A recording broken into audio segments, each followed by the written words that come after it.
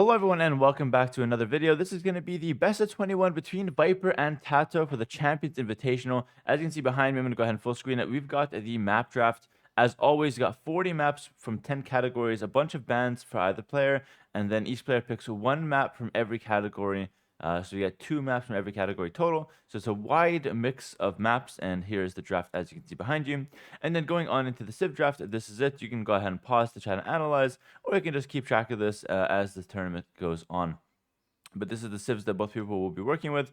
Portuguese was randomly banned, which Viper said it was a rigged ban. He said that in the group, so he's clearly not happy about Portuguese. And spoiler alert, I'm going to show the stats or the standings so far. If you don't want to see them, just look away for a little bit or mute. And this is it. I'm going to go ahead and take a look down here. As you can see, it's looking pretty good for myself right now, but Mr. Yo is also 2-1, quite close, and we see Viper at 1-1 as well. So Viper and Yo definitely could win first place if things go wrong for me. Viper is actually in a better position to get first place because he's got a better win percentage. So he's at +1, Viper's at +7. So if he beats TaToH today, he's in a good spot. But TaToH, of course, is fighting for 3rd and 2nd place himself. So although TaToH can't really get first place that effectively, I think he has got a really good shot at getting 2nd or 3rd if things go his way. So maybe 3rd is a bit more reasonable for him. And we got 3 more sets to go. But this is going to be TaToH versus Viper, and we're going to go ahead and hop right into things. And hopefully, we're going to be able to, see some good games today. I'm excited. I think we'll see some nice ones. And of course, as always in a best of 21, there's just so much to be done, so many games to be played, so you never really know how it's going to go down. We are off. We are off, and we're going to be starting off with the first game at this best of 21. Starting things off right away, starting off strong here. You're going to have to do some reset on Capture Age for sure. Once we get in there. Okay, we're about to start. There we go. Oh my god, I'm so excited. Okay. Welcome to game number 1 between the Viper and TaToH. We've got Viper playing in yellow as the Huns and TaToH playing in red as the Sicilians. How many times have we seen Sicilians thrown in on Arabia and they've lost every single time except I think Winchester won with them on Arabia. Yes, or last best of 21. It was the only time Sicilians won a game in this tournament, and they've been thrown in Arabia every single time. And we have Huns for Viper, TaToH playing in red Sicilians, and I think Huns should be the stronger civ slightly, but I'm not a huge fan of Huns either. You might have seen my last tier list video where I'm just not really sure I liked how Huns have been performing lately. Kind of a one-trick civ playing towards cow archers, but then they also don't have the greatest economy bonus. No houses to wall. It's a bit tricky and awkward to play the civ. Sicilians, I feel like Sicilians have a good economy bonus, but it only kicks in like way later. Farms last a very long time once you get horse collar and maybe heavy plow. But you don't necessarily get benefit from that in the early game. It's more of like a mid to late game bonus, which is still good. Nothing wrong with that. And sometimes Sicilians, they can have some pretty awkward options. They don't have very strong options. They've got the Hobart Cavalier and the Sergeants. They've also got Haboobs and Siege, which all sound decent in a vacuum. But in a practical setting on 1v1 Arabia, it's usually pretty hard to get to those options. I think Hobart Cavalier is the most natural one. But if you consider Huns having like heavy CA, maybe Halberdier, I think the heavy CA and Halb combo should be able to easily deal with that, for example.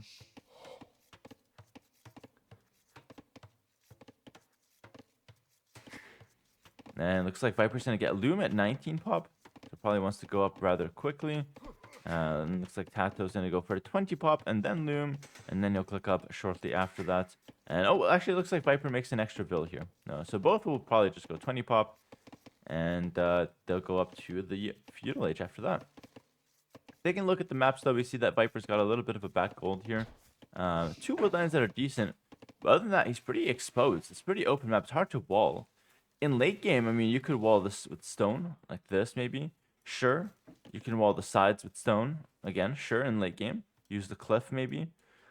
But in early game, you can't really wall up too easily. I can see maybe a wall coming up like this maybe. From the edge of the map to the house, and then from the house to like around the mill. Maybe a little bit of a circle. But I think he'll probably just wall this side and then play open on the rest. That seems about right. Taking a look at TaToH's map, he's got a back gold, which is very nice for him. Again, 2 woodlands, pretty well positioned. You can easily wall the fronts, and then he can probably wall the sides more easily if you want to. But his map's looking rather open as well. I think it's a slightly better map than Viper's, but both of them have a pretty open map. So we'll see how that plays out.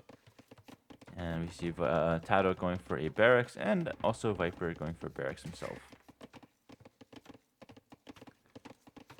Remember, it is 9-ville start for every single game, so we see, obviously, a little bit more of a faster-paced game, and I personally love that. I can't imagine playing a best of 21 on 3-ville start. I think that would be very tedious, but on 9-ville start, I think it's a lot better.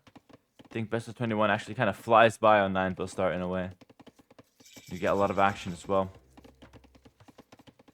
TaToH had some idle time, but nothing too crazy. Goes for a stable, and Viper also goes for stable. Now, it must be noted that if Viper can get to Hun's CA, that can be a very good option against Sicilians. They don't really have good options to counter CA necessarily. I mean, they've got skirmishers, which are always going to be solid, but they don't have any bonuses or anything that, like, directly answer CA besides a generic unit. So, if Viper gets down to discounted CA, I can see TaToH kind of struggling against that.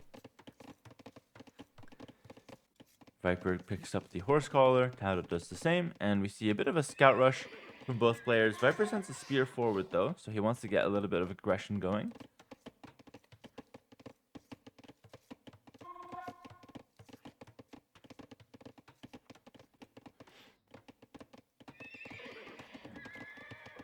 And as you can see, like, because these two civs are not like that great overall economically, Viper's gonna be able to make a few scouts, and then he can't really make any more scouts.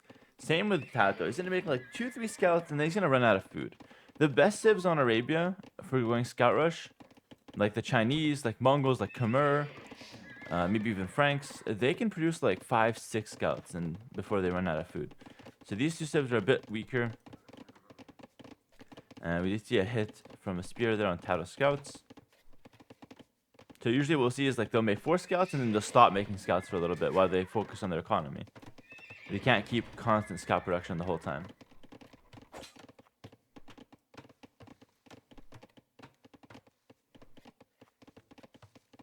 TaToH's walling up as much as he can, at least. Walling towards the town center. He made 3 spearmen to keep himself safe. So a lot of spears from TaToH. That being said, Viper also on 3 spears himself, as Kepos comes in with a tier 1 sub. Kepos, welcome to the stream, man. Thank you so much for the subscription.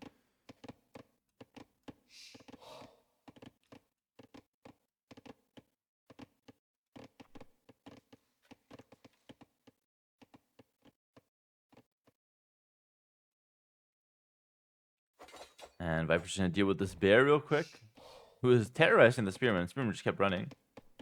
Thanks for hosting and streaming, Hera. Love me some quality AoE games. My pleasure, man. My pleasure. This tournament was, of course, made possible by the community. So although I put in some effort to host the tournament and set it up and everything, I think most of the effort came from the people sponsoring the prize pool. So it's a big shout out to you guys, honestly, for setting this up. And that way we can all enjoy some the highest quality AoE2 games we've seen in a long time. Viper's going for a counterattack with 5 scouts, but TaToH's also trying to attack him as well. So we might see a little bit of a mini base trade. Not like anything's going to be traded big time, but yeah, TaToH's also bringing forward some spears. So 2 spears coming forward. TaToH's looking to put the aggression on here. And Viper could find some damage on the berries. There's 2 spearmen, which should be enough to deter the 5 scouts, but there's a possibility he can run in. He can do some crazy things if he wants to.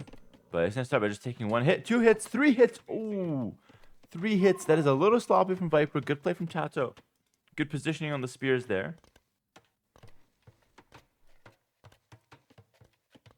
And now Viper, look at the senses. Viper didn't see any of TaToH's units, but he's going to wall up the gold because he assumes that TaToH's counterattacking. Brilliant play from Viper. A small play like that could potentially save him the game. Had he not walled, he would have to deal with the 2 spears and the 5 scouts. But good play from Viper there. Makes a range. Look how the top players are playing safe. This is what makes them better than the rest. They're reading the game well. They're predicting what their opponent's going for. And they're staying safe amongst all things. And here we see a Spearman going down for Viper. Viper's also looking closer to Castle Age, whereas I think TaToH's actually going for... Oh! Villager forward. 7 vills forward. Is he planning a dungeon rush here? Oh, this is interesting. Now he's got me at the edge of my seat, and look at that dungeon.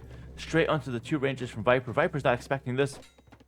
He's planning to go up to Castle Age. At least that is what he wants to do. But let's see what TaToH can do to stop that. Viper, this is what he sees. He now sees the first vill. Now sees more vills behind it. And now he knows something's up. Drops a tower on the woodland to try to stay safe. Viper's fighting with vills, but he's losing a bunch of them. That's like, what, 4 vills down? It's going to be 3 vills down. Viper cannot engage. There are simply too many spears. One archer pops out to try to help out, but that archer is just going to get stared down by the scouts and eventually cleared up. The spears going ham as well.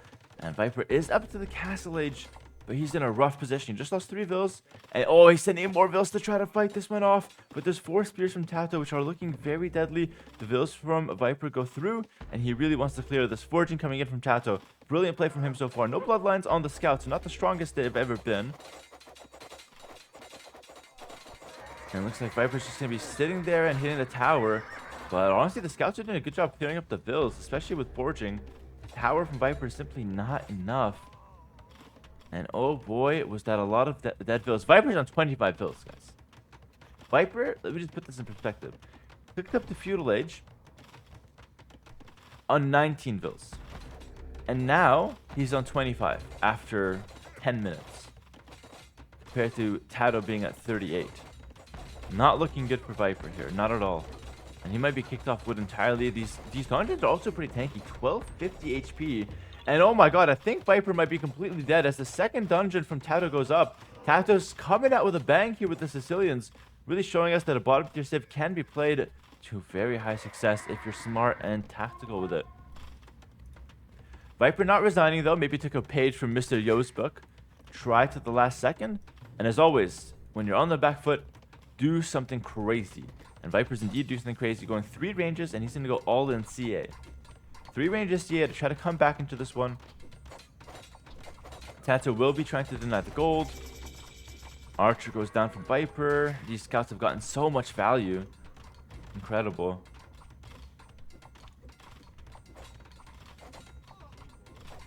Destroying that Spearman. They're also low. Can we hit something? And finally, for Viper's sake, I mean, he clears up a few scouts. Where can we take gold? Viper's going to take gold at the front. And he's going all in CA, guys. All in CA. He's going to get a market down. He can't afford Bodkin Arrow. But maybe eventually. He's going to send the first couple CA to counterattack. But I think he's going to have to realize that, okay, we have to deal with the scouts first. Meanwhile, at TaToH's base, he's got a good amount of farms. He's also starting to take some gold. Adds another stable. So he's looking to stay in Feudal Age 100% here. And TaToH's very good at all-in Feudal Age. A lot of people don't know this, but Viper's got... TaToH's got an account called Feudal Void, where he hit like 2k4 on the ladder, only staying in Feudal Age. He never ever got Castle Age on that account. So all-in Feudal Age, and I think he got 2k4, maybe like 2k3. So he's one of the best full Feudal Age players we've got in the scene right now. And he is showing this full Feudal Age in game 1 here. Continuing to add in some scouts. Viper, look at Viper's Castle Age. He's got cav archers, right?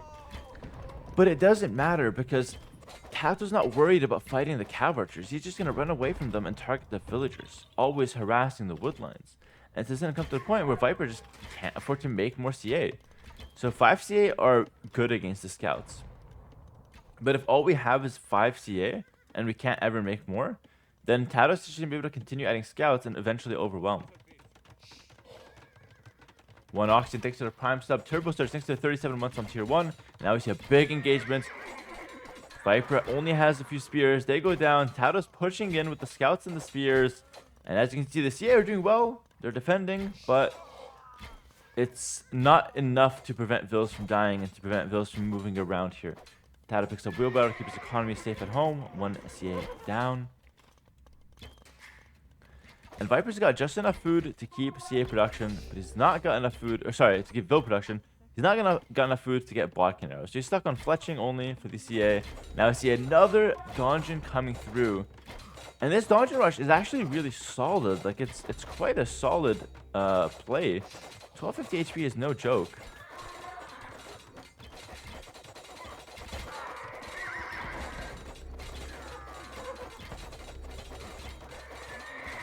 I think the CA are kind of getting thinned out here, guys. And this might be the GG moment. I'm not sure. Maybe Viper could play on this first game of the day.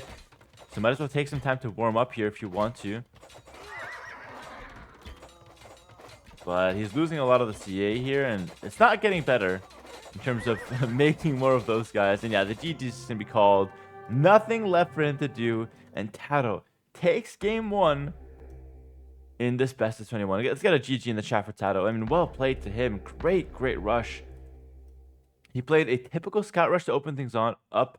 And then as soon as Viper wanted to just play the standard opening, get the castle edge, TaToH realizes, hey, listen, Viper's map is very bad. Only 2 woodlines, very open. It's time to send the Vills. Sends the Vills forward, sends the spear forward, and look at this. What do you guys notice about TaToH's base right now? What do you guys notice?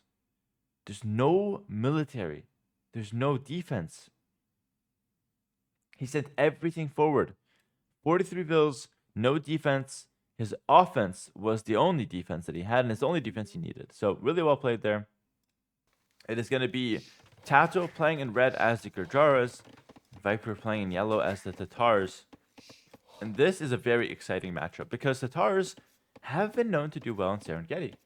But the Gurjaras are a camel civ that in theory should do very well against something like the Tatars. So maybe the counter pick from TaToH can do pretty well, or will Viper's Tatars simply be too strong, taking advantage of the hills? And of course, Serengeti is a map with a lot of hunt to begin, a lot of deer, 1 boar, and then there's a lot to fight for in the center. There's golden stone everywhere, a lot of big hills scattered around. The map is pretty open because the woodlands you get always have holes in them, so range units typically doing very well there.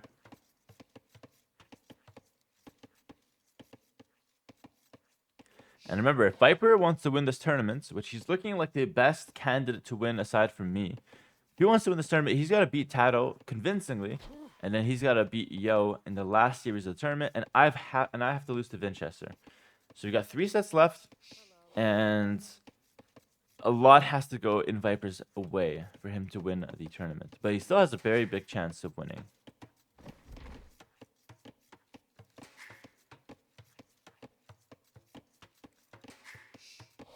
And Tatars are especially good on a map like Serengeti, I feel, because your sheep last longer, and there's quite a bit of hunt, so you can actually get away with just like never really. Oh, let's kill that little zebra there. You can get away with never really needing to make farms, so at least for the first like 10 minutes of the game, 15 minutes of the game, which is a big advantage because it lets you put a lot of pressure. No need to get horse collar early. Gurjaras going up to a similar start. They've got the extra 2 berry patches, all 5 sheep into the mill. Pretty solid stuff there.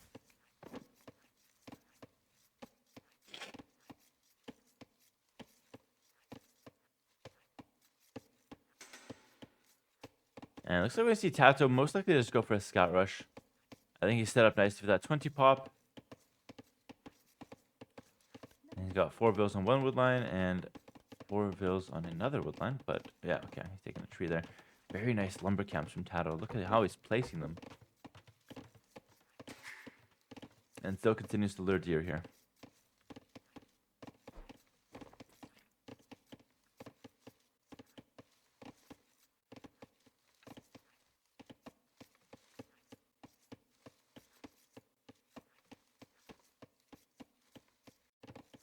Barracks early from Viper. He's also up at 20 pop. Both players around the same time. And both players looking to go for a scout opening. So we saw scouts first game from both. Scouts game 2 from both.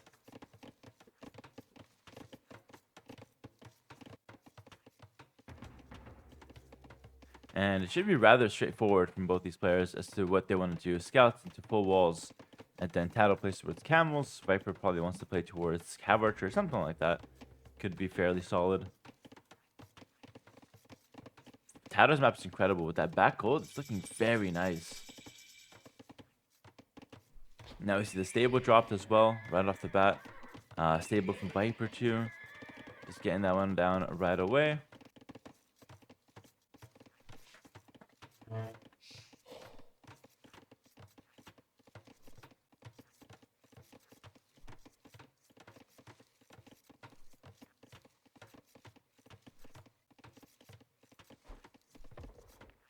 I have to throw open the window there real quick. It's getting pretty hot where I'm at. Let me see. Double bit axe scholar. Makes sense. While this game is developing, it's just going for scout rushing. Let me tell a quick story here. We were coming back from a little vacation we took over the weekend, and we had a plane ticket, hoping to come back around. Like a plane was leaving the place at 8, so we were hoping to come back around 10. It was a short flight, and what instead happened was they canceled our flight. At first, it was delayed, and they just canceled it randomly. Happy anniversary, And party face. the airline thought no better, so instead of compensating us, getting us another flight, getting us a hotel to stay at, they gave us nothing. Instead, they booked us a flight back home 2 days later, and instead of a 1 hour and a half flight, they made it a 10-hour flight because they added a connection to it. So that was their best solution as to how we get home. 2 days later, no hotel compensation, no nothing. They wanted us to sleep on the airport, come back 2 days later. So instead, luckily, we managed to find another flight 3 hours later with a different airline, and we managed to get home at around 2 a.m., 2:30, I think, something like that. So instead of being home cozy at 10 and getting a good night's rest, recording a couple of videos, we instead got home at 2 a.m. and we're just completely gassed out. So yeah, just a terrible ending to the trip. But, you know, we made the best out of it. We were one of the lucky ones. The people who didn't have the money to book the second flight, you know, they couldn't just afford to grab another flight right away. Then they kind of got screwed because they got zero compensation. So, bit of a story time there. But, yeah, it was a pretty rough situation getting home from the little vacation we took. But nonetheless, back to the games here. And let me just thank Soul Calibur for the gifted sub and TGN Style for the Prime for 8 months as well. Am I getting refunded? We better be. We're definitely gonna be following up with that. We're definitely following up for that. Because we missed a bunch. We missed 4 hours where I was planning to work. We missed a ton of. Oh, hold on. Pause the story time. Ooh, dead villager. TaToH picks one up, and although Viper had 2 spearmen, they were kind of out of position. Now one of the spears taking a fight by himself and dying. TaToH's playing better early game here. Just early on, having better success. Viper scouts have to go back. Now we better get refunded. We're gonna be following up with that for sure.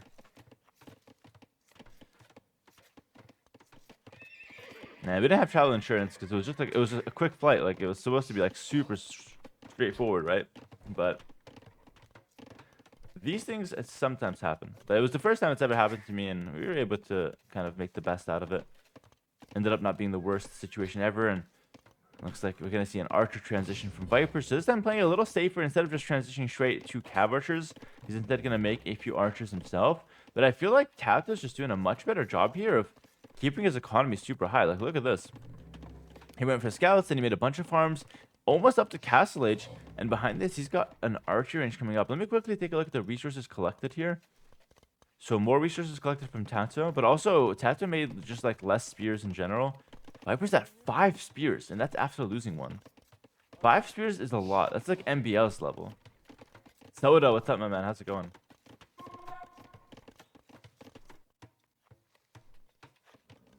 Viper sending 4 scouts towards TaToH's base. He lost 1 village, so he's looking to get 1 back for himself right now.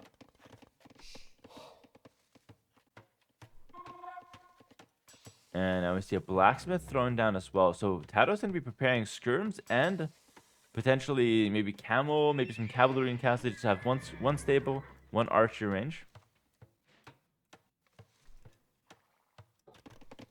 And now we see 2 ranges from Viper. So Viper's playing a clean scouts into archers build, but it seems like Viper is kind of running straight into what TaToH wants. TaToH's already preparing the skirms. TaToH's reading the game very well. He knows exactly what Viper's going to be going for, and I think that could be problematic for Viper. I mean, going archers with the Tatars is great. You get free thumb ring once you get Castle Age. You can get the crossbow blocking right away, and then you can support them with camels or knights since you have a stable set up. So it's looking good. We also have a new emote, People Popcorn, just being added. So if you guys are watching, I want to be chilling with some People Popcorn. Go ahead and type that in the chat.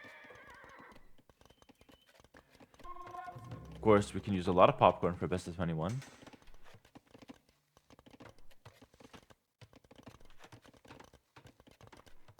And Viper, rare case of Viper's keeping Horse Collar there, picking up right now. Skipped it early to get a better uptime, and now we see Viper moving out with Archers, Scouts, and Spears. He's got a pretty good composition.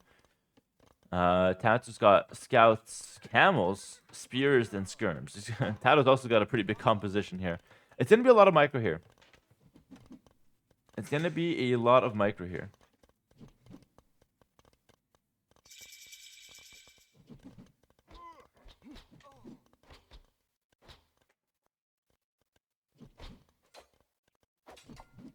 And ideally, Viper's Scouts want to target the Skirms, Spears want to target the Cavalry units, and then the Archers want to hit also the Cav units.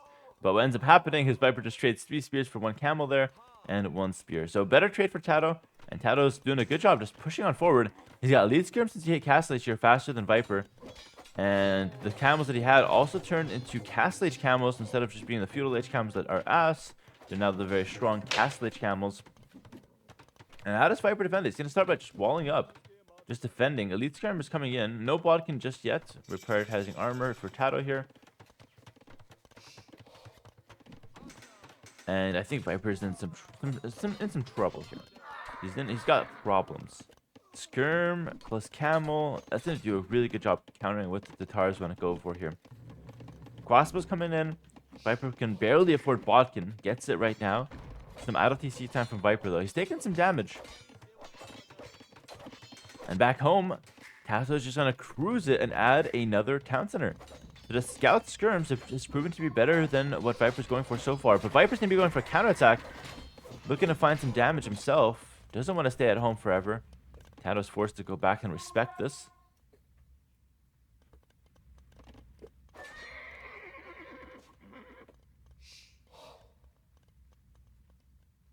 Yeah, this is what Viper sees as he's walking over. He doesn't know about the town center yet, but he wants to push in. Couple knights coming through as well from Viper.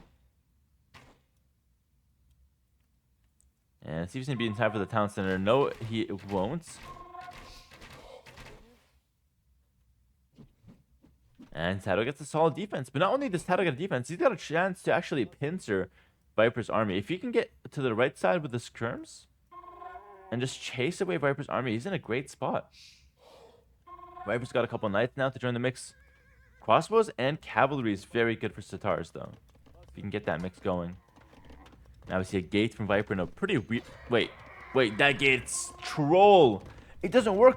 The trees are blocking the gate. That's a completely troll gate right there. It doesn't do anything. That gate does not work. Oh my god, that is the ugliest gate I've ever seen. I'm going to actually go ahead and screenshot this real quick. Because that gate is just so bad. That's going to go to Twitter later, that's for sure.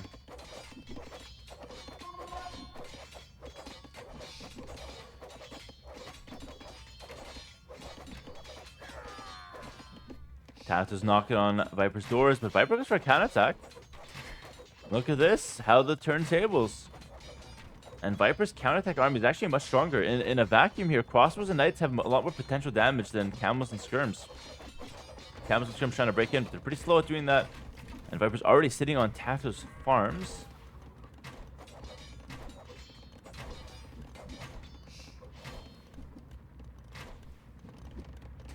BTCs now for TaToH, but potentially running into some problems, guys.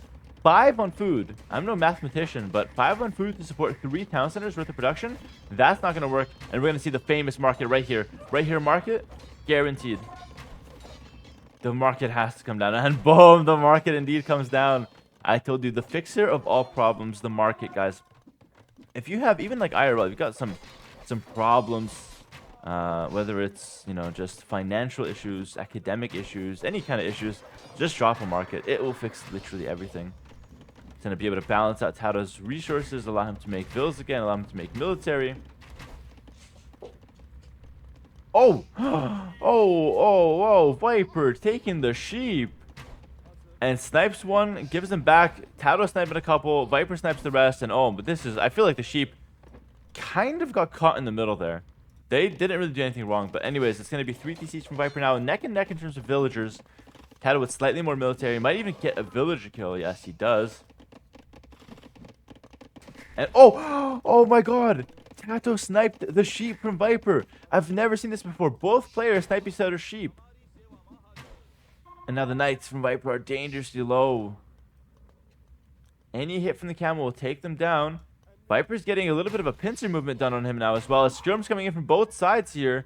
The scout could get some action on the knights. The knights get home to safety. Viper's going to heal them up. But the crossbows, no luck on those guys. They all go down. Hit the camel. The camel's on 1 HP. Could have killed him if we were playing a bit better. But not quite the case. TaToH takes a massive advantage. But TaToH's got 900 gold, guys, and nothing to spend it on. Can we buy some food? He's being stingy. He's only buying 100 food at a time. Buy some food. There we go. I just have to yell hard enough, and Viper and TaToH's gonna listen. TaToH now also dropping a monastery. Gonna be probably wanting to heal up his units. His units are missing quite a bit of HP. Could also pick up some relics. Got 2 in the corner, and there's 1 around here, 1 in the center, and 1 somewhere else, which I can't see right now. But fair enough. Castle on the hill for Viper. Viper took some pretty poor trades at some point there. Obviously got cleaned up a little bit. But Viper, even Viscount, and Viper's going to be going for maybe a CA transition, maybe a Keshik transition here. We'll see. TaToH's coming in, though. Viper can't do anything without TaToH hearing about it. And this castle, did he want it to come through safely? It's now being a cause of distress. 2 vills down already. Looking for more. It's just 2 vills. Okay. Wasn't as bad as I thought. And actually the castle kills a skirm. And 2 skirms. Okay. I mean, that's a pretty fair trade. 2 vills for 2 skirms is not the worst. Still, that's good for TaToH, but not the worst thing ever. And now monks are going to be coming out. Town watch is in as well. TaToH's booming. Would like to see maybe a 4th town center. He's got the resources for it if he just uses the market. 4th DC can be good, but instead it actually just adds a 2nd stable. Okay. I think he just wants to get up some camels to not die to the Keshiks. And how did Viper do this? He's gonna be on 2 castle production. He mined a lot of stone. He had 2 TCs on stone. So there's gonna be a 2 castle Keshik switch. Now, I'm no expert, guys, but Keshiks, I mean, they should be pretty solid against what TaToH has, which is mainly skirms. But TaToH, of course, knows this, switching to camels. And the gate's been deleted, guys. The gate has been deleted. Yeah, it makes sense. That gate was not doing any favors.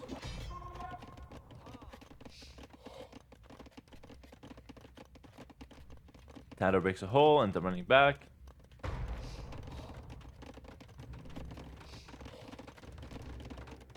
Siege Workshop coming up for Viper. I don't like that Siege Workshop. I don't think it's a good idea. Because you already have a good composition. The Siege Workshop doesn't really do anything on defense. You don't need Siege to deal with this army. Camels do counter Keshiks. Yeah. But of course, Viper doesn't really know that TaToH's on this many camels. So you can expect him to be on this many camels. This is what he sees now. Now it's coming at a shock. He's like, okay, there's a lot of camels. So now Viper's kind of realizing he's in a pretty bad position.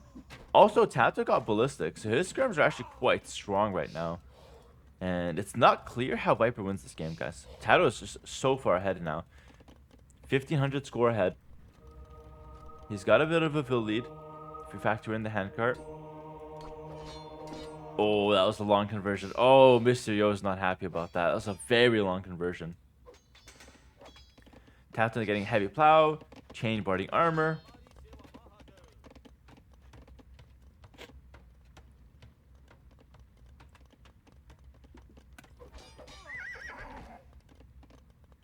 Yeah, Mr. Yo. You guys don't know the meme?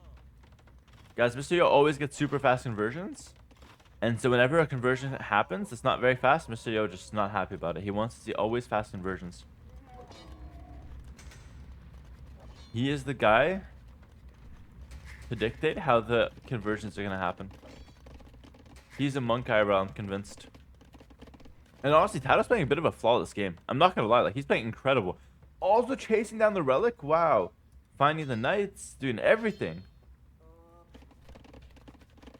He added a 4th town center as well. He's just sitting outside of Viper's base. It's like, Viper, do something. And Viper's gonna do something. He's gonna go imp. He's gonna plan to go Halbs. Guys, TaToH Halbs? TaToH Halbs? I don't like that one bit. But that's his best answer to camels. At least I think so. And now we see a forward castle from TaToH just in the center of the map here.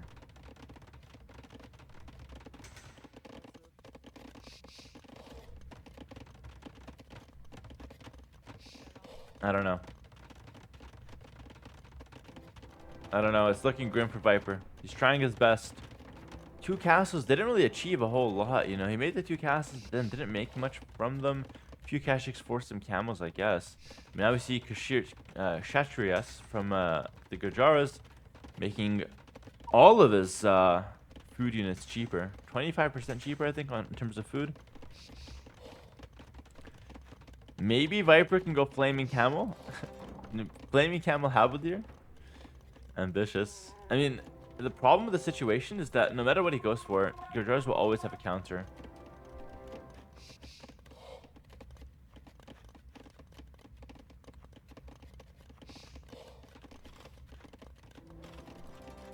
Viper's got a couple monks, some halbs, some pikes. Now, the reason why TaToH halbs, for those who don't know, aren't the greatest is that they don't get the second armor on them. So they only get 1 armor on halbs. Look at the stats on these guys. That's the max armor they're going to get. 0 + 1. So they're going to be taking a lot of damage from anything ranged. Heavy camel right away for the Gujaras. Now, TaToH doesn't know that Viper's on halbs. He sees a second barracks, but he doesn't see all that we see, which is a lot of barracks. But I think that second barracks is enough. He's going to go ahead and add 2 ranges. He's going to continue making skirmishers. He's going to play skirm, camel. Should be a solid composition. We're also seeing more trebs being thrown into the mix.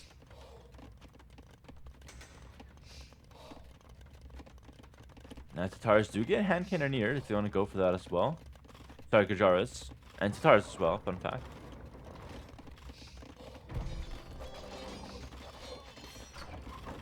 Actually, do Gujaras get hand cannoneer? I'm not sure about that, actually. I don't think they do. I'm sure the chat will correct me here. Multiple trebs out. TaToH. Viper's doing the same. Maybe we'll see some Treb RNG in Viper's favor. He needs to get extremely lucky, but he missed the first 2 shots. It's already not looking good. TaToH's in a great position. He's got a lot of camels. Viper continues to miss his Treb shots. Even the luck is in on his side right now. Okay, Gujaras do get hand cannons. And oh my god, Viper lost or missed all the shots. He's 0-8. Okay, finally the first one lands. Wow, finally. And there we go. The second is also landing, but he missed 6 shots to begin. Is Viper able to hold this? Hold on. Hold on. Is Viper able to hold this? He's got 3 trebs firing on TaToH's trebs. TaToH's in a great position. We all know this, but if Viper's halbs can defend near his castle, he can buy himself some time here. Hand cannoneers coming out. Viper's closing in the score. We just need a bit more luck. Viper's not landing the trip shots he needs right now. Using a lot of stone to repair the castle. Bomber cannon now out. That bomber cannon is going to be dangerous. Viper's still not landing the shots that he needs. The halberdier not doing enough. He's got halb Kashyyyk. That's the composition. Oh, lands a shot on the bomber cannon. 4 trebs. Can he keep the castle up? He needs to keep it up. Doesn't have the stone. He's buying more stone. He needs to keep this castle up. It's going to be 3 trebs from TaToH now, raining down from the hill. And at this point, Viper's almost out of options. Going to be diving in with the Kashyyks. The halberdier behind. Kashyyyk halberdier. The castle goes down. But can Viper win the fight and keep himself in the game here? The halbs and the Kashyyks are looking at to take this engagement. TaToH's bomber cannon working its way through, killing the trebs. And it looks like it's all but lost. And I think Viper lost that fight quite convincingly under TaToH's castle. It was never going to be great.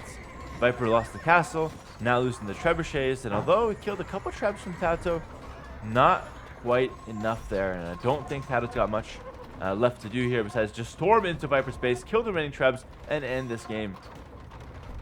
Crazy, crazy game there. Wow. And GG is called. Wow. 2-0 for TaToH. Who could have predicted this? This opening to the game? I mean, it's no surprise TaToH can be up 2-0, but to do it with Sicilians and then winning Garjaras Tatars, he is playing incredibly well. And I don't think Viper's playing bad. I think TaToH's just reading the game a little bit better. A little bit. Guys, welcome to game number 3 between Viper and TaToH. Viper's playing as Romans in the yellow, and TaToH's playing in the red as the Malays. And guys, as the Malay. And guys, so we've got Bay. Map, also known as Pants, fish in the center, small lake, can't wall it because of the marsh. And then in the rest of the map, there's deers that you can be taken. And you also got a lot of gold and stone scattered on the outside with 5 relics total. And you start in the corner. So both players starting in the corner. So pretty interesting stuff here. No stress, triage. Take care of yourself, man. Enjoy the time. And both these civs are quite solid on this map, but I imagine Malay is slightly better. Malay has been winning quite a lot of the Bay games, to be honest. They've been winning most of them, if not all of them. I don't think Malay has actually lost on this map. Let's see what Viper has in store for the Romans. I think he probably wants to go Men-at-Arm Tower Rush, something like that.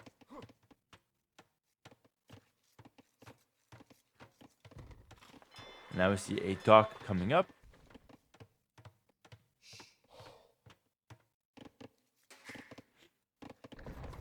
I don't really know how to feel about the Romans in general. Why were there 3 palisade walls there? That's kind of weird. It's strange. I'm not really sure how I feel about the Romans. On paper, they're strong with their Men-at-Arm Tower Rush. Oh, Viper lost a Vil. Oh, he lost a Vil to the Boar. Oh, I missed that. That is not good.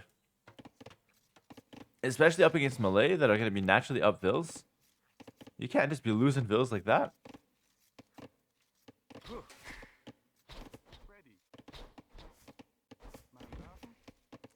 I don't know what's going on there, guys. He lost 2 Vils yesterday as well against Doubts. Interesting. Well, whatever's going on with Viper's Dark Age, he's got to step it up here because in a best of 21, we can't be losing Vils in Dark Age. There's already too much at stake here. The Viper did manage to get a faster dock with the Romans. Since he builds it faster, collects the wood faster, everything works 5% faster.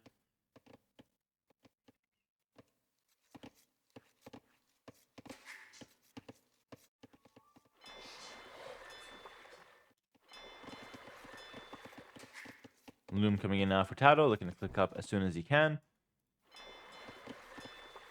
Viper also going for Loom. Now, I wonder if TaToH is going to just go for water, standard Malay stuff, look to win the water, or will he just open archers to play it safe against the Romans? I'm kind of curious to see what happens there.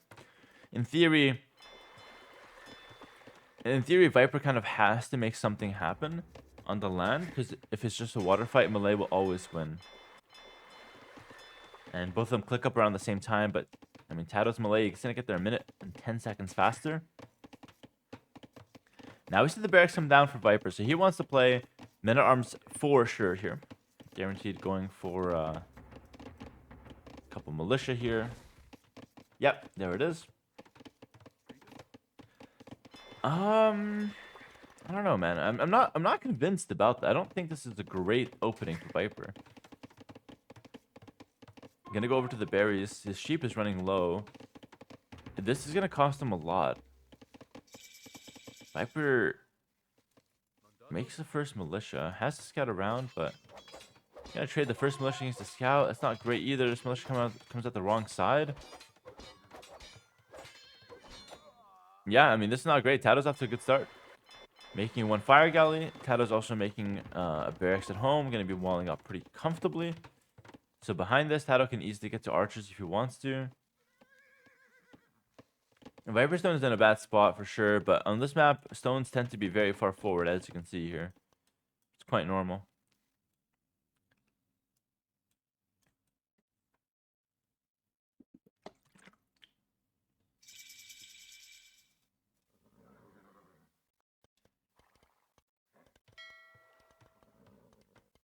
All right, let's see what Viper's got in store.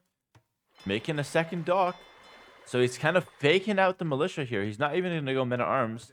He's just making 2 militia to fake out TaToH, force TaToH to go for a range, and then Viper's going to be fighting the water. Look at that. Malay best overall He's- civ currently. He's kind of making a really nice strategy. Like, I thought it was going to be a bad strat because he's going to go men at arms, but he's completely changed things up here. Going to go for water.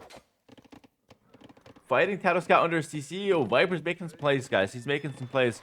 The TaToH's going to go for the quick walls. And going to keep the militia out of his base for the time being. But he's getting a little messy. Now we're going to see the water fights come through. 1 fishing ship died. But it's now going to be a 2-dock to 1. And Viper should be able to win the water quite comfortably.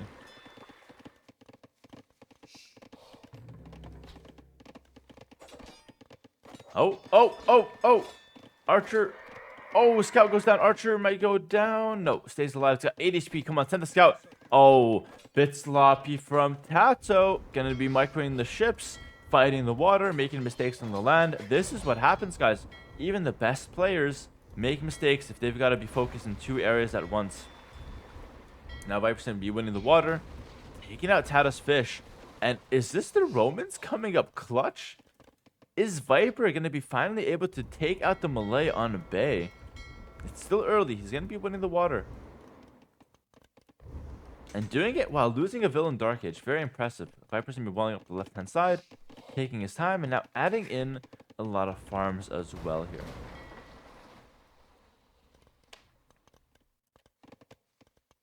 It's not all done yet, though. TaToH's got some archers. TaToH's moving across the map. He's got 1 spear, a couple archers. And Viper's going to be forced to full wall here. But I kind of like this full wall. Because if he can get this full wall early, he's going to be safe for so long. And this game is going to be looking pretty good for him as time goes on. So he's using the militia to buy himself time.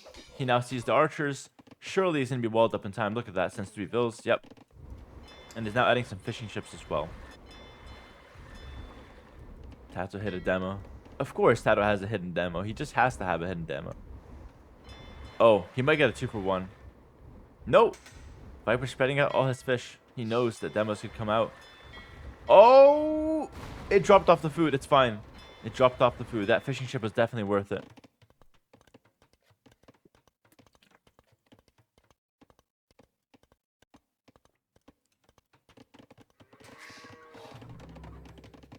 Archer range defensively from Viper.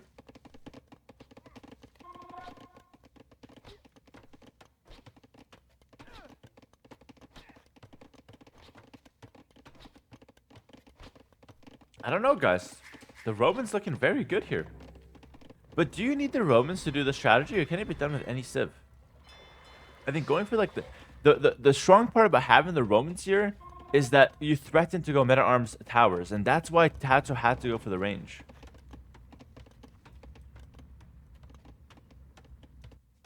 Is it open by the forest? No, there's a tree behind that. I can't click it, but there's indeed a tree. Right there. That is a tree.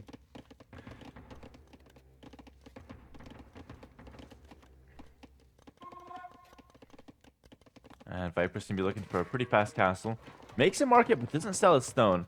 So what that tells us is that he wants to go to Castle Age fast, but he doesn't want to sell his stone because he wants to add town centers in Castle Age. And there we go. He clicks up. It's hard to say how good Romans are. At first, I thought they'd be insane. Now I think that they're good, but hard to play. A little awkward. Some people think they're just bad. It's really interesting. I'm not sure where I'd place this civ, but I think it's definitely an okay civ at least. Every single set will be uploaded to YouTube, guys. If you check my YouTube channel, you want to watch the other sets, it's all on my YouTube channel. All full games, best of 21s in one video. You can watch these guys for years to come. I'm hoping for like in the next year, every time there's like a downtime, there's no tournaments, you guys can come back and watch the Champions Invitational on my YouTube channel. Citron, what's up, man? Hello. Defensive blacksmith now for Viper. Counter-attacking with some skirms. Picking off some deer vills, maybe. And both players going to be hitting Castle around the same time.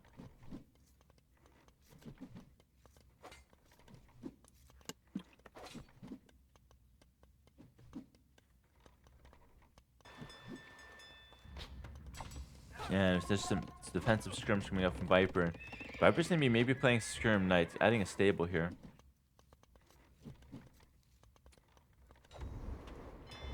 And Viper, I mean, I don't know why TaToH's even repairing the dock. Viper's completely won the water.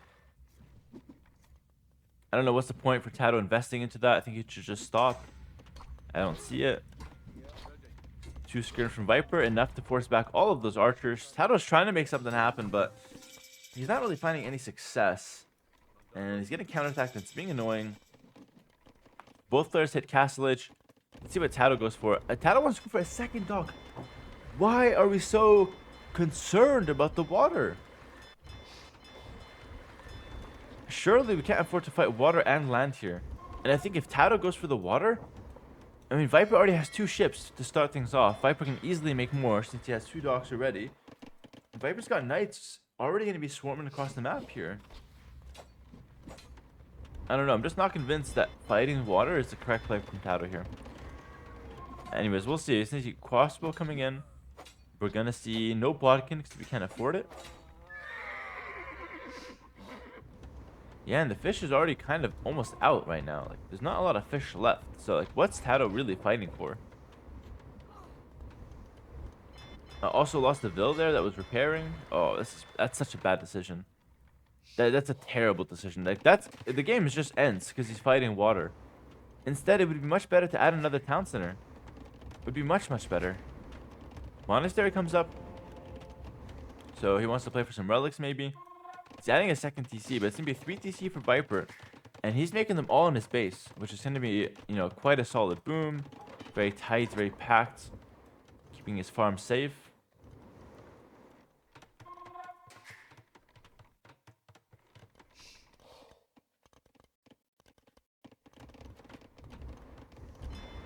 And TaToH even picked up the upgrade. I think the correct play from Viper, guys, let TaToH have the water.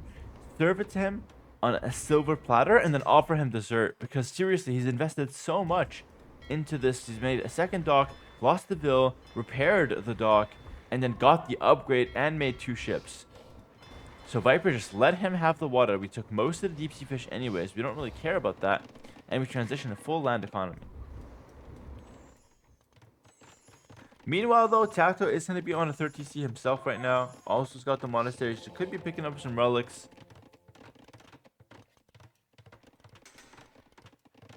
And yeah, Viper's just going to do exactly as I mentioned. Going to let him have the water. Correct decision, in my opinion.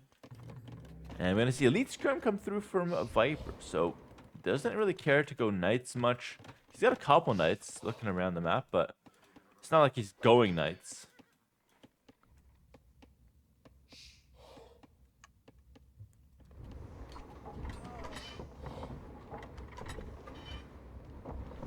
Now we see the skirms moving out. Monastery from Viper dropped pretty far forward. And Viper is making a play. Look at this. He's expanding his base to take the stone. He starts with a really tight boom. And then starts slowly expanding his base. Getting more to his name.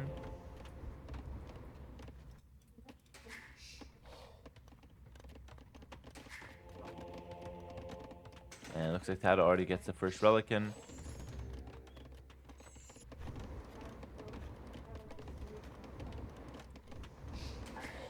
Now we see a 4th town center for Viper as he buys 100 stone. And notice he really wants to defend that stone. Because without stone long term, he is going to be in some problems. Now we see the skirms and knights moving forward. Looking to take something from TaToH. Viper's in a better position so far. Definitely. Viper's definitely in a better position. Whether he can close it out with Romans, we're going to wait and see. And a comment from the chat, I kind of don't get why you'd pick Romans and play such a standard safe style. That is completely the wrong... That's not what happened at all. Viper threatened to go Men-at-Arm Tower. He was planning to go Men-at-Arms. Then TaToH scouts that. TaToH goes for the range. And then Viper changes his plan and goes for the second dock. So by Viper picking Romans and threatening Men-at-Arms, he was able to win water versus melee, which is the civ that always wins water. So, to the naked eye, it looks like Viper played a safe style, didn't really use Roman's bonuses, but it was a chess match. He threatened to use Roman's bonuses, TaToH defended, Viper switched it up to punish the defense. It was really thinking 3 steps ahead, and he still has the Romans. Romans have a 5% bonus in terms of all of their economy, repairs, building, gather rate. And so the Romans have a good economy, and he's scaling well into the late game. 4 TC is looking good.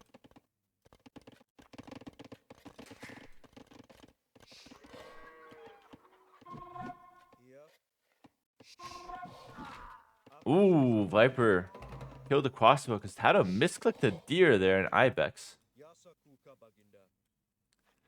And yeah, Viper's controlling the game with some skirms. Gonna pick up ballistics. And guys, I made a video recently about why AoE2 is the greatest game of all time. And these little moments just continue to provide reasons as to why AoE2 is the best game of all time. I don't know if you guys enjoyed that video. I hope you guys did. It was a fun one. I really enjoyed making it. Talking up AoE2, I can go for hours, guys. This game is so great.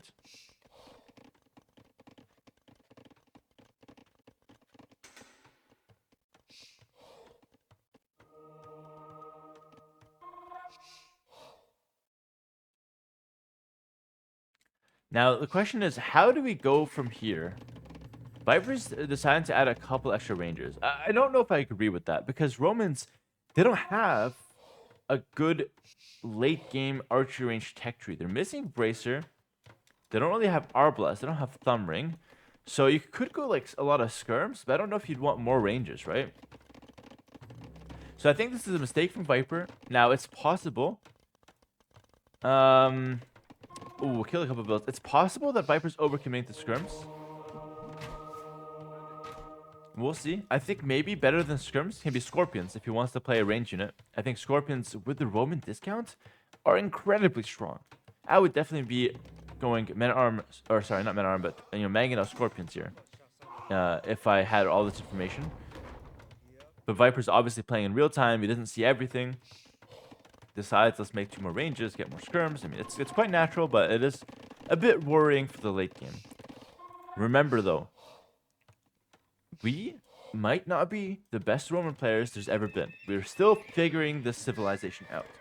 And I'm sure it's no different for Viper. It's only been out for a couple months now. We don't know too much about it. And we see a 4th DC from TaToH. Viper's got handcart. No handcart for TaToH, though. And both players looking to go imp around the same time. We're going to see the light cap play from Viper. Light cap skirm. When will I post a video of 18-pump Men-at-Arms on Patreon? Tonight. I wanted to do it yesterday, but I had that whole problem with the airport and the plane getting canceled, so I didn't have the time. I'm going to do it tonight. The Patrons will get a video of every single build that I make, which is going to be a nice bonus for you guys.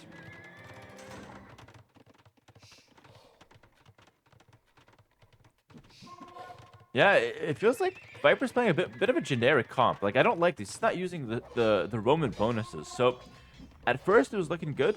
He was definitely making use of the Romans. But now, I don't know, man. Light Cav Skirm does not excite me at all for the Romans. They get no bonuses for those units. I would much rather see, like, infantry with Scorpions. Or infantry with Skirms. That's fine. Or maybe the unique unit. Or maybe Cavalier with the unique tech.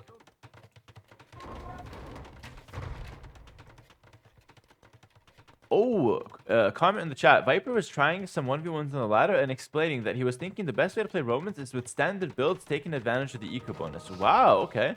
So that's Viper's theory. Interesting insight there. And a couple late cap going to be sniping some monks. Good play from Viper. Now, I can see that being good. Like up until Imperial Age, but in Imperial Age you have to use something that they get, like some bonus. You can't just use generic units with Romans because they don't have great generic units. So you have to do something special with them in late game, I'd imagine. And now we see the barracks being dropped, but Viper is a little confused here. He's gonna go Halbs, Light Cav. I don't know if I agree with this, honestly. Why not use Scorpions? Show the fight? I'm showing the fights. Dog? Homie, I'm showing the fight. Not a lot of fights going on. Just a couple skirmishes here. Yeah, Viper's doing a little bit of everything. Like, no, don't tell me we're going back on the water, guys.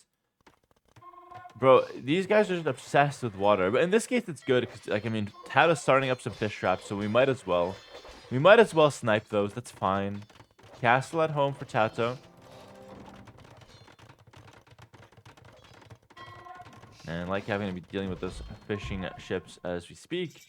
And it looks like it's going to be elephants for the most part here for TaToH. But, you know, he could mix in something else. He's going to maybe go Karambit Warriors, maybe Arbalest, maybe Skirms, but mainly elephants to start. I'm curious as to what Viper's going for.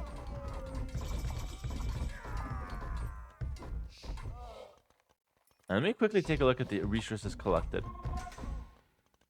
Viper's got slightly more, but not much more. But, I mean, that's good, though. Like, being able to be ahead of Malay on this map is solid. Shows how strong the Roman's eco bonus truly is. Elite Battle Elephant coming in for TaToH. TaToH's cleaning up some raids, but he's going to soon have Elite Battle Elephant. And that's such a strong unit. Viper's preparing Halberdier. What if we go Halberdier, Legionary? No, we're going to go Halb Cavalier. Okay. Halb Cavalier. Is Viper allergic to making Scorpions? Isn't Scorpions really good here?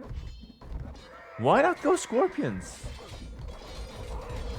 Oh, Halbs on elephants. You love to see it. That's one of the most satisfying things in the game. And look at the elephants just going picked apart, chased down by the Halberdiers.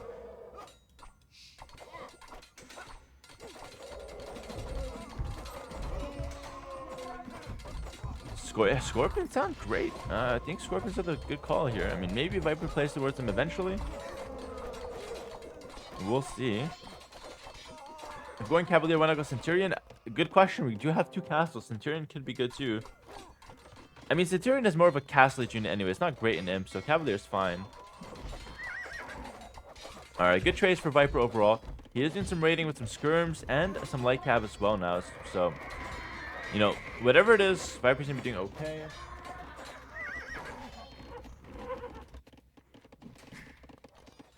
Viper's also banking 2,000 gold. Maybe Viper donates the 2,000 gold to the prize pool. Because he's not spending it on nothing right now. Halbs, light cav, and skirms. That's what he's making. If you have extra gold, the prize pool could use a donation.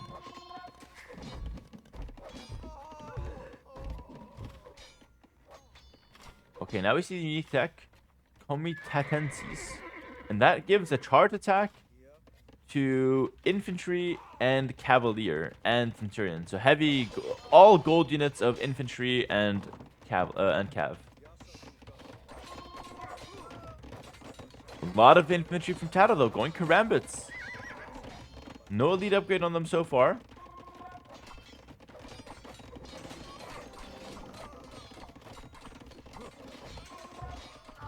Oh, hold on. An elephant versus 6 light cav. Who wins?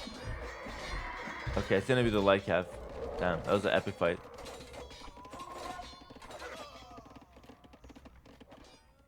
And Viper's planning the Cavalier switch. So take a look at the Cavaliers here. They should have the charge attack, right? Wait. Where's the charge attack on the Cav? Does he not get a charge attack? Am I tripping? Did he cancel the unique tech?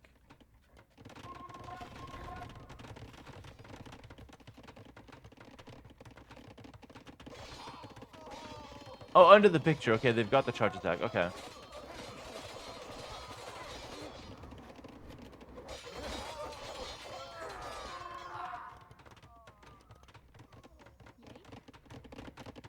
Okay, so it looks like the Cavalier have a charge attack. And not only that, they're going to be charging into TaToH's base here. Oh, and TaToH's got some quick walls.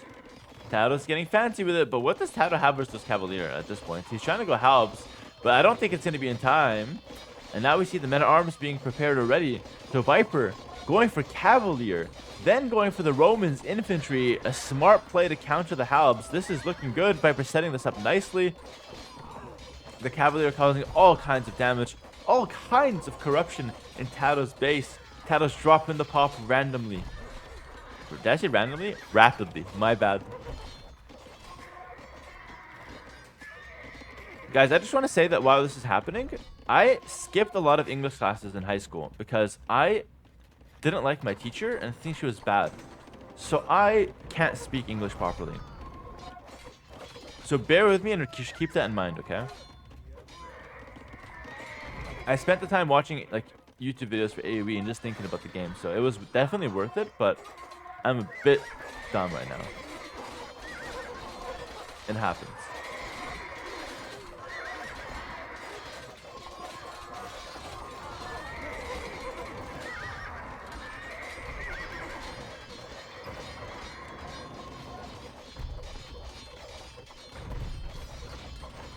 Oh, and look at the long swords. About to be legionaries here.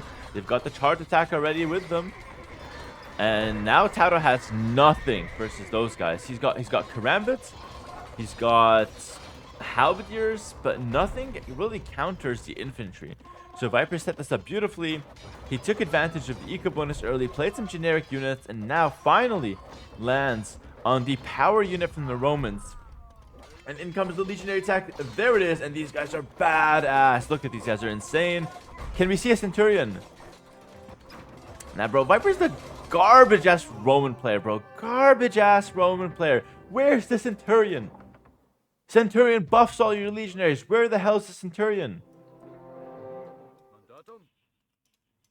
Come on, Viper, man. No scorpions, no centurion. Okay, there it is. That's why I say Viper's a really solid Roman player. He's making the legionaries. He's got the centurions.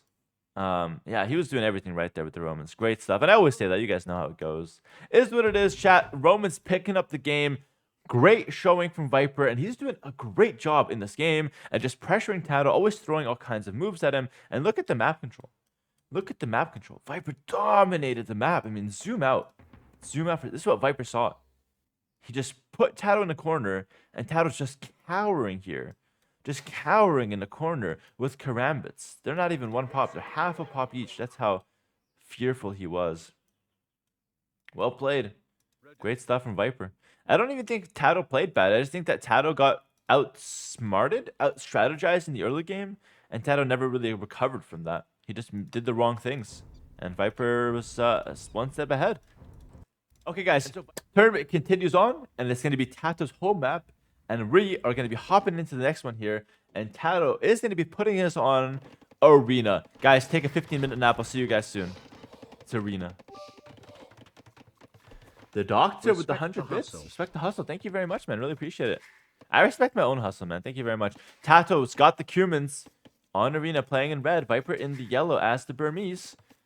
Guys, which civ do we prefer? Is it Burmese or is it the Cumans? Now, here's my take. Burmese, standard, strong arena civ. Good bonuses, good economy, good free wood upgrades. You know, they've got good infantry, they've got good unique unit, they see all the relics, they can definitely play pretty well. Great monks, great siege. For TaToH, Cumans, not a conventional arena civ, but they've got one trick up their sleeves. And this is a trick, guys, that no matter how much you show it to the audience, they can never quite catch what it is. The 2TC boom.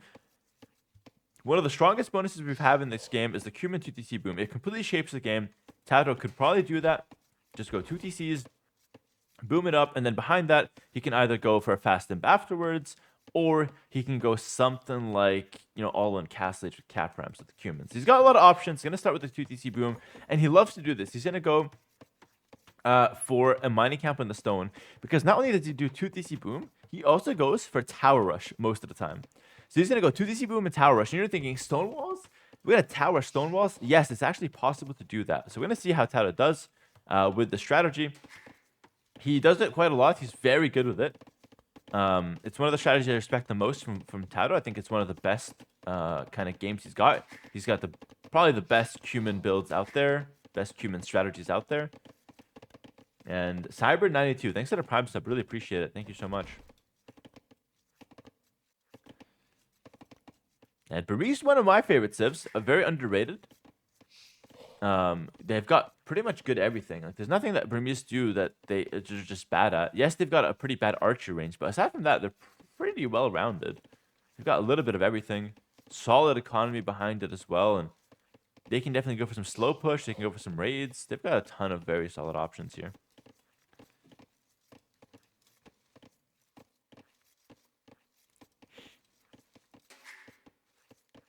Burmese do not have weak cav. Absolutely not true. Burmese have very good elephants. They've got decent cavalier and decent hussar. Their cav and their hussar get the Mani per cavalry, which gives them extra damage versus archer units. Burmese do not have weak cav. The walls have low HP this in arena? Yeah, they have standard HP, 1080. Burmese are trash and you know it. I hate this. Burmese are not trash, they're good. And I've proven time and time again that they're good. Let's see what TaToH has in store though. He's just mining stone with 1 vill. She's alone on the mine. He's sending 4 vills forward. But he's going to go second TC first. So second TC with 1 vill at the back, I think. Yep. Look at that. 1 vill to build the second TC. The rest of the vills 4 forward to tower rush. And the rest just collecting at home. Gonna go ahead and make a mill on the berry soon. And he's starting his tower rush early. Does Viper see this? Viper sees this. He knows about it. Okay. Okay, fair enough. He knows about it. Why 1 vill on the stone and why 1 vill on the TC? So 1 vill on the TC, guys. He's gonna do that to start building it with the most efficient situation possible. And now he's gonna add a few more once his economy balances out. So it's just a way to get some percentage of the town center built. And if you build with 1 vill, it's actually efficient. The most efficient possible. Alright, let's see Viper's reaction. He's going to go ahead and make 2 houses. And Viper knows that TaToH's doing this. This is the known strategy. But no one really knows how to counter it yet. So I'm curious what Viper does. Viper is going to go for a barrack here. And there you go. 1 villager builds half as fast as 4 vills. So as you can see, the more vills you put on, obviously the faster it builds, but the less efficient it is.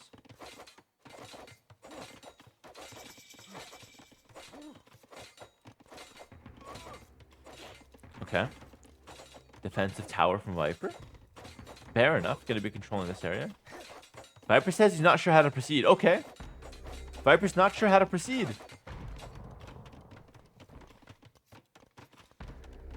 And it's exactly what TaToH wants.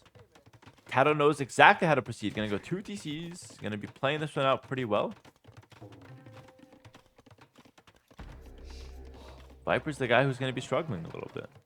Makes a tower, goes for a market, makes barracks. Maybe he'll go for a stable afterwards. We'll see. But let me explain a little bit why this is hard. Because the longer that Viper stays in feudal age to defend this tower, she could make scouts not go for the fast castle and defend it. So then he'll clear out the towers, kill the villas, most likely. What TaToH would do, sit behind on 2 TC, build up a vill lead. And then Viper's stuck in feudal age, and he's going to be like 10-20 villas behind by the time he gets castle age. So that option's not great. If we fast castle, we can get to castle age and we can drop TCs, but the tower rush will delay us enough, so we have to wall up a lot. We've got to make our own tower, and it delays us enough that we can't get extra town centers. So we're gonna see the fast castle, but Viper's not gonna be comfortable. He's gonna be pinned in his base. He can't really boom, so it leads him to only one thing, which is to go up to the castle age and then try to push this back and maybe launch a counterattack, a castle age push onto TaToH.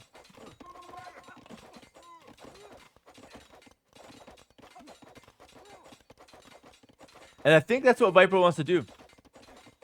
He's going to sneak some vills. And maybe he can try a bit of a counter push in castle age. Oh, that sounds good. Monks each push TaToH. Humans can't build stone walls. So if you break their initial stone wall, they can't really, reinforce it well. When did Cubans suddenly get so broken on closed maps? Question from the chat. Not only one day, TaToH decided he woke up on the wrong side of the bed, and he decided to unleash a strategy unknown to people at the time. A tower rush with 2 TCs. And it's such a strong play. But this might be the counter. Viper is sneaking a rush. He's ignoring TaToH in his base. He's going to defend with towers, and he's going to launch his own push. And I think that's so solid, because although TaToH has got a 10-12 build lead right now, he's very far from castle age, and he's got no defense. This is looking good. Man, you're so funny. Thank you so much, man. I appreciate that. I have to be funny. I have to be funny, because if I'm not funny, then no one watches. Tower versus tower here. To be honest, I've seen this strat since EE release on lower elo. That's actually true. You know what happens? You know what happens? This is actually very true. Lower elos discover all the strategies, but then the higher elo players take the strategies from low elo and do it 100 times better. Because you guys suck, but you're smart and you're creative. That's what happens. And that's very true. So every strategy that you see at top level, always a lower player elo or lower level player makes it. Always, okay? It happened with so many different things. I've stolen, me personally, like 3 strategies from lower levels. Like me personally. Imagine how many strategies other players have taken. So that's exactly what happens. I'm calling it as it is. It's just we're good at different things, you know? But that's true. That's why when people comment on my YouTube videos, I read it. When I lose games and people in my chat are commenting, I read the comments. I'm not arrogant and think I'm above and I can't learn from lower level players. I can learn from any player in this game. And I've actually learned so many things just from my chat telling me, yo, think about this. Yo, what about this? YouTube comments telling me, you reconsider this. Consider this. And I've gotten so much better as a player just from taking advice from the people watching. Because I think you guys have a lot of ideas. You guys are very smart. And you guys know the game very well. You guys just don't have enough time. Or you guys aren't maybe not good enough to get to the same level I am. But it's not to say that you're not as smart as me when it comes to AoE2, when it comes to strategy. Let's see. Finally, Viper makes a Scorpion. He's got a Ram and a Scorpion. Very similar to what Huang usually goes for. Also bringing in the Monks. Castage coming in from TaToH. He's got 1 minute and 40 seconds. But 1 minute and 40 seconds can be game-changing. Viper's pushing in with Rams. Pushing in with Siege and Monk. And TaToH's defending with 2 towers. He's 18 bills up, but can he hold the push? This is brilliant so far from Viper. This is brilliant. It's going to get Redemption. Oh, Redemption's so good. Redemption's so good. He's going to be able to convert all the buildings, all the houses switching over to Viper's territory.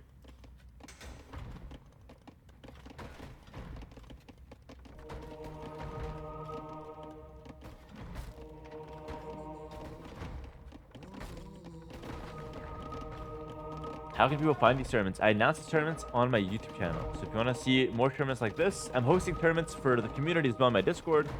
If you want to know more about my tournaments, follow me on my YouTube channel and on my Discord. I post my announcements there. That's how you find out about them. And now, Blacksmith converted. Barracks converted. Redemption so strong. But hold on. TaToH drops the castle. He's up 20 bills. Gets the castle down. Maybe he can hold. I actually have no idea who's winning here.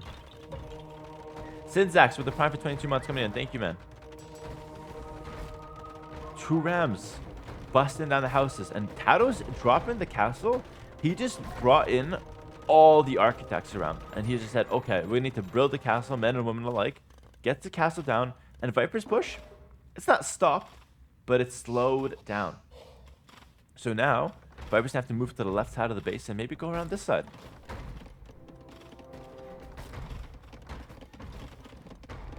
Now, TaToH is up 20 bills, but look at the worker efficiency. Is that 55%, Viper's at 72%. Viper also has an extra wood upgrade over him. And Viper also has peace of mind. At home, his base is very well defended. So what's better, the extra bills or the extra efficiency and the peace of mind? It's unclear. It's actually very close. Viper can pick up the relics if he wants to, but, you know, TaToH is circling a little bit. And the scouts could find a mag and all the Scorpions need to get back here. The scouts. Oh, it's going to be close. The scout goes down. The Kipchuk is our last hope. The Kipchuk is coming. I can't speak. And it's not enough. Okay. Viper keeps it up. All good.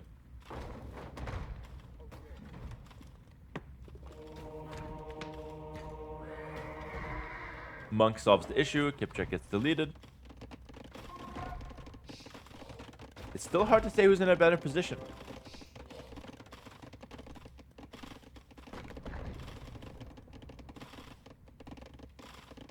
Now, Viper's going to add a second town center. So Viper wants a good economy behind this as well. But TaToH's still up 20 bills. Adding a third TC. Ooh, Monk's getting picked off. Can we get the conversions? Gets 2. Might lose 3 Monks. I'd say that's worth for TaToH overall. But still probably good for Viper. Yeah, he didn't lose the last monk, so that's good for Viper. Never mind. It's very good for Viper. Tower goes down. The Rams continue to get value. The Mangonel's hitting the main TC. TaToH's going for a lot of kip checks to try to hold this one. He's booming very hard on 3 TCs here, but he might lose the first one. Oh, TaToH's making a TC here. Does Viper know about it? No, Viper does not. So TaToH's getting creative here. But Viper sends 2 kip checks back to try to snipe the Stonevilles, and he's going to find the TC, and he might deny that with the 2 kip checks. In fact, he might actually do this. That's pretty good. Ram's going under the TC, but the castle and the kip check is enough to deny those guys, kill them out. And it looks like TaToH's just going to make the TC after all. Viper's not really paying attention there. Viper's focusing more on the push. And if the TC goes down, that's huge, because that's going to be one of the TCs that's making villas for TaToH, and that's just going to go down. It's around all the farms. Ram is going to go down, though, most likely. No, stays alive. And the town center, ooh, it's getting kind of denied. One vill goes down. And Viper, yeah, Viper's doing a good job controlling this. I mean, TaToH can't really get more vills here. She's got to get creative. Maybe he makes a stable or something. He's going to send his kip trucks out here to defend it. And TaToH, maybe it's time we give up the main TC and we just let it go down. Guys, Burmese eats TC. The main TC is about to fall. One more ram push comes through and boom, look at that. One shots it. Beautiful.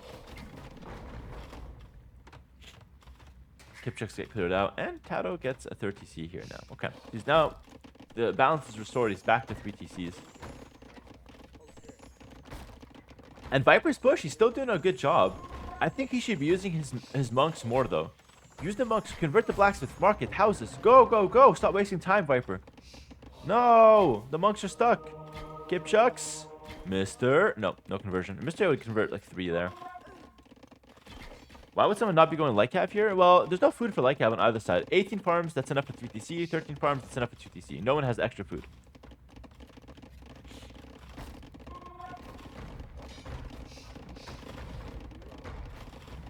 Monks going in. Again, it's a mistake for Viper not to be converting the buildings. It's a mistake. Because charging up the conversion on the building is so overpowered with redemption, he needs to do that. So just charge up on the houses. That way, TaToH, if he engages you, you change the conversion from the house to the unit and instant convert it. It's like basically sorcery. It's black magic.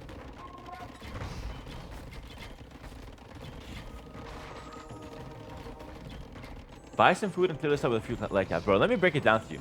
The only way TaToH can buy food is if he makes an in-game purchase. He's got nothing. He's got very little resources. To make light cap, he needs 2 stables, and then he can make the light cap. He needs the barracks first, actually. Barracks, then the stables, and then he can make light cap. Then he needs the light cap upgrade. He's got to connect his credit card to get to light cap here. So long term, he could do it, but right now it's not easy. And the kip check should be enough if you just have good micro. You can clear up the monks, then clear up the Meadow, and then clean up the scorpions. Look at that. And all of a sudden, TaToH's 700 score ahead. Cleans up the entire push. And he's still up 20 vills. Viper goes for a defensive castle, clear up the town center. Hits some vills, clears the tower. And TaToH was planning a ram push. Maybe he can ram push this with capped ram and castlage. Could be a possibility. And Viper is in a pretty bad spot. Lost the entire push. He is bringing home a relic.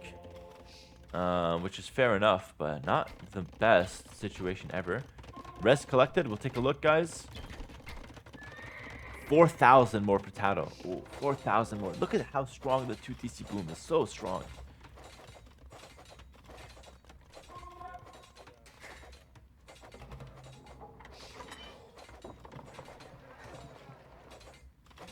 I don't know. Viper did a lot of damage, though. He killed the TC, he killed a lot of buildings, but where did it go wrong? Like, is Cubans just the best civ on Arena?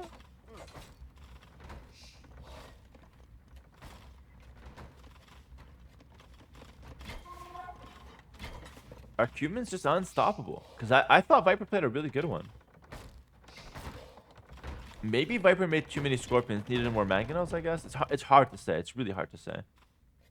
I don't know what more Viper could have done, if I'm being completely honest. Like, maybe push faster, but, like, that's just, like... I don't know. You can't really push that much faster. He did pretty well.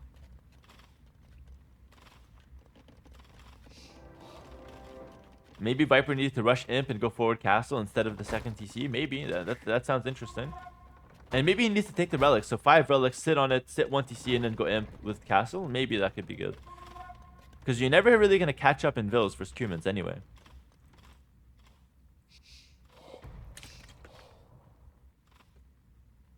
I mean, I agree, he destroyed buildings, but he never killed any Vills. But TaToH didn't let him kill Vills. Like, how does Viper kill Vills there? And now TaToH is preventing Viper from taking relics. A rare sight on Arena, 2 relics next to each other. And now, although Viper's got more villager efficiency, I feel like TaToH's miles ahead. Viper is going up to Imperial Age, though. And he's going to go for 2 siege workshops. Oh, he's planning Haboob Siege. That is such a good composition. Haboob Onager is so fun to watch. Let's see if he's able to make this work. And Viper's sneaking a monk. Can he get the relic? The cave checks are coming. The monk. Run, run, run. Okay. Okay. The monk dropped the relic behind him as he died. That was crazy. Horse collar coming in.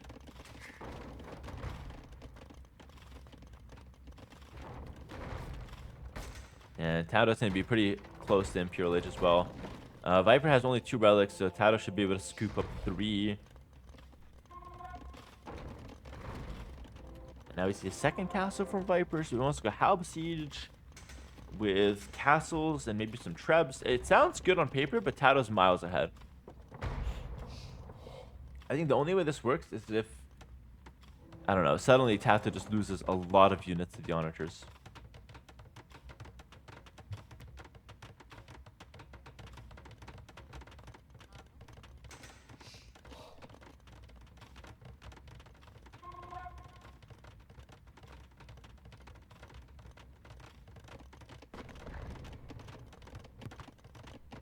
Herbal Medicine comes in. Bloodlines and Armor comes in. Bowsaw comes in. TaToH's getting all kinds of upgrades right now. Castle in the center of the map. And it looks like Viper hits faster Imp. What can he do? At this point, he's showing the Onager, so it's pretty obvious he's going to go Haboob Onager. I'm sure TaToH knows this.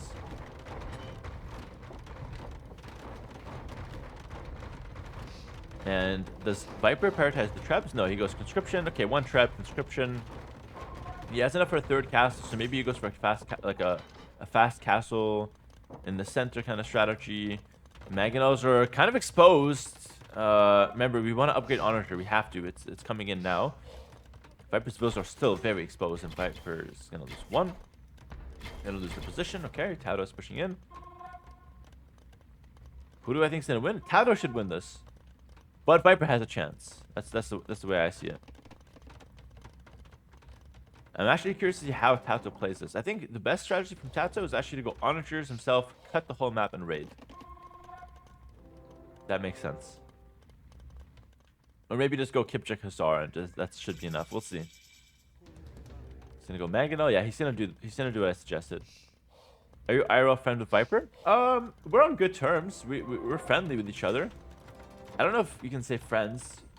Okay. Okay. Oh. Oh. Ooh, big shots. Big shots. Like, I don't have many friends. I use friends as a very, like, I use friends very, I don't use it loosely. Like, I use it very rarely. So I'd say I'm, like, on good terms with a lot of people. Definitely. But friends, I only have a few. And of course, everyone in chat is my friend as well, including Don Artie. What's up, bro? So everyone in chat is my friend. But yeah, I use the word friend sparingly. Exactly. Yeah, that's the word I'm looking for. All right, Viper trebs down a castle. Okay.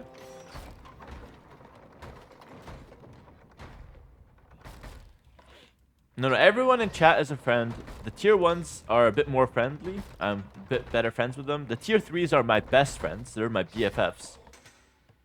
And the tier 2s are a bit weird, I'm not gonna lie. I'm not really friends with the tier 2s.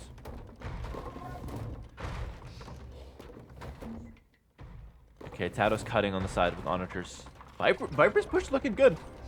Haboob, Monk, and Onagers. That sounds great. Kipchaks being upgraded. We're gonna see Catpram, Parthian Tactics. So Viper we'll have to deal with some late game Cuban composition. TaToH's going to be able to open the map as well and raid. Oh, Viper's got the spidey senses. Look at this. Viper, something's tingling here. He knows. He's smelling TaToH. And look at this outpost. It's going to see, okay, absolutely nothing. But it's actually going to show the cut. So Viper should know about the cut. I don't know what he does against that because his space is a bit exposed. Maybe he gets fortified wall and walls more. I don't know.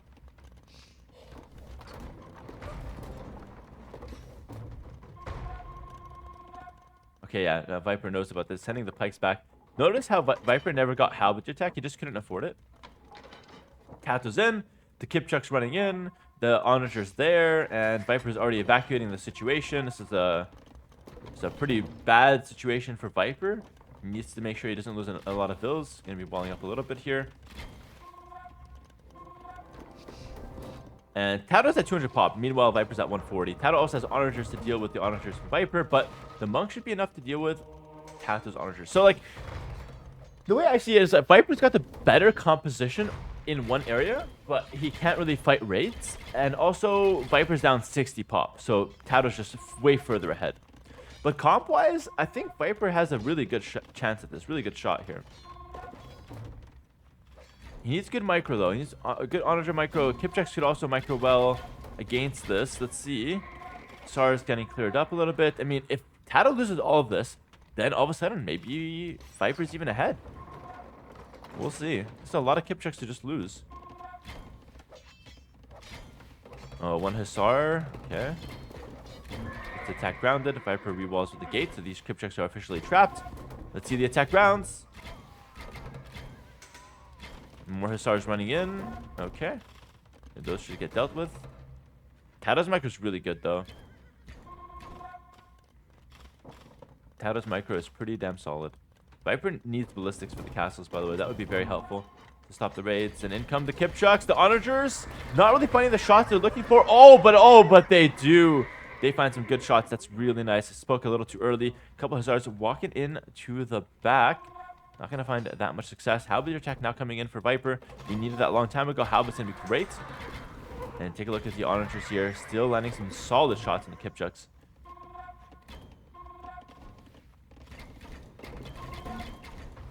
Oh, okay. And meanwhile at the front, a little bit of Kipchuk action as well. TaToH's launching a pretty big push. Viper's now at 150 pop. He's slowly climbing. And the Kipchuks are so trapped. They're so trapped. Give me the big shot. Let me see it. Oh my god, the Kipchuks have nowhere to go. The Halbs are there to prevent any escape, and the Kipchuks get absolutely cleaned out. Oh, look at that. Very satisfying. But meanwhile, at the front, TaToH's wasting no time. Looking to dive into the Onagers. The Trebs are down as well. Big push in the center. TaToH's got a lot of resources. Viper has the Halb siege comp. Can he defend if he gets enough monks nearby as well? Super interesting. TaToH techs Halberdier for literally no reason. Based. Okay, just picks up Halbs. He's like, I got those too. I'll make sure I have them.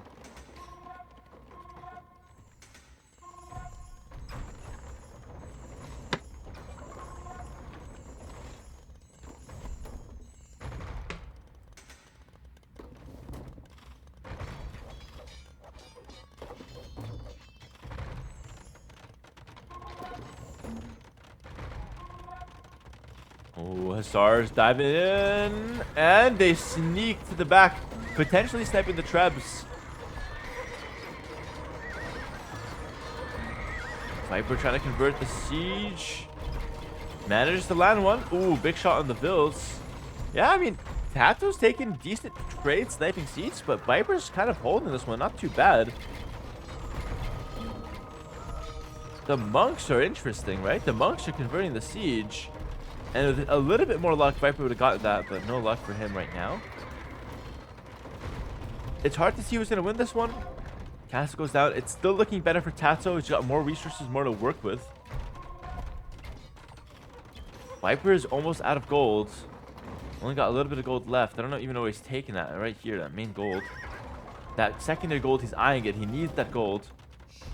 Elite Kipchak coming in from TaToH now. So TaToH should be miles ahead still in terms of what army he's working with. Get one shot, then deletes.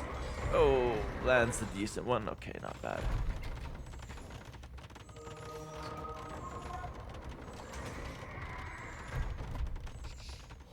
Viper's got more gold in the back? No. No gold in the back for him. Yep. He could take this gold maybe, but he's eyeing this gold. He's at 160 pop. He's climbing in terms of pop. But gold is an issue. TaToH's buying stone. Okay, TaToH's making investments.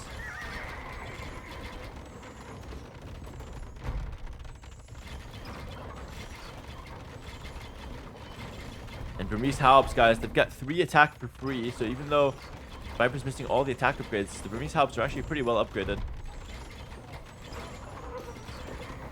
Ooh. Viper's got siege engineers. Repair the treb.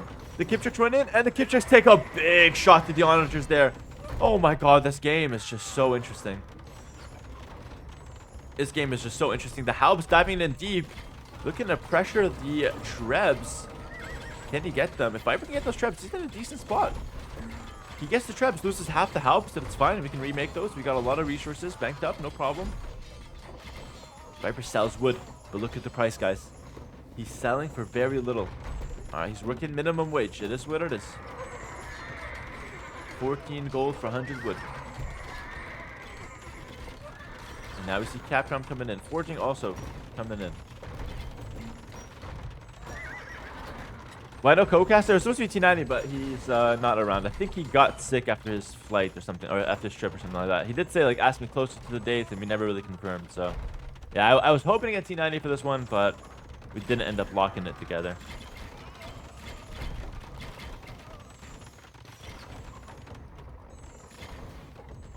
Co-Cast with Doubt would be the last set. That would be the Co-Cast with Doubts.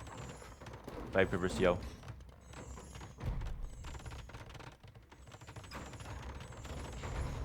$185 pop. Viper's climbing. Like, yeah, the score, it looks bad, sure. But it's really mostly about population. He climbed from 140 pop to 185 pop. And TaToH's position didn't get much better. The thing is, like, Viper's comp is very gold reliant, and you can't lose. Yeah, you can't lose siege for free like that. Oh, TaToH goes Halbs just to run at Viper. Oh, that's so smart. Halbs are actually better at sniping siege than Hussars because you can just run in. They don't die as fast. Oh, that's actually kind of really smart. Wow, I learned something today. TaToH goes Halb. Oh, to snipe siege is so intelligent, actually. Wow, okay.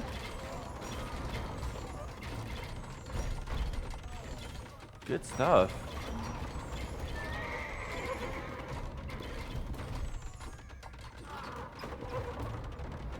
Wow, I was criticizing the Halbs earlier. Not criticizing, more like just confused about it. But now I see exactly where it's coming from. It's a pretty decent idea as well. Viper, stop losing siege to the castle, brother. And now there's no more siege, and it's just Halberdier. And I think Viper's time is out, guys. I think Viper's time is out. TaToH did a great job here. Halbs counter Halbs in this situation. Wow. Insane. And obviously the best unit for TaToH would be like champions, but Halbs are cheaper, they don't cost gold, easier to get to, so he just goes for them.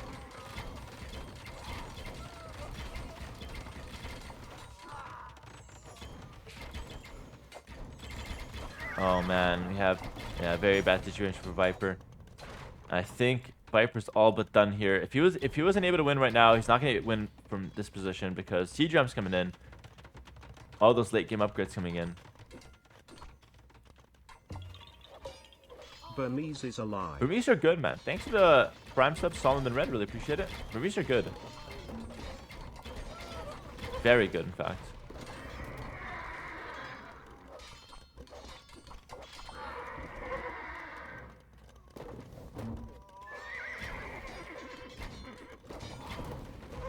Oh, big hits.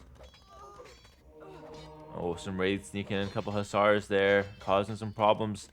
Viper's trying to rebuild his forces. I just don't think... yeah, I don't think... Like, Viper doesn't really win late game. Like, TaToH still has full map control. He can still raid everywhere. I don't see a world where Viper's able to win with 2 relics to 3.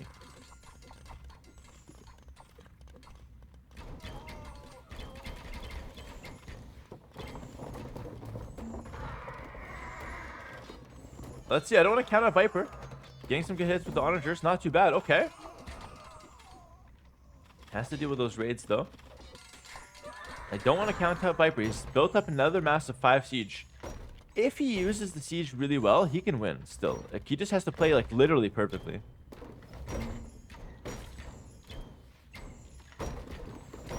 Viper's missing handcart and heavy plow though. And the siege ram is going to be pretty annoying in the back. Then I continue opening up the map. Siege rams. TaToH could cut on the other side if he wants to. TaToH could do whatever he wants here. And now more Halbs coming in. Oh, Viper's landing some decent shots on the kip checks, but look how the Halbs just walk through Viper's Halbs, and they're just gonna snipe the siege. The Halbs are so effective at sniping siege. Wow, that's so smart. It's so good. And now the kip check and the Hussars are running in, and Viper, he only has one play from here, and it's a call to GG. It works every time. 100% work rate. And he can call the GG and go on to the next one.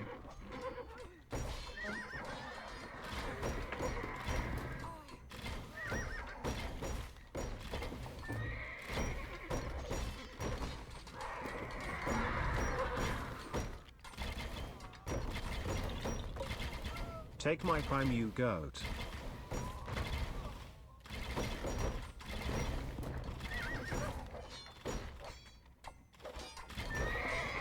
Harper loses the relics. I swear she was 18. Thanks to the prime stuff for 14 months. Appreciate it, man.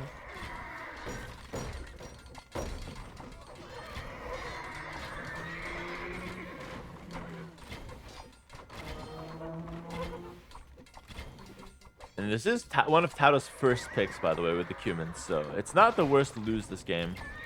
Viper staying in it as long as he can, but I think it probably calls the GG around 57, 53. I see the GG called. Do it! Right here! No. Okay, never mind. Damn. Thought I predicted easily. Viper staying in it still. And everything's going down. Yeah, Viper is playing a Mr. Yo, just playing on.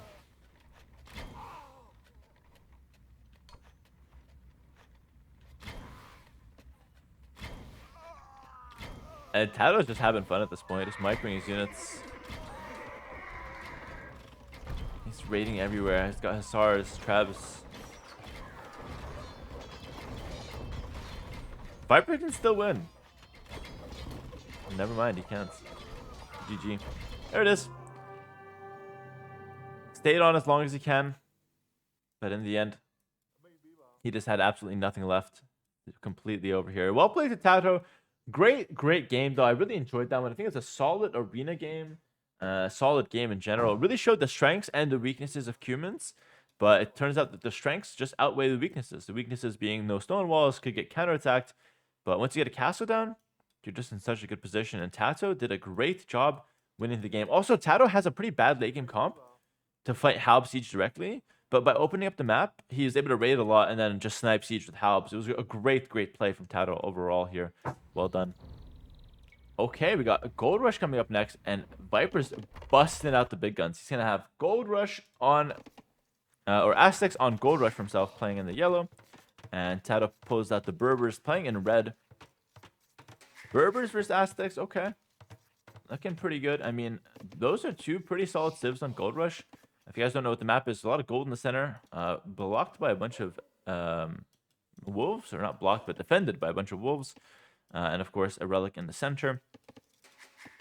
Both these civs are quite strong. Berbers can go for all-in knights to control the middle.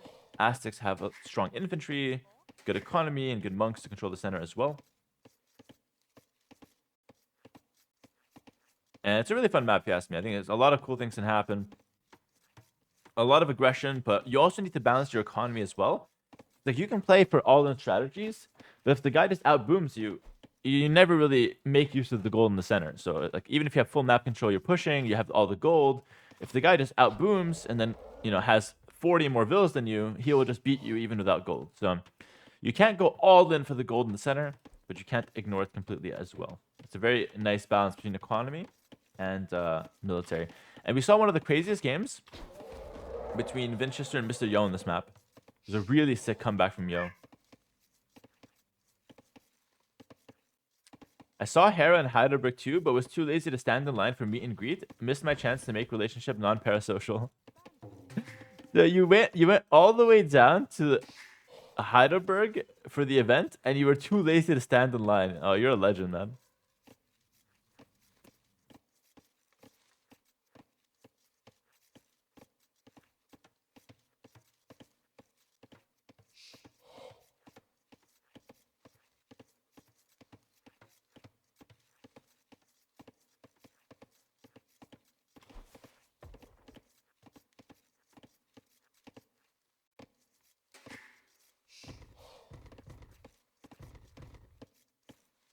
Look at what TaToH's up to here. He makes 2 gates to make the deer run into his town center. Look at this. He's gonna lure the deer into the woodline so they run around the woodline. He's having trouble, but when he gets it, it's gonna look really cool. Look at this.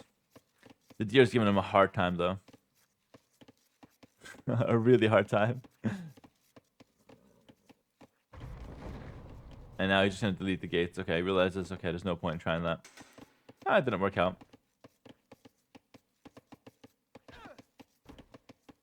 Saw Hera at the airport before I was trapped there for 2 days. I watched him leave on another flight. That sounds untrue. I have met fans at the airport before, though. On the recent vacation I went on, like this weekend, a couple of days, I met 4 fans walking around the waterfalls. It was really cool. They were also excited. We took some pictures. And it kind of caught me randomly as well. I wasn't expecting to see anyone.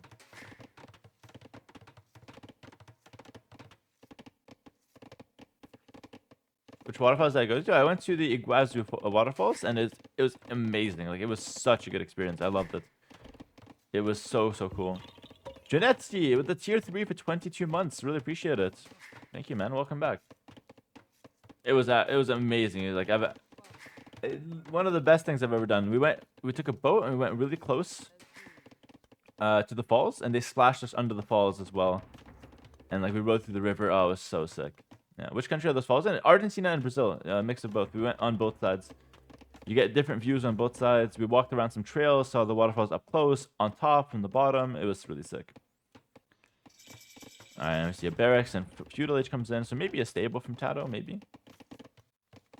Highly recommend that activity to anyone. Like, if you like nature, that's a perfect activity. It was sick. And Viper's just balling up here. He gets feudal age. He's going to make a spear and just pretty much stay defensive. So he's not really interested in attacking. Just goes for a spear and an eagle scout. Yeah, another trip to Brazil in 10 days as well, which is nuts. Please come to Brazil. We're actually going to Brazil in 10 days. Not really travel again. I know the airport's fuss we had yesterday kind of took a toll on us. Yeah, we're going to Brazil again in 10 days. So we're visiting some South American countries here. We're having a good time with that.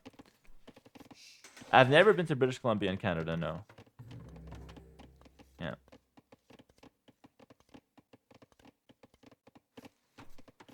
Has my Portuguese? Non-existent.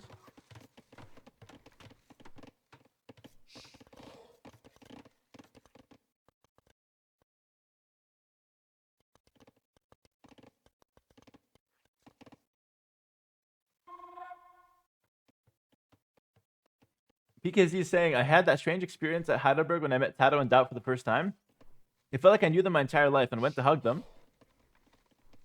They were like, who the hell is this strange dude? I got the hugs in the end, though. Yeah, that's exactly how it is. Like, you watch people, you see them, you've been watching their games, you see them online, you see them on streams, and you know their names, but they don't really know who you are, what you look like, until you explain to them. Or you introduce yourself. 100%. It's good to be aware of these things. We don't really have a big problem with that in the AoE2 scene, though, because, like, most top players are friendly, but, like, in other scenes, especially when it's, like, a woman streamer and then the creepy guys just get obsessed. Like, there's been stories of people that have literally, like, set on fire a woman streamer's car, and they drove, like, 200 miles to just go set their car on fire. Like, it's just wild stuff. Like, just obsession to the next level. Yeah, it makes like literally 0 sense. So, yeah, there's some crazy stories you hear out there. So it is a dangerous situation in some ways, but in AoE2 scene it's more or less fine because like most of the fan base is a bit older, a bit more mature, and the players are rather approachable, rather down to earth.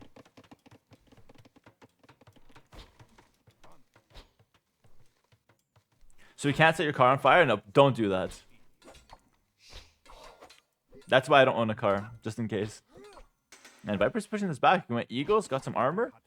Pushing back the archers. Gonna keep the Eagles alive. Look at that. The weak HP Eagle just goes back.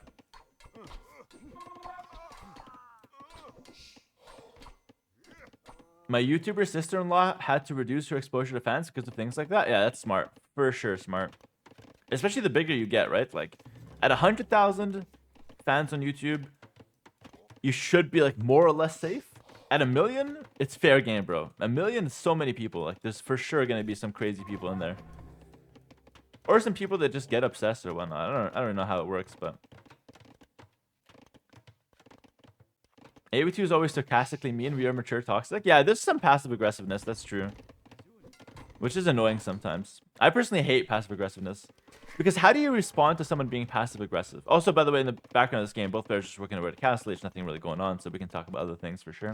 But yeah, how do you respond to someone being passive aggressive? Like, let's say you see someone being passive aggressive. You have two choices. You either go crazy and just like hit them or like yell at them, swear at them, and then you just get them back. But then you're obviously in the wrong. So that's not a good opportunity. You can't do that. It's not a good, not a good situation. Or you be passive aggressive back, so like you lower yourself to their standards, or you ignore them. But if you ignore them, they literally just continue. And if you go passive aggressive back, then it just becomes a bit cancerous. I don't know. Act like you think they're being sincere. Oh, that's a good one actually.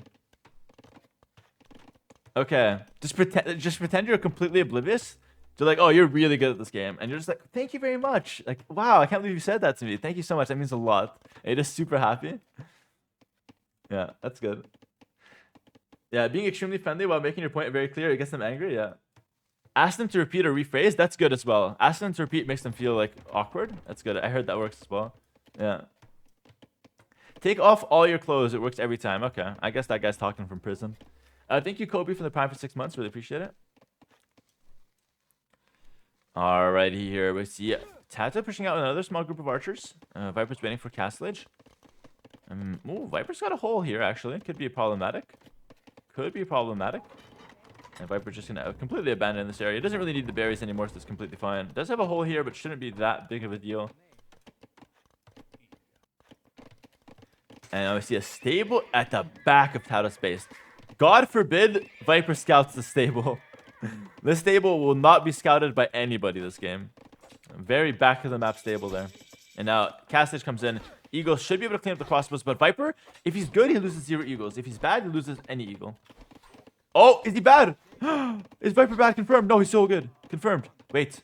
Hold on. He might lose one. No, he's good. Okay. Viper's good. Viper's a good player. Loses no eagles. Gonna heal up the low HP. Already has the monastery, so it's actually very good. Oh, almost lost another. Oh, he's good. Very nice. Viper's good. Gonna heal up his weak eagle warriors here. TaToH preparing a castle drop, by the way. Very interesting. So gonna make a castle and gonna go for some camel archers. I really didn't expect this to be a play. And Viper's just gonna add another TC right away here.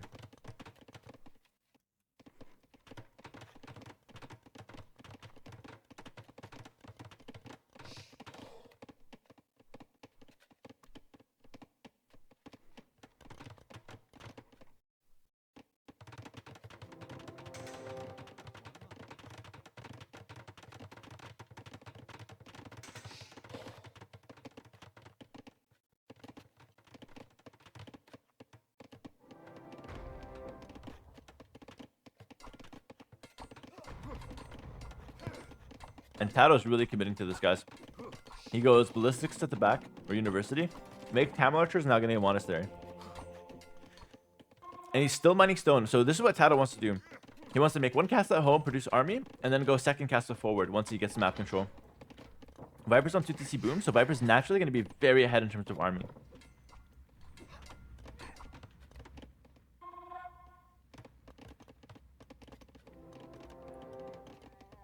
Camel archers are really good if you mass them up, but in low numbers, monks will destroy them.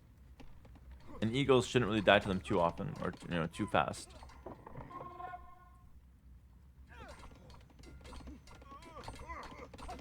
Ballistics coming in now. Armor. I disagree with armor heavily. Armor is a bad choice.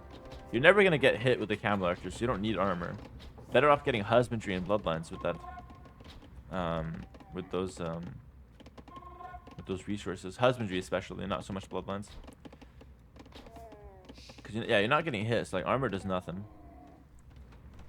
And now see a third town center from Viper. So Viper's going to go 3 TC and pick up relics. He's going full economy here. Because Aztec relics are very strong. So just by picking them up, you get better economy. Okay, TaToH already picks up husbandry. Clearing up 2 beers. And now TaToH goes for second town center. Okay. Second TC is fair. He doesn't want to go 1 TC, but he won't go 3 TC. I'm sure he won't go 3 TC because he needs to push. Because Viper is going to be so far ahead if he doesn't push. So I think we might see like second TC, but not more than that.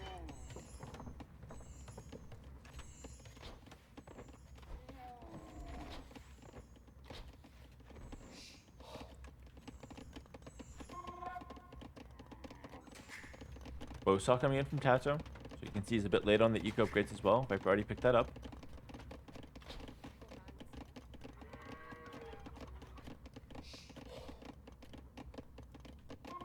And Viper's going to wall up this backside here. So no hole plays any role. And Viper's pushing out to the middle. I think I prefer Viper's position here. It's hard to say. I think both players can still win, but I'd prefer Viper's position for sure.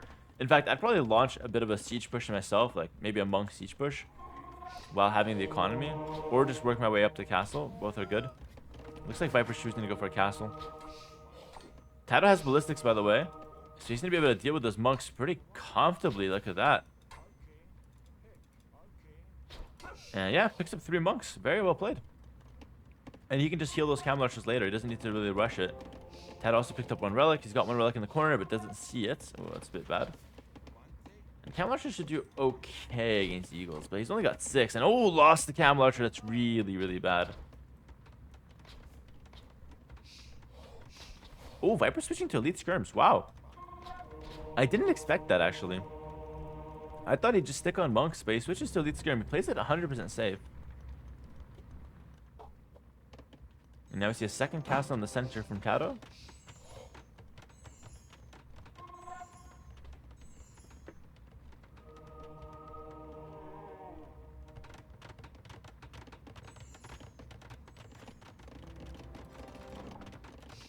If TaToH wins this game, it's huge for him. He goes up 4-1 in the series. If he loses, the game gets, or the series gets very close, 3-2. Now the skirm switch happened. Like eagles are good against camel archers if Viper can force the fight. But in this case, eagles can never really force the fight on the camel archers. The camel archers are way better. Second castle is in the center, not doing a whole lot. I mean, it's controlling some gold, but it's not like in the center. So I think Viper's still okay here. Maybe he can make a castle here.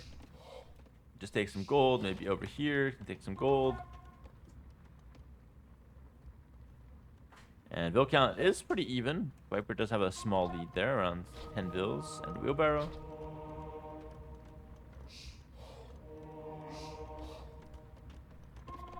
And the question is, does Viper play towards Imperial Age, or does he continue committing Castle Age? It looks like it's still Castle Age play for him.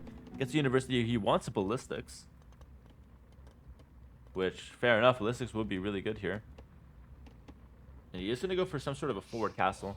Not that far forward, I don't think. I think it'll be like right here. Yeah, there we go. Just to control the gold. That's also good because it's within Treb range to TaToH's castle. Megadow's out though. Okay.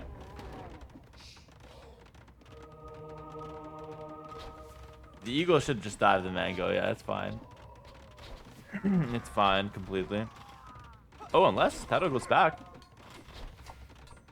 And the castle will go up, but Viper may be losing a lot of army here. I don't know if this is the 100% correct choice. The Meadow, can he get 1 shot? Ooh, graces the skirms a little bit. Viper's kind of using a lot of its eagles for this. I don't think that was a good trade.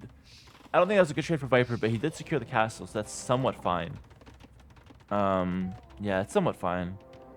Viper's still up 10 bills here.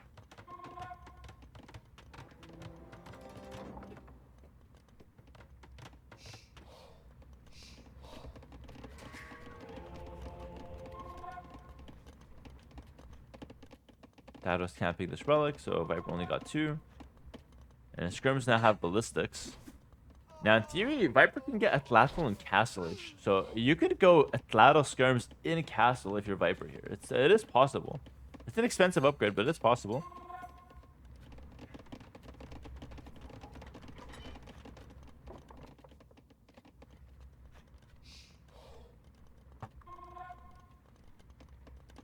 TaToH's making a play for the center. TaToH's push got kind of stalled out, though. Don't you guys find? He's down 14 villas. He doesn't really have a push going. Doesn't really have that much map control either.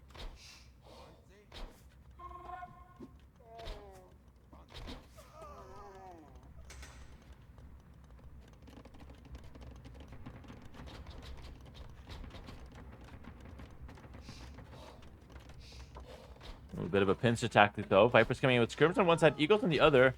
And although 2 villas went down, TaToH's Mangonel is looking rather exposed. Mangonel is necessary, or else the Camel Archers have nothing to do against the Skirms. Let's get 1 shot. Lands a decent one, but it is downhill. Maybe 1 more. Viper dodged that one, and the Camel Archers are in trouble. A few of them going down. TaToH's running for the hills, but no real way to go out. Can Viper trap this? No, it just decides to garrison, kills a few more, and ooh, TaToH's up to Imp though. Going up to Imp and losing a few Camel Archers, not the right time to lose them.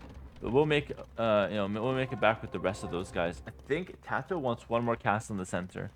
If he can get that, he should be able to win the Treb War maybe. But I think Viper can brute force his way through this with just Eagles and Skirms. Viper's got a better army in my opinion, better comp, and more economy. And TaToH's dropping down the 3rd town center.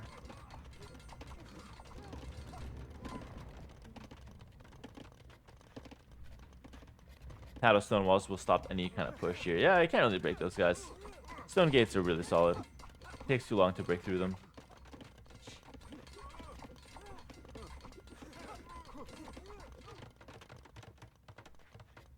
Oh, okay. That's a good raid. That's a good raid for TaToH. Great reaction for Viper, though. He reacted instantly. That was pretty sick. Still loses all the villas, though. Yeah, 7 villas down. TaToH needed that. That's really good for TaToH. Viper's up 25 seconds later to him, but he's got Atlatl coming in now. Okay. A lot of Skirms, and Atlatl Skirms is so powerful against the Camel Archers. I mean, it's literally the best thing you can go for here.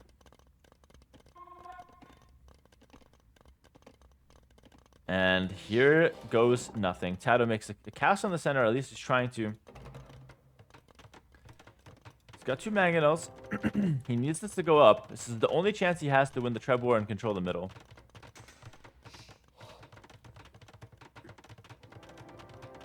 Viper's going to try to fight this one, though. He's got 2 Mangonels.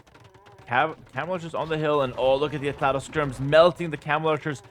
The Mangonel's going to be dove by the Eagles. Castle, is it going to go down? 88%, 89%? It should be fine, right? It should be fine. Yes, it should be fine. And it gets dropped down. Boom, there it is. And it's not the worst situation for TaToH here. Viper's going to lose a lot of Skirms on the way back. I think Viper won the fight, but he didn't really deny the castle. And also lost all his Eagles, so maybe now TaToH can win the Treb War, now that there's very little Eagles on the field.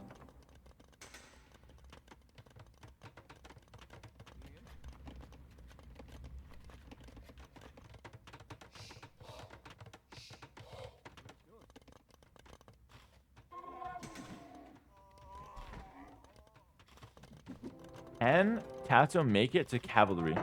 Light Cav would be great. Cavalier is not too bad. He needs to do something like that, but he's just so far away from it. Viper gets Conscription because he realizes he can't win the Treb War anyway, so might as well get Conscription. That actually makes a lot of sense.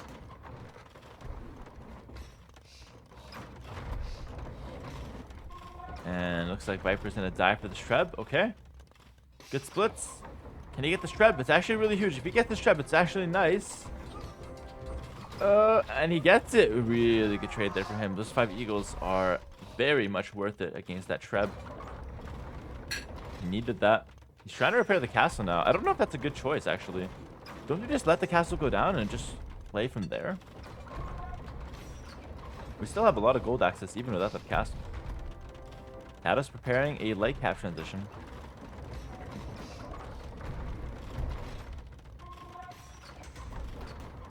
I think Cavalier might be better than light cap, actually. You've got a lot of gold. Yeah. Oh, wow. I'm so smart. He actually goes Cavalier. Okay. Nice. Me and TaToH on the same wavelength here. Oh, look at how many arrows the cast was firing. The scrims are getting melted. Look at that. Wow, that was satisfying. Viper could do siege ram eventually. He's got enough economy to get that eventually, for sure.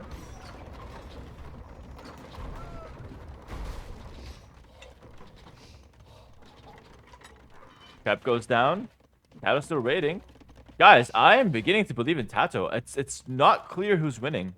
It's very even, but TaToH has now only 35 pop less, full middle control, and he's got the mobility advantage. The eagle is in, but Viper keeps hitting that stone gate. It's like we're hitting our head against the wall and we just keep coming back. I don't know why. Going somewhere else might be just way better. Going around might be way better. Maybe he's looking with this guy. Yeah, this is exposed. Just have to go around. Of course, Viper doesn't know that, but it should be better than hitting a stone gate over and over again.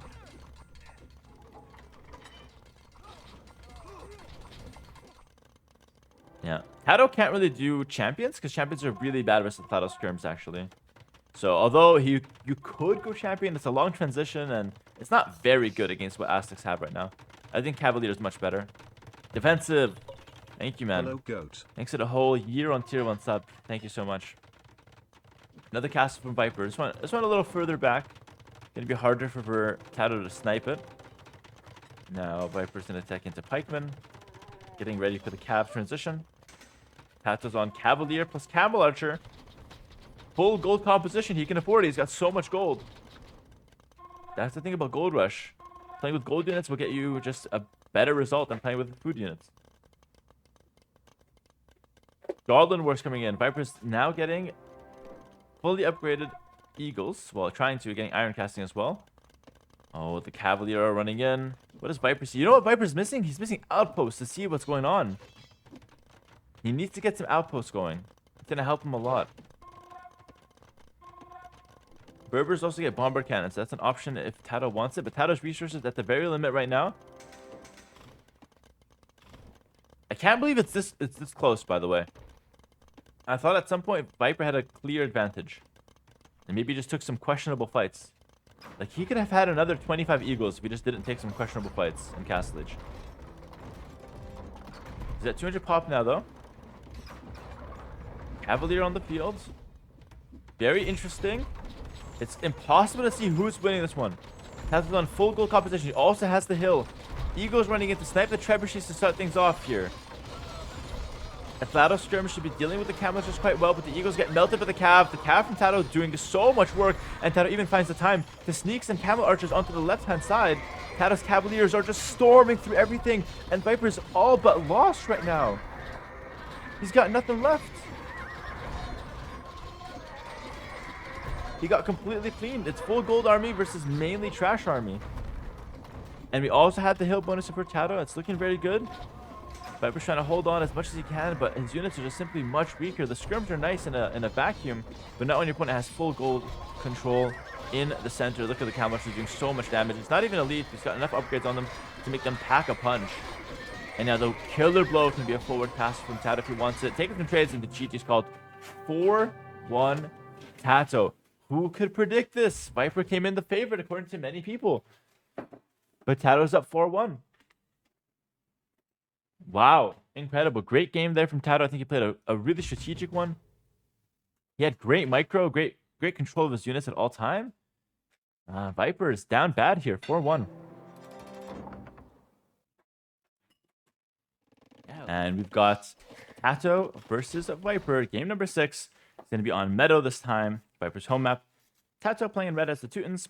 Viper playing in the yellow as the Slavs. And this map is pretty interesting. There's 5 relics in the center. People want to fight for that. Both players start under the little Acropolis area type thing. And they've got a good amount of golden stone. But other than that, they've got to expand into the outside to take berries, deer, more gold, more stone. And they've got 4 big wood patches spread out pretty well. This map is quite interesting. I really like the games we see on this map. It's sped up at the start just because the capture age kicks in a little later, but it's no big deal. And keep in mind, the big factor is that no player can really make a mill on their Acropolis, so they have to make a mill somewhere else, like on the berries or on the deer, or just not make a mill early in general.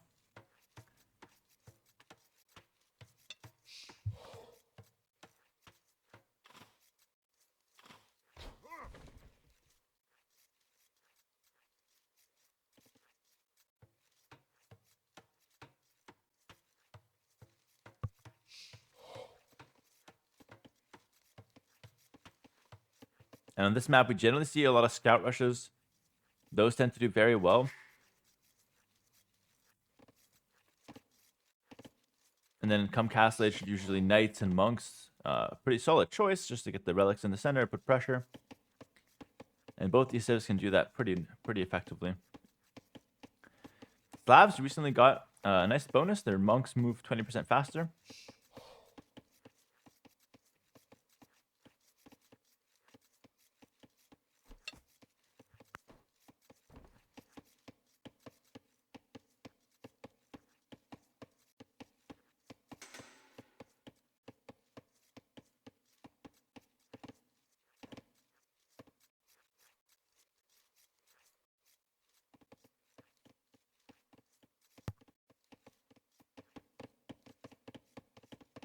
I expect Teutons to be slightly strong in this matchup, actually. But then again, it's hard to say. Like, I think of Teutons as like the counter to melee civs, and the Slav is a very big melee civ.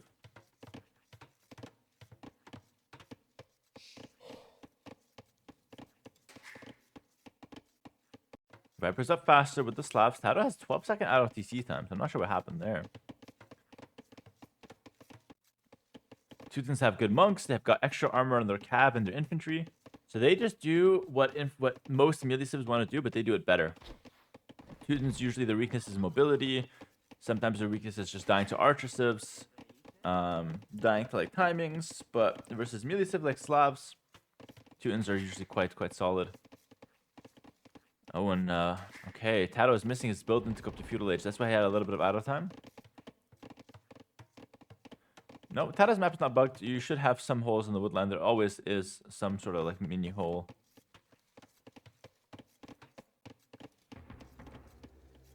And Viper's got 35 pop space, so he made a couple extra houses he didn't need to, but it's fair enough. It's fine.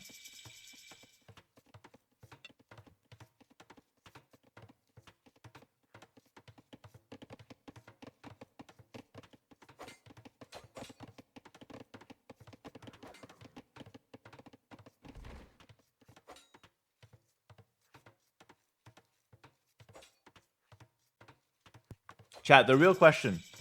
Who wins, Boyars or Teutonic Knights? What's the stronger unit? Both units with insane armor. I think the Teutonic Knights should be stronger, though. Yeah, Teutonic Knights, okay. So yeah, what can Slavs do against Teutonic Knights? They have to rely on siege. If Slavs wants to beat the Teuton infantry, they have to go like heavy Scorpion or siege onagers.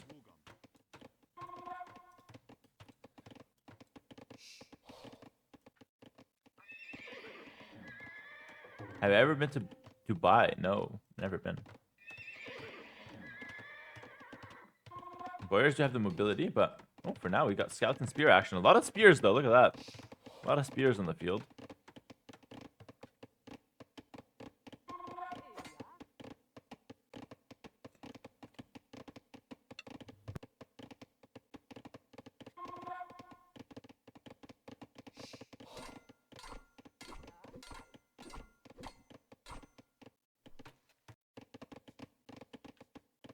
Viper Spear is putting some pressure, but he's leaving himself exposed at home.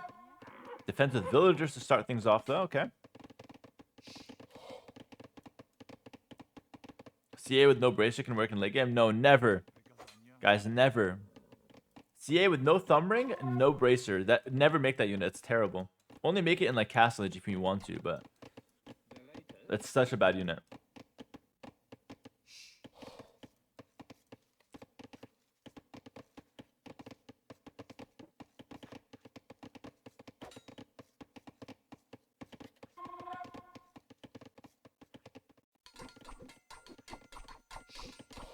Bit of spear on spear action. Viper trying to micro back a low HP spear. Didn't quite manage it there.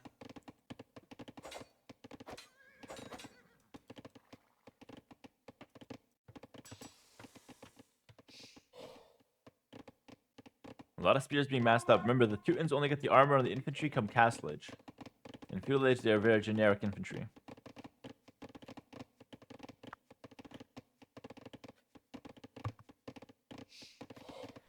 Brit TA should have +3 range in Castle Age. Yeah, let's buff Britons. Let's do that.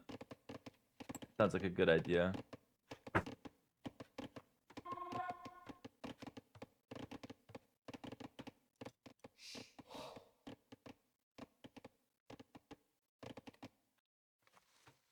Two scouts in the back. Not doing a whole lot though.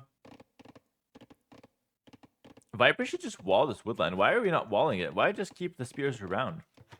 Interesting. I feel like you'd want the spears to defend like the berries and not have to worry about this area.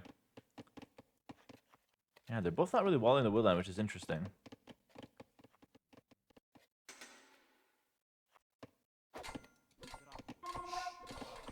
Forging came in for TaToH. Ooh, but the trap from Viper. Oh, that was sick. Viper goes for the trap.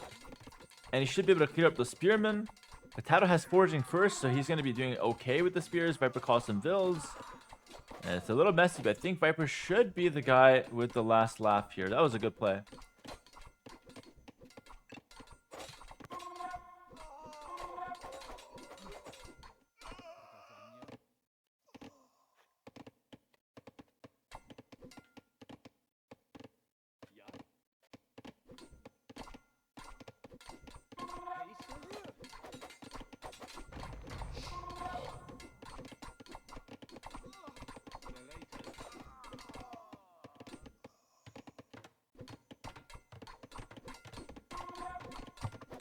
TaToH's winning the fights, but I think Viper overall is... Oh my god, I was going to say Viper's overall fine, but the wall he's making gets broken through.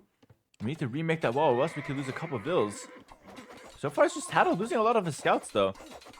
Yeah, this might be a bit of a bait. Let's see, one vill goes down. And... Oh, Viper's... All the vills are so low. Oh my god, all the vills are so low. But they're all being kept up alive. Viper needs to wall. He's got so many weak vills. Wall it, wall it. Oh my god. Okay, that was actually decent for Viper, but it loses one vill to the spear at the end. Okay, and overall, it's just 2 vills down. It could have been 5 vills down there. That was insane. Viper didn't really find damage with the scouts, though. That's the issue I have. Like, he's just defending.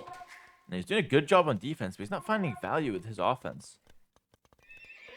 Viper might be making it towards the Castle Age, mining some stone, mining some gold, now getting infantry armor.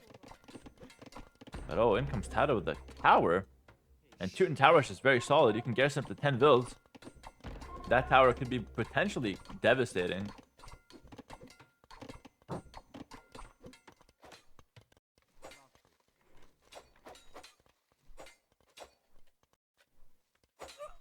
Another vill bites the dust. Oh, Viper's not paying attention. This is a good riff from TaToH. Another vill down as well. The vills are moving forward. The spears are moving forward. What does Viper have against this? He's going to have to counter tower, and he's going to have to do that fast.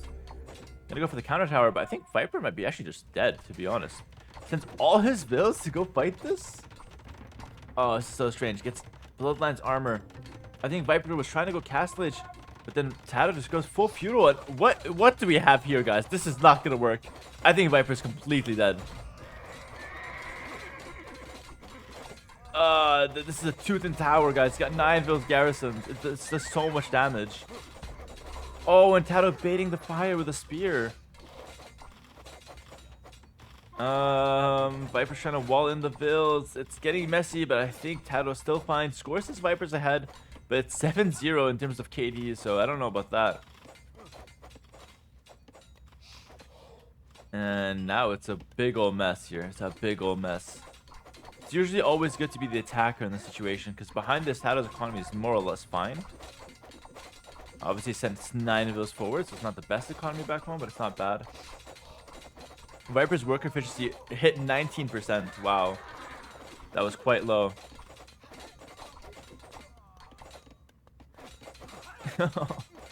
It's just a massacre. I don't even know who's winning this at this point, but I'd imagine TaToH's taking good trades. Who's winning? It's so hard to tell. Like, I think overall TaToH's winning, but this fight I'm not sure. Now Bloodlines kicks in. Oh, that's so huge. These guys with Bloodlines is insane. If you guys are enjoying the content, don't forget to follow. If you want build orders and emotes, don't forget to subscribe. If you want feat pics, check out the new Patreon. Oh, and YouTube, smash all the buttons. Hashtag Hera sellout. Thanks for the sellout, Troop the Burger, and 27 months tier 1. Oh, it's good to sell out a little bit. Now Vipers continue to chase Bills across the map, but Viper's economy is in shambles. He's got a lot of gold, a lot of stone, doing nothing with it. Never really counterattacking. TaToH's economy is so peaceful back home.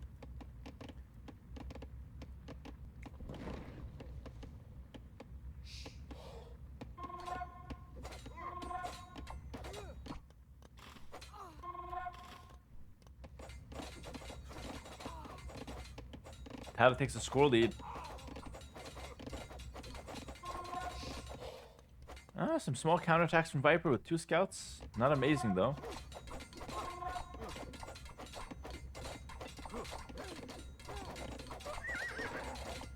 How is the score so close? It's 17, 18 KD for TaToH. He's killed 19 villagers. Viper's only killed 6. This is a massacre, man. I'm sorry. There's no other way to put it. TaToH's completely destroying him at the moment. The score doesn't say that, I know, but TaToH's way further ahead. Losing villas at this point is so important. I don't think Viper's playing bad. It's just that he's underestimating TaToH's feudal pressure, right? He's lost this like 3-4 games now. He's lost in feudal age.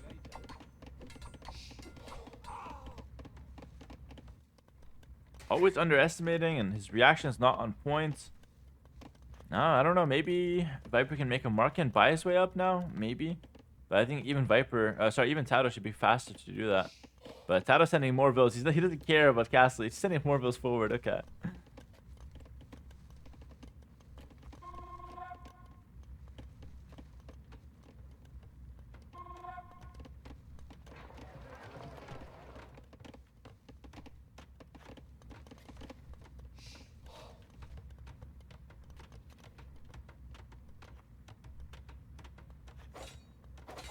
It's exactly how TaToH played in Red Bull Legacy and won it. Yeah, that's a different situation. Empire Wars you can't scout. This kind of game is much better. But here, like Viper could scout it, he just didn't.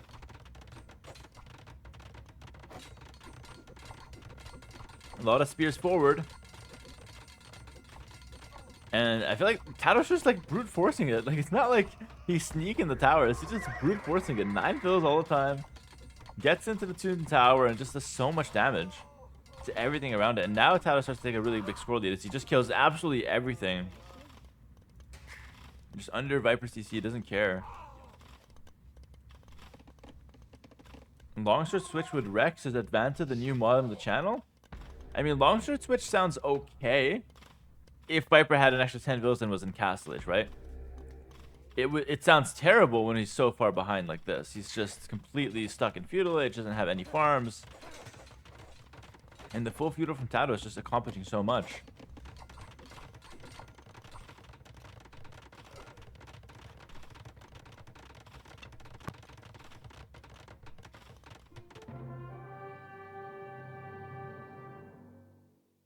Yeah, GG. Wow. 5-1, guys. 5-1 for TaToH. Here's the best player and the player I watch most, but Viper is the GOAT of this game for me, who brought me back to the game, for who I don't watch much anymore. Fair enough. Okay. Okay.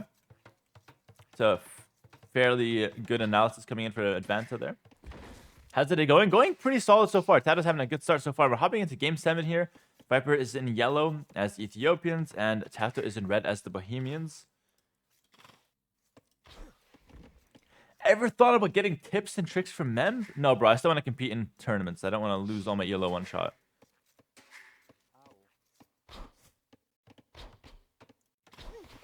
Ethiopians should be a really strong civilization in terms of like early pressure, crossbow timing, etc.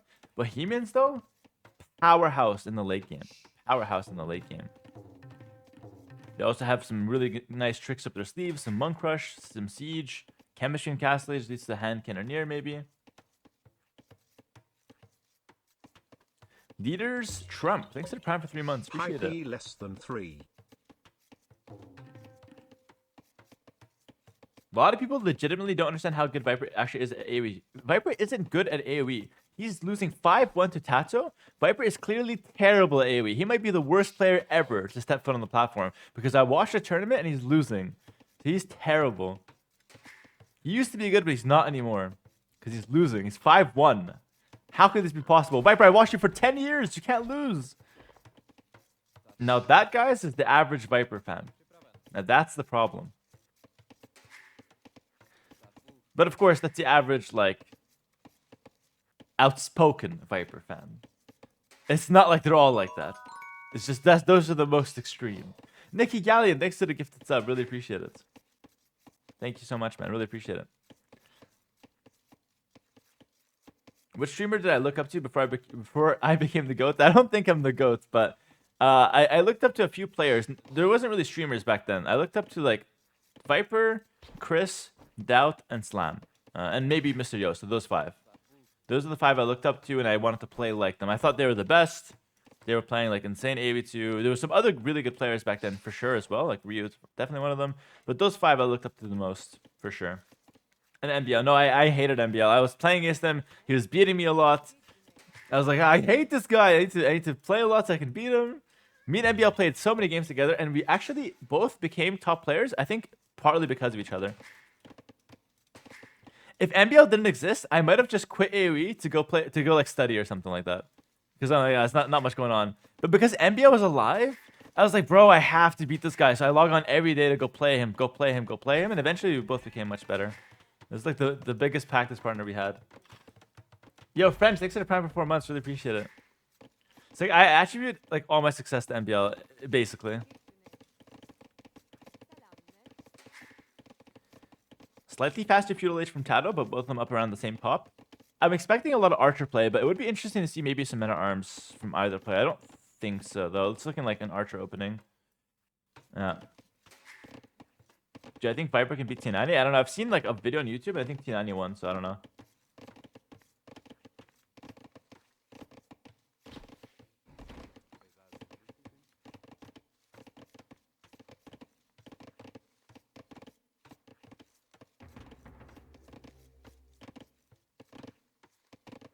It's like Rafael Nadal and Roger Federer. One made the other great. Yeah, that's true. That's true. Here we have 2 great AoE2 players, me and MBL. And with those guys, 2 great basketball players. So just kind of similar. Both pushed each other. We're going to see the range here pretty soon, I think. Yeah, range from TaToH and range from Viper.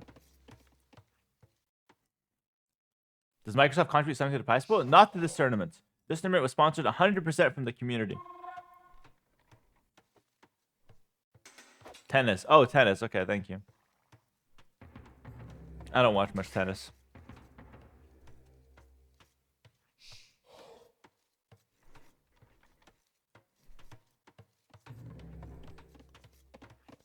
Oh, all users were taken, gifting another 2 subs to the stream. Thank you very much. And the hype train's still going. It's at level 3. Okay.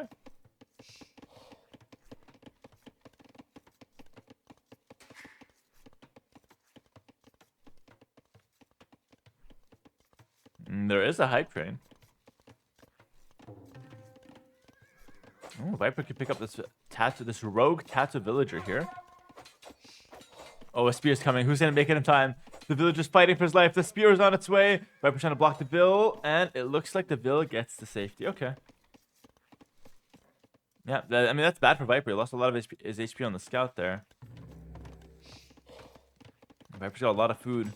Viper, a few archers. Probably just wants to make it to with Castle Age at this point. We see this build a lot, where people just go like archers and feudal, and then work their way up to Castle Age, no problem. Yeah, and Viper skipped Horse Scholar to achieve that faster castle, which is very smart. I like that. Big fan.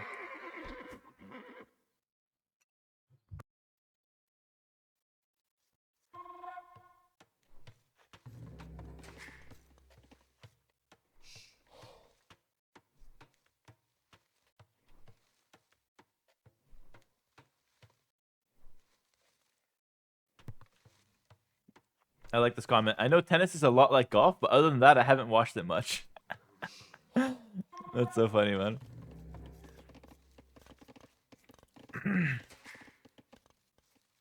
Golden pit's interesting because if you go to the center too early, you're down kind of in a ditch. But you obviously still want this late game because there's so much golden stone.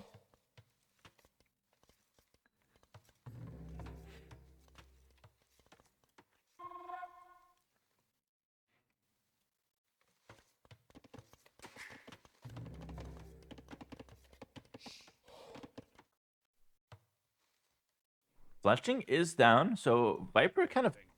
Don't know if I agree with that. He was coasting his way towards Castle Age, and then he just randomly decides to get Fletching and move out. But he's not going to get that much value from that. Okay. Oh, could kill... If he kills a Vil, it's worth, but he didn't find a Vil. Forcing off berries is not too bad, though. And he is forcing TaToH to get Fletching. So you know what? It ended up being pretty decent after all. If he kills the spear, it's solid, too. Oh, gotta be careful though. Viper! Oh, gotta be careful. I think that's a really big mistake. He's trying to run away now, but oh, it's looking rough. Wow, like we're so close to Castle Age. How can we lose army right now?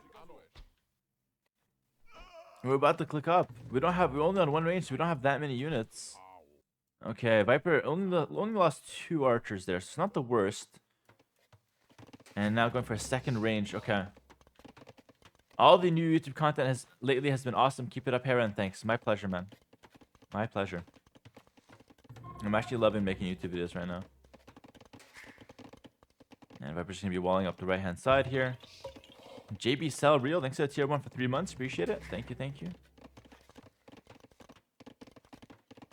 And I think Viper's gonna go up to Castle Age now. Very chill.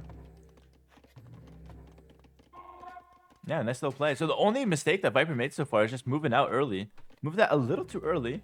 But he's still miles ahead of TaToH here. Like, TaToH made a market, sold the stone, and still he's pretty far from Castle Age. So it's just the nature of the civs. Bohemians a lot slower than Ethiopians. I would say, like, the thing about TaToH's position is that he went archers. So, like, he just mirrored Ethiopians, but Ethiopians are just a better archer civ. So it's kind of weird. You're the best AB2 content creator, Hera. Thank you, man. I appreciate that.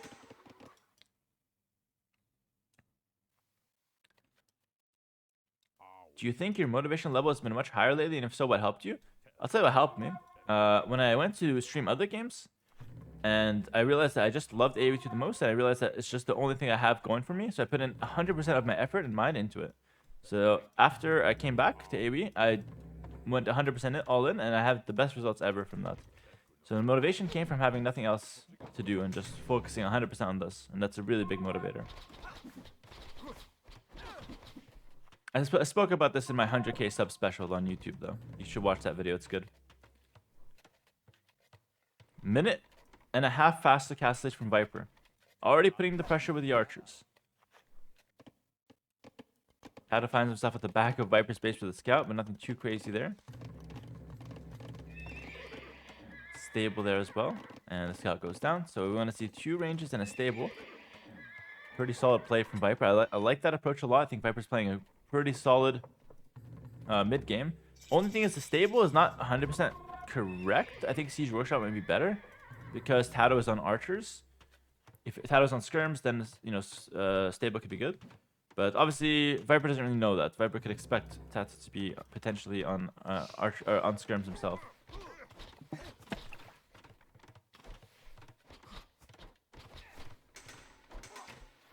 Is TaToH the most reverse swept player in AoE2? Oh, that's such a bad stat. He's the most reverse swept. I don't know, is he?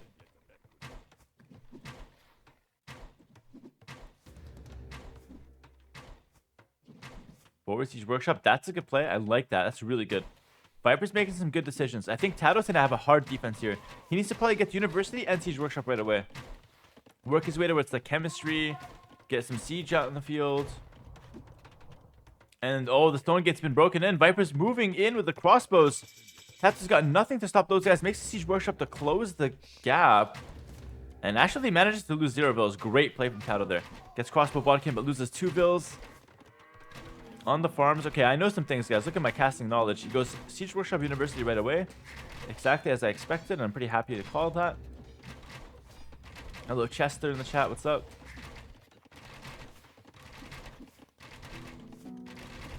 And I see Bosa coming in. TaToH's trying to hold. That's a hard defense. He's got a lot of units in the range. Pops them out. And oh, was Viper ready for that? He micros back some army, brings in the rest. It's going to be a really close engagement, but I think Viper is completely fine here. Yeah, Viper should be completely fine. Oh, but TaToH's got some good micro. Working down 2 groups of crossbows. The Maggot off of Viper's coming in. Viper's a little trapped here. Viper's feeling a little trapped. And oh, TaToH's micro. TaToH's out. Microing him like crazy. Dodges the Maggot. Closes the gap. TaToH, who is this guy? He showed up to play. Takes a hit at the end there, but man, oh man, that's completely fine. Ballistics comes in. Siege Workshop's down. TaToH, big plays there. That being said, Viper's still fine. Adds a second TC. Continues to make some crossbows. It could be problematic if we see a siege push from Behemoths come across the map. I think a siege push with crossbows, maybe some hand cannoneer, can be extremely solid. So Viper's got a better economy, but he's got to watch out because a lot of military is coming his way now.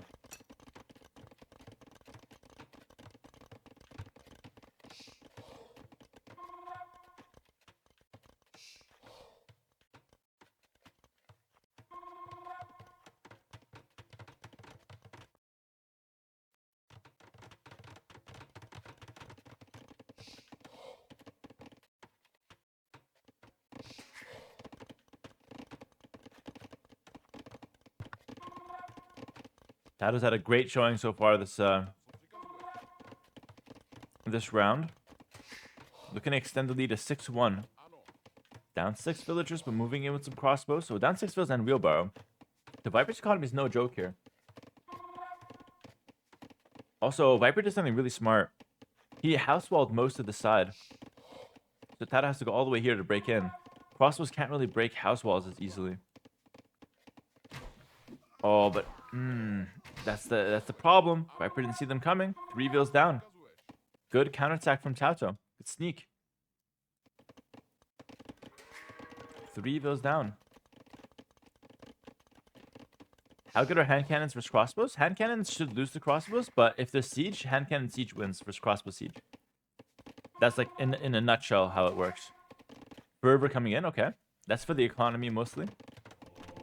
Making the vills move slightly faster.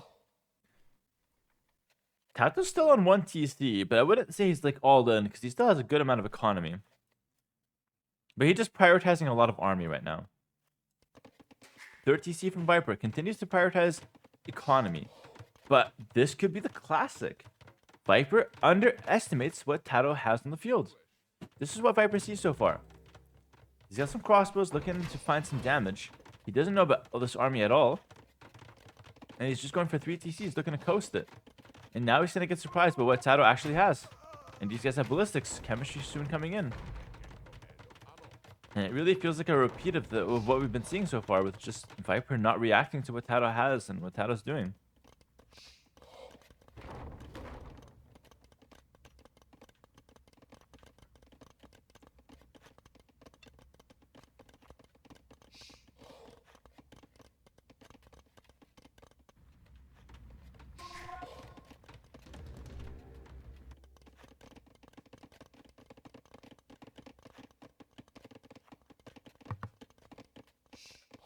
Viper's up 10 vills. Has to relocate his wood though. His economy is looking a little suspect here. Ethiopian outpost, we're not using it. Yeah, I mean, Viper's kind of been missing outposts in general though.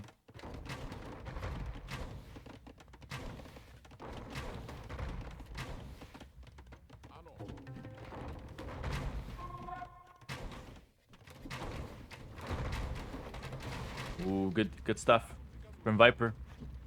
Here's the Mangonel. Pretty good play there.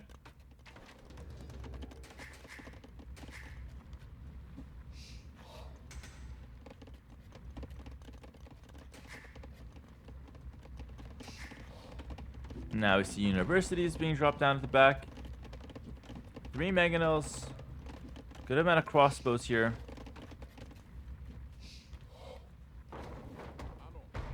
Skirm dies.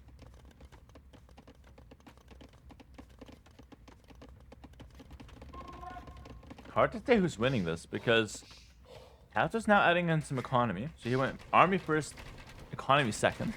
But I think his army is way stronger than what Viper has. Viper needs to get some really good trades on the Mangonels if he wants to win this game. Decent trade there. One for like 3 units. Still, I think TaToH actually prefers that.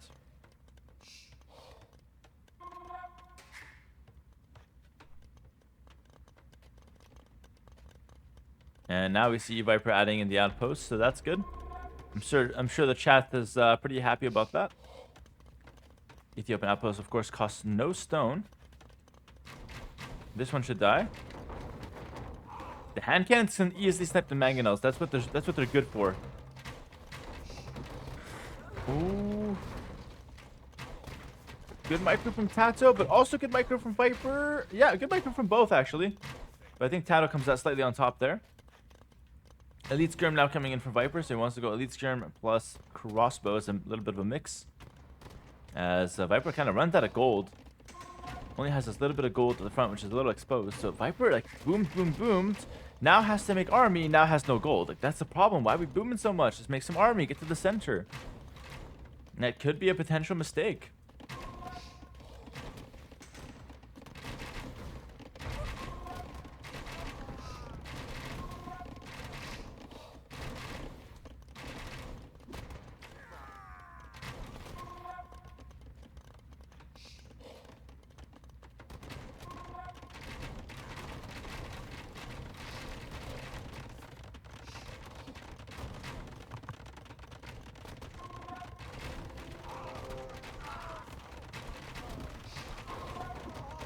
Oh, good trades from Viper there.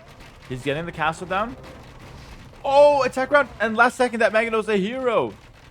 Oh, that's exactly what Viper needed. Viper completely cleaned up TaToH's attack. Get some good trades as he retreats, and that castle secures himself the gold. Amazing fight for Mr. Viper here. And now he's up 20 bills. And now maybe he's okay. Had to overextend it there. Took some bad trades. And that's the problem with this map. If you attack, it's going to be downhill most of the time, unless you go from a different angle. TaToH could have pushed from the top. I agree with that. Going right here downhill. Maybe he thought he needed to push fast, but it was a bit ambitious. And now Viper's coasting his way towards Imperial Age at this point. Let's see. TaToH still has a chance. Got enough stone for a castle. Makes it in the center. So his plan is to deny gold from Viper. That's it. He wants to deny as much gold as possible.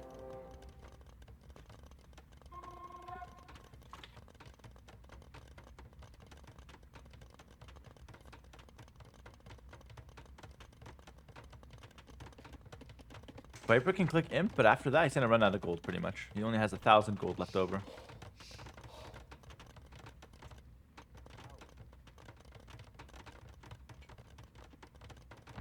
Viper's gonna see a lot with that outpost. Yep, sees the castle.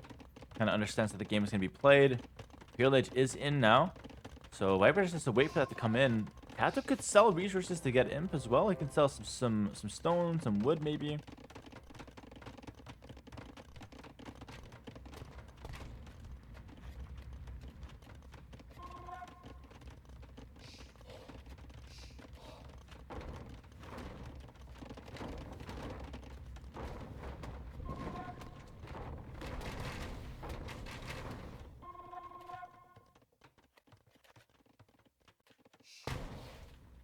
TaToH realizes he's further behind. He needs to make something happen. Going very aggressive. Now, if Viper slips up once and loses his units to Mangonels, he's pretty much dead. He has to play some really sharp defense here to win.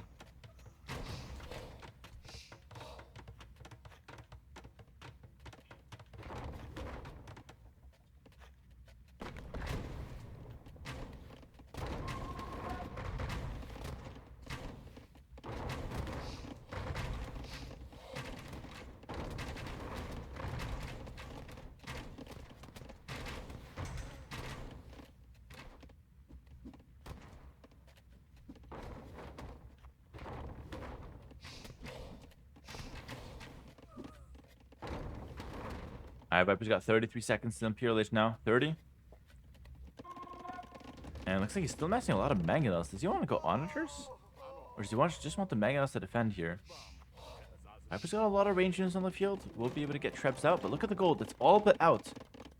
150 gold left, and that's it. And how does he make a play to the center? He needs to clear the castle first. And Ethiopians are very gold heavy, by the way. Which of these two cities have the best hand cannons? Ethiopians don't get hand cannons.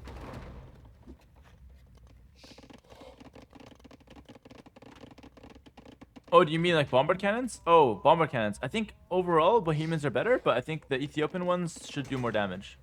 Yeah, BBC. Okay, Viper goes for a cast on the center. He wants us to go up. Magano can't quite deny it. Viper deals with Hoofknees with his own bomber cannon. Torsion engines. That is his best chance. But in this case, I don't think TaToH can have the time to get the Hoofknees. He's getting trapped already. But Viper's almost out of gold. He doesn't have a lot left. Only 200. Just because he gets a cast on the center doesn't mean he can take gold. He still has to clear TaToH's castle. Viper might take gold here. Yep. Trying to do that as we speak. And meanwhile, they are microing here. And Viper continues to win that one as well. Attack round doesn't quite land. Great play from Viper, guys. Viper's back. He's going to be closing the gap here, maybe. One cannon comes out from TaToH right away, since he had chemistry earlier on in Castle Age. What was that? That was so poor from TaToH. Just kind of stood up right next to Viper's military. Oh, that was not good at all. I think the Vil just prevented him from patrolling or something. And the castle's gonna go down, and I think that gives Viper access to more gold. Viper has a decent amount of gold that he's selling from the markets. And now Viper should be much stronger than TaToH. More military, more economy, and he should have some gold access now. So that's no longer a big issue.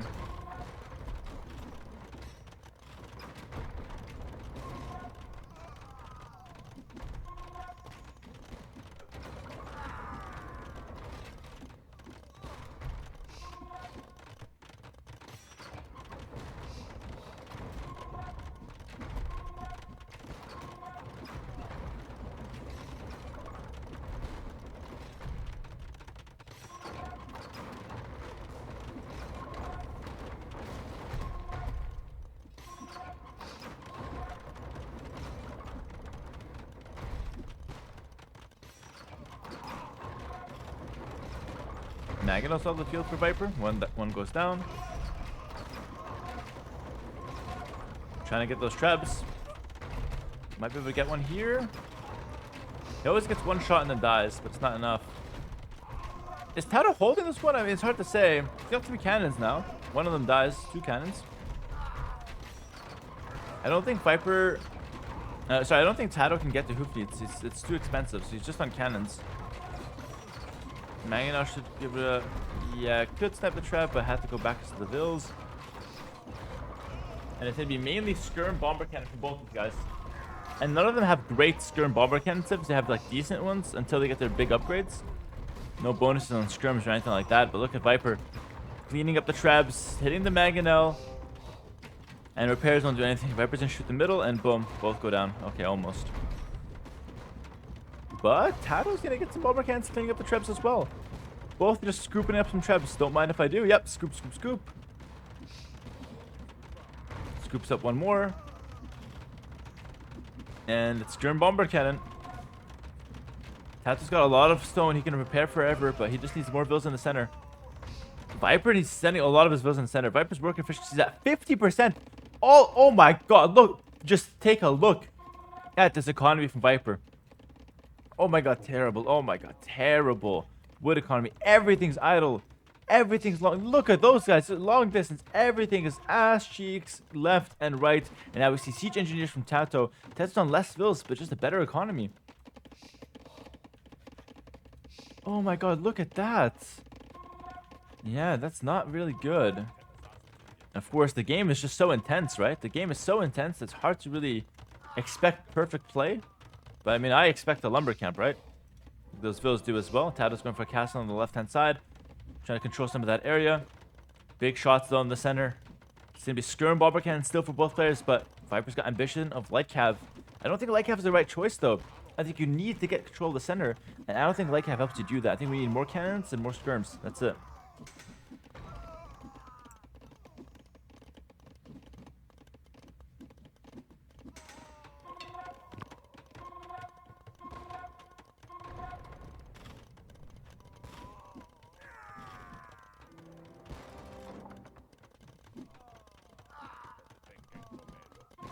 I feel like Viper's running out of steam here, like for no reason as well.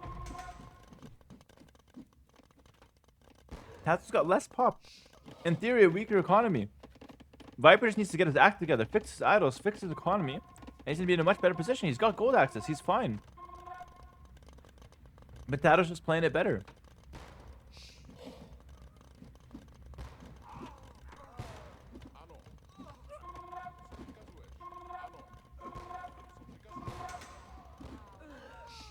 Oh my god, TaToH's doing a good job sniping those vills. Viper still has a good amount of skirms.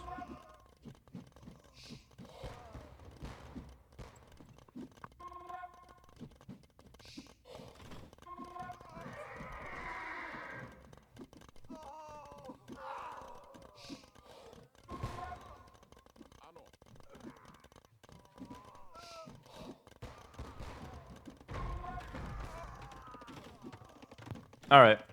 Alright, I'm done. Alright, I'm done. Siege tower hits the field. Fair enough. Let's go for a siege tower. Okay. Siege tower before lumber camp. Hate to see that. Bros are working overtime. And TaToH's doing a good job using the cannons to just snipe the vills. Like, what can Viper do? He can't take gold anymore. And TaToH's taking all kinds of gold. TaToH gets the score lead despite being 40 pop below. That's the thing about Golden Pit, right? It's all about the golden center, not so much about the economy. Viper's trying to play dodgeball, but his cannon isn't shooting. I hate when that happens, actually. And, oh, Viper, oh, kills 2 cannons. Okay. Okay, Viper can come back, maybe. He's killing this castle. I think this castle doesn't do much, though. It's really about the center, right? Viper should be focusing most of his energy in the center. But it's hard to commit in the center when you're constantly fighting scrims on the outside like that. Viper still, it's terrible. His work efficiency is at 52% for like the past 10 minutes. All of his energy has been put on micro.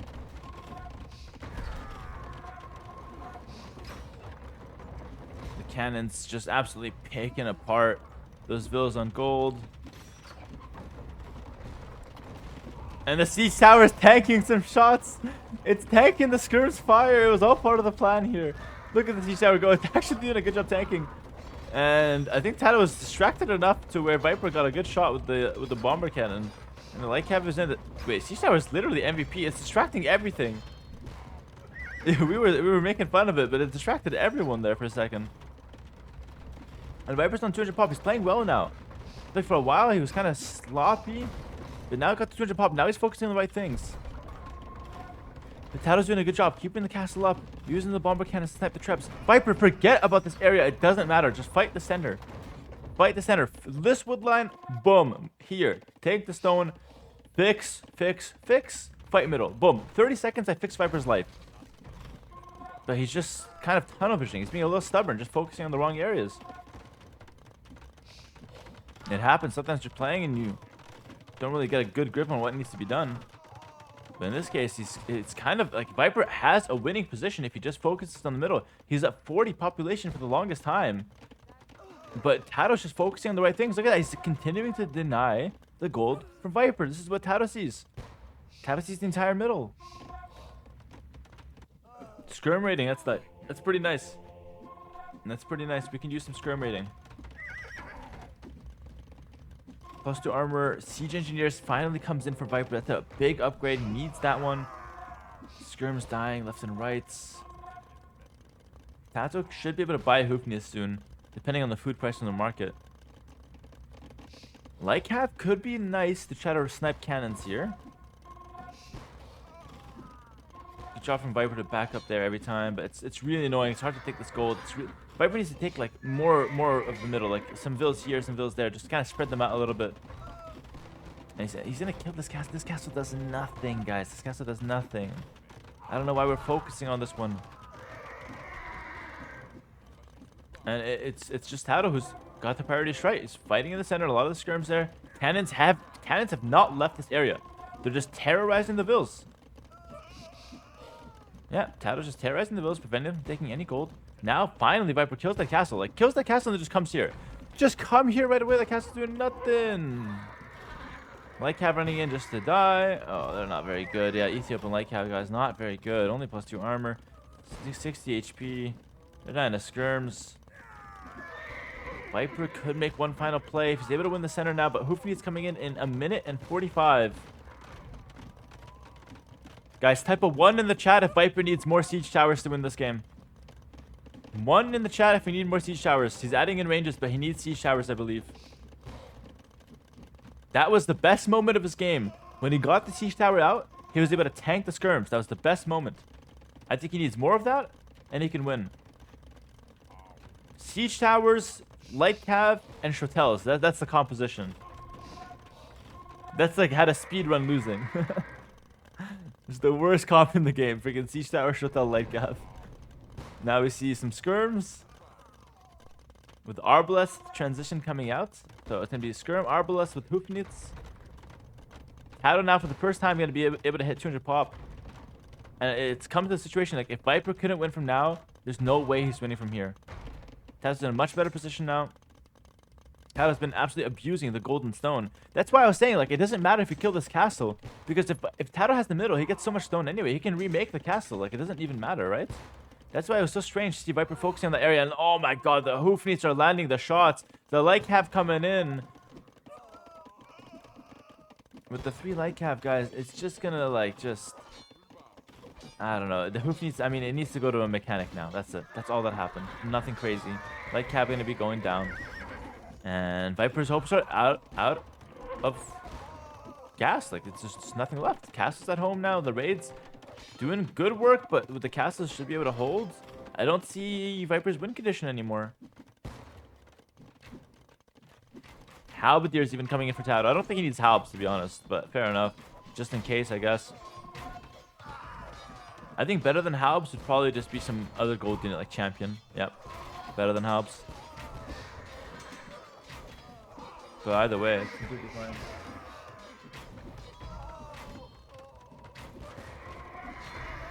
Oh my god, the Hoofy's just even melting the light cav. It's such a powerful unit, man. When you get to this Bohemian late game, it's so strong.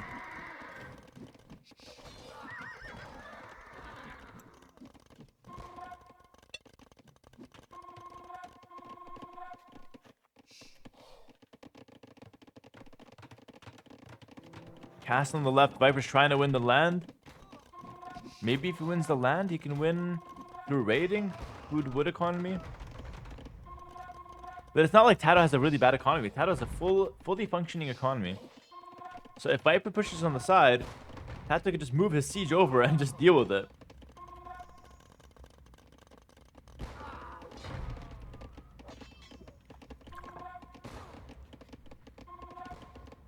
Wow, that was insane, by the way. Wow, that was insane.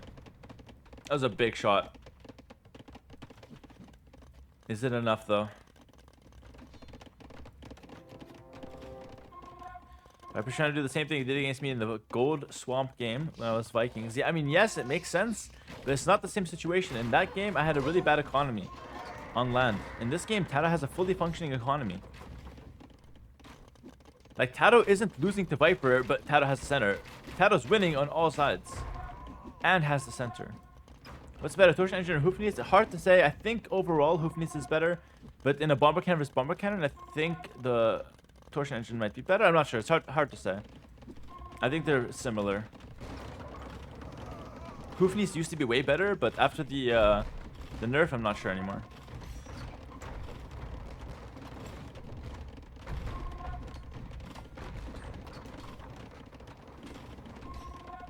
But remember, the Bohemian Hoofnits moves faster, right? Oh my god, big shots. And Viper can't afford these. He cannot afford to lose these.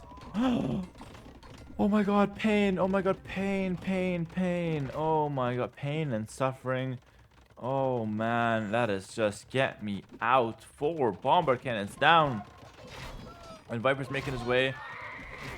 Trying to surround this army. These are Ethiopian light cap guys. They're so weak. They don't even have full upgrades. They're so weak. They'll die to skirms and a few arbalests. On this side, the castle's going to be going down. TaToH's doing enough. Like, the light cap are getting melted. Like, they're doing nothing. Now more infantry armor coming in from TaToH. I would like to see champions. I think champions would be perfect. You can't fight champs without any gold unit. It's impossible. Champs are way too strong.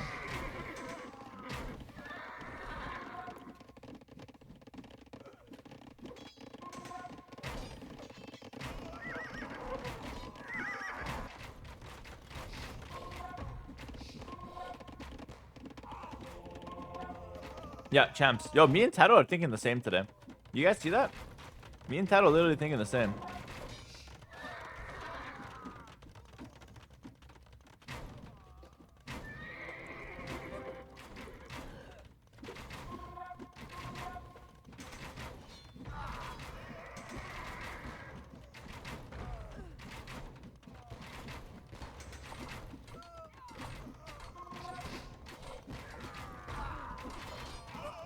And Viper's sticking in the game, but I mean, at this point, he has to realize that he's just not going to be able to win. It's like Ethiopians is a very gold reliant civ and they have no gold, and Bohemians is a very gold reliant civ and they have all the gold. It's just a complete mismatch at this point.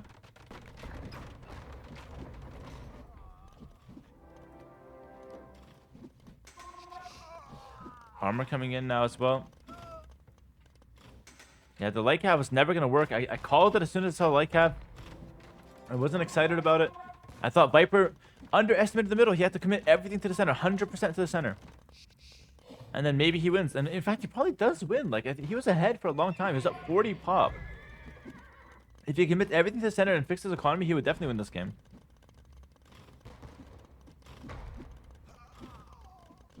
TaToH's only on 150 pop for some reason. I'm not sure why, actually. But it shouldn't matter because he's got so much gold. But he is making more bills now as we speak, which is good. Just to get more farms, right? Like, TaToH has a good amount of gold, get more food, and then you can make champions, and that's really good. Do Bohemians get Gambesons? I don't think so. And this Hoofneeds might just die. Oh, doing fine.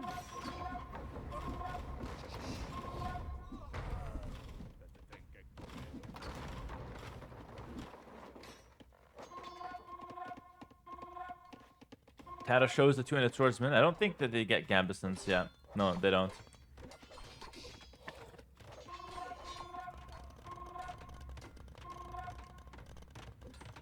And Nigo Drama is in the chat saying, spam this Dorito to support our TaToH. And he is doing very well today, let me tell you that. The castle from TaToH gets cleared up. Viper's putting so much emphasis on the sides of the map. But every time in the middle something happens, Viper doesn't really seem to care. It's really quite strange. And now the champions, there's no answer to it. The tech comes in 15 seconds. I don't think that there's much Viper can do here. The score is really close for some reason, but like the score is kind of lying. TaToH's way further ahead here. Oh, there's some raids going on. Viper has higher pop. Champions are going to be insanely hard to deal with. You can't deal with champions without gold. It's like a rule. Champions are really bad against other gold units like Arbalest, Hand Cannoneer, Cavalier, Paladin, any kind of siege. They could be really bad. But when there's only trash units, champions are amazing against that.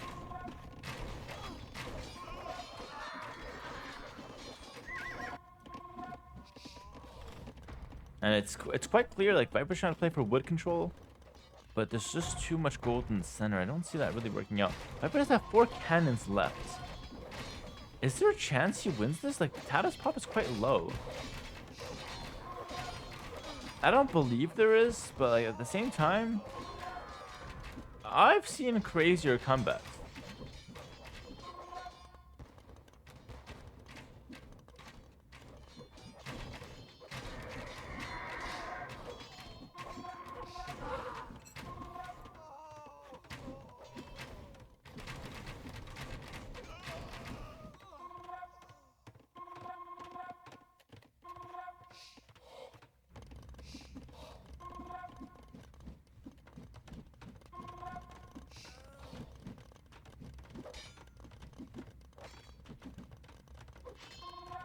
$165 pop each.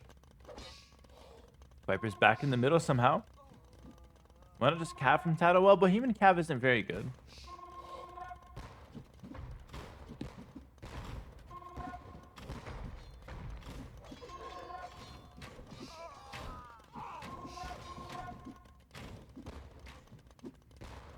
Viper's getting up the middle.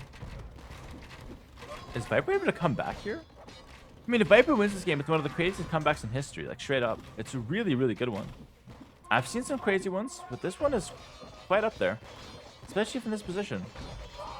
Oh, the Caster's Curse. Oh, my God. Raining death from above. The Hoofies are so strong. Look at that. Oh, more scrims can go down. Nope. Whips those shots. Crossbows and Viper moving out. I think they should be staying at home to defend the cannons, though, right? Hard to say, but the champions are doing work. Yeah, I think those guys are a bit offside here. Yeah, they're gonna have to go back. Raids from TaToH are looking strong as well. The champions are pretty solid. Viper's at the limit. I don't think he can do it, man. I don't believe here. If Viper had a better civ for like trash game, if he had like Kamur or like freaking, I don't know, Magyars, then maybe he can win. But of course he was Ethiopians. What did that? Hoofies just tank a trap shot? That was crazy. That was wild.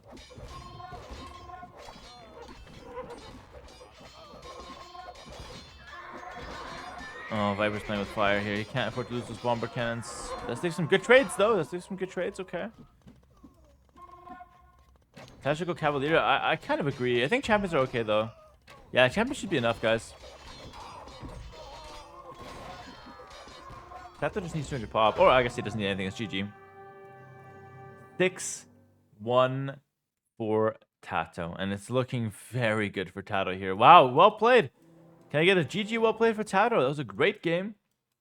He was down bad initially. Did a really good play to trap Viper's army in Castle Age a long time ago. Got to the Bohemians late game comp and just did a great job holding the center.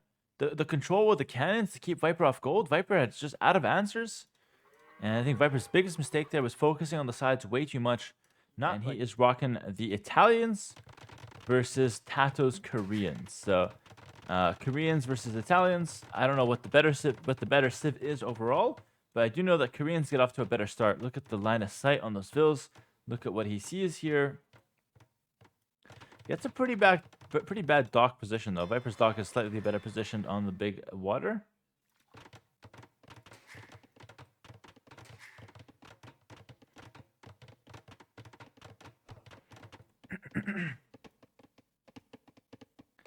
And just comparing it to what Viper sees, he sees a good amount, but just not as much.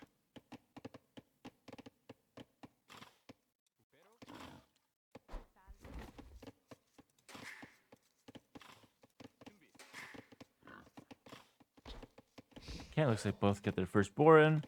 And Nomad on 9 Ville start is really interesting in my opinion. It gets off to a really fast start. Also, look at what TaToH's doing. TaToH's scouting the shore with a sheep on both sides. He's looking for Viper's dock. He doesn't find it on this side, but he's looking for it. It's very, very smart. The best Nomad players always do that.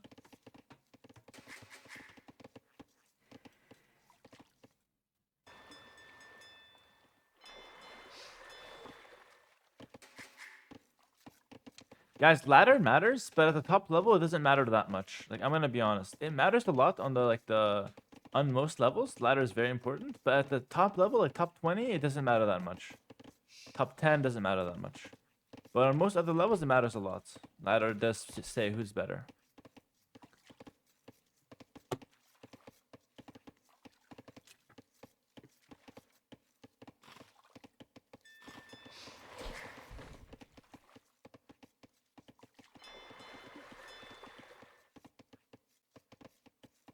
Have I ever used bomber towers? Yeah, plenty. Bomber towers are pretty sick.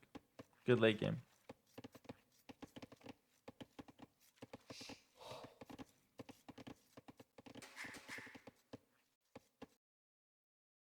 I think TaToH's having a much better start here just by having extra sheep.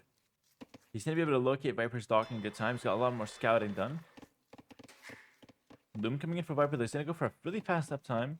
And he's going to send a Vil over to this side to probably redock here. Okay, fair enough. Viper doesn't know where TaToH's dock is. No, he doesn't know. Yeah, I don't think so. Yeah, it looks like TaToH's going to stone. So TaToH wants to make this game messy. Go figure.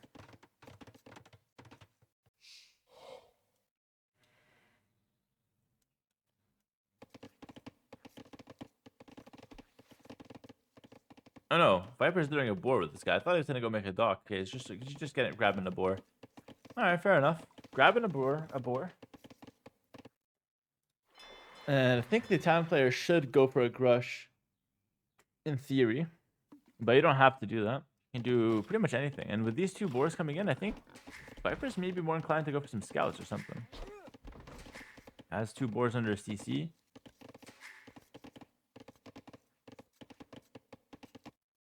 And despite all of the scouting, TaToH actually still doesn't know where Viper's dock is, but he can assume it's here, or maybe here, or maybe here. Everything else is scouted. So, although he doesn't know where Viper's dock is, he knows Viper's dock is nowhere near his. So he's free to add a second dock and probably just fish boom here. Viper goes on to some gold. And it looks like he wants to go for a second dock right now. A bit late on it, but no big deal. War wagons are overrated? I agree with that. War wagons are very overrated. They're good, but they're not great.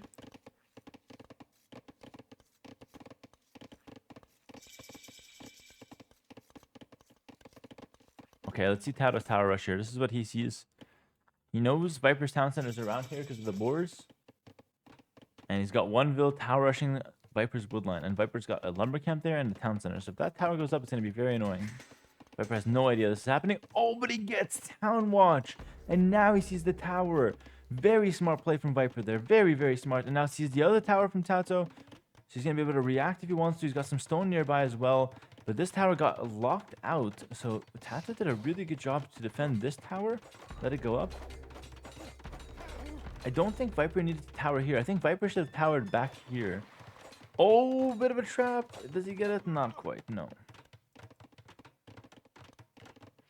And just to let you guys know, Viper stayed on one dock, I believe. Yeah, he's just still on one dock. So nothing crazy.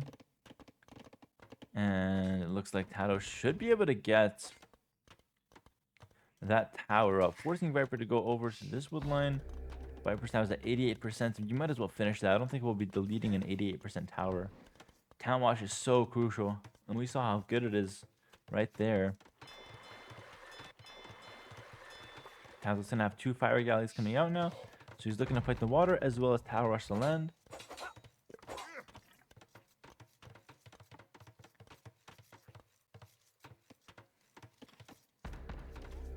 And how many tower rushes has Viper been forced to deal with this game, or this round?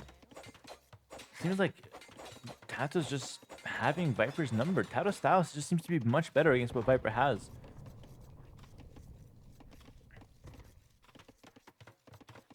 Viper goes for another tower here. And TaToH's looking to just continue to cause some distractions.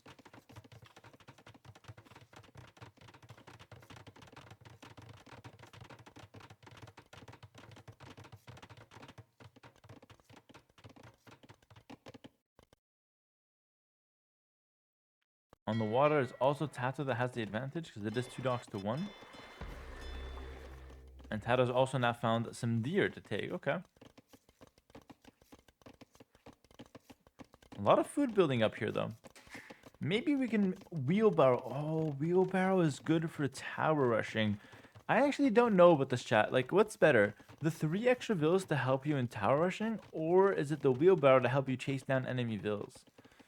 I think I prefer the 3 vills myself. I don't really like this wheelbarrow play. That being said, a lot of food building up. Viper could easily make it towards Castlage if he really wants to. Maybe mill, then market blacksmith can be pretty good.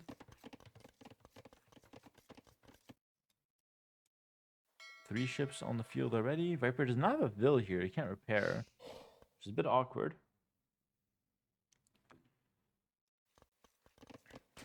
Now we see a barracks going down on the left.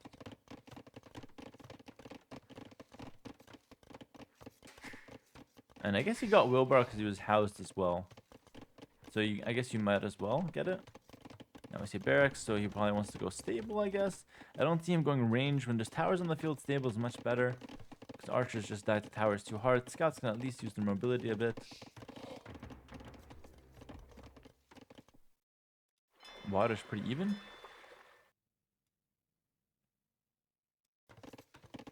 Yeah, then we see the stable, okay.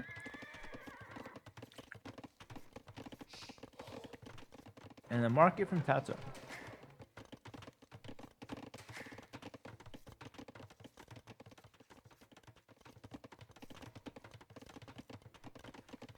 Why not deer instead of berries? I think you make the mill on the berries and then you can take the deer later. I don't know. And we should see castle age any second.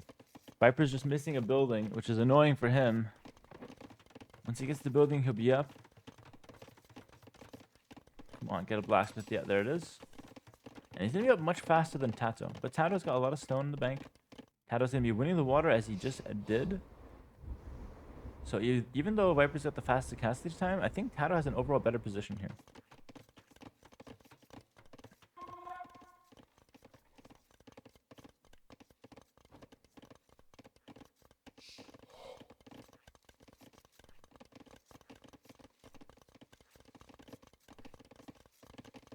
Okay, Viper has the faster castle each time. Can potentially mine a lot of stone and then go for a forward castle. Because if you go for a forward castle, you can kill the TC. Maybe if you put it here, you can harass the gold, hit the wood. So I think a castle drop, it would be really nice. If Viper can go for that. But instead, he's going for a tower rush. Which doesn't achieve a whole lot. I mean, it is forcing TaToH to panic down the tower. I don't know why he needs to do that. I guess because the scouts are on the field. He might as well. Yeah, I guess so. He doesn't really know that Viper's up the castle, so he's going to make a tower to stay safe. And now we see a tower behind Viper, or behind TaToH's woodline. So Viper doesn't really want to go castle. I don't know if I agree with that. I think the castle is much better than a tower, right? Castle here would be so good. It kills a market, it hits the gold, kills the TC. It's worth it.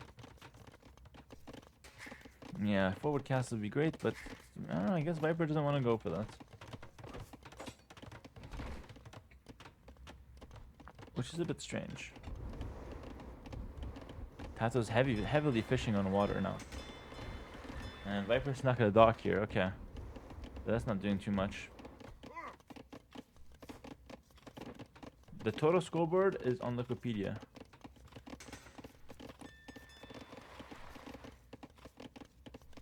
Okay, armor coming in. How does Viper push this? He kind of has to push because there's not much else for him to do. You can't really boom randomly.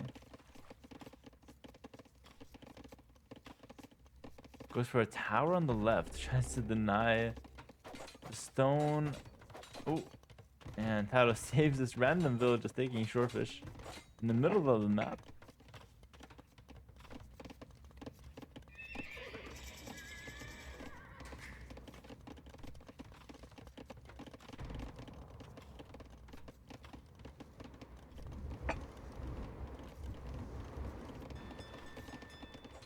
Monastery comes in as well.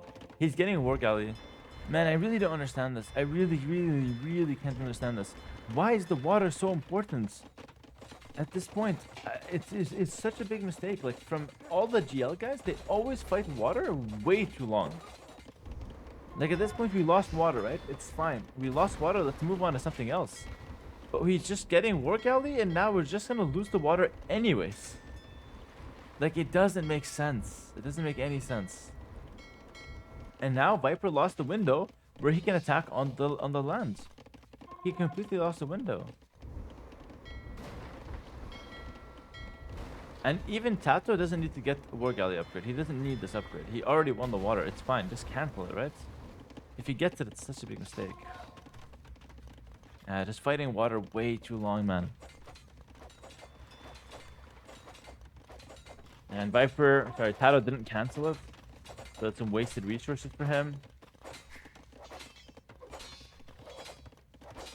Yes, but reaction, he does the war galley upgrade. Yeah, but TaToH didn't need to do that. It's a mistake from TaToH. Like, Viper made a mistake, and then TaToH responds to the mistake. And now we see a monk push from Viper. Like, this monk siege push should have came in 5 minutes ago, in my opinion, or 4 minutes ago. As soon as Viper hit castle, He either needs to go castle forward or siege monk push right away. It's the only two choices. Because now it's too late. Now TaToH will have a castle. By the time the first Meadow comes out, TaToH doesn't have a castle.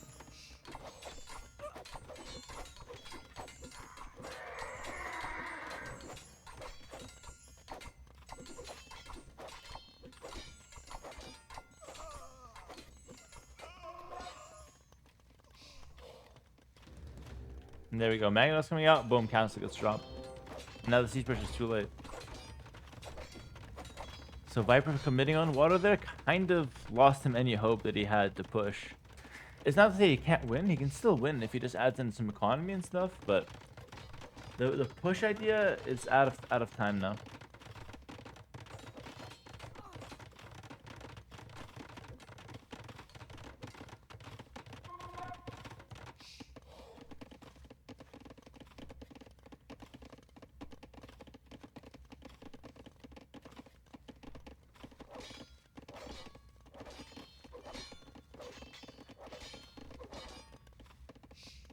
Ooh, TaToH go for a talent center. Viper intercepts. This is good for Viper. He needed this. And has the monk that can potentially convert a wagon. Oh, TaToH gifting the game? What's going on here? That was a really bad moment for TaToH. A really good one for Viper. Wagon gets converted. Now that's going to be pretty annoying. Now Viper's adding a second TC. The tower behind his base still pretty annoying, yeah?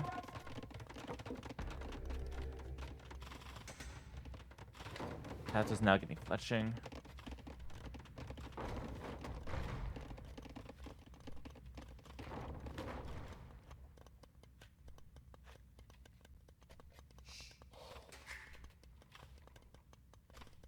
Husbandry coming in for Viper.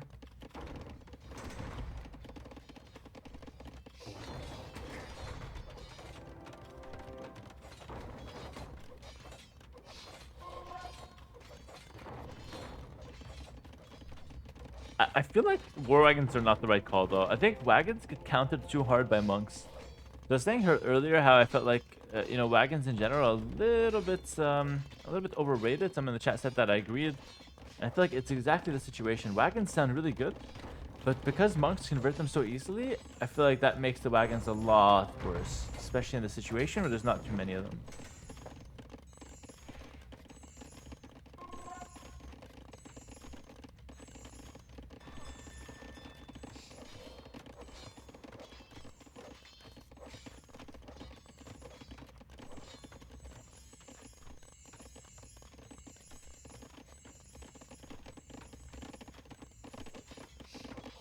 Viper just chilling, healing up his units. Waiting for the next opportunity. Viper's also adding a third town center. I think that's the correct choice. Viper's making the right choices now to try to come back here, which is good. Just going for the economy. Has the monks to defend the wagons.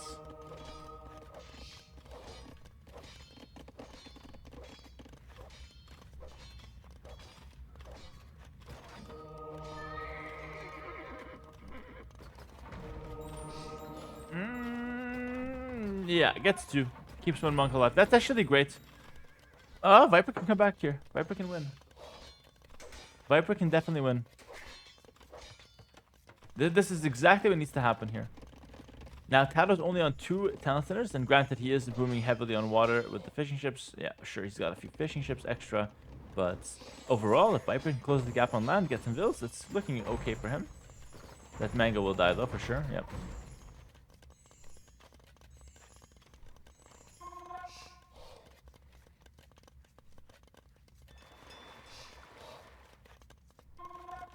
Hera rooting for Viper like he's the underdog. Well, he's the underdog this series, right?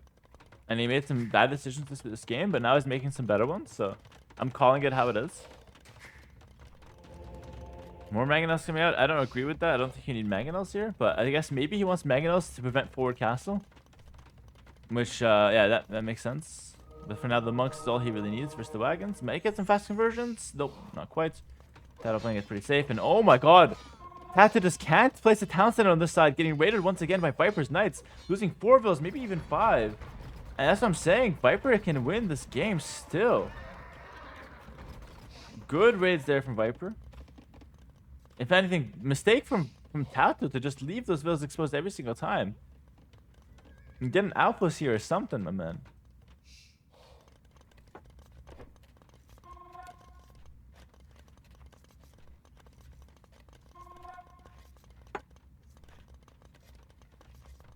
Viper's gonna be going for a castle. I predict the castle to be dropped exactly here. Now it sets them up to trap down TaToH's castle, and it also defends a gold and a stone.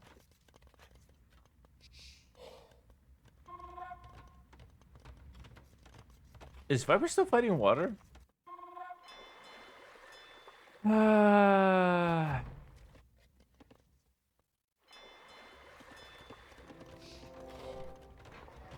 don't even understand, bro. I think maybe Viper played like too much Black Forest or something. He's putting way too much emphasis on the water, and he doesn't have that many monks. Only one monk. He needs a conversion hero. He might be dead. Where's Viper's army? Okay, there it is. It was off doing nothing for a bit. Bro, what the hell is this army? The 2 wagons, the scouts, 2 knights, and 4 monks. Okay, a bit of a whack army, but sure.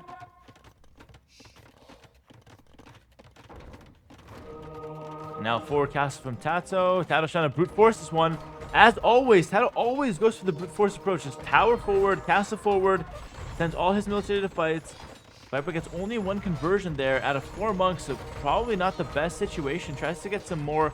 Viper's going for the forward castle. Sorry, Viper's going for the defensive castle. TaToH's going for the forward castle.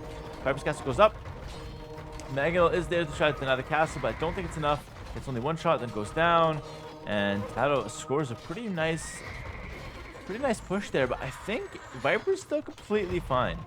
And he's actually really close to Imperial Age. He can click right now if he uses the market.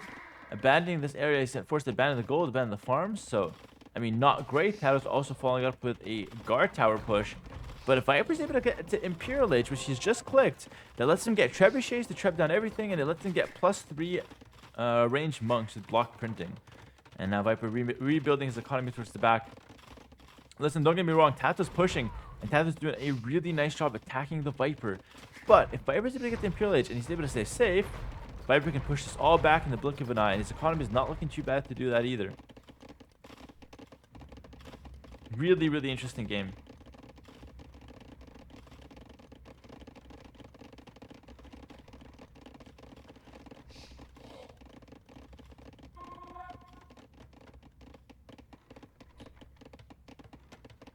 TaToH sneaking around the right hand side, finds a rogueville. Oh, you hate to be that villager. You're just minding your business and you go down like that. TaToH goes for some more gold. TaToH might need to expand his economy in general. A lot of villages just kind of on one woodline. He could go for ballistics if he wants to as well. Genoese are a good idea, but I think monks are the best. And oh, Viper's going for a trap. Oh, Viper can trap these wagons. Oh, that's a huge play. That's a great play. Yep. Is he going to get there in time? Is the question. Oh, TaToH stopped. Is he going to get there in time? He needs to go for this one first. Oh, he gets it, but that's a gate. It's not the strongest. I mean, he gets it, but I think TaToH breaks out. Okay, that's pretty underwhelming, actually. Never mind. That was very underwhelming. 30 seconds to go for Imperial Age for Viper.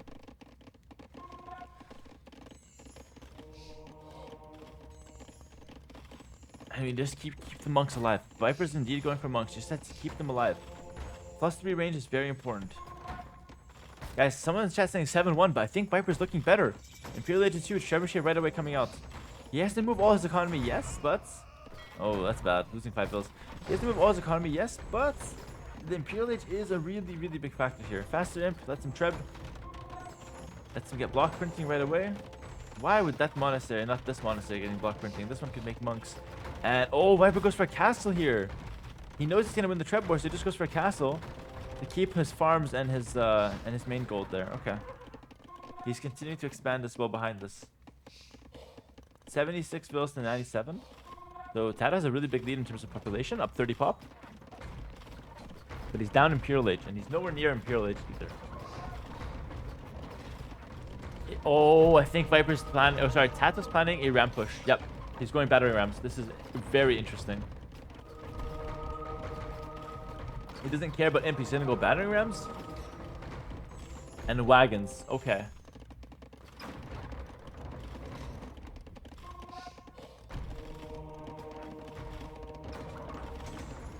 In come the battering rams. We don't have that many monks on the field. The monk we have has to get a conversion. We got a few wagons in the back. We got one monk only. And now Viper's got a ram to defend the rams from TaToH. And yeah, it's a successful defense. TaToH went way too early there. Way too early. And Viper's in a better position. Viper's in a much better position.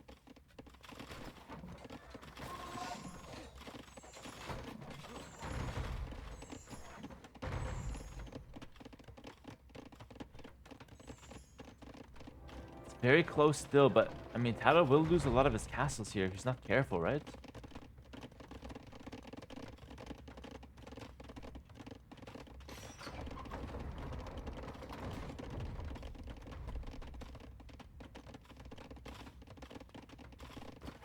Genovese Expo do counter the wagons, but we don't have the time to get that many Genovese Expo.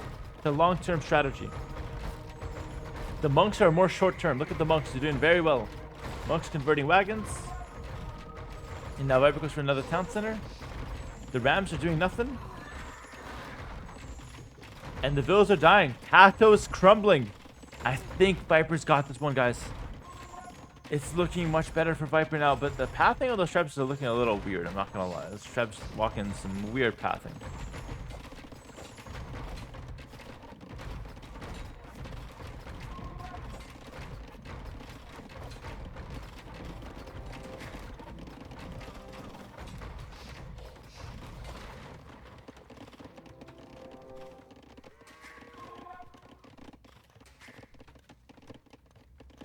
TaToH moving in with some villagers, looking to make a castle. Okay. Castle on the left-hand side, though, instead. TaToH sending villas everywhere. He doesn't know what to do. And Viper's just defending everything. Viper's pulling further and further ahead as well. In the meantime, it's now only 15 population difference. Look how much Imperial Age gets you. But I think TaToH had the wrong reaction. Going to the ram push, maybe Imperial Age would have been better. Try to get imp yourself, because now it's like Viper completely caught up. Viper's got Bracer, and his trebuchets are getting so much value. He tripped down one castle, now going for the second.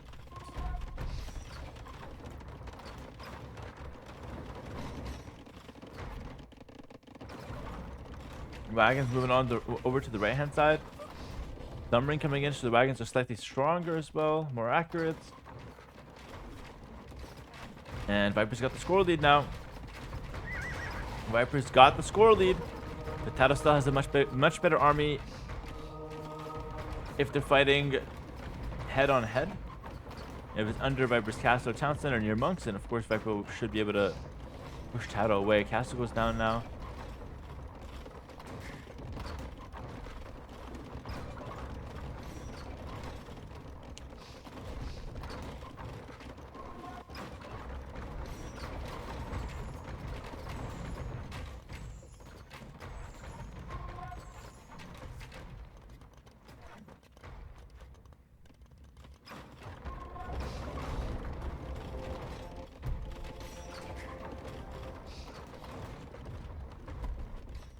Yeah, and wow, the game completely switched, and now we have Genovese Expo on the field.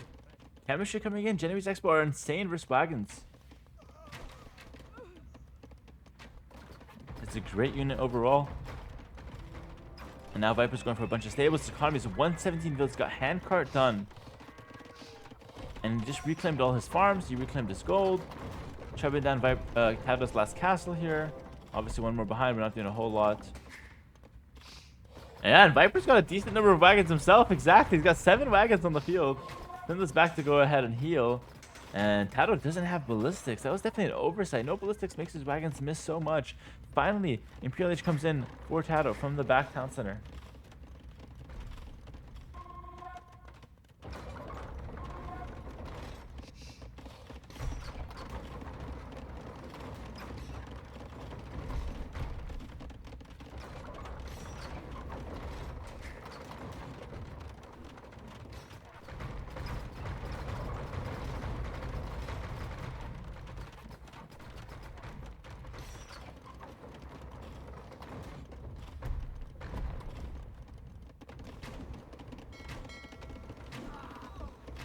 Oh, those guys getting cleaned up because of the ships.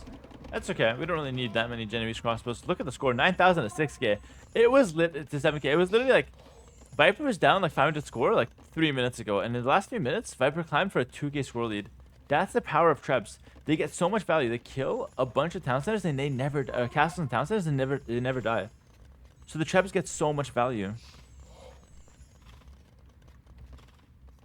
And also the monks never die. They just get conversions for free. Viper's army continues to grow. He never really invests into it much.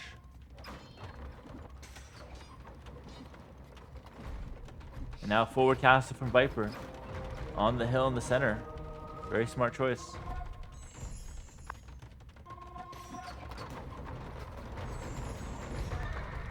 I'm not a fan of using the light cap too early. I like getting more upgrades on them first and then showing them one shot. I would have waited for +4 armor, I think, but fair enough. It's okay to use them here. I mean, you're not losing a whole lot. It's just that you give TaToH a bit of time to prepare against them. And TaToH is using a skirm, wagon comp, and it's not bad, but he needs the Imperial Age upgrades. He's Imperial Age now. Lost a lot of his military. TaToH fought a second too early there, I feel. Like 1 minute too early on that fight. Needs Bracer Chemistry now. TaToH's got a lot of gold, but just not a lot to spend it on.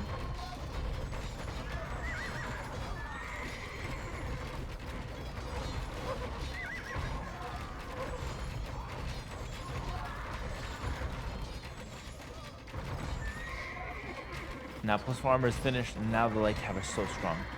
Now there's no answer to the light cap. They will just dive everything. The monks will convert the wagons, and it's only a matter of time until TaToH's out. Yeah, GG. Look at that. 2 games, 1 for Viper, and the comeback is on. You can't count out the Viper. I told you guys, never count out anyone in this tournament. 6-2, 6-1, almost 7-1, but Viper pulls back a nice comeback this game. Going for the Imperial Age play was a really smart choice. And I think TaToH didn't have the right reaction. He needed to go imp himself. He stayed around too long in Castle Age and ended up losing the game because of it. Well played. All right, moving on in to the next game. We've got Runestones, and it's going to be Mayans for the Viper in the yellow and TaToH in the red as Burgundians. Okay. Burgundians, Mayans, really nice Civ matchup. Mayans should be favored, especially if they go for the early lanes. Oh my god, Viper's out to win today. Viper does not like being down 2-6. Goes to the lane, is looking to win this game here. Instantly went forward with the eagle, found the boar, bringing it back to his base. Sick.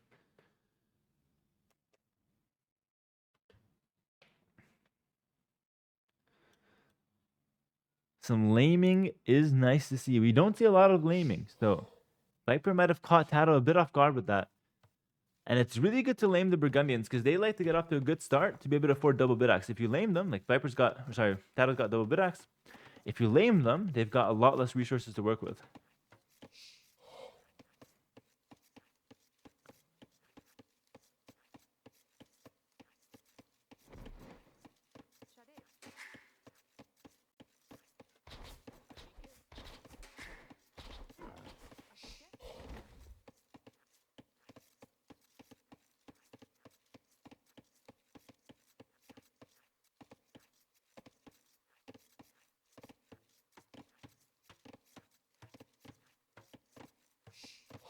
And boar comes in safely.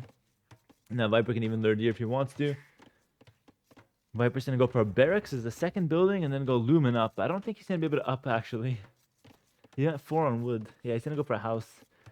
He realizes he won't have enough food to up.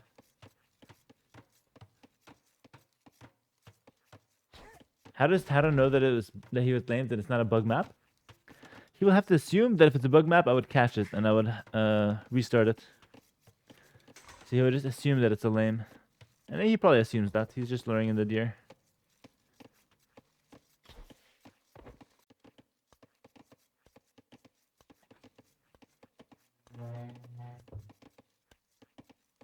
Seems like we don't have predictions, guys, so I don't have the mods around. Sorry, no predictions for this game. Happens.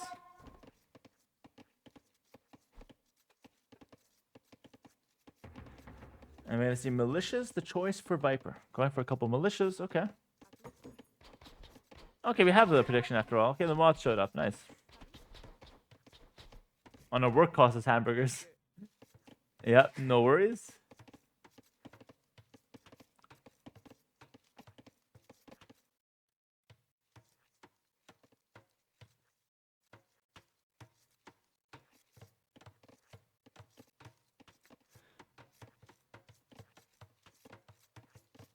Pet the mod.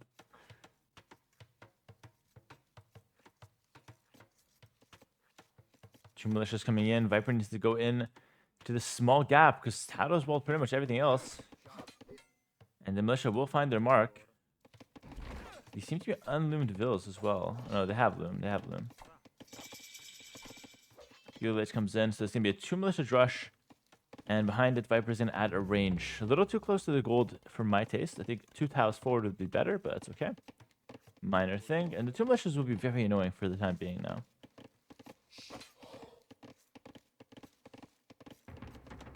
Barracks being dropped from TaToH. Looking to stay safe with the walls and maybe make some counter units to start things off. Ooh, Mordechan in the chat is saying, don't own the game, but watching your YouTube a lot. Great vibes and good games. Good luck in the tournament. Thank you so much, man. Really appreciate that. It's awesome that you're watching, even though you don't own the game. That's actually sick. TaToH's trying to clear this up. He's got the scout hitting and running. Now we see Horse Scholar come in for TaToH. Could get Bowsaw. He's gonna get Bowsaw. Feeling a little greedy there, maybe. It is good to pick up the Bowsaw with the Burgundians, but of course, getting lamed makes things harder. Look how TaToH's now already forced to make farms. He's got no more food. So he lost that boar. Okay, and the militias get cleared up. But I think that's a good amount of damage for Viper. He harassed the villas quite a lot. If you take a look at the resources collected, you see like probably 300 more for Viper. Yeah, 300 more for Viper, so probably worth it. All things considered.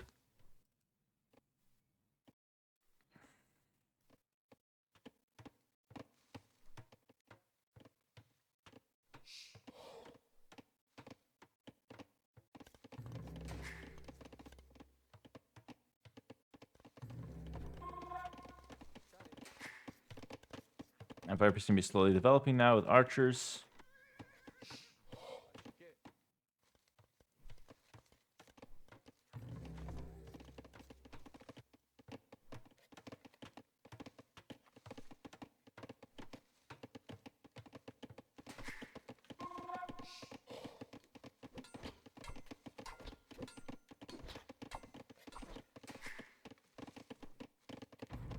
Defensive range from the Viper, or some from TaToH. Goes for a range, okay. Burgundian's usually seen as a cavalry civ with Cavalier available in Castle Age, but going for a range just tells me he wants to play with some like archer and skirm mix, mainly skirms though, just to counter Viper's archers trying to stay alive. Viper's cruising right now. He's cruising towards the faster Castle Age time. Should make a few more farms, or can just go for a market instead.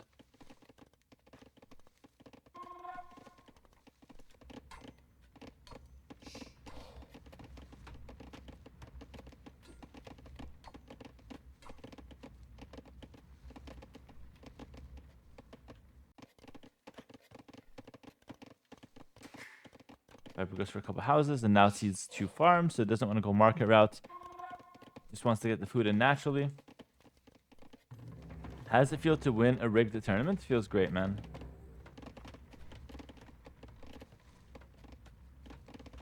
Skirms coming out from TaToH, okay.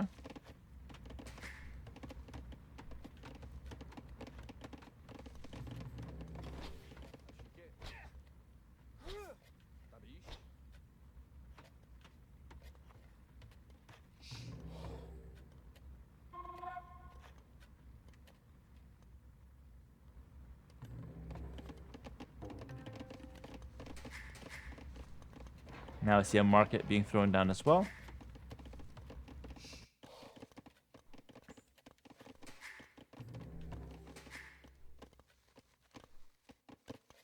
And Viper's in a much better position. He's putting a lot of pressure with the archers. He's forcing the skirms, and he's coasting towards a faster castage time, which lets him push with eagles, crossbows, and maybe some siege if he wants to.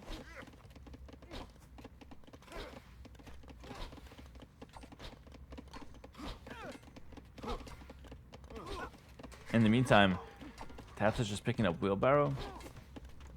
Looking to just use the skirms to deal with the archers, but Viper kept a spear there next to the range to make sure you can keep an eye on the skirms coming out. Aqua FPS with the raid. Oh my lord. Aqua FPS sent me. Yo, what's going on, guys? And the first message was cock in the chat. Okay. Aqua, who the hell is watching you typing cock in the chat as the first message? Welcome, guys, from Aqua FPS stream. Welcome to this stream. We're casting some AoE2. I know Aqua FPS plays this game sometimes, and he's been getting a lot better at this game from what I've been hearing. So welcome. This is the highest level competition that you see in AoE2. It's Viper versus TaToH, two really big names. And we are going to be, yeah, just watching some really nice AoE2. Nothing wrong with male chickens, yeah. Just ban that guy, he only says cock. Oh, God. Okay. That's just that one guy, guys. Don't worry about him. It's just the neighborhood crazy guy. Just says cock all the time. Nothing you can do about it. Just ignore him. Sounds good, guys. Thanks for the heads up. He was saying it all day in my stream. That's what he did today. What? Yeah, I don't mind. That's just what he does. That's just... Damn, he spent like the last 6 hours. The rest of us are nice? Oh, I believe that. I believe that. It's his thing. Okay, makes sense. Sounds good, man. Sounds good. Archers and Eagles forcing away the skirms. Good micro from Viper there. Oh, no problem with the interruption, man. No problem whatsoever. I loved it. A minute and a half faster time for castle. Viper is going to have crossbow botkin on the way, also adding a second town center at the back. So being able to push while adding in some economy is kind of like the best of both worlds here. The 3 Eagles will deal with the skirms. Crossbows come in, and that's going to also help deal with the skirms.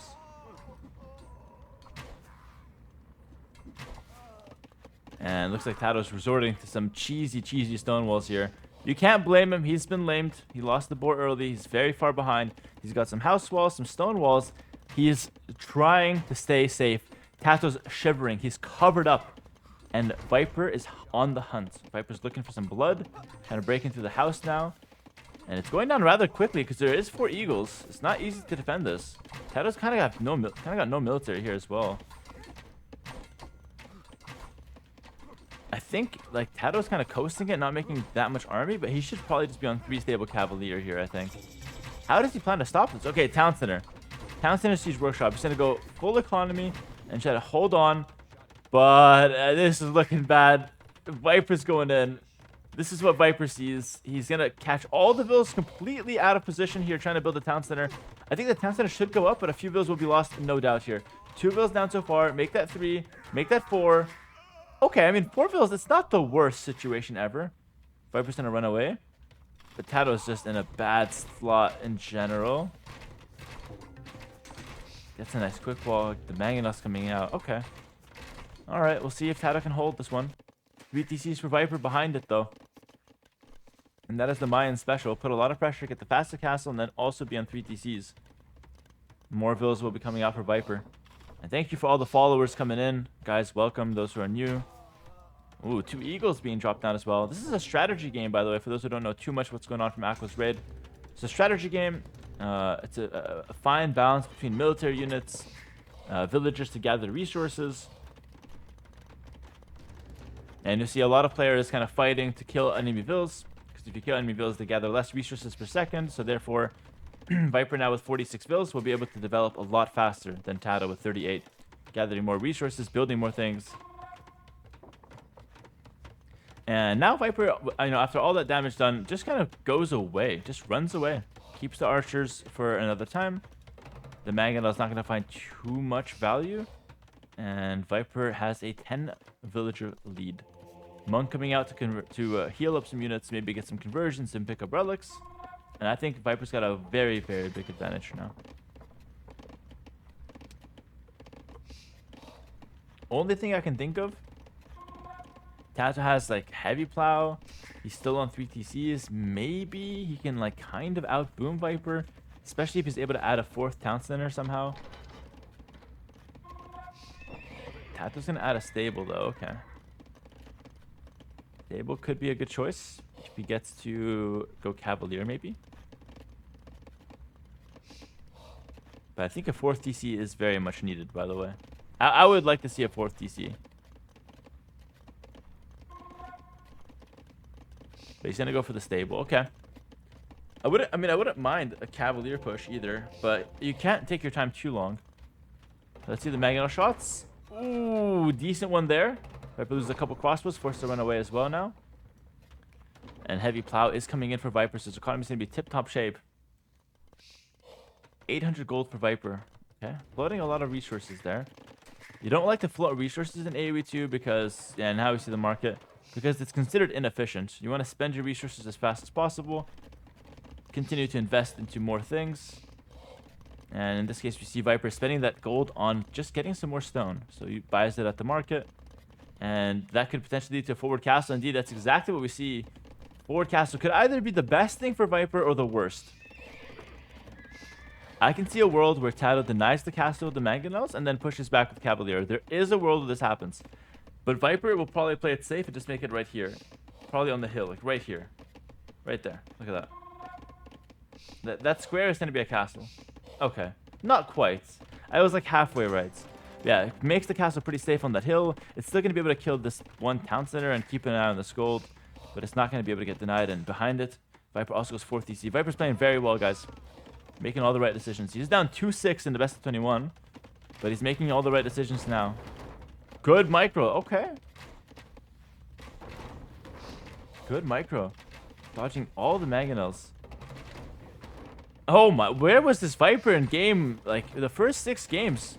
Viper's playing much worse than this. This is a much better gameplay from Viper. I gotta be honest.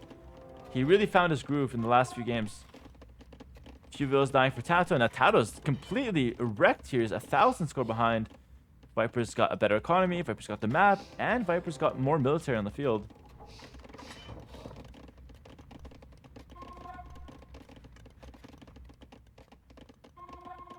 Cavalier now out on the field for TaToH. He's got 2 stables. Trying to like get back some control. But I don't think Cavalier is going to be enough. It's a really good unit. Especially, you know, the fact that you get it in Castle Age. But I don't know if it's going to be enough here.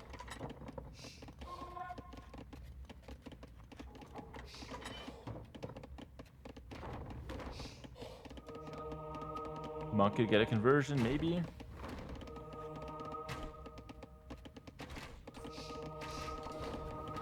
Okay, gets a conversion. Okay, that's a good trade for Viper still.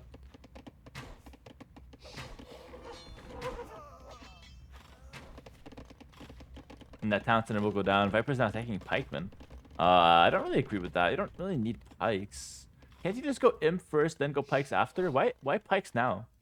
Also, Viper can just go defensive castle right here if he's really worried. He's playing it overly safe, I guess. Just getting the pikeman upgrade nice and early.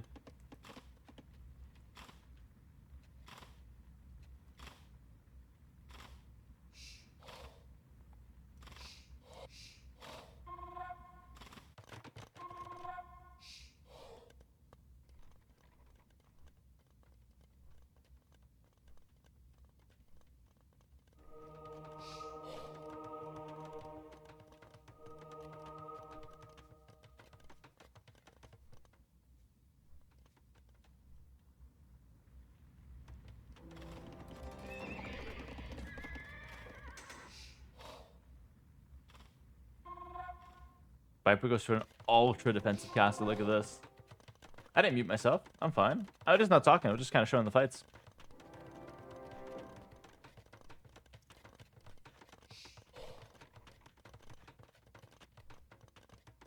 That castle's so good. He's going to defend both his town centers and defend the monastery with 4 relics, which is just insane. And now we see Plumed Archers hitting the field as well. Plumed Archers are a very solid, very mobile unit. How should Eagles avoid fights with Nightline? Either by mixing in monks or pikes, or just by simply running away from the knights and minimizing the losses.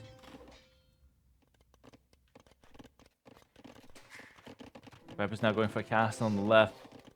He's playing so safe, man.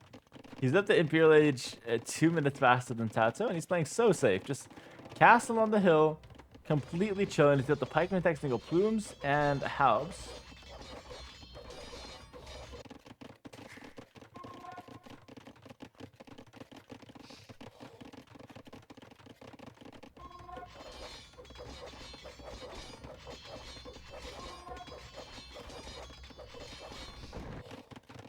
And TaToH's keeping those cav units very secret. But I think Viper knows about them. Yeah, there they are. He doesn't have ballistics, so it could be annoying to deal with those guys, but I'll just quick wall them out. You could trap them if you really wanted to, but I don't think he cares. He'll be mainly focused on getting the traps out and pushing. And like, what can TaToH do here? Seriously, he can go Paladin, but there's already Halbs. You can't do anything else because you're so far behind. You can't really go Skirms because we have only one range either. And yeah, okay, the only thing we can do is call the GG. And Viper gets one more point for himself. 3-6. He's coming back. Didn't I once say Plumes are trash? They are trash, and they kind of still are trash. It's not that they're a bad unit. I just think that they kind of got power crept. Like, Arbalests are just better than Plumes in most cases. Plumes are only good in certain specific situations. Because they only have 5 damage. If they made Elite Plume have 6 damage, then I would say Plumes are amazing. But where they only have 5 damage, I don't think Plumes will ever be, like, great anymore. They kind of got big-time power crept. I don't think they're a very solid unit overall. Turks, Bengalis on Hideout. Let me go ahead and show you guys the civs. And then introduce the map. This is going to be the last game of day 1. We have Viper playing in the yellow as the Turks. And we have TaToH playing in red as the Bengalis. And this is a very important win for Viper. Because if Viper wins this, he closes the gap to 6-4, which is very manageable. But if TaToH wins this, it's 7-3. The difference of this game is either you're down 2 games or you're down 4 games going into day 2. So it's a very important win. Obviously, TaToH wants to win it. Viper, of course, kind of needs to win it in a way.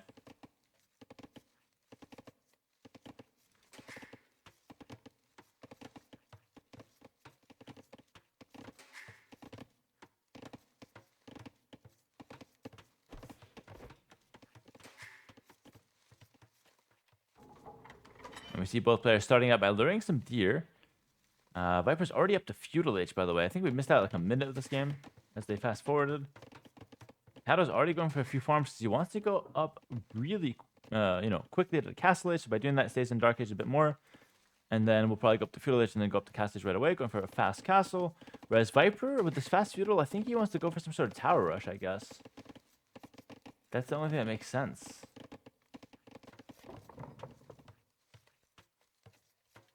And the map is, of course, Hideout. So you see a lot of wood separating both players.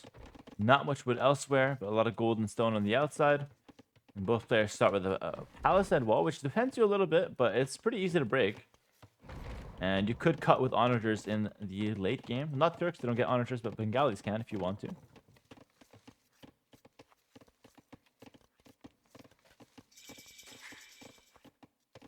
And looks like Viper gets up nice and early to Feudal Age, but isn't really doing anything with it. Why did he go fast Feudal to just make Horse Collar? I don't agree with this. Viper is just going Horse Collar, but like double bit axe, fast Feudal, but that's actually incorrect. If you want a fast castle, you should not do that. How many civs have no onager? 2 civs. Hans Turks. He was doing that in case of TaToH shenanigans. I guess. I guess that is a mind game as well. This is maybe a safe way for Viper to get the Castle Age, but it's also an inefficient way to get there. And TaToH just going up to the Castle Age, simply like that. A more conventional fast castle approach will be better for him. Also, TaToH making 2 lumber camps, I don't agree with that. I think 1 lumber camp is way better on Hideout. Maybe Viper thinks that Civ is much better, just has to defend. I'm not so sure. Like, Bengalis are a much better economy Civ than Turks. Turks will have better units at most stages of the game, surely.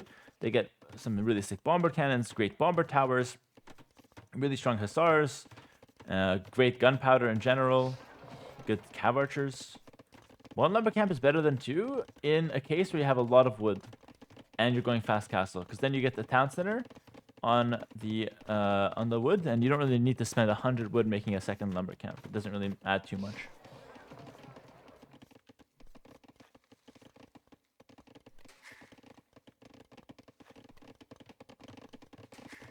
Now we see Viper pretty far behind in the Castle Age race. He's gonna now get a market, and I just don't think this is correct. Yeah, TaToH has a much better economy overall.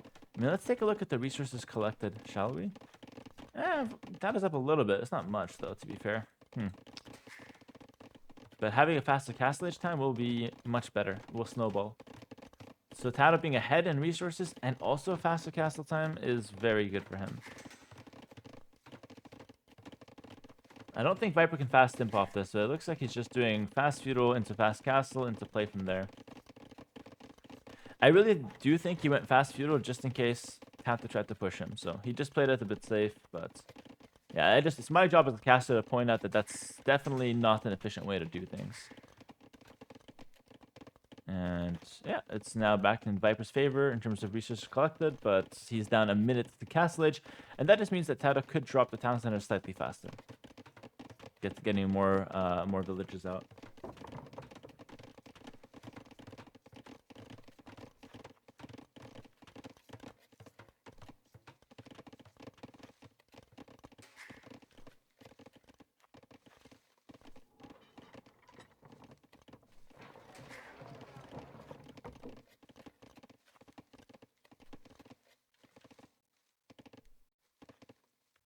Viper sending a Vil forward. Okay.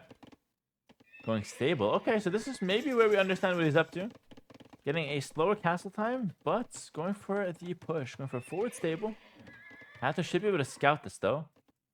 Yeah, that's a bit lucky for TaToH to scout that. But you could call it luck, but you could also say TaToH is probably, you know, a very experienced player. Will scout the front of his base just to make sure nothing's happening, nothing's coming. So maybe a little luck, maybe a bit of intuition from TaToH there, but nonetheless, he will scout that stable. It doesn't mean Viper's push is dead. He can still push with light cav, maybe some siege. It just means that TaToH will know it's coming, and TaToH will prepare a defensive barracks now. Barracks and a monastery to defend. Okay.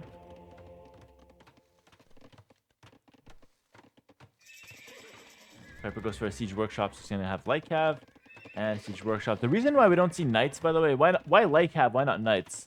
If you make knights, you get converted by monks way too easily. Light cav are very immune to conversions. And so, as you can see, the monastery that TaToH has will not immediately stop the push. That's why light cav are much better than knights in this situation. And there it is, immune to conversions.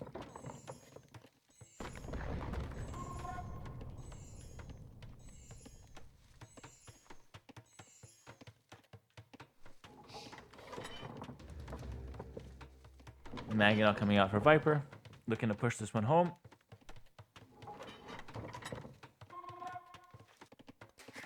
Now town center at the back. Okay, so it wants to push a little and then also boom a little. Okay, makes sense.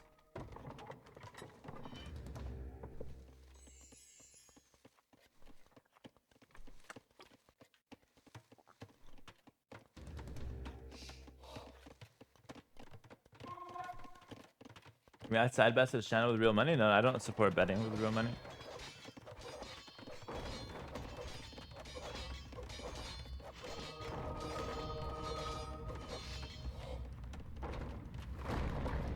Gate goes down.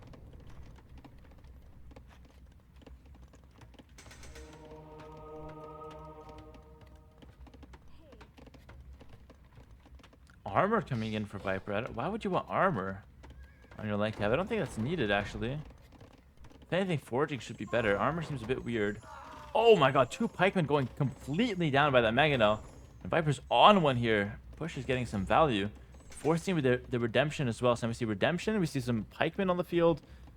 TaToH's got two monks to try and defend this one out. But redemption is an expensive tech.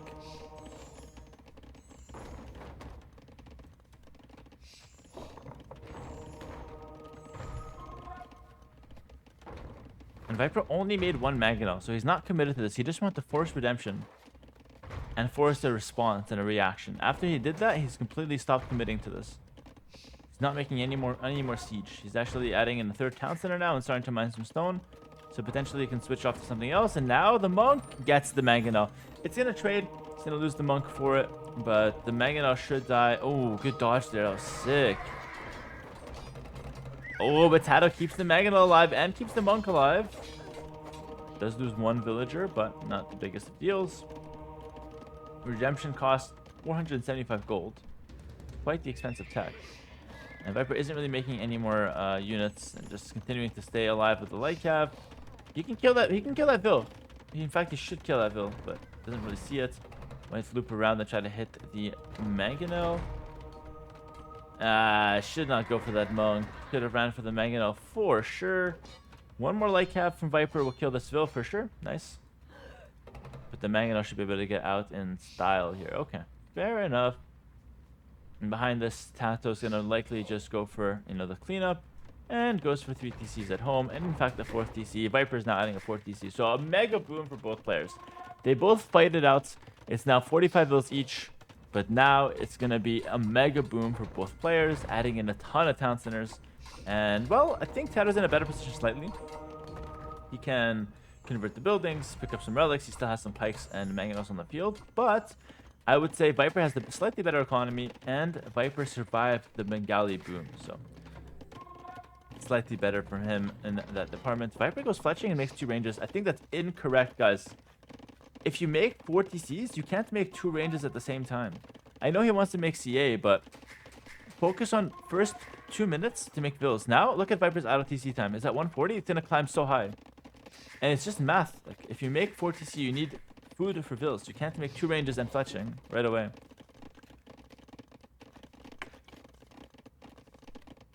So I think he should boom first, and then add the ranges later. If he didn't want to boom and he wants the ranges now, he shouldn't make 4 TC. Oh, conversion on the light cap. Pretty unlucky there. Oh, not quite. TaToH's got his own push now. Sends a bit forward. Gonna make a siege workshop. Has 1 mangonel. Looking to push onto Viper. Viper's defending with CA for the time being. Viper's got a small build lead, but as you can see, a lot of ITC time because of his kind of a misstep in the economy. Viper also has, sorry, TaToH also has some ITC time himself. Let's go. The build lead, thanks to the tier 1 for 2 months. Let's go, man. Thank you so much for the support. Walking Hera coming up.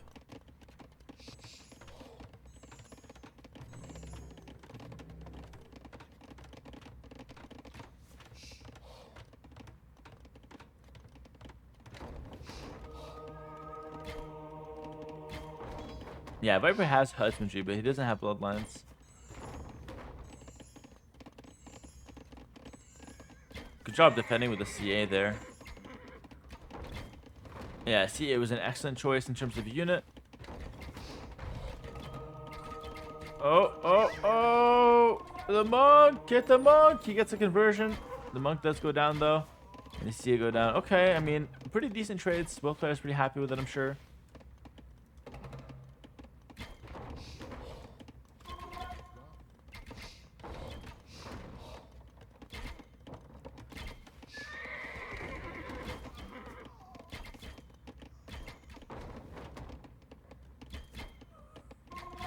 Oh, good micro from Viper. Kills literally everything there. And the push from TaToH's dead. He should just delete the Siege Workshop, get back the wood, do something else. This is not working out. Goes castle at home. Maybe he can switch to Rathless. It's possible. Viper's got a castle himself. He's got the stone for it. Great micro there, yeah. And yeah, TaToH just completely gives up on that. TaToH's looking for relics. I mean, he's got 2 relics so far. He could take this one, and then he's got 1 more here, and then he could take this one as well if he makes a play for it. So TaToH can get up to like 4 relics consistently. Maybe he can get a 5th one if he sneaks it. And then maybe with 4 relics, we can just play a late game. That sounds like a pretty good plan.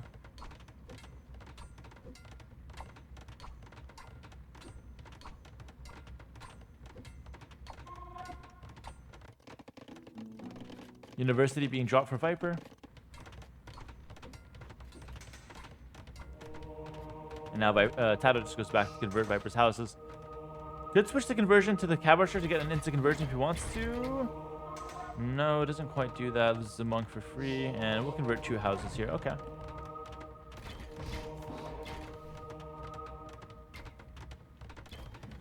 Someone in the chat said, if that's me with the CA, TaToH doesn't lose a single unit. Sometimes you need the good micro to make the unit look good. Oh, that Skirm kills 2 CA. Maybe another one. Oh man, that was sick. Ballistics now in for Viper. Viper's trying to control the sides, but TaToH's stonewalling. Can TaToH secure the walls? He's fighting off wolves. Look at this guy. He fought 1 wolf, now fighting off the 2nd, and he just wins. And he's towering over the wolves. Just stands there towering over them. Sick.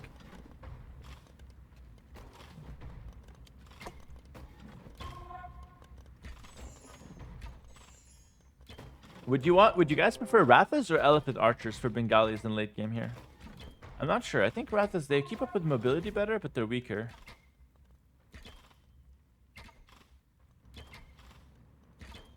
Someone said, I'm from the future. Viper lost about 6-11 because Viper's weak to his friend. What is that unit? It looks so cool. The Ratha. The Ratha is a very cool unit.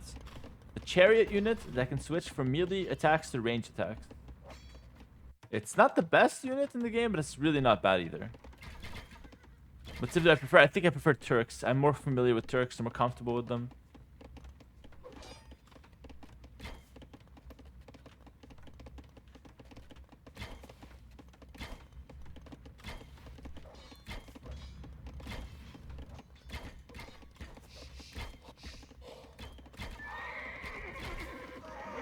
Yeah, the Ratha's trading okay against the CA, which is fair enough.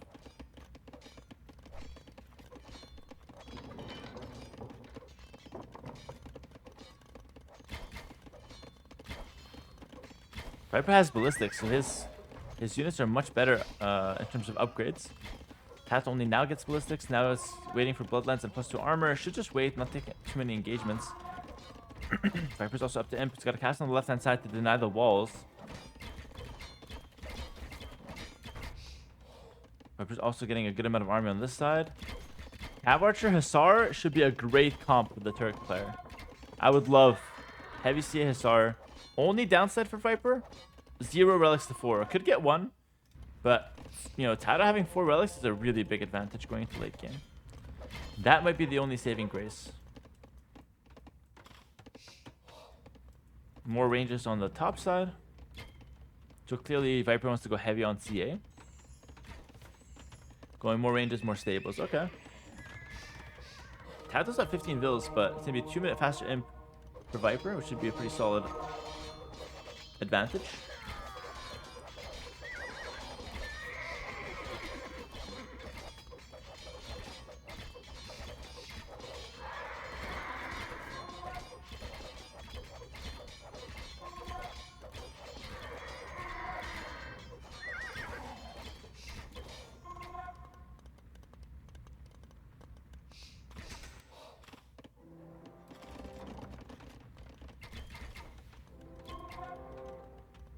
Now a cast is being dropped from TaToH on the hill.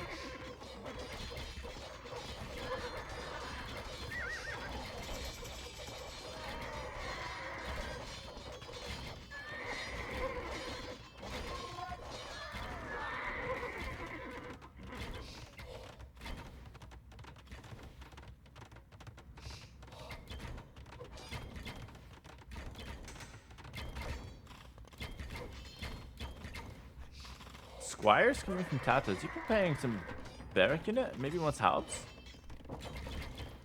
Halbs Ratha sounds okay, but I don't know, man. I think the Turk composition is way better. Heavy CA Hussar is just so strong.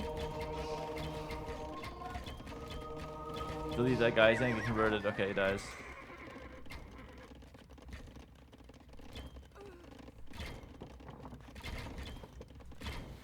A lot of people were counting out Viper, saying he's washed when he lost a few games in a row, but now he's on the verge of winning a 3rd game in a row here.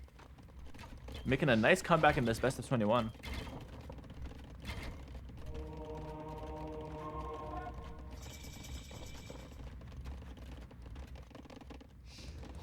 Two siege workshops. Viper's planning a push with bomber cannons on this right side. That one castle is kind of denying all these walls and kind of controlling that whole area. And so if Viper wants to focus on the right-hand side, I think he can.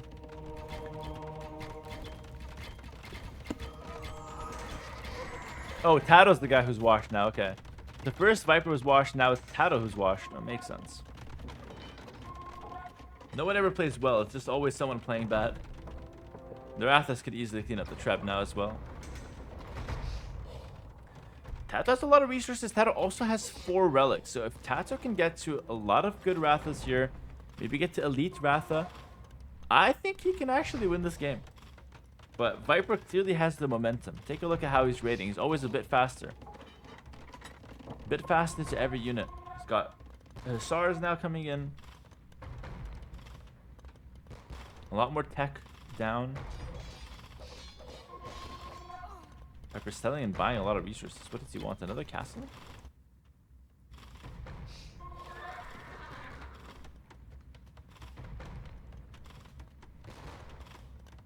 Ooh, goes for Sipahi.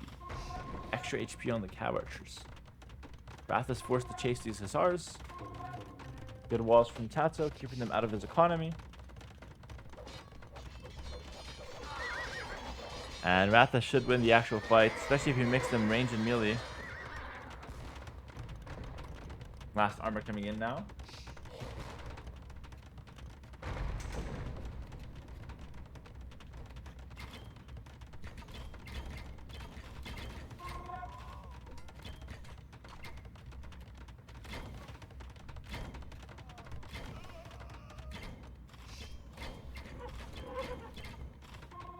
Four cannons on the field for Viper.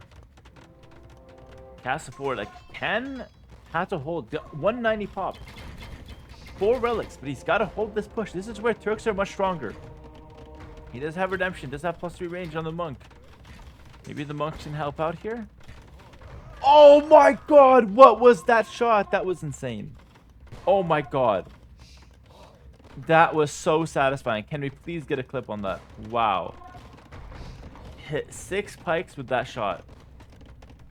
That's not what TaToH needed. It's not that, you know, he needs those pikes on the field. It's that he doesn't have a lot of army. 198. And now he's going to go ahead and pick up Mahayana, which makes it so his villagers take 10% less pop space. So at 164 builds, he's going to free up 16 pop space for his more military. TaToH might also lose a bunch of builds here, but actually goes for some quick walls, some barracks. Very creative stuff there. And Viper might just run in here by saying a quick stone gate. Yeah, keeps it safe. Ratha Halb, it's a good comp, but where's Elite Ratha? We're focusing on this side. Get out of this side. We need to defend here. TaToH, man. TaToH's kind of offside with those units. He's trying to raid. You can't fault him for going for raids. It's not a bad choice. If he gets to the back of Viper's economy, he could do some pretty big damage. But I just feel like if you lose the relics, you'll probably lose the game. So you need to defend here somehow. And I don't know if TaToH can go for the raids and defend. We'll see. No Elite Ratha just yet.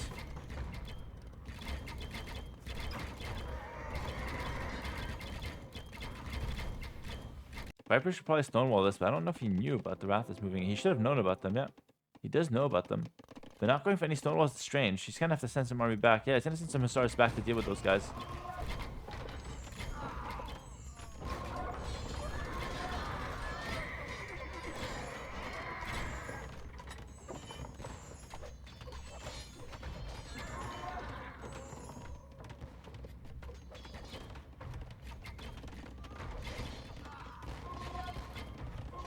And now the relics are going down. That's what I'm talking about. The raids are in. The TaToH's going to go for some raids.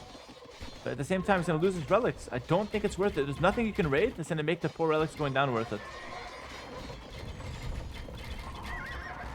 Trying to secure the relics again, but I don't know, man. I think Viper's momentum is just simply too much here. And these Halbs are not the strongest Bengalis. They're missing the last armor upgrade. So they died a heavy CA really fast. And heavy CA is coming in now, 15 seconds to go. Yeah, this game's completely over. This game's completely over. TaToH went for the wrong decision. And now trying to go Elite Elephant Archer. Completely tech switching. This is not looking good. If you want to go Elite Elephant Archer, he had to start with that. He couldn't go Ratha into them. And the counterattack just didn't really make a whole lot of sense either. So TaToH definitely making some questionable decisions here.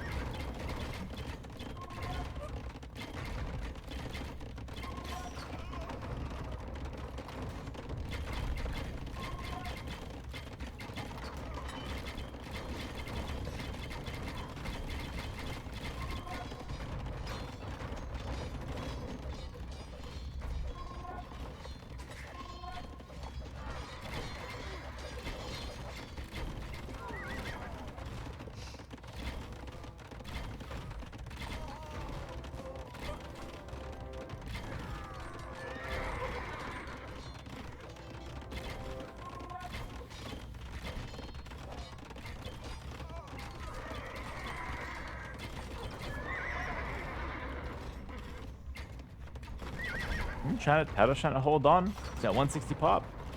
Need to grab back those relics. But now we got pushed off the middle wood because of the tower. And it's looking pretty rough. Viper's composition is so strong.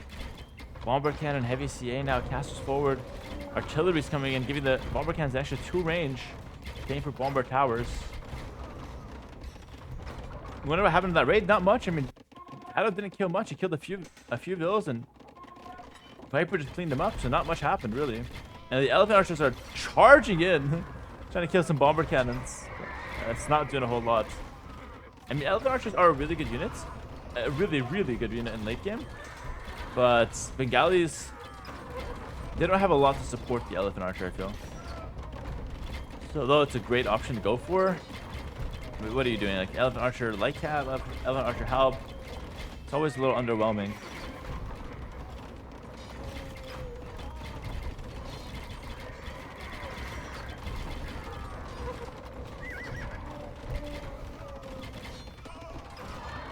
They don't have bomber cannon either, so they always should add a bomber cannon. But I mean, the elephant archer are holding their own. They've got a lot of DPS. 7+3, 7+4 damage can come in once chemistry clicks. Hi King Hera, thank you for being a part of the community. Thank you, JK Sarah, for the prime for 2 months, man. Really appreciate that. You said the kind words. It's good to be here. Oh man, a lot of raids on the left-hand side. Now heavy camel comes in for Viper, just in case, I guess. And Viper's only problem is relics, but he has 1 and there's 3 that are neutral. And the base from TaToH is just crumbling. I can see him calling the GG around 46. Okay, 46 minutes, perfect. GG, Viper is coming back into the series. 4-6 the final score, and man, oh man, was that a great first day. I mean, Viper was down 6-1. TaToH 6-1 versus Viper. Everyone's saying Viper's washed up. Viper's tired. He told me personally. Everyone's like, yeah, I'm best friends with Viper. He's just not feeling well right now. His wrist is hurting. Everyone was taking all kinds of crazy claims. And then Viper surprises the world, goes 3 games in a row to come back 6-4. And that's a really good place to end day 1. Really good place for him. First game of day 2. We're going to get right into things. And it is going to be, of course, on Cup, which is, I believe, TaToH's home map since Viper won the last game yesterday, guys. Yo, Caesar50, thanks for the prime sub, man. First day he's here on the channel on Twitch, and he's subscribing to the channel with Prime. Thank you so much, man. All right, guys, first game of day 2. Welcome. We've got the Viper playing in yellow as the Vikings, and we've got TaToH playing in red as the Persians. Of course, if you're watching this on YouTube, then you didn't really notice any difference because it's all edited together. But here on Twitch, we slept, woke up, and came back, and so did the players. So they should be feeling more refreshed. We'll see. Maybe TaToH comes back with a fresher mind. He did lose the last 3 games yesterday. Could have got tired. Maybe Viper picked it up, but Viper started off the series 6-1 after 7 games, which is kind of the craziest result we could have had. And of course, it got a little closer. 6-4, end of day 1 here. And this map is Cup. It is mainly a water map, but it's kind of a land map as well. It's a hybrid. You've got water on this side, but they're not connected, as you can see here. The ships can't pass over the center. And then you've got land all the way across the outside. And so we see TaToH doing something interesting, by the way. He went dock before lumber camp. And this is something that can only be done with Persians, because you start with an extra 50 food, 50 wood. It's a really interesting build. He's allowed to get 2 fishing ships before Viper even gets the first. And that's the advantage he has. Obviously, the downside is that he's taking straggler trees with a little bit of a longer walking time. So by the time TaToH gets the lumber camp, I'm going to see the resources collected from both players to see if this was actually worth it or not.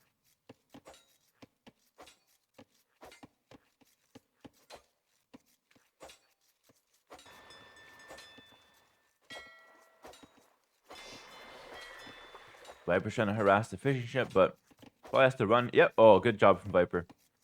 Just runs away in time. Okay, so now the lumber camp's being dropped down from TaToH.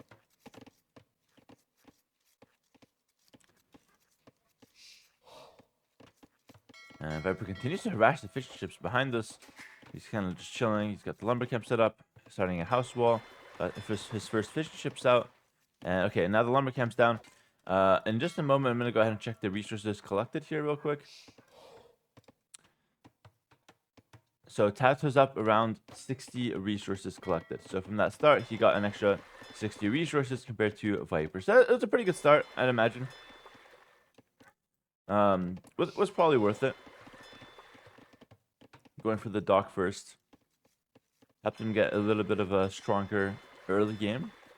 And that, like, all that matters, right? Like, it matters a lot because if TaToH's able to get up a little bit faster with a little bit more resources, he can win the water. And then when you win the water, you get another big advantage. You kill your opponent's fishing ships, and it kind of just snowballs from there. Those are glowing because of cap trade, just a bit of a bug. TOS told us on our first series. Let me see TaToH going over to the gold here as well. Send a wall up as well a little bit. Persians are solid. Persians are really good on this map.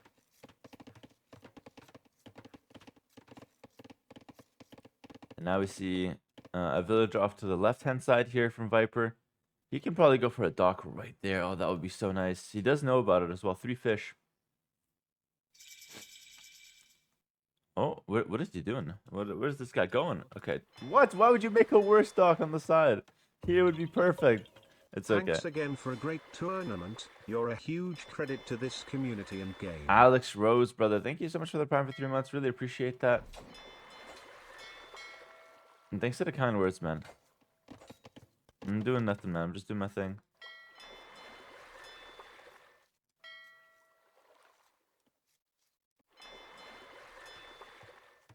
I see the fire galley coming out. Yeah, I don't think Viper should even contest this. He's making a galley. Oh, I think he's making a galley trying to snipe the low HP fishing ships, but TaToH repaired them.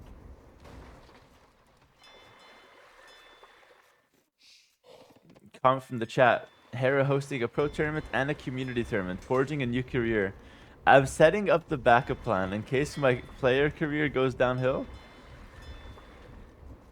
I can become a tournament host. And look, I think Viper might cancel the galley if he realizes like they've been repaired. But no, he commits to it anyways. He thinks, what the hell, I can do this. I can find something. Scout just runs away. He's been so annoying with that Scout all day. Now we see TaToH docking, and Viper's dock already has 2 fish here.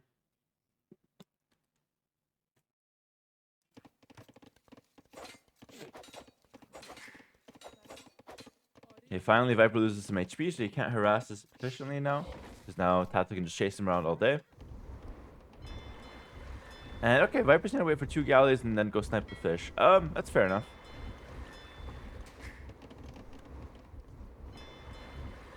TaToH's adding fish on this side as well and going for another dock. So he's heavily committed here. He's gonna see the fish as soon as this dock goes up, by the way. And fish from Viper will go down. Galleys will snipe the fishing ships, no doubt. And yeah. Oh, he doesn't see it. He doesn't see it. That's interesting. Galley sniped the fish. And then, just quickly, back home, TaToH's actually going for a really nice wall. He's walling off to the edge of the map, which is so cool. Big fan of that. I think it secures a lot of map. It's pretty solid. And, oh, this villager. Oh, TaToH with the quick walls. You love to see it there. Saves the villager. And actually kills the scout. Okay, a bit sloppy from Viper here. Viper was microing galleys.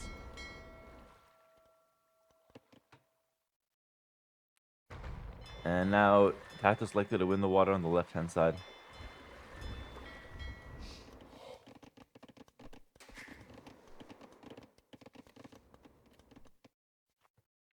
I would say it's looking good overall for TaToH. Viper's got 2 docks here, but he's going to lose the fish. It's looking good for TaToH overall, but I feel like the Vikings get better as the game goes on here. Once Cassage comes in, you know, they're going to have longboats. Once Imperial Age comes in, they're going to have like really good ships, bracer, chemistry, everything. And I feel like Persians tend to fall off a little bit. So Persians should have the better early game here. Amid King 94, thank you for the gifted sub, man. Hello, hello, and welcome.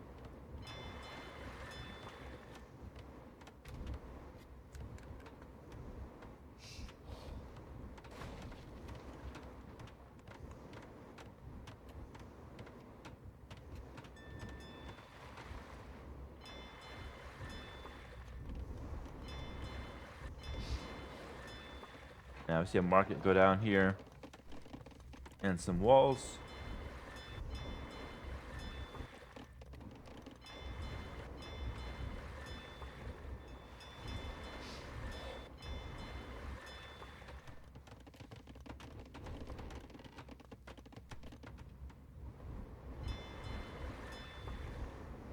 Yeah, I think this is interesting because I think like Viper's planning to fight this. There's a lot of fire galleys.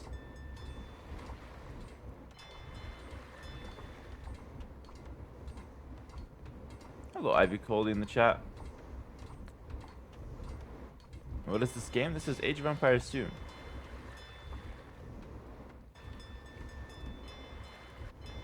This is super interesting. Like Viper wants to fight, but he's gonna have to play this one correctly, 100%. Probably should group the fire galleys here. Yeah, group the fire galleys.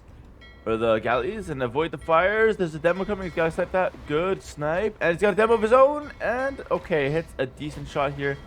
Okay, that's not too bad. And now he can get away with the galleys. That should be fine. I think that's okay. He's got another demo as well. Lands a decent connection. A lot of these guys are low. Oh, that demo baited. Oh, that demo did so good. Wow, that was sick. That was really sick. Well done from TaToH there. From Berlin. That was sick from TaToH. And I think Viper's still okay though. There's another demo coming in. Oh, there's another demo coming in. Oh! That's brutal. Just curious, that's so do you brutal. keep Cameron off because it blocks space, or do you think it takes away from casting? Love the channel. Less than 3. Yeah, I take the camera off because everything is about me except when I'm casting, okay? So when I'm casting, I feel like it's more about the players in the game than about me. So I take the cam off. If that makes sense to you. Thank you, Costa, for the 5 for 4 months. Eisen Egon, thanks for the 5 for 4 months. Screens from Berlin, hello.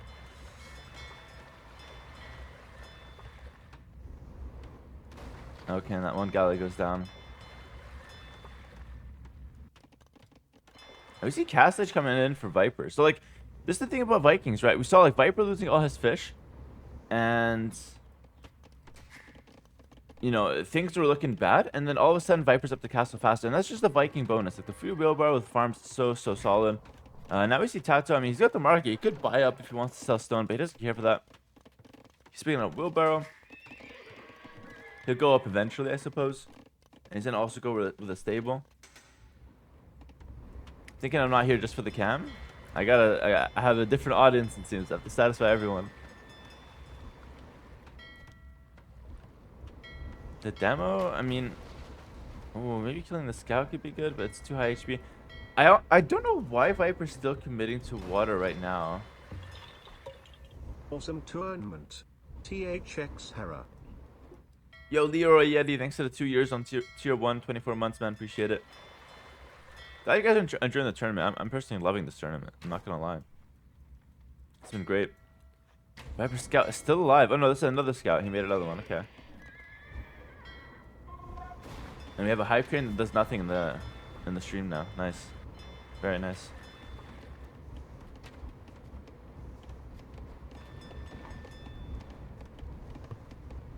And I think, but it makes sense for Viper to go like castle age water, like longboats. That makes a lot of sense. But I think he made the galleys just to try to keep the docks alive, but they go down anyway. I mean, realistically, you only need 2 dock longboat production. Like, it's fine. You win the water guaranteed with longboats. They're so strong. Yeah, and all this happened because TaToH was up faster at fuel age because of his Dark Age build. Got up faster, won the water on both sides, but then Viper used his Viking advantage to get the faster castage time, and now he's gonna drop 3 TC, and now he's gonna go ahead and yeah, go for two longboats, or two dock longboat production.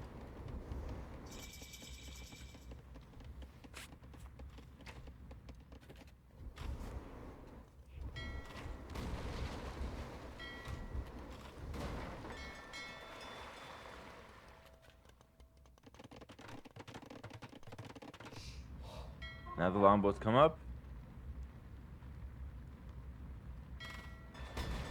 And like you'll see just how strong these guys are. It's like unfair how good they are. I think longboats are like, especially on smaller ponds, they're just so insane because they can run around and kite forever. They're just so fast. They move so so freely. It's very smooth to micro. So I just feel like these longboats are guaranteed to win back the water here. I mean, maybe TaToH can fight it, but I don't think it's a good idea. I think you just let it happen. He's trying with the demos. I mean, it's not bad. That's gonna be a decent demo, I guess. Yeah, decent demo. But behind this, Viper being on 3TC is huge. It means he's gonna be guaranteed a build lead.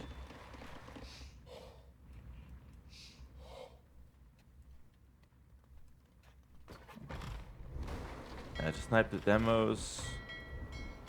I mean, let's see. Let's see if TaToH can manage this. From my experience fighting longboats, never a really good idea on water, unless you have mass galleons or mass war galleys with ballistics. He does get a decent trade here, though. That's not too bad. And oh my, oh, Viper tried to run. I think he just traded there. I don't think he run. There's nowhere to run, but it's okay. I mean, that was still a decent trade.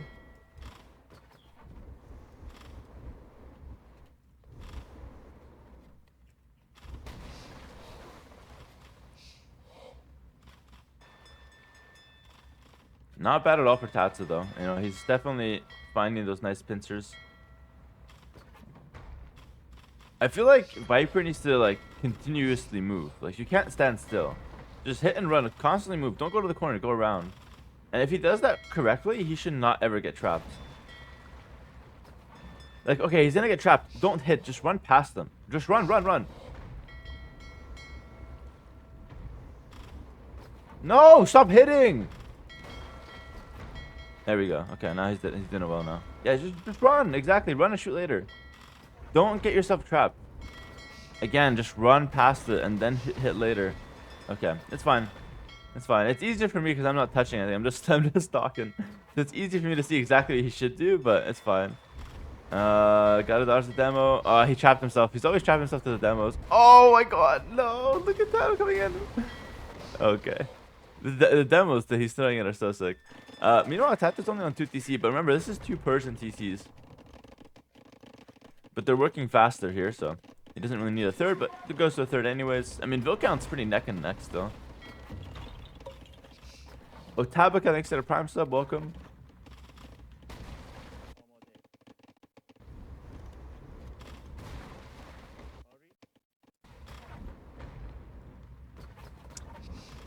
Someone's name in the chat is another cursed username. I like that one. Don't you guys ever get the feeling that we're just fighting for no reason? Like, Viper is running around with longboats, TaToH continues making army, and it's just like, okay, they're trading, and then it's just on water. Nothing, like, no bills are dying, nothing's happening, they're just trading on water, on the side. But of course, they're fighting on water because if one guy wins the water, it's really hard to redock later.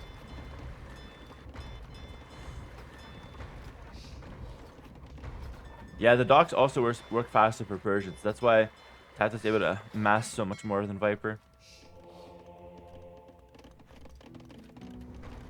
University comes down. I don't know if I like that. I don't think University does a whole lot. You don't really want ballistics, do you? Maybe that's a building for Imperial Age, though, I guess. Viper's got a monastery ready. Yeah, maybe going to Imperial Age is fine. He's mining a lot of stones. I can see him making a castle long term. Okay, goes out with the longboats here. Let's see what he can do. So many boats, though.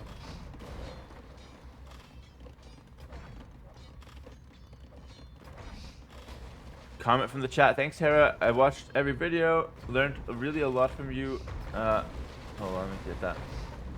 Thanks, Hera, for every video. I learned really a lot from you. You got over 1,000 ELO only from your hits. Yo, thank you so much, man. Glad the videos are helping you out. And keep it up. Congrats on hitting 1,000 ELO. That's actually a good milestone. Keep it up, my man. Alright, ballistics coming in. Yeah, I don't really agree with ballistics. Like, what for? Like, this is why I dropped out of university. It doesn't give you enough. Ballistics is really just not important. You have only 2 units. That's an expensive upgrade. Isn't it better to save the resources? Yeah, that's... I actually can't believe that went through. Okay, I mean, I guess you have ballistics. It's not a bad upgrade. It's just that I don't think we need it right now. Are Vikings good if they don't have water? Yeah, they're still good. And remember, you can still win back water later. Like, what Viper's gonna do is a castle here, and then redock, and then he should be fine.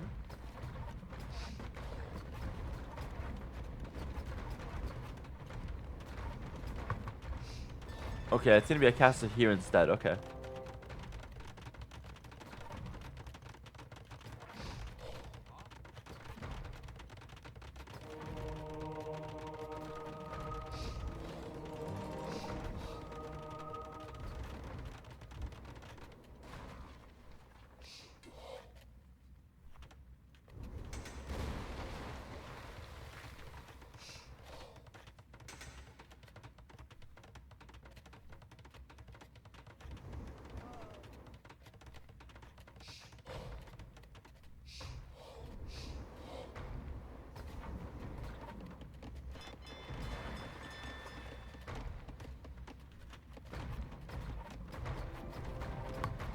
So the castle's up, and now Viper's gonna try to redock.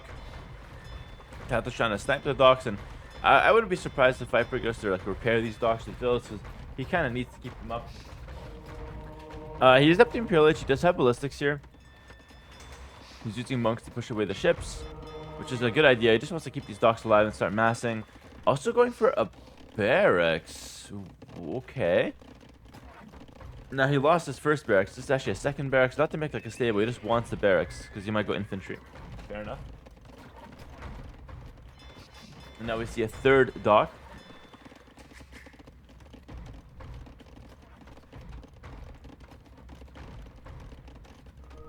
I'm really enjoying this game. I still can't tell who wins. Is it crazy? Viper's 1,000 score behind, 1,200 score behind, and I think he's actually in a better position. Just because I feel like Vikings are so strong late game, and I don't know if TaToH has enough to snowball this. I really don't. If I saw a castle or like 2 castles forward for TaToH, okay, maybe he can go Trebs and just snowball it. But as it stands, man, I feel like Viper's in a good position. Look what he's gonna do with the longboats now. Look at the longboats.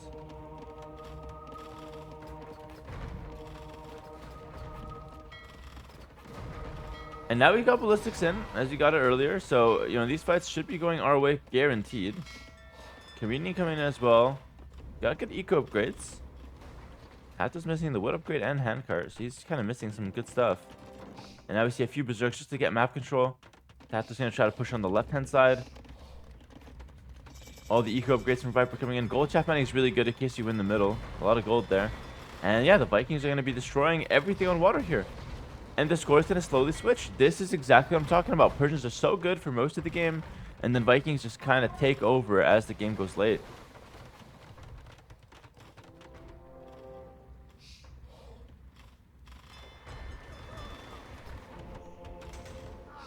And I think, you know, TaToH, he can still win for sure. With the side pushes, guaranteed has a win condition there.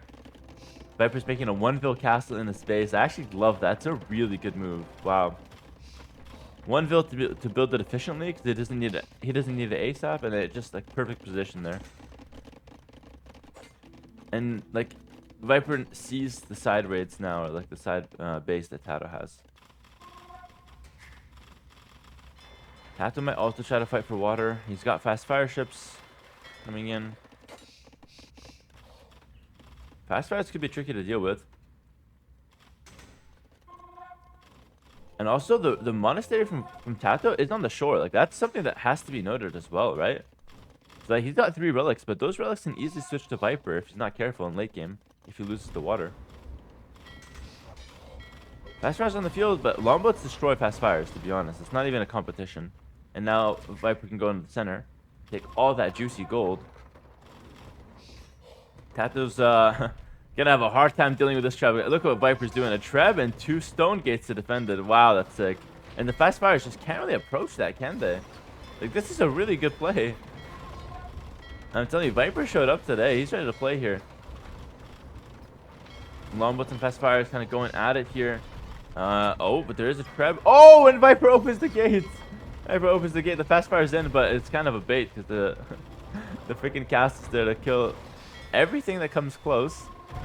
I think the longboats do okay against the fast fires as long as you micro them, right? It should be fine. Cannon Galleon. Oh, Cannon Galleon between the two docks as well. This is like the perfect defense. What the hell? But the dock's about to go down now. The Cannon Galleon is a little trapped, so it's gonna go down. It was a nice try though. Good play from TaToH to snipe the dock and go for it. TaToH goes. Townsend's on the left, probably wants that gold. Repairing that castle, sending more traps to the left hand side as well. And TaToH's on Cavalier by the looks of things. Yep. Elite Longboat from Viper. Elite Longboat's a good one. Definitely gonna help lock down the water. And I feel like Viper's fighting on the important water. Like, this water is okay for map control, but this water is important for the gold. Like, that's much better, right?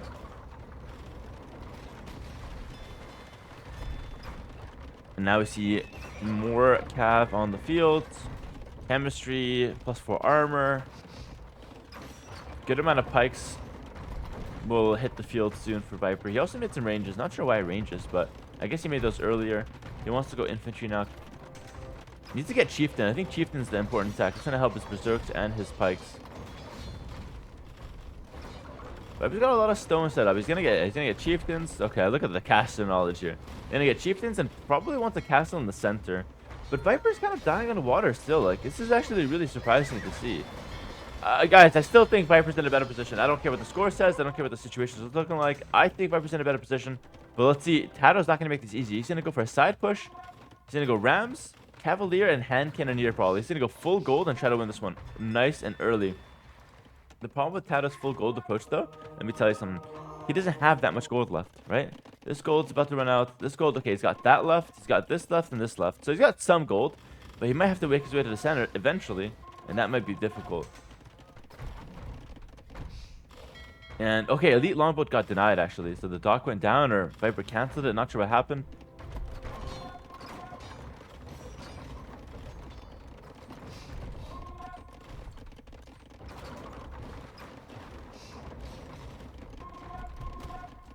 You know, we see hand cannons and Cavalier taking this fight, but the Cavalier is going to get shredded by the Chieftain, Berserks, and Pikes here. We need more hand cannoneer, or else we're going to lose this fight. And that's a lot of gold to lose.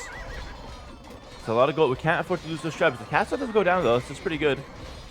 But the trebs are getting dwindled away as well. And it's going to be skirms to counter the hand cannons and infantry for the rest. That's what Viper's comp is looking like here. It's a pure defensive comp. And he does reclaim this gold on the left, so Viper's got potentially the center control, but just this gold for the time being. Again, neither player really controls the center at the moment. And it looks like TaToH teched into Hisar. TaToH needs to make a house, guy. Make a house. Let's go. Alright, there we go. It's coming down. Perfect.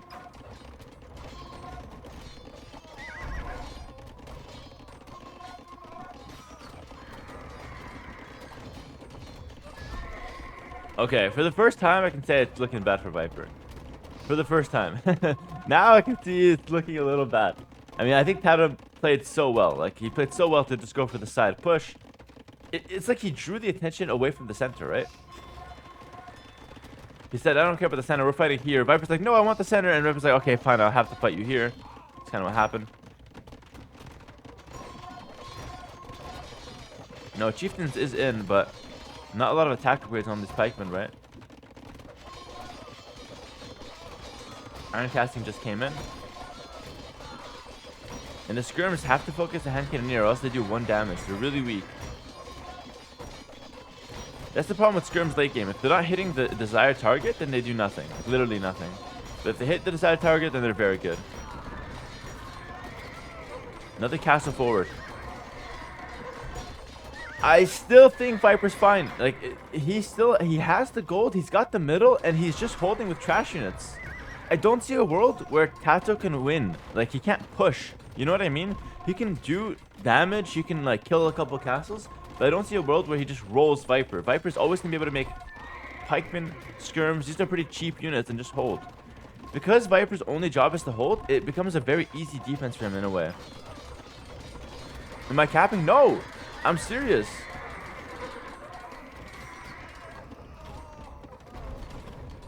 I'm telling you, no other casters going for Viper here. This is why you guys need to watch me. I got the plays down. Everyone else sees this and like, oh, TaToH's pushing. He's about to win. No. TaToH's pushing. He's about to run out of gold. Viper, Elite Longboat, stock in the gold. He's going to play for the center and he's going to win off the gold in the middle. That's what's just going to happen. And he can hold forever with trashiness. Look at this. He holds, and he just goes to the traps to push it back. He doesn't want to push back. Just want to clear the castle and sit here. Reclaim this position. Blast Furnace coming in. Elite Longbow. And look at the center now. When Elite Longbow comes in finally, it's going to be a completely different situation on the water. He's going to destroy the water. But TaToH's not going to make this easy. 4 traps rotating to the center. Okay, Viper, don't be AFK, man. I'm cheering for you, but it's not that free. You got to move a little bit. 4 traps on the side. Gonna go for the castle. Again, I want to stress, it's still winnable for TaToH. He can still win, but it's a lot easier for Viper to win this game, because he's got a better claim over the center. But of course, TaToH's rushing to try to deny him that. He's gonna go for a castle here. Try to set this up. Viper push back this castle. Gonna move his army to the left-hand side. That castle goes down, which is a really big play from TaToH. Now, maybe TaToH can reclaim the water on the left-hand side. Viper's badly housed as well. And Viper still has some gold here. TaToH? Where's your gold, buddy? This little bit of gold, and then only in the center. That's it. Big fight for the middle. Yeah, this is an all-out war. Exactly. There's no calling who wins this. But the pikemen and the longboats is a really good comp. For those who don't know, pikemen are actually really good against fast fires. Like, they actually do a lot of damage. I don't know why.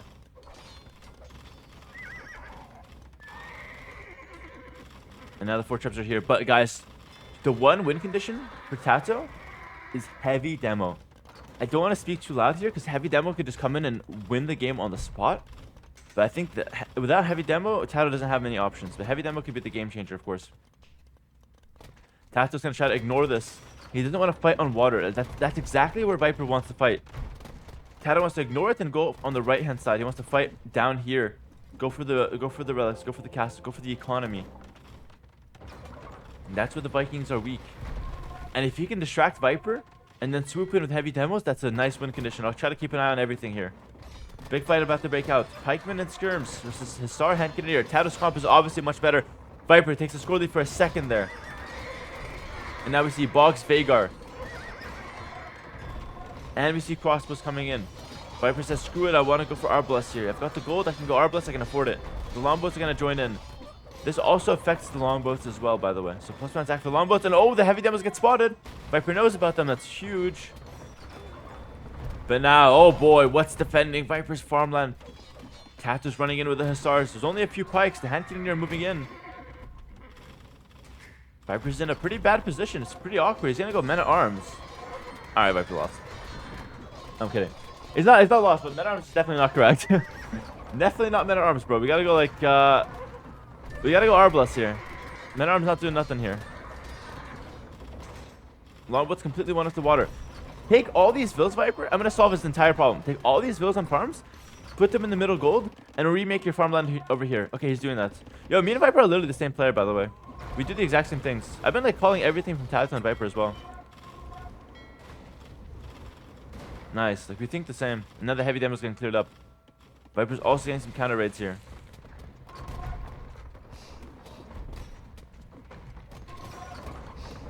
And Viper's defending. Viper is defending. All of a sudden, TaToH's running out of steam. Doesn't have a lot of gold. Only a 112 villagers. Viper just needs Arbalest. He needs Arbalest, and that should be fine. The crossbows have an extra damage, 5+5. TaToH's push is solid. TaToH could have a win condition. Move these relics to the back. Come take Viper's relics, and then you have 5 relics. That's your win condition. TaToH's still on water, but barely.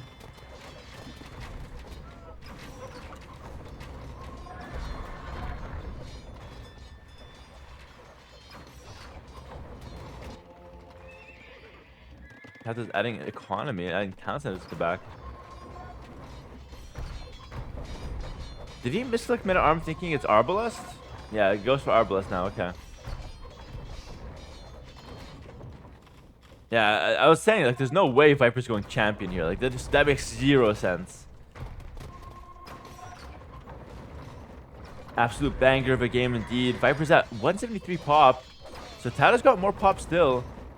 And if TaToH's able to make the Hussar raids work, he's in a solid position. There's a gold on this side, by the way. Viper doesn't see it. It's such a classic. We don't see the stone. Sorry, not the gold. The stone that can help us make another castle here and secure this area further. The stone that can help us make a castle in the center and lock down all the gold. And without that stone, I mean, TaToH's making a run back for the center. Not a lot of longboats on the field now. Viper's got to regroup them, consolidate the longbows, and then look to play from there. 4 traps doing nothing in the center of the map. And now the Arbalest are here. Let's see how the Boggs Vhagar Arbalest can do. They should be great against everything here, pretty much. Pike's looking to close down on the trebs. Needs to kill those trebs if possible, because those trebs, if the trebs go down, nothing else is really scary here.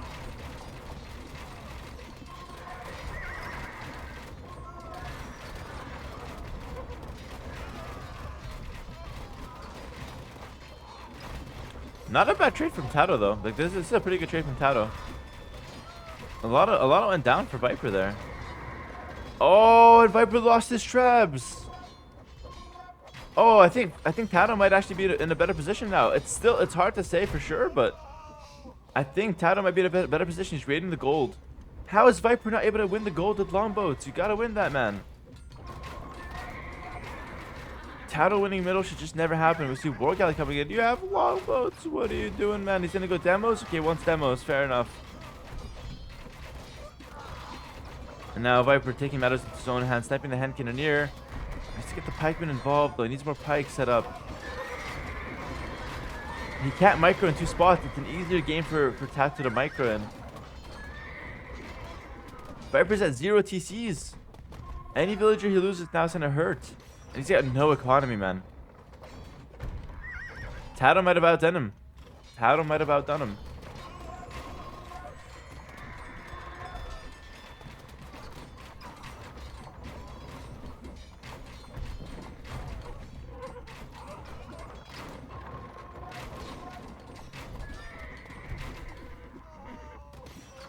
I'm not gonna lie, I'm not even sure what went wrong for Viper there. Monk goes down.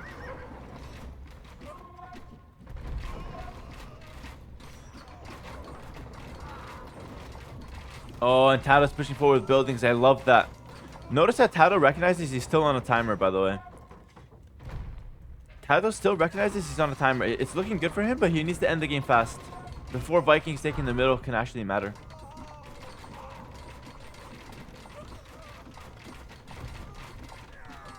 It does seem over now. I think TaToH should be winning this one.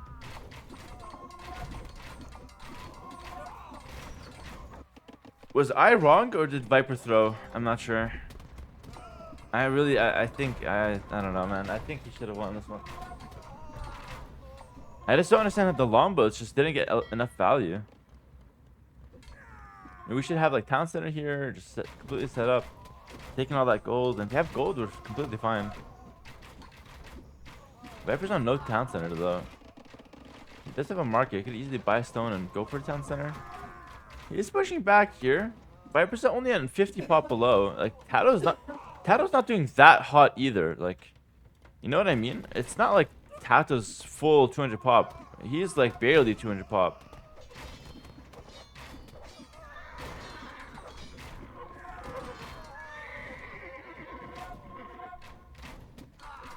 TaToH's out of gold as well. Mainly spamming skirms. Viper did find the stone, but he's getting raided by the Hussar. There is pikemen to defend though. The stone is critical. If Viper's got any win condition, it's stone making a castle there and making a castle here to defend. And then he's maybe fine.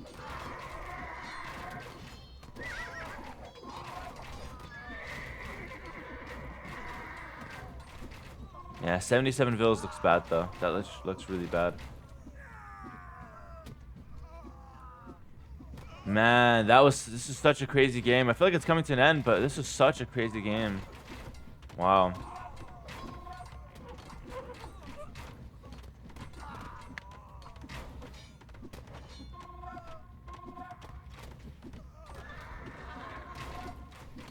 No disrespect to Hera, but this might be the match of the tourney. Really? I think me and Viper had better games than Golden Swamp. This one was good too, though. This was definitely top 3, probably. I think me and Viper had 2 insane games. The Creator and the Golden Swamp. I don't know if this match is better. Yeah, now it's really over. Viper lost the water, and it was TaToH who had the better late game after all. GG called 1 hour into the game, and TaToH wins the first game of day 2. Guys, everyone mandatory GG well played in the chat to both players. Insane game. Let me see the GG well played from everyone to both players, because that was a great way to open up day 2 here. And I have a lot of respect for how both of them played, honestly. Like, again, I don't even know what Viper did wrong. I thought he had the better position at some point, despite the score. TaToH made all the right choices, clearly pushing on the bottom, pushing in the middle, pushing all over, basically. Just overwhelming the Vikings. And yeah, I feel like Viper just never had the chance to properly win the center. He was like, he had the lone butts, but he never won it convincingly. And you know what TaToH did? TaToH's so sneaky, but like, I saw it. I saw what he did. He just made docks. And it sounds so dumb, but the Persian dock has 3600 HP. So he just randomly made docks here. And what that did is that Viper never won the water. Because at any point, TaToH just makes demos and fires to push back. And he never had like 0 docks here. So just by making the docks, he always kept a foot in the door, you know? And look, no one even took the gold. There's still so much gold in the center. Crazy game, guys. Crazy game. Love that. All right, we got Dravidians, Lithuanians, and the map. Let's take a look here.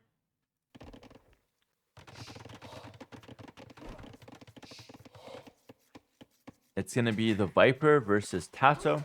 Okay. Tournament split is still the initial 7k, or does it scale up? It scales in the same ratio that it is right now. Alright, this map is Kawasan.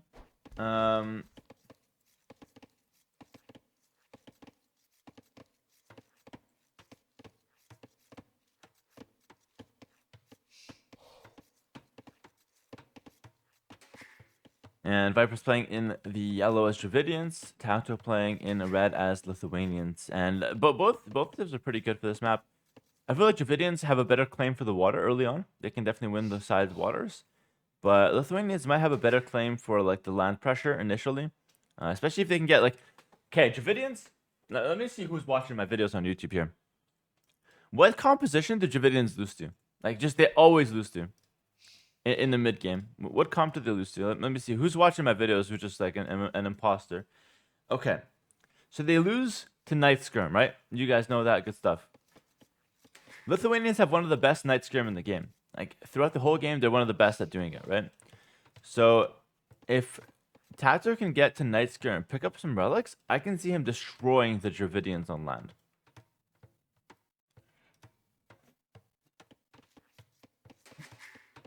Not quite Night Siege, Advanta. You gotta watch my videos, brother. Night Skirm. It has to be Night Skirm, because if it's just Knights and Siege, then they have Pikemen and they also have Monks. But Night Skirm is perfect.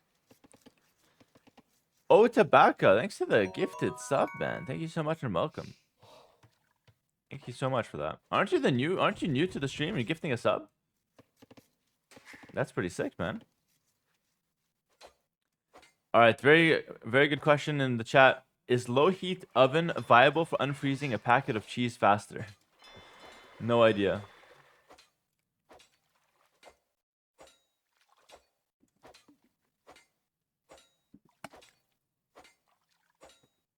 Elephant Archer Haboob eats them? No, I don't think so. I think Elephant Archer Haboob just dies to full skirm. Maybe like Elephant Archer skirm can be good, I guess. Do I do flavored yogurt or plain? I do flavored always. Roxy, thanks for gifting us up to the stream. Let's go. I watched your why AoE2 is the best game ever. Top content. Thank you, man. Alright, both players dock the same lake, and this is what happens, guys. When both players dock the same lake, it becomes a Grush War. And they know about it. Now, Viper sees this. It's going to become a Grush War. Now, you could say, you know, just go ahead and dock the bottom lake if you're Viper and just fish there. But Viper's actually just going to go for a barracks as well. So he might try to fight the water.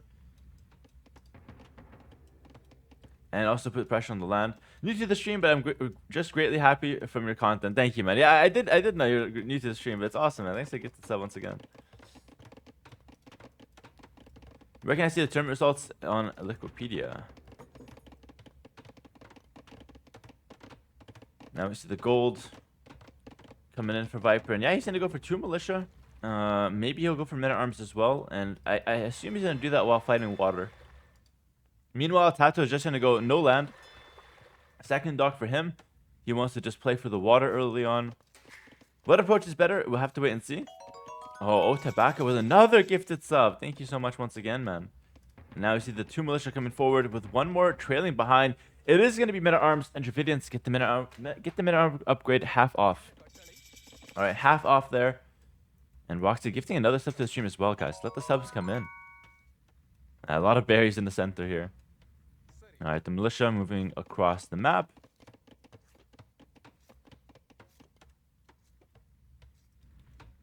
And now we see the second dock from Viper. So he's going to be doing men-at-arms and going for the water fight.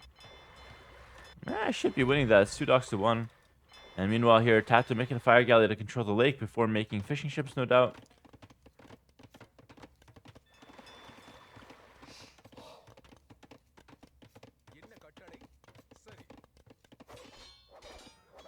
Ooh, can't hit those militia. But TaToH just gonna wall everything. He should be completely safe from this. He also has a barracks, so he could set up a range soon. But Viper's just gonna be annoying and hit a house for a while. So even though TaToH's walled from this, he's still like a couple idle vills. He still has to repair now, so it's still messy for him.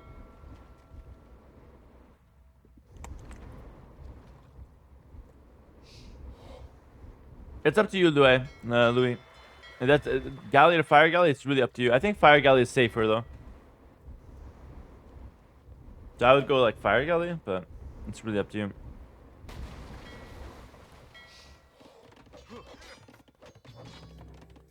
Archery range comes through for TaToH. Okay. They just wants to get some archers to deal with the men-at-arms, which makes a lot of sense. But I think, you know what? Viper did a really good job here. He actually won the water on this side and used the men-at-arms to gain full map control in the center and then goes for the middle berries right away. That's really smart, actually. Because that lets him delay the farms a lot. And there's so many berries here to take. Oh, Tabaka with another gifted sub. This guy's a freaking legend, man. Thank you so much, bro. It's 3 from him.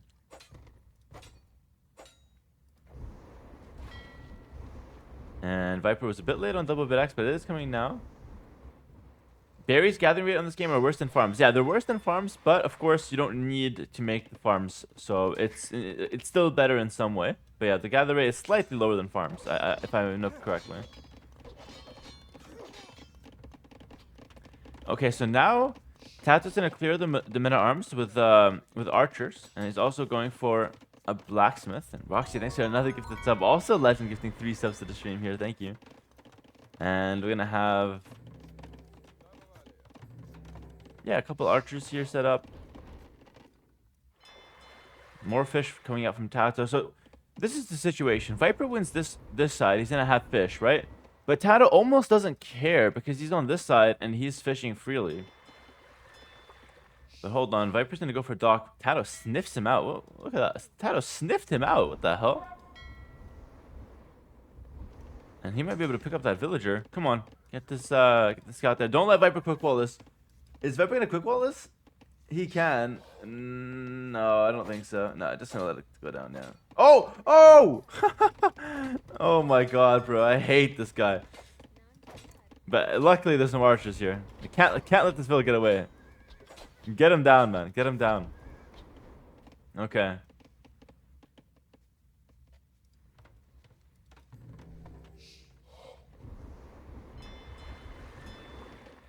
Men-at-arms still in the field. Viper's gonna try to go for a Castle Age play. He's got a lot of resources, but if he's gonna go Castle Age, how do you defend the berries? Okay, he'll make some skirms for now. Skirms, maybe fletching, and then we can go Castle whenever after that. Okay, we're gonna go for walls on the bottom here. That's a possibility. Go for walls on the bottom. Maybe up here. You know, Viper's Nap's not the best, to be honest. We'll see what he does, but TaToH is sneaking in some archers on the left-hand side here.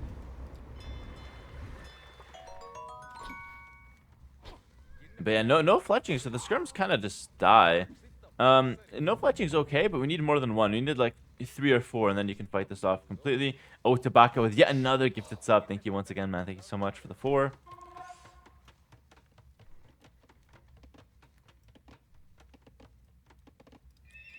And now you have a stable being thrown down, so TaToH will delay himself.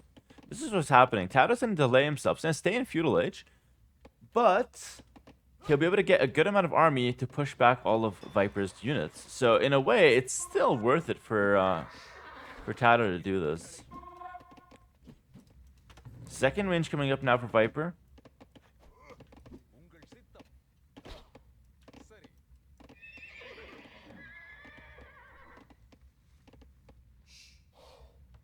And if I were Viper, I'd kill these because you don't want the red to just appear on the minimap all game.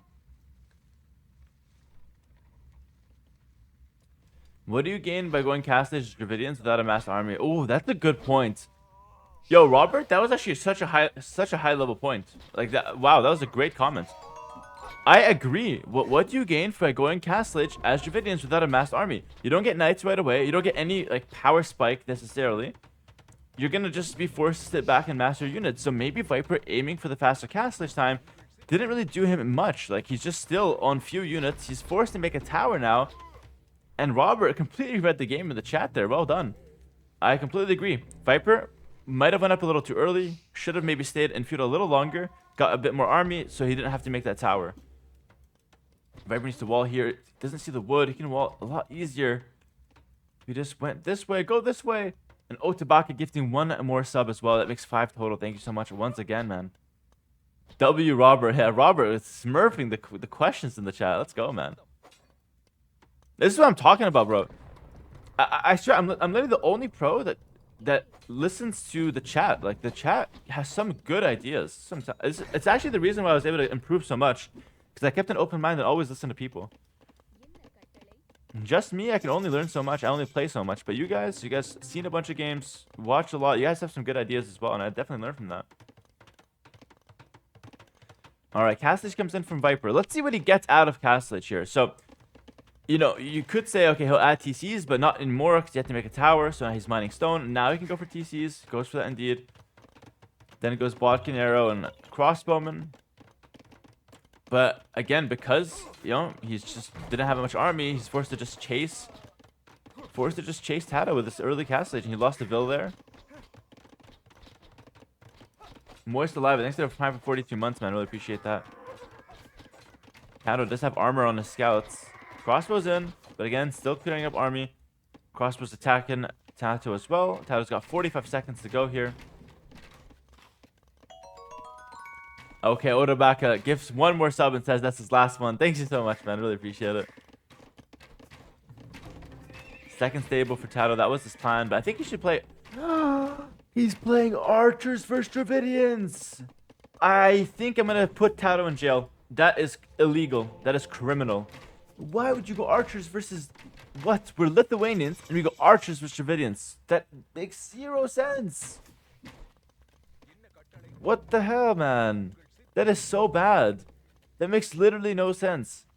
Okay, let me explain why that's terrible. First of all, Dravidians don't have any meaningful cavalry, nor are their infantry viable in early Castlage. Why would you need crossbows? We're not the one attacking. They are on archer units, and they have good skirms. Why are we on archers? Let's use our skirms that move faster. It's much better. Archers makes no sense here. And even if TaToH kills all of these units... Perfectly beautiful micro, I would still say it's a bad play.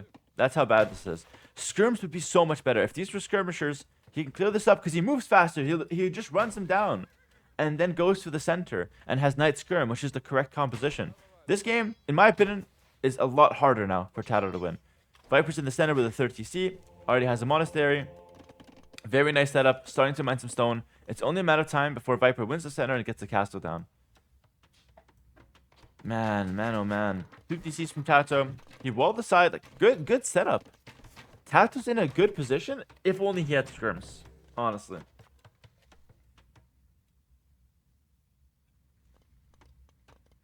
Man. Yeah, TaToH is more of an archer player. He always likes to play archers. But like, you can see how... This is something I had to learn over the years as well. In my opinion, there should not be such thing as archer player versus calf player. Yes, you have your comfort, but you have to play what's correct. Because at the end of the day, if you love playing longswords, you're so good at longswords, you love them, and then you're up against freaking Ethiopians going archers, you can't go longswords. It's not going to happen. So, Yeah, I think, yes, you can have your preference. You like to play crossbows. But if the game calls for Night Skirm, you gotta go Night Skirm. There's no, it's not an opinion-based game. 4th DC now for Viper, just extending his lead. Score still says that TaToH's ahead, but I don't think that's true. I think Viper's got a much better advantage right now.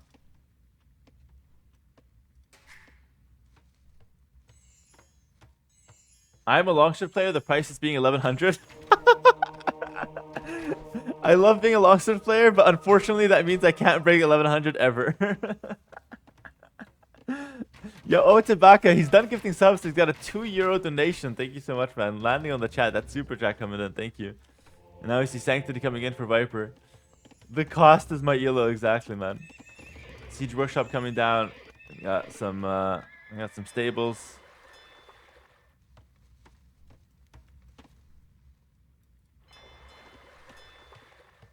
What's up, AFK with your sis? How's it going, man? Look at that name.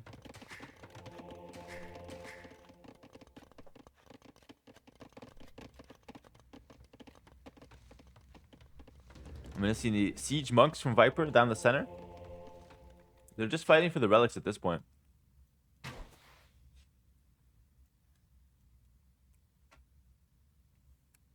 There we go. Viper picks that one up. TaToH snacks this one, and Viper's protecting this one with his life.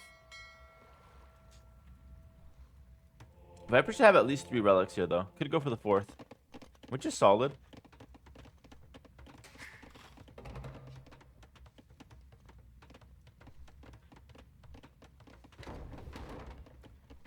But yeah, the idea that you can't, like, there's no such thing as a crossbow or night player at high elo, that really helped me. Let me explain a little story time. I used to always pick like Frank's Khmer in every single like map, no matter if it's good for them, no matter what. And I became so predictable. When I pick Franks, everyone just picks Cab Archer civs against me. And I'm like, okay, I'm just losing with Franks. Even though I'm a good Franks player, I lose because it's so predictable. But then eventually I just started picking other civilizations, knowing that they're just better. So I went away from comfort and into just overall better civs, and I had better results right away. So I can definitely relate, is what I'm saying. Oh, shoot. We can deny the castle. 130 HP, shoot again. Okay. If TaToH shot faster there, he could have denied it. That would have been huge. Okay, castle goes down.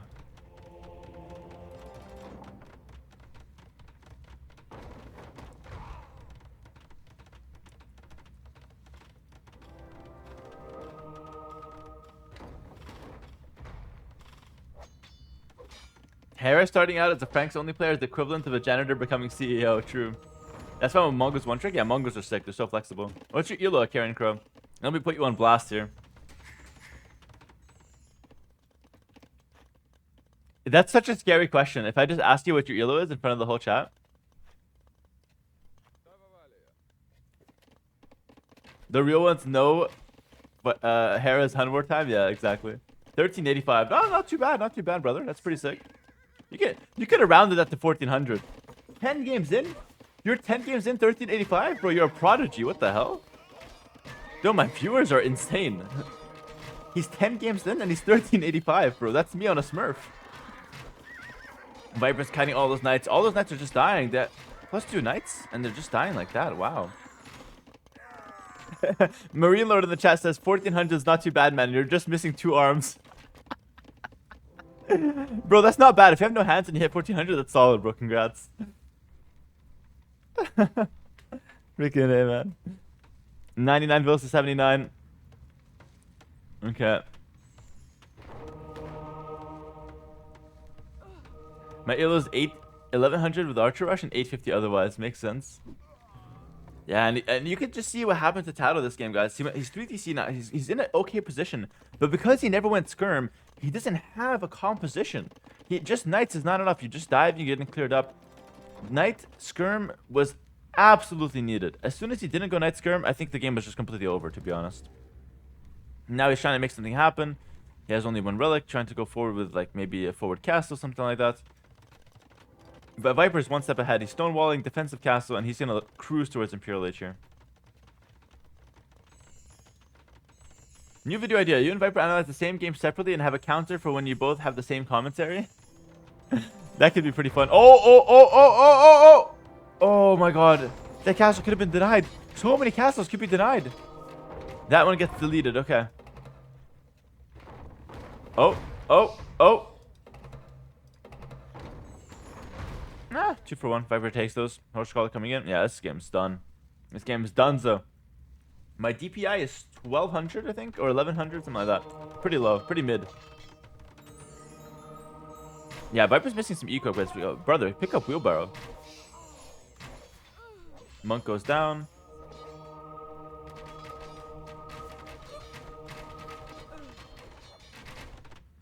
My rank is 1000 with 2 wins, 2 losses. Okay, not bad. That's pretty solid. Guys, usually if you're starting out to play ranked, expect to drop. So if you're not dropping, that's really good. I dropped when I started playing ranked.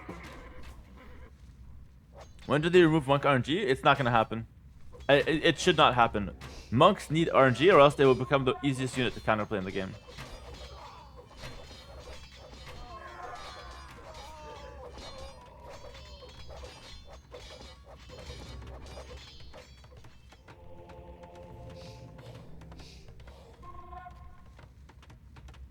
Someone said in the chat, 1700 pre-baby, 1400 post-baby. Bro, you think having a kid will give you fulfillment in life? Are you out of your mind? You got a kid before 2k elo? Do you have no goals? Do you have no ambition in life? Easy fix, get rid of the baby. Okay, I didn't say that. That was a chatter. That was a chatter. That was not me.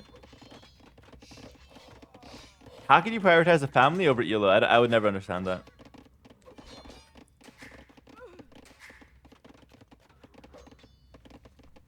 Just in case, I have to emphasize that I'm totally joking. I'm actually a family man myself. I'm big up for family. Just in case, gonna say that. Don't want to get quoted out of context. My girlfriend wants a baby, but I'm afraid of dropping below 2k. Why don't you have a kid? Well, it's kind of complicated. And GG, yeah, TaToH had enough. Viper wins it. Good game, well played. So, guys, we cannot finish the rest of the series because TaToH is actually in jail right now. He went crossbows against Dravidians when he had the perfect civ to go skirms with it. So he's facing a 5-year sentence in prison, maximum security. Nothing he can do about it. Yep, he's also going to be writing down in a notebook 1,000 times a day, I must not go crossbows against Dravidians. It makes no sense. Guys, welcome to another game on Chaos Split between TaToH and Viper. Best of 21 for the Champions Invitational. TaToH's in red playing as the Poles. Viper's in yellow playing as the Franks. Okay, Franks versus Poles. I mean, I think Poles are one of the best civs here.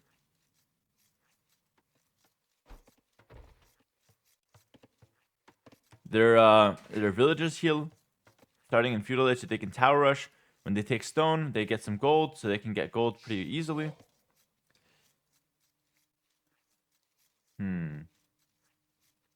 Yeah, poles kind of break the map concept a little bit. You're not supposed to have gold inside.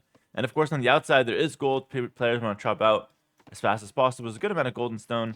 Not a lot of space to work with. How do I see APM so high, even Viper's at 110?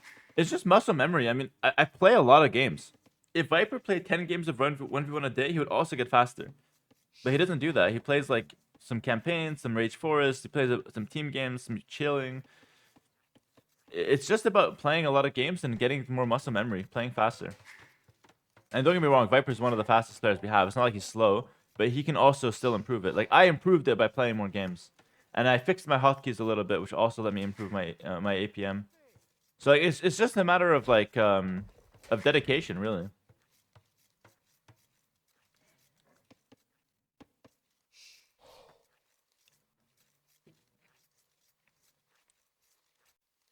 Do I use hotkeys for market? No. Emperor Peter, why were we banned in the first place? Hello, welcome.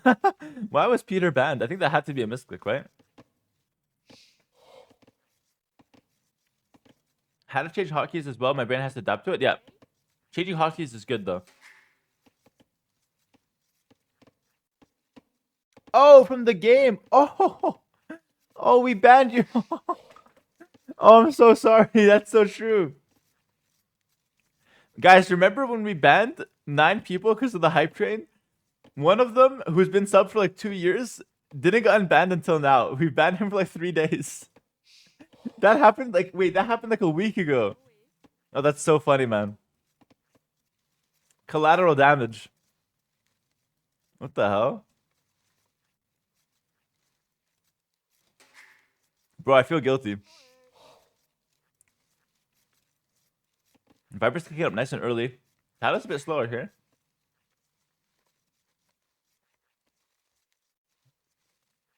I'm offended on his behalf, I swear.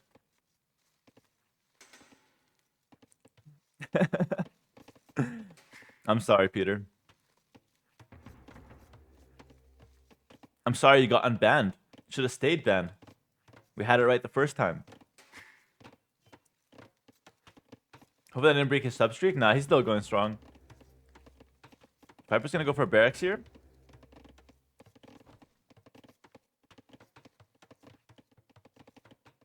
Yeah, Celts could be a good pick. You chop out faster, but Celts are kind of a garbanzo civilization in general. They're a little bit low tier, so I'm not sure. And TaToH's gonna do the same thing he always does. He's gonna go barracks to make spears, and then he's gonna go for a tower rush. Level 1 hype train, we ban hearts. Bro, level 2 hype train right now. Level 2 hype train, and I actually perma ban heart from the stream. Okay, no, I banned him for like a week. Deadass. Get him out of here. Unless Heart types right now and says, no, don't do that. But if Heart isn't in the stream to defend himself, he's gone. Level 2 hype train.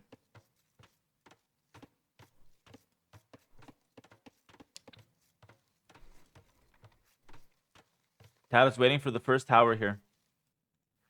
He's looking to get it. Oh, Tabaka with another gifted sub, bro. Going in. He wants Heart to be banned. TaToH, is he gonna make the tower in the same spot? He's just gonna fill fight, okay.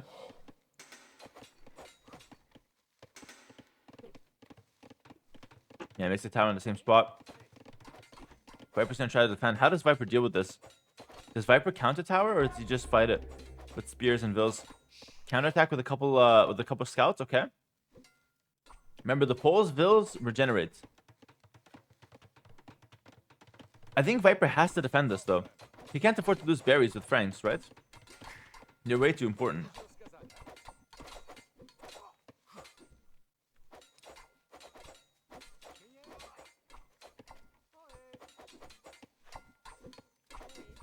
Oh. Fill down. Fill down. Viper's in trouble. Counterattack not finding any damage because TaToH's just too good walling up his resources. Could maybe hit those guys.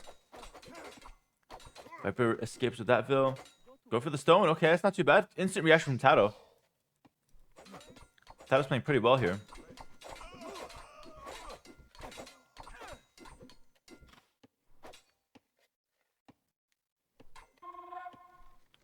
Why they never buff Franks? I wonder why.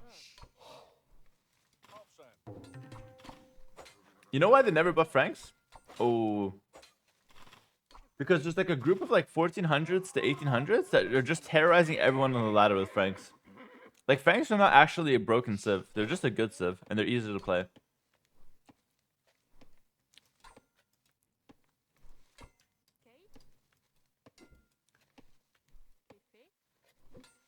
There's kind of a stigma around picking Franks, but there shouldn't be a stigma. Like, Franks are kind of easy to counter if you just know what you're doing. They're not actually the best civ or anything like that. They're not even close to being the best civ.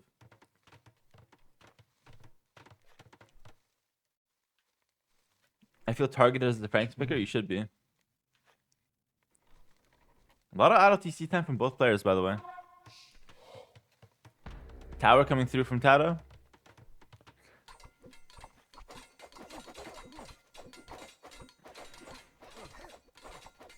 What's the best civ then? Watch my tier list on YouTube, man.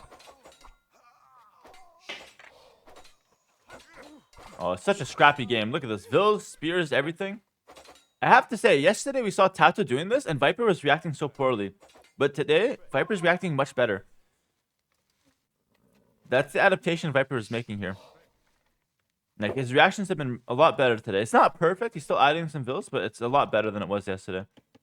Viper's almost out. TaToH is out if he wants to.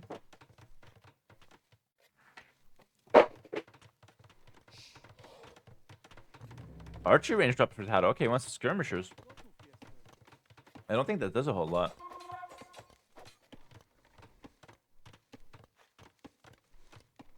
Okay.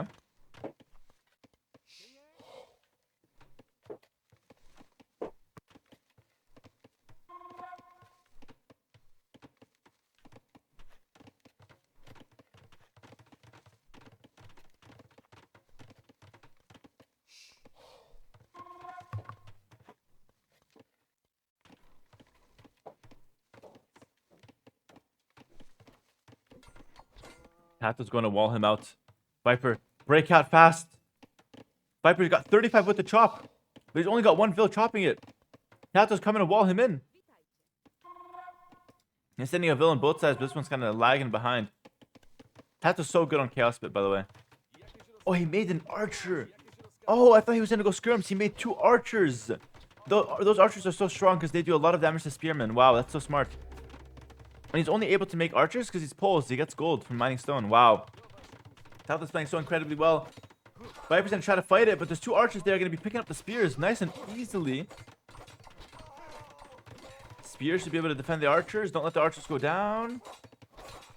Big engagement. I think Viper should still be fine to like push back the tower, but it's not good. Oh, Viper's walling in the tower. Oh, he walled in the tower 100%. Oh, that's such a big play. Oh, TaToH has to fight this. If TaToH loses this fight, he's out of the game. There's 4 vills, 1 archer in there. They can't escape. Wow, what a good play from Viper. But the tower still has a lot of HP. Is it enough? It's a good play only if he's able to kill the tower. But the archer from TaToH has proven to be very strong. Got a lot of spears set up as well. TaToH's repairing on the tower, in fact. Wow. Wow. Wow. What a play from Viper. Clap in the chat, guys. 5 units down, 4 villagers dead. Insane gameplay there. The quickest wall and tower I've seen in a long time. Really well played. Let's get a clip on that as well for YouTube. That was sick. Viper's on his A game today, going for a vill kill as well. TaToH's not even playing bad, but man, he just got outplayed there. That was a good play. Obviously, the archery range coming down. TaToH does have the stone walls. I would like to see him a little bit further up, but not bad. Going to just secure more maps. So TaToH's playing strategically still very well. And now going forward again for towers. Strategically, TaToH's playing well. But maybe Viper, with some good plays, can keep up here. He's got a skirmisher. A range coming down with some skirms. Okay.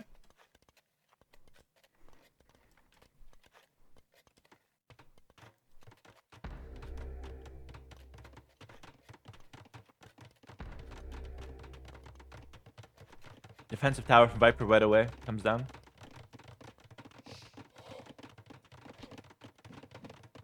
And Viper just walls. He just wants to stay safe.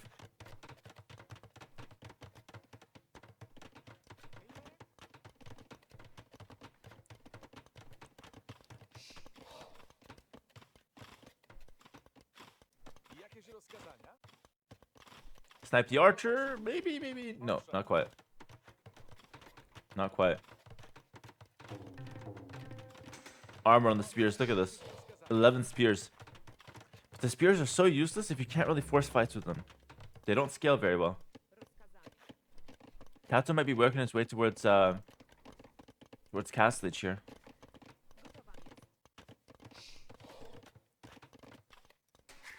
It sounds crazy, but I think TaToH's still ahead, by the way. Despite losing 4 vills, I think he's still ahead. Viper's forced to leave a lot of his farms. He doesn't have a very good economy.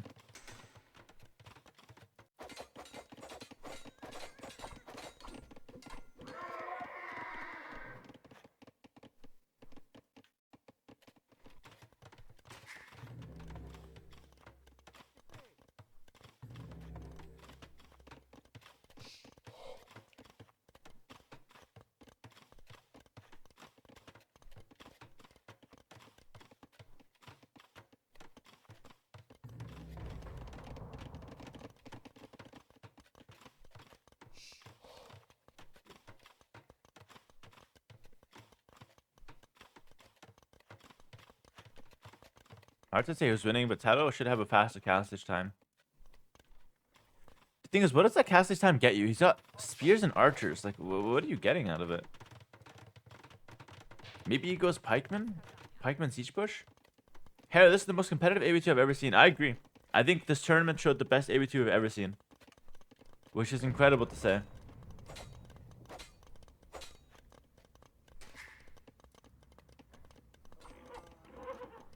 Scout goes down. Now Viper goes ahead and clears his tower and then just goes back.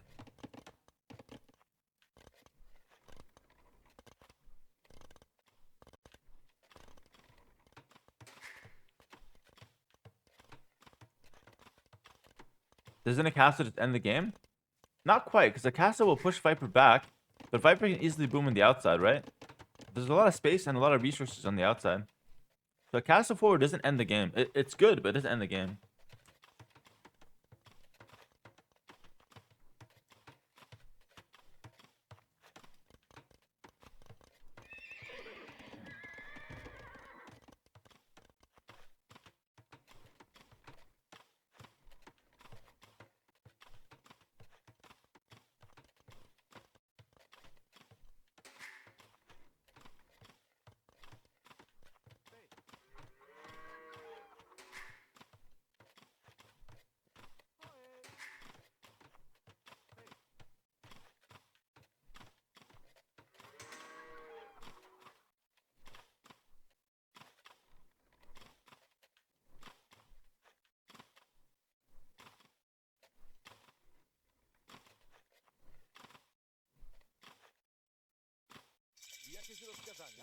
Skirms on spear action.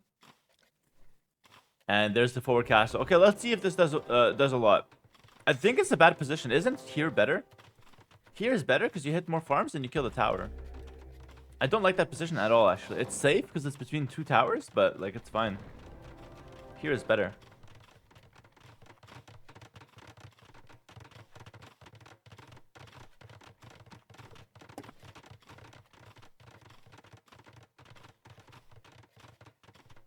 Okay, Viper's gonna have to abandon here. He's got no choices. He has to abandon and play at the back. I think oh, he wants to go defensive castle? I think that's a mistake. I think eco is much better than defensive castle. Okay, there's some knights coming in though. Yeah, this could be problematic for Viper. Oh, or not! Deletes the farm. Oh my god. Oh, there's a trap. There's a trap. House here is trapped. Okay, ambitious. Okay, that's fine. It's fine. Still a top-notch gameplay there. Good quick wall. Good quick wall. He had to delete 2 farms for that, by the way. That was sick. And yeah, okay, he gets the castle down. And he's also trying to raid a little with some random units, but nothing too crazy. And Viper's also going with now a few knights on the side. Getting +2, again, I kind of disagree with that. Viper's making some weird choices, guys. The reason I disagree with +2 is that there are no range units on the field. You don't need +2 armor. Just +1 armor, +1 attack is more than enough. I'd rather see him use those resources and just go for more knights, right? Like, you don't need the +2 armor. Town center at home, maybe a second town center here. Not the best decision there. Yeah, I guess the castle's pretty good. It keeps him safe at least, but yeah, I mean, TaToH's just eating his stone like a fiend, bro. Just feasting on the stone. And that's so good. Like, Poles want to eat as much stone as possible. Research collected. Oh, in favor of Viper. I expected it to be in favor of TaToH. Okay. I guess that was the 4 vill kills. What do you think of Axeman this game? I think Hannah near for Franks is better. I don't think Axeman's that good. I think you can make a little bit. You can make a few Axeman, but it probably just doesn't do enough. Axeman's not a good unit, guys. It's an okay unit. TaToH is missing wheelbarrow. That's true.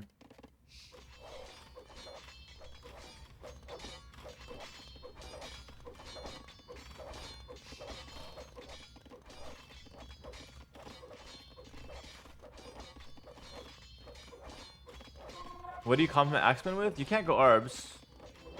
Your Franks. You compliment Axeman with usually Halberdier to protect them against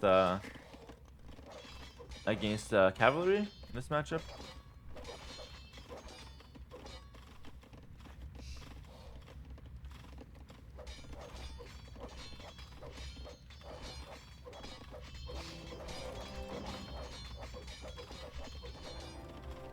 Or you can accompany the Axeman with like Paladin.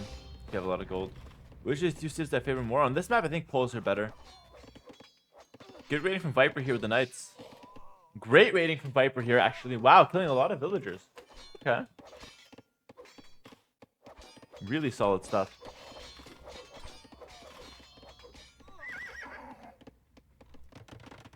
Castle from TaToH on the left. 5% account for castle.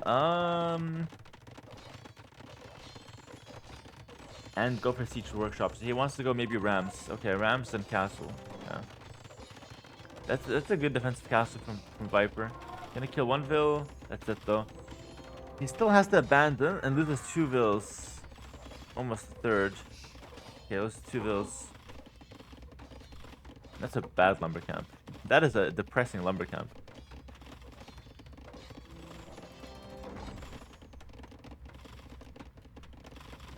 Yeah, we already see the Rams coming through. Okay. Couple of Knights running right through. There's a castle there, but they don't care. You know, still more rating from Vipers. A lot of low HP Knights. Gonna send them back and heal them up, most likely. Does not have a monastery yet, though. A couple Knights from TaToH made it through. That's gonna be annoying for Viper, taking some damage. Viper's on 2 TC and did lose the first one, so it's just 2 TC for now. Could make a third and fourth here. There is space. Like, Viper, there is space. He doesn't know about that gold. Okay. Oh, that one ram not doing enough. I don't really like that one ram. I think you have to wait. One ram is not good enough, but I mean, he does kill 2 vills with it, so it's fine. Make that 3. So that ram did pay off actually. Philip Pirim. Philip, I'm Imperado. Thank you, man. I butchered your name completely, but thanks for the sub. Great tourney. Thank you, Philip. Okay, Viper's gonna heal his knights in the castle, the low HP knights. And now TaToH says, screw it. I'm gonna make a TC in the middle of nowhere, and I'm gonna farm next to it. Okay. That is a great TC. That is a fantastic town center. Another TC in the middle of nowhere. Okay, TaToH lost his mind. I mean, I guess you have to make the TCs there, unless you want to make them on the outside.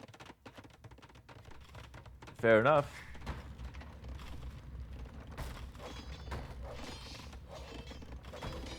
And yeah, the ram play from Viper is just not it. It's not it. You gotta stop doing that, I think. It sounded good at first, but it's not working out. Just find something else. Viper went for another TC, so it's on 3 TCs. And maybe he can raid on the outside with some scouts, but TaToH is stonewall, so it's not really a play.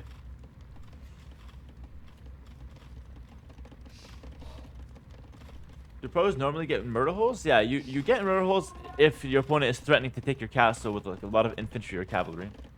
So yeah, sometimes. But you don't like rush murder holes. Like noobs rush murder holes.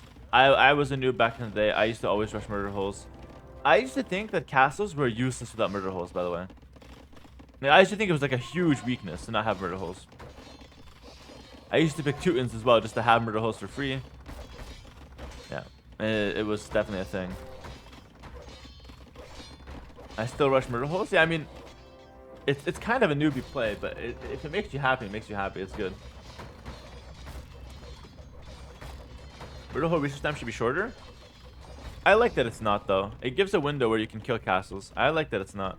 It's still a good tech. Like, if you think about it, murder holes, it's like really OP if it's a good scenario for it. You know what I mean? TaToH's gonna go forward. Sorry, Viper's gonna go forward and wall. Viper takes the score lead for the first time in a long time. Okay. TaToH saving for Imperial Age. Viper doing the same. Okay, we got a game in our hands. I think Viper's in a better position here. TaToH may have more map control for the time being, but I feel like Viper's got a little bit more momentum. 2 relics though for TaToH. That's gonna help a lot. And yeah, I mean that's pretty solid. Definitely pretty solid. The other relics are on the outside though. Gonna be hard to take those ones. Yeah. Yeah, Viper should be finding the gold in the back any second now. Did find it here. That's a good one. I mean, it's not like he's missing gold. It's got gold here, but that gold's like nice and safe. goes for university, so he probably wants to go like Haboob hand cannon, I'd imagine. He could like Viper could go paladin if he's just crazy like that.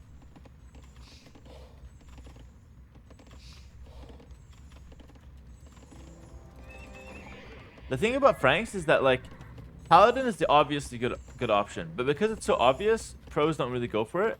But sometimes pros can go for it to surprise the enemy pro who thinks, okay, he's never gonna go paladin here.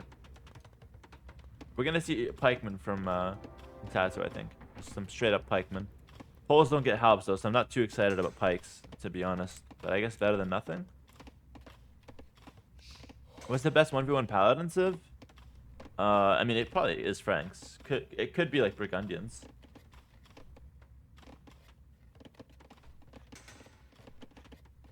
Could be Kelp paladin.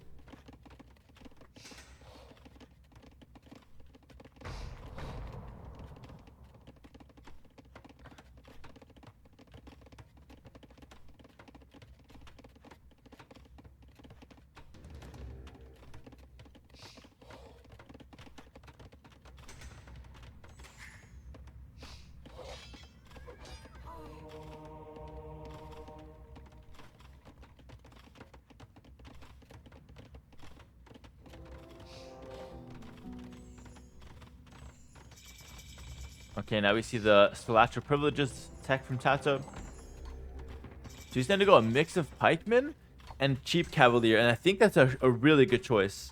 Viper is going to go for helps and hand cannoneer by the looks of things. Okay. So Stalactra Privileges for poles versus Haboob, hand cannon, Franks. Listen, I think the pole army is going to be better, but maybe Viper's going to be the guy pushing and he's going to go a little faster. Crop rotation coming in for TaToH as well. And we're working on those farms.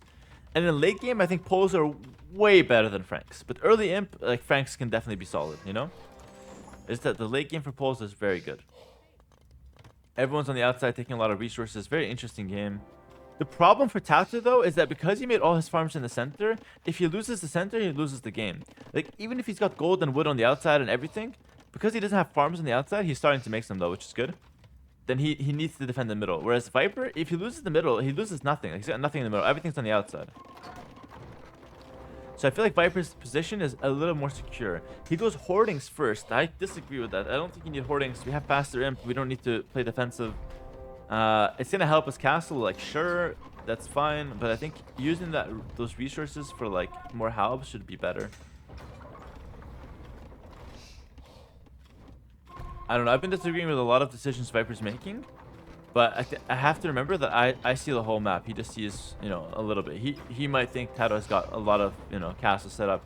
He might think he's gonna be close to bombard cannon. Who knows?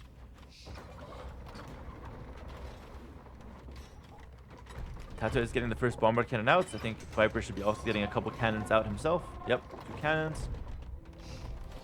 Hand cart for Viper. Only wheel for TaToH, indeed.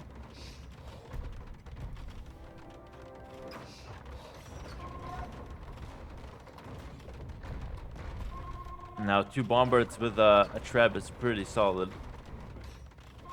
Also, like, instead of hoardings, I think I would prefer just the siege engineer, right? It's better. So hoarding was a really weird choice.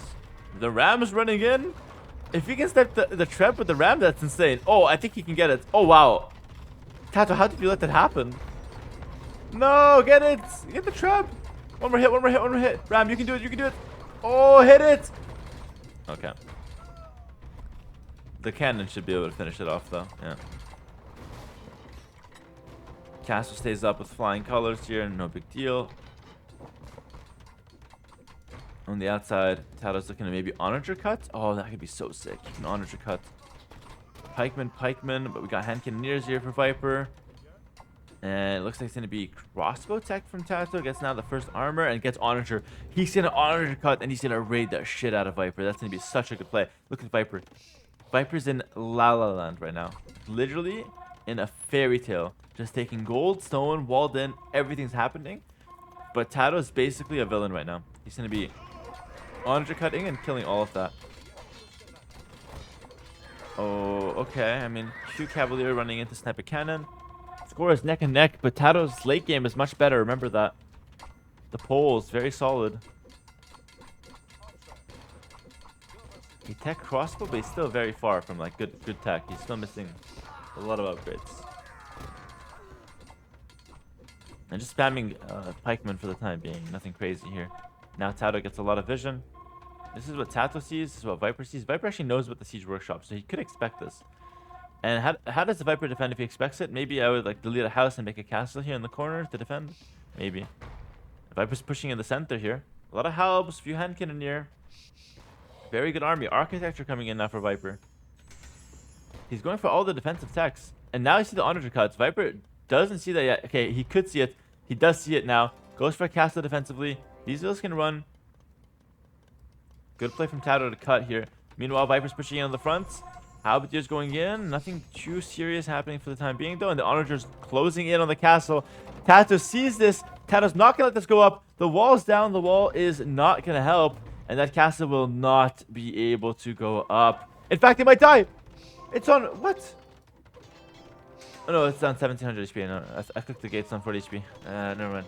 Fake hype casting. My bad. My bad, chat. Okay, this castle should go up, though. Okay.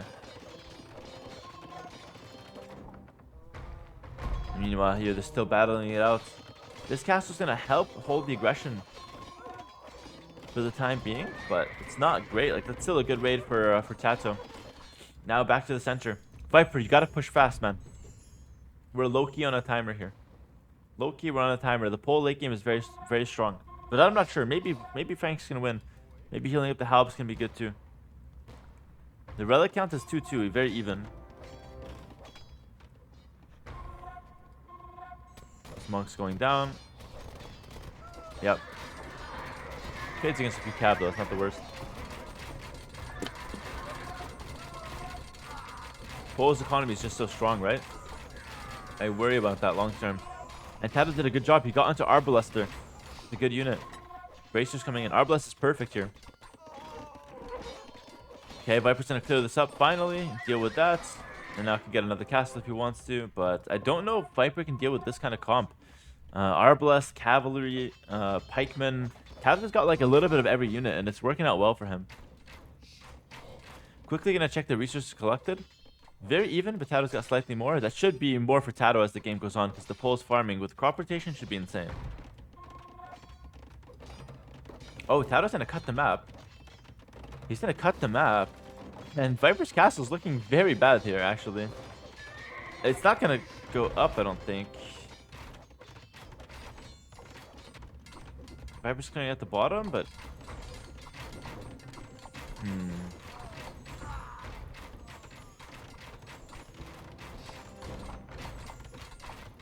He's still trying for this castle.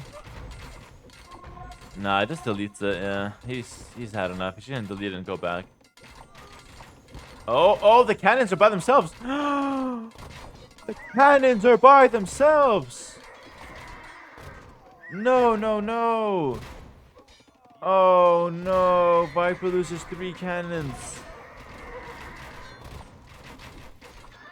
Well, okay. Saves 1 at least out of 4.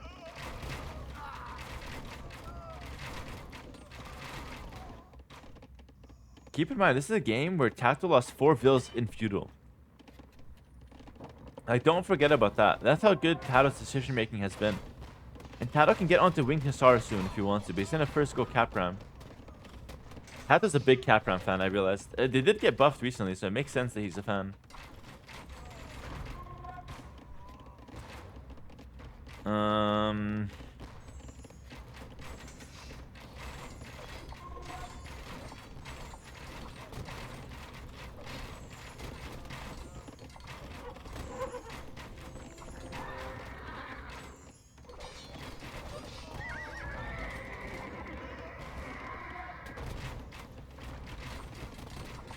TaToH's pushing it on top. Viper's defending.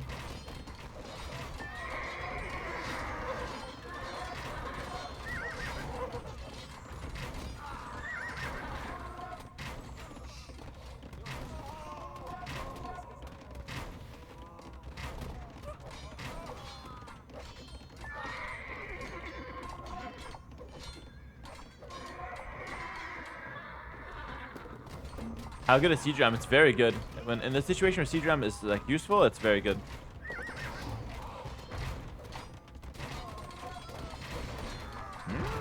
Viper's taking some good trades here after all. Yeah, taking some decent trades. Maybe Viper can mix in some skirms. Like, I think skirms can be solid. Skirms can do well against pikes and do well against arbalists. I know it's like Frank skirms not amazing, but it's not bad. You can still go for them. They're okay here. Viper's got all the upgrades as well for them.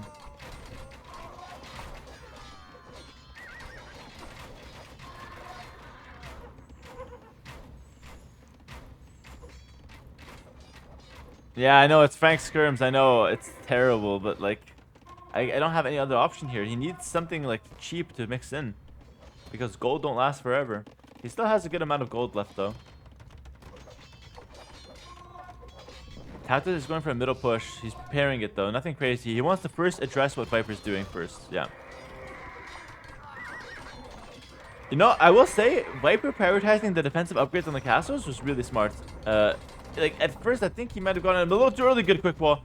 He might have gone in a little too early, but the castle having 7k HP is huge. It's been huge. Stonewall's about to go down. But yeah, this is not a good fight for TaToH at all. Viper's doing really well here. Cavalier running into the back. It's so hard to tell who's winning this one.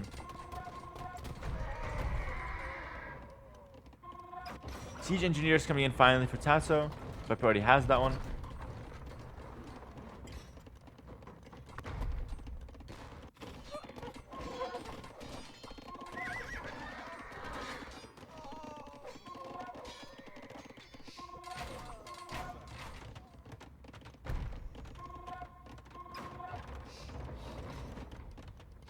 Very awkward for Viper to push in here.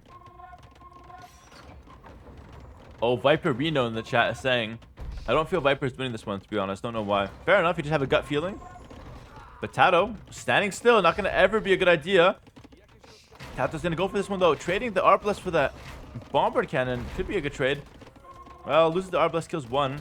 Yeah, definitely a good trade for Viper. And Viper's pushing in so hard here. 200 pop to 180. And TaToH's crumbling, actually. It's looking really bad for TaToH all of a sudden.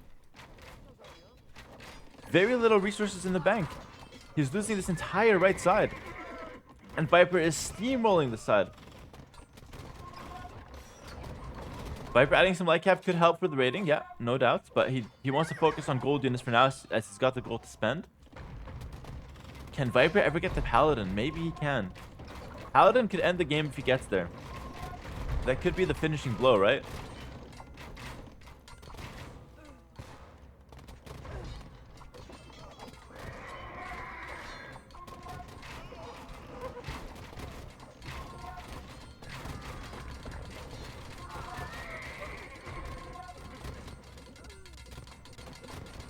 And the pike from TaToH, they're not fully upgraded. They're missing Blast Furnace. He never got Blast Furnace. And the ram pushed into a whole lot. Yo, I'm not gonna lie. Viper getting the 7k HP cast was so good. Like, he's unpushable. The 7k HP castles are so good. Viper's eating up the stone. He still has this gold to take. He still has this stone. He's pushing down the left-hand side. There's still a stone and a gold here. There's so many resources on the field. Murder holes coming in. And now we see light cav. I'd be more impressed by Paladin. I think Paladin is much better here. I thought Paladin upgrade on 1v1 isn't worth the res. It's only not worth the res on standard maps like Arabia. On maps like Chaos Pit, there's a lot of gold and stone. You can afford Paladin. Just make sure if you go Paladin that you win the game on the spot with them. Because then it could get tricky if you don't win. Because it's an expensive upgrade. And look at this. TaToH doesn't have the HP upgrades on his castle. That's the difference. The castle's going down a lot faster. Only has masonry. Some raids coming in for Viper. He's all over the map.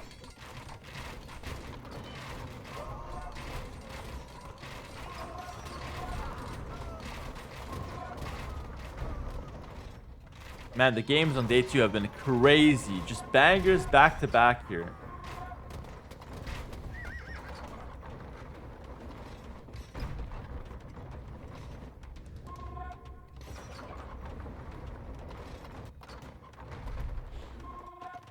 Finally, we see Blast Furnace coming in for TaToH. Finally. Castle on the left for Viper. He's continuing to inch his way closer. Remember, Fang castles are cheaper as well. Another 1 hour game. But it looks like Viper's making a lot of progress. TaToH's backed into a corner. He's still 200 pop, but he's backed into a corner. Look at this. All he controls. He controls 30% of the map at most. Viper's got 4k wood. He's just stocking it up.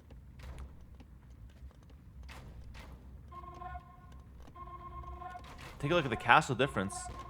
7 castles for Viper. Only 1. 8th one coming up as well. Only 1 for TaToH. That's the difference. Been the difference this game. Viper could definitely use some more farms. Spend that wood, get some more farms in. Shouldn't Viper go unique unit? Unique unit, the throwing action is not that great, guys. I'm not gonna lie. It's not a good unit. It's an okay unit, you know? It's only good in specific situations. Like when you're up against Skirm, Hal, but then okay. Sure. Best wishes for the future, Hera. Dipakaya, thanks for the 13 months, man. Really appreciate the kind words. And right back at you, buddy. Thank you. Best wishes for your future, too. Lightcap coming in. Viper's playing very conservatively. The middle is just a wasteland. Castle defensively from TaToH, but every time Viper goes for a castle, he takes more golden stone. Look at that. Every single time. Axel Viking, thanks for the prime sub, man. Appreciate it. Welcome to the stream. That cannon's doing work, by the way, on the hand cannons. Late game Franks must be better. That's not true though. Pole late game, as far as I know, Pole's late game is better, right? That's what I understood, but maybe I'm wrong. I don't know. Maybe it's just not the map for Pole's late game though, because Poles want to go Hussar, they want to raid, and maybe it's just not the map for that. So maybe in this map, the Frank late game with the Habs is actually better. What's the best way to deal with the hand cannoneer with all the Habs are there? Skirm and Arbalest for sure. Skirm Arbalest. 5th Relic's in the corner. TaToH can take it if he wants. I think Skirm Arbalest will deal with this comp well. Problem though is that if you go Skirm Arbalest, then Viper can go Cav. And that's hard. Thumbring! TaToH's missing Thumbring on his Arbalest. He's missing so many techs. That is so bad. Oh, and Viper's cutting on this side. But I mean, TaToH knows this. He sees this. This is not sneaky at all. Viper's sneaking into a max security prison right now. This is not sneaky at all. I mean, he still might get a cannon. It's not terrible. It's actually still fine. Light cab ready as well. A lot of fighting on this side as well. Guys, the map is so chaotic.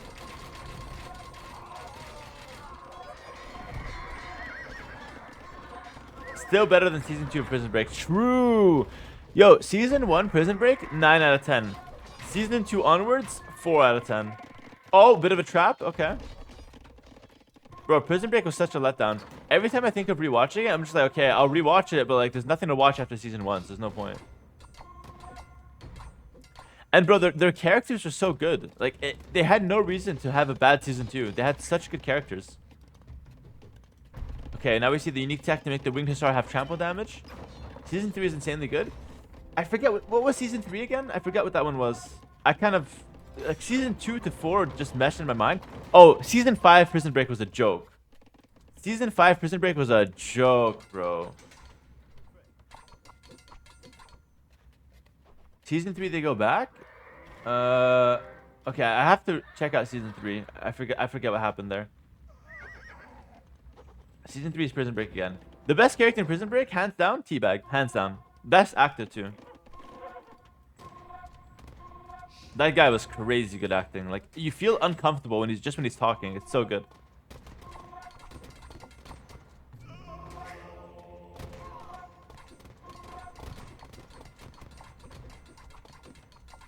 Oh, John Abruzzi was good too, yeah. I mean, all the characters are so good. Like, honestly, I want to watch it again. All the characters are so good.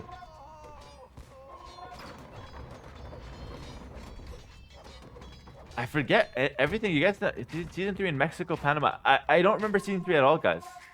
Monastery goes down. Relics are out. Viper got 7 castles. How do you push that? I don't know. He's got 7k HP castles. I have no idea how you push this. Finally, we see the Frank Skirms and Paladin tech coming in. Paladin can be huge. Winged Hussar versus Paladin. Paladin wins. And if I know Paladin, if I know Viper, guys, when he goes Paladin, he ends the game with it. He wants to end the game. And you don't need to end the game. You just need to take the relics. If you go Paladin, if you take all the relics, you're still fine. Because that sustains the Paladin tech. Hussar with trample damage on the field, though. So TaToH's getting into a good pose composition finally with the Hussar Arbalest. But I think TaToH's almost out of position. He's almost out of gold, you know? Making a monk to reclaim the relics, maybe? Poles have a really hard time fighting Paladin.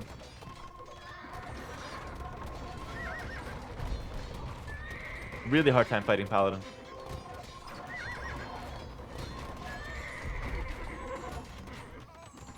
How sick of these series? Insane, man. Insane. Skirms coming in out from TaToH. Okay.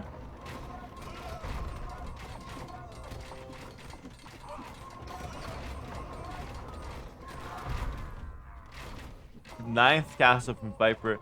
10th castle from Viper. He's going to have 10 castles with 7,000 HP on the field. A lot of Winged Hussar, though. Still chilling. Winged Hussar looks pretty cool.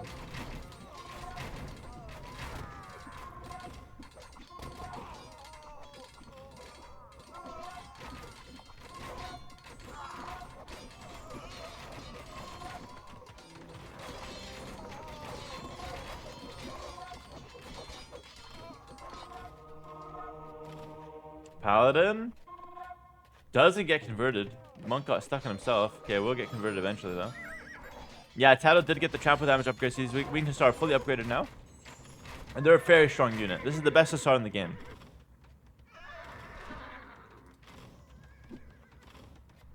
But is it enough when you're up against Haboob? The problem for TaToH is that he can't raid a lot. The map is relatively closed. Like, yeah, he cuts some with Onager, but he still can't raid a lot.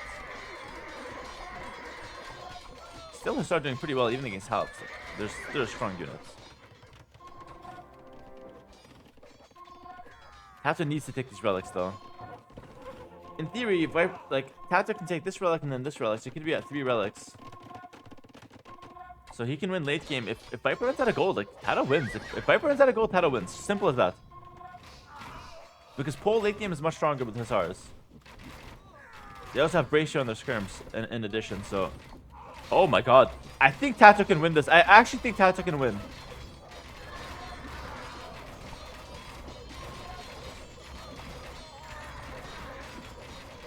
I actually think TaToH can win.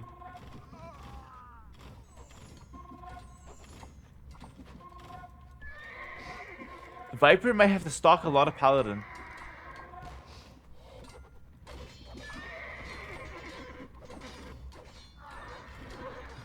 Okay, guys, if TaToH wins, 10 subs to the stream. I think it's possible, and I'm going to give 10 subs if he does. As motivation for you guys to cheer for TaToH and for TaToH to do this. Yes, but Viper's got 10 castles, yes. But there's a win con. The win con is gold. TaToH just said, hold on. Just hold on forever, and then you win late game. It's possible. 10 subs if TaToH wins.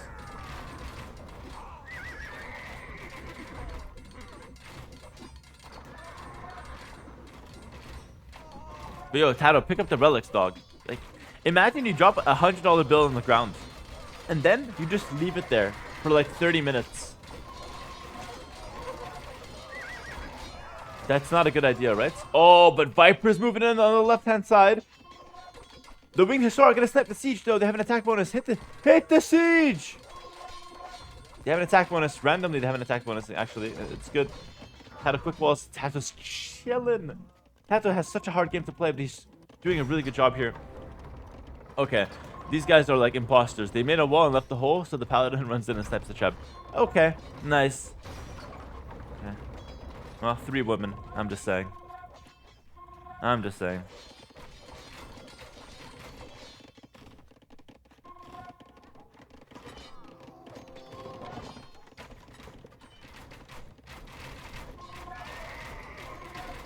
Arbalest and Pike's looking to clear this up.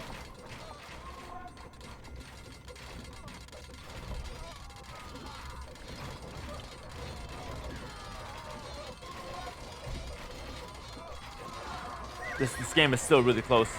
It's definitely way harder for TaToH though. Oh, he's selling his woods. It's looking. He's still 200 pop. He's got more pop than Viper, and he's pushing back one of the castles. But the castles are just so tedious to kill. The 7k HP is so much.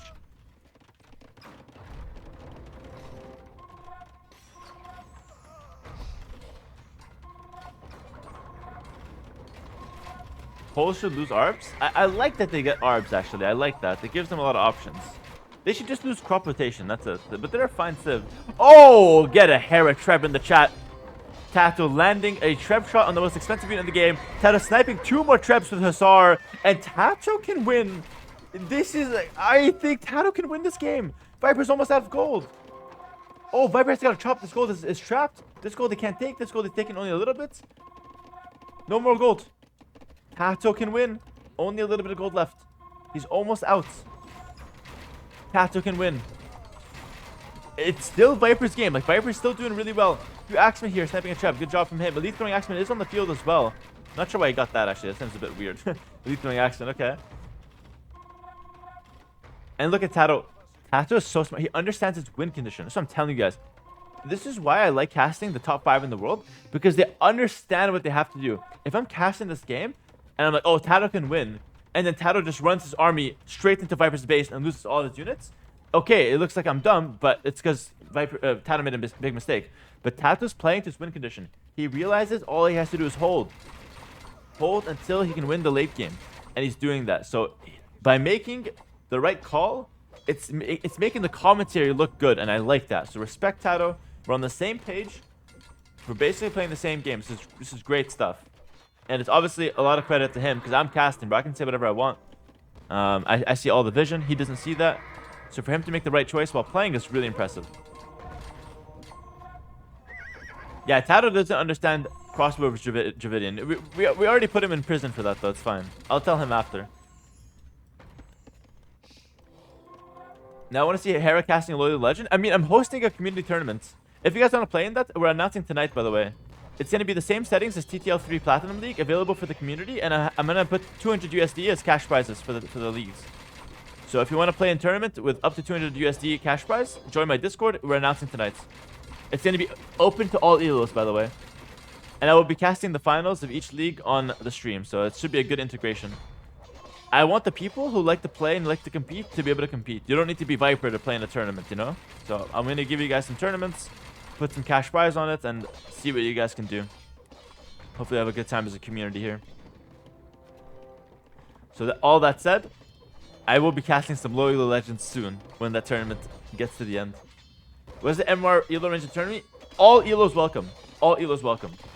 We don't have a range. The range depends on the signups, so all ELOs welcome, and we see who signs up.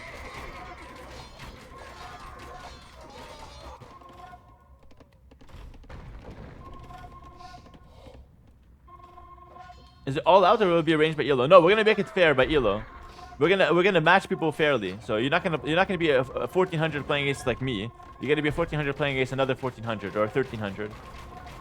So I can play with my 2300 ELO. Soda, man, soda. You're kind of ELO in Zimbabwe currency, buddy. A lot of inflation on that 2300.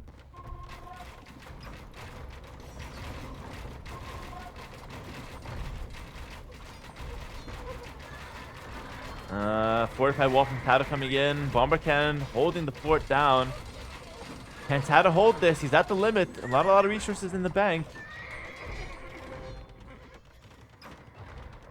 How do I sign up in Discord? We're gonna announce tonight, guys. We're gonna announce tonight. All the information tonight. Just join the Discord for now and just wait. And you'll get tagged later today. Yeah, just join for the time being.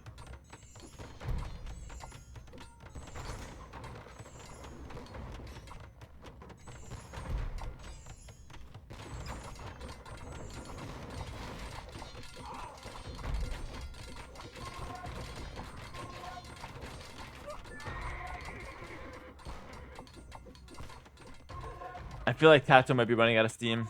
This push is not working out. He can't really kill TaToH's Viper's castles well. Viper's trying to break in. Those are fortified walls, brother. I don't think you're breaking those anytime soon. He's trying, though. TaToH's running out of space to farm as well. I feel like that's a big problem. Needs 3 farms here. Needs another farm there. Farm here. And maybe, like, I don't know. Find another place for a full work. But it's difficult. But he's pushing back. He's sniping more siege. TaToH's got 82 pikes in the queue, guys. TaToH's got a lot of resources banked up. But so does Viper. 6k food. 6k wood. He just spent a lot of his food, though. Okay, on light cab, I guess. And helps. It's just the castles are so good. The castles are holding down so much position. And Viper's busting through fortified walls. When did you ever see this? Just busting through fortified wall without siege. Wow. TaToH, make another wall. Just make another wall right here, TaToH, please. Okay, Viper leaves. Okay, fair enough. Never mind. We can re-wall that, no problem. TaToH's holding. TaToH's holding. Okay, 20 subs if TaToH wins. That's up by 10 subs. 20 subs if TaToH wins this game. I like to encourage the players doing the right thing. Viper is still on 10 castles, man. He's still on 10 castles. Guild's coming in. Let's go, TaToH. Like, I want Viper to win because it makes the score closer. But, like, TaToH winning this game would be insane. It would be one of the best games ever. No, I'm not gambling on games because I don't win anything. That's why. I don't gamble. I just, like, it's a bounty, you know? It's like bounty on TaToH. If he wins this, boom, chat gets rewarded.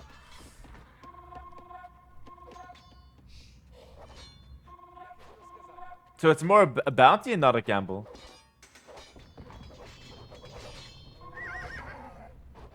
The more subs he offers, the least likely TaToH's to win. Actually, not true. TaToH's in a better position now than he was 10 minutes ago. Because the more he holds, the better position he is. He's got 3 relics and oh my god, Viper, check PayPal! Viper sent in a donation. Or TaToH sent in a donation to Viper. Running in his throwing axeman like that. Oh my lord. But he will snipe a couple trebs though. But losing a lot of throwing axemen. Wow, that was so sick. Guilds is legit. It's good for late game. Good for late game.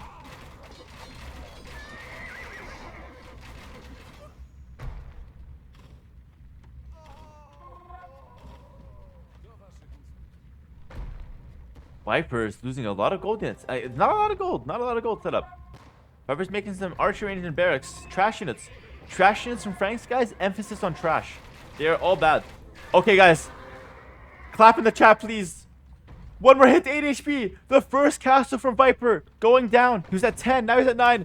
Clap for TaToH in the chat. Let's go. TaToH's making the comeback happen. Sniping some siege with Hussar. We like to see that. Sniping some siege with the Hussar. And guys, I'm not biased towards TaToH. I'm actually cheering for good gameplay. Like, I just want to see good gameplay. But if TaToH wins this, it's one of the best comebacks I've ever seen. So it's just, I'm cheering for the moment and not for the player. I like these guys both equally. They're very solid, very, very talented players. Kiting back with the Arbalest, but the Haboobs are closing in. And Haboobs actually deal a good amount of damage against the Arbs because they're lacking 1 armor. And look at Viper trying to control the gold. TaToH's desperate to eat some gold. Let me have some grub.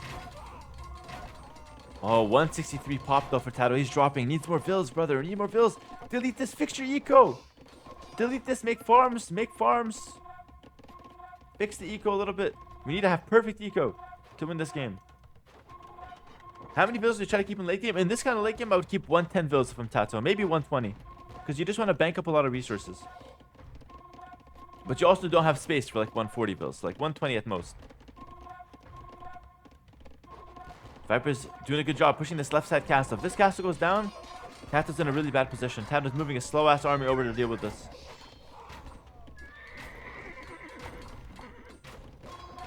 Viper never got Chivalry? Yeah, Chivalry's dead. What can you do about it? Oh! 2 cannons down! What was that? Oh my god! LeBron Viper! That Viper with the shots! That was insane!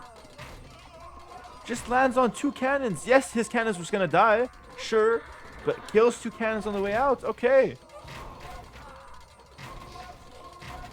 That was a sick shot from Viper. That was perfect. And now the game continues going. Pikes Arbs.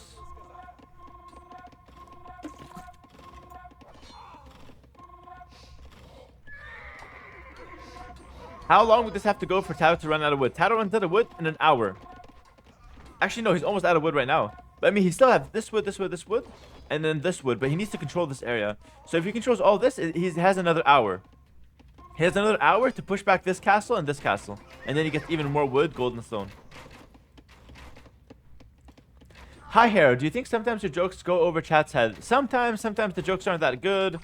I throw in a bunch of jokes here and there, and whatever lands, lands. But at the end of the day, I only have one humor anyway, one personality. So if it's not good enough to make people laugh, it's not good enough. It is what it is. But sometimes they do fly over people's heads.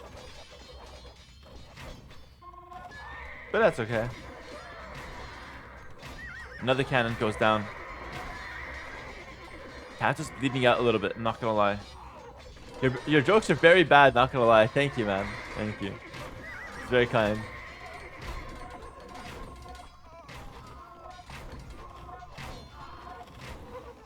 Luckily, I'm not paid to tell jokes, guys. I'm not a stand-up comic. I'm a pro player, and that's what we can say at least.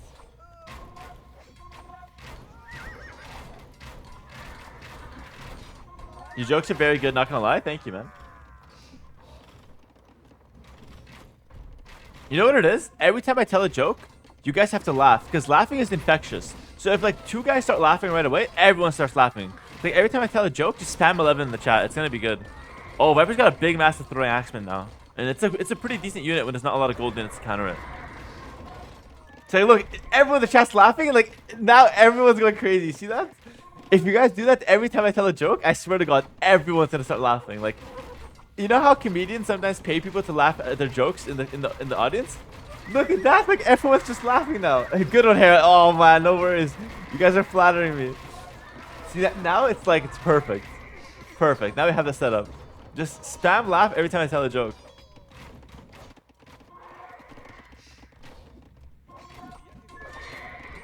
And Viper's on top of the hill. Oh, Viper's got the high ground now. Am I right, chat? That's too cute to laugh.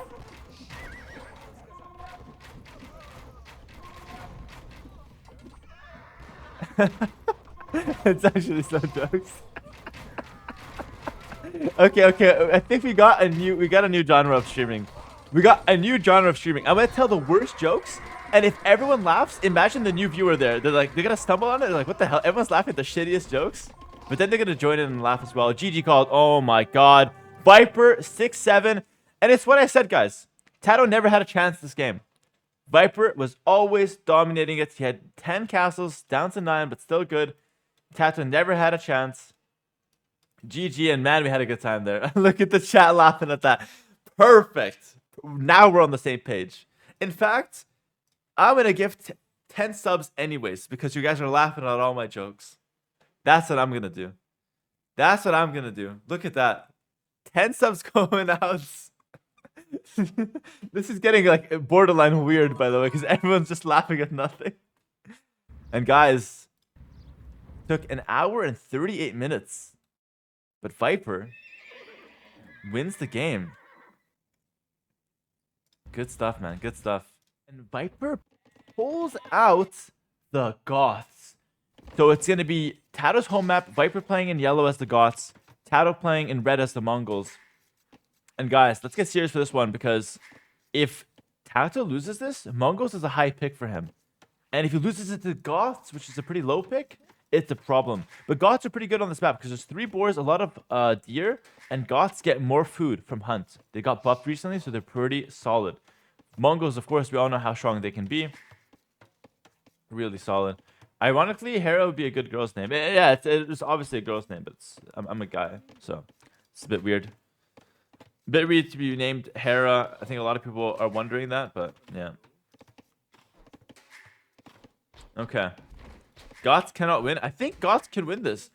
Goths have a good matchup against Mongols late game if the map is open enough. If the map is closed and Mongols get the SO, then maybe not. But yeah, could be difficult. Guys, friendly reminder to follow the stream if you're enjoying the content. Also, consider subscribing if you want to support me further. I forgot to do that in the draft, so I have to do that now. And if you're watching on YouTube, like the video and comments.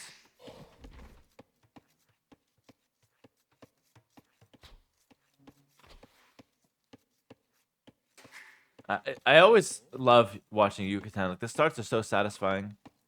This used to be my favorite map growing up, by the way. One of my favorites, at least. Came for AoE, stayed for the jokes? Of course, man. Of course. Look at the amount of sheep here. Oh! Oh, we saw that in real time. Oh, wow. That was such a good play from TaToH. He's got a lot of damage on Viper Scout. We saw that in real time. I didn't expect that gate to drop, and that was sick. TaToH thought today would be easy Viper, so he was watching TikTok in bed all night and did not sleep enough. Oh, Viper sent a Vil forward. He's blaming the deer. I can't imagine TaToH watching TikToks. I don't know why.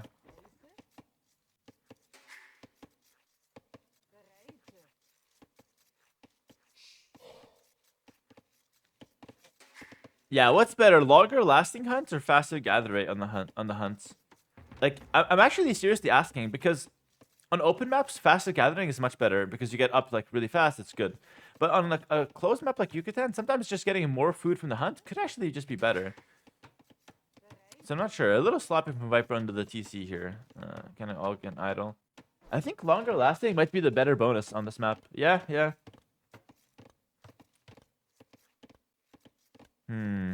Faster gather rate is better early. More hunt is better later. Okay. Yeah, that sounds about right. Viper's eating a lot of his sheep. More is better, in my opinion. Yeah, that sounds good. Sounds right to me. Oh, wait, what? TaToH pulled two boars from the side. Those are 2 extra boars, and TaToH just finds them. Oh, that's so good. Speaking of more hunt, TaToH has that. I think Viper's doing too much. I think Viper's doing too much of the scout. Yeah, he lost it. Also going militia? I don't know, man. I think he's going a little too much. A little too crazy here.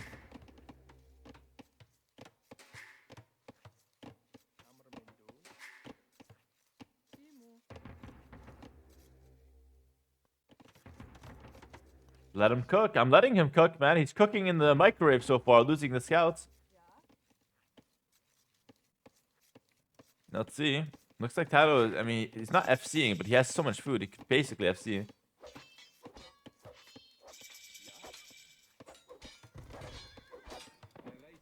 Oh my god. That scout lost. That militia lost half his HP to the Jaguar. So much damage. Like, what the? This is. Everything's going wrong for Viper, I feel here. He's gonna have meta arms and double bit now, and he's putting a lot of pressure. And obviously, he still has the deer that will last him forever with Gots. So let's see. Someone put the 100k Hussars on who? On Viper? Or on TaToH? A dock there can be good. Yeah, dock here is great if you want to lose the game. Like, I can see why you want to dock this, so like control with water units, but that's a late game thing, not the early game. Oh, wow. TaToH goes for actually... wait, what? What's TaToH doing? He's going market, tower, blacksmith. He wants the fast castle. He might do the fast castle step lancer thing. The fast castle step lancer can be really insane, actually. Do you guys know about that strategy? He's actually doing it. Oh, wow. He's actually doing it. Do you guys know about that strat? It's really good. Well, it's really interesting. Not good, but like, you basically go fast castle, all in step lancer. It's like a Huang rush with Mongols. The gold kind of looks like a peepee. Alright, bro. That's enough internet for you, man. Just log off today. That's enough. You've done plenty. Just log off. Come back tomorrow. First ad ever in this tournament just played. Yeah, I have the lowest ad settings, so if you're still getting ads, there's not much we can do about it. Oh, that deer is blocking the wall, so TaToH's eating it right now. It's so crazy that Twitch forces me to play ads. If it was up to me, I'd play no ads, but it just forces me to play ads. That is what it is. I think ads on livestream are terrible. Can you include this build order for your strat in your build orders? I don't know if I want to include it, because it's a really degenerate strat, so like it's kind of cheesy. It's going to ruin the ladder.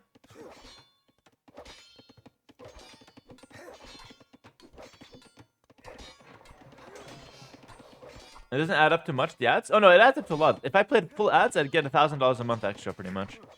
But that's, like... Then I'd ruin the experience for so many people. I don't know. It's weird, because, like... I'm really conflicted with, like, the ads, with Raid Shadow Legends ads as well. Like, I can do Raid Shadow Legends ads all, like, every month. Every month they're telling me about it. But it's weird, because, like, on one hand, they pay a lot. And it's, like, basically free money. at the expense of your time. But on the other hand, I don't believe in the product and I don't think it's good. So it's weird to advertise it and say like, oh, try this out when I don't believe in it. It's really weird. On one hand, it's free money. On the other hand, it's like not exactly like what your content's about, not exactly what you're about.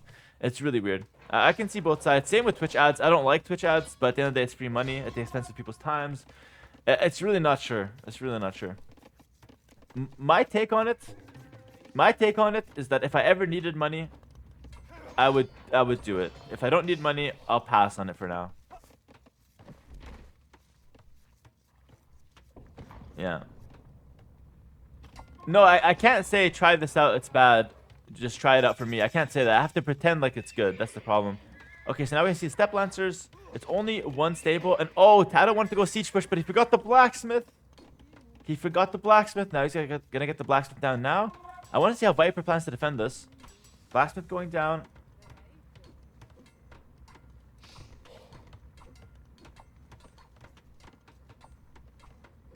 I wouldn't blame you for making as much money as you can on stream for so long. Yeah, I realize that as well. Like I said, I think if I ever needed the money, I would go for them. But for now, it's like, I don't really care for the product, so I just don't do it. Yeah.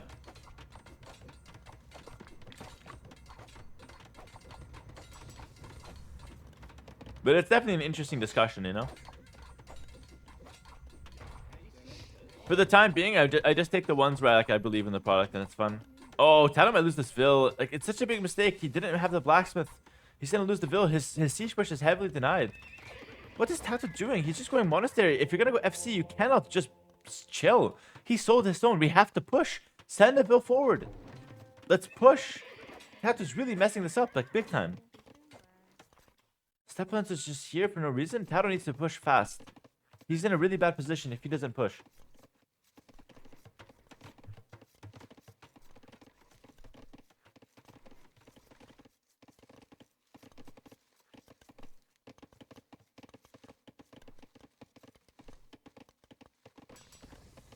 He made a tower, didn't sell stone? Oh yeah, TaToH didn't sell stone. He made a tower and stone was true. But still, like, you have no stone. And now he's just gonna buy it back to make town centers. I hate this. Wouldn't the push be so good? Wouldn't Step Lancer Siege be insane here? I don't know. Wessex gifting us up to the Master Yoda. Thank you. Appreciate it. The Master Yoda said, I hope I get a gifted sub. Master Yoda, you have a Prime sub. So next month, you have to come back in Prime sub. Or else you're just abusing people's money. You have a free sub and you're not using it. But thank you, Wessex.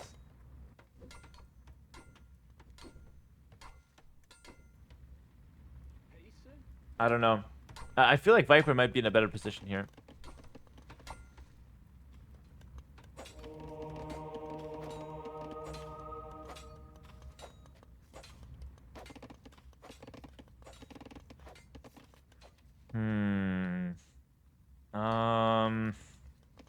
I'm thinking here. Am I following the chess FIDE World Cup? No, not really. Oh, actually I am. It's Carlsen versus Prague in the finals, I think. But like, I'm barely following it.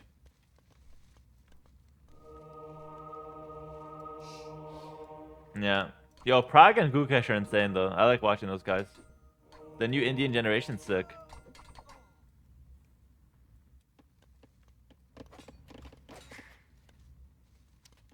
Let's see. TaToH's got a 4 build each here.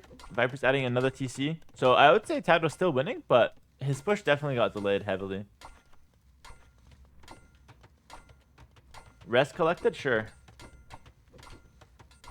Should be more for Mongols, right? Oh, barely. Wow. Yeah, rest collected is very, very similar. And now we see a defensive siege workshop coming down for Viper. And like I said, long term, if this map is open, Goths should win. If the map is closed, then obviously Mongols win with their heavy siege.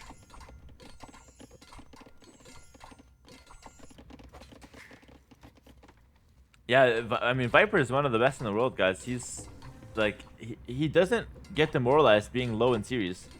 He's been playing this game for so long and been the GOAT of it throughout like 10 years, right? So he's not going to get demoralized being down a few games. Never count him out. He was down 6-1. People are like, oh, Viper's washed. Viper's arm is like hurting or whatever. Viper's as fast as bedtime. And I'm just like, why are you guys making excuses? Like, he's fine. he'll come back, and he's coming back 6-7 here, and he's looking good in this game 14. Idle time is the exact same, minute 20. Carlson is the Viper of chess. Okay, I would say Viper is the Carlson of AoE. I think Carlson's a bigger name, but yeah, they're both solid, both at the top.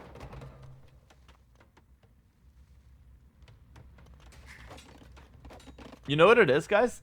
Every chess YouTuber clickbaits Magnus Carlsen's name. Like, I feel like Magnus Carlsen transcended chess in a way, you know? I think we're yet to do that with AoE too. Like, everyone, even if you don't follow chess, you know about Magnus Carlsen. But I feel like if you don't follow AoE, you probably won't really know about Viper. Not yet. So I hope eventually we, like, transcend it. Focus on the game here? I'm focusing on the game, bro. I'm commentating everything. Steplan's is hitting a house. Nothing's happening. 4th DC being dropped now for TaToH, so looking to just develop his economy. Any Neiman fans in the chat? I actually like Neiman. I actually like him. I actually like him. I don't know if he's cheating or not, but I don't believe he's got like anal beats or anything like that. But I actually like him. I think he's fun. What the hell are these TCs, guys? Like, actually, what the hell is this?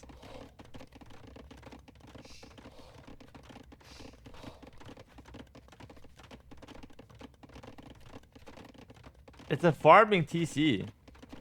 We've seen so much of this.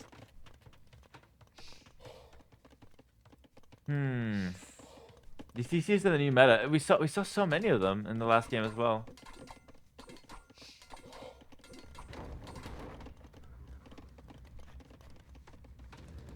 Now we see a siege workshop coming through.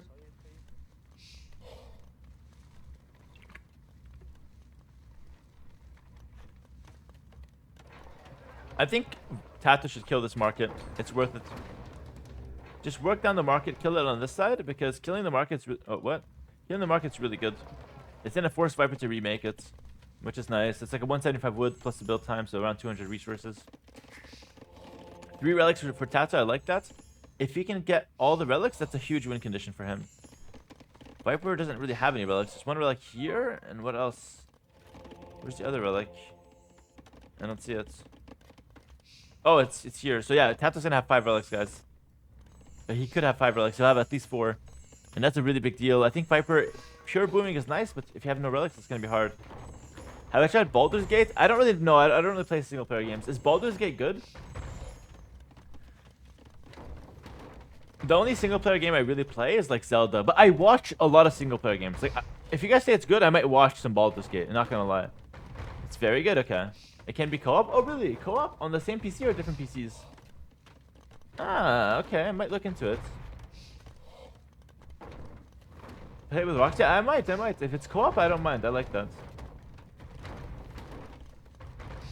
What other strategy games do I play? I mean, I play AoE2, League of Legends, Hearthstone Battlegrounds, Yu-Gi-Oh! Those are like the main games I play like consistently, in and out. And then I play like some fun games like, I don't know, Super Smash, Zelda, a lot of Nintendo games. I used to play COD, FIFA. Yeah, I played some FPS games back in the day. I played some Fortnite as well.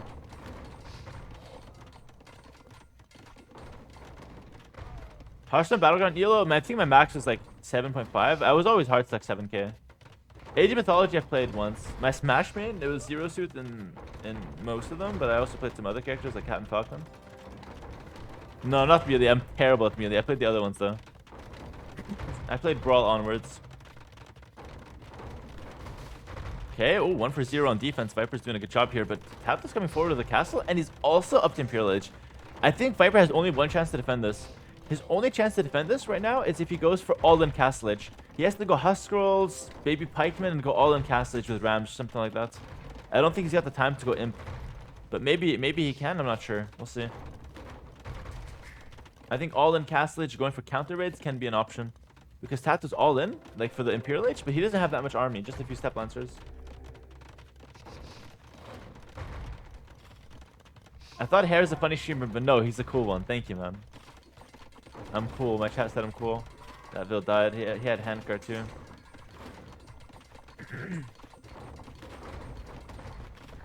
Been very nice hearing high-level players cast a lot of different insight than some of the main names in AV2. Yeah, I think top players casting is actually insane. That's why I want to do it more. I think there's definitely people love to listen to that. Not that the casters we have are bad. The casters we have are really good, but I think you get the best insight from pros. Viper's kind of stuck though. He's kind of stuck behind. He's going for the all-in cast list. He's doing the right thing in my opinion, but I'm not sure if it's gonna work because I feel like it's only good if you have the momentum. You're the one attacking. If you're the one defending, it's kind of hard to make work. TaToH's not getting Mangata, and if you get second castle, it should be pretty much over. Yeah, I mean, you're saying like Viper only boomed, but so did TaToH, right? They both kind of just boomed. But Viper started with Men at Arms, which didn't really do much. Yeah, all-in play requires rams, but we're not even at the ram stage. You have to like counter raid first. You have to raid a lot first and then go ram push. Because if you go ram push right away, it's really easy to defend. You have to ram push when Viper or when TaToH's distracted.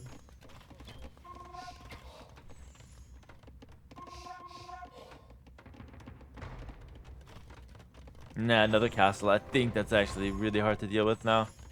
It's same pop. Usually when you're an age behind, you have to be up like 20 pop. At least castle's imp. TaToH's getting some stone walls on this side. Oh, I think TaToH's gonna be in time. Oh, that's so good. Yeah, that raid's not gonna do a lot. Oh, can he get there? The husk scroll! Run your ass! Okay, he got it. He got it in time. Nice. That's really good for Viper. At least he gets some raids. At least he gets something, you know? And now TaToH's gonna stonewall the whole map. Yeah, I think with the Rams, you're not gonna really do much against Mangadai, against Mangonels, and against two castles should be enough to defend. And well, Viper's running in with a lot of Huskers and Pikes. Let's see what he can do here. The Rams are coming in. One of them's taking the long way around. Let's see what he can do. He's gonna clear up the trebs, go for the kill. This is in theory the best timing for Viper, as the second castle was not up for a while. Now it goes up. But I mean, it's only 3 Rams at the end of the day, guys. It's only 3 Rams. I don't really see it doing too much. The step lancer. Oh, look at the step lancer and the Mangadai in the middle. Oh, that's so sick. Do that again, TaToH. Oh, that's so sick. He's in box formation. The Mangadai in the center. Step lancer boxing them around. That is so cool. Do that again. Do that again. No, let me see. Ah. Yeah, it's completely GG. Viper's going to go for a castle. Viper's going for a castle under 2 castles from TaToH. Yeah, okay, man. Yeah, okay. TaToH wins that one 8-6. Oh my god, that is so cool, man. GG, well played. Fun game there. Fun game. Wow. Guys, we got a banger series in our hands. TaToH's back with the 2-point lead. And it's getting close to the end. Viper's going to have to do something crazy if he wants to win this. Alright, hopping into the next one. We have Viper in the yellow as Incas and TaToH in the red as the Britons. Have I been to Germany before? I have been to Germany multiple times. Like a lot of times. I've been and the map is Acclivity, by the way. It's a land map. You guys know it. And I was going to talk about my Germany experience now. I've been to a lot of cities in Germany. I've only been to Germany for land events and to like film for business, but I've been to Berlin twice. I've been to Hamburg. I've been to Heidelberg twice. I've been to Hanover, and I've been to Frankfurt for the airports. And I think that's it, actually, or one more. I think one more. I don't know. That's it for now. So I've been to a lot of cities in Germany. Come to Ushuaia? I do want to visit that, Jimmy, eventually, yeah. What is Hanover like? I don't know. To be honest, Hanover was kind of bad for me because I went in winter. And it was not like... I didn't really even get to see the city. It was for DreamHack, so I spent most of my time indoors, to be honest. So I didn't get to see the city. Yeah. Europe is boring. South Africa more than Europe. Are you from South Africa, Wessex? I mean, South Africa sounds really good too, though, to be honest. I'm not going to lie. Oh, no, you said South America more than Europe. Okay. Yeah, South America. I mean, South America is cool too. I misread. But South Africa, I want to visit as well one day. But I mean, I would like to travel to a lot of places. I just like traveling in general. Yeah. I want to see like I want to see the animals in Africa, like in general, like the giraffes and stuff. I want to see that. Elephants.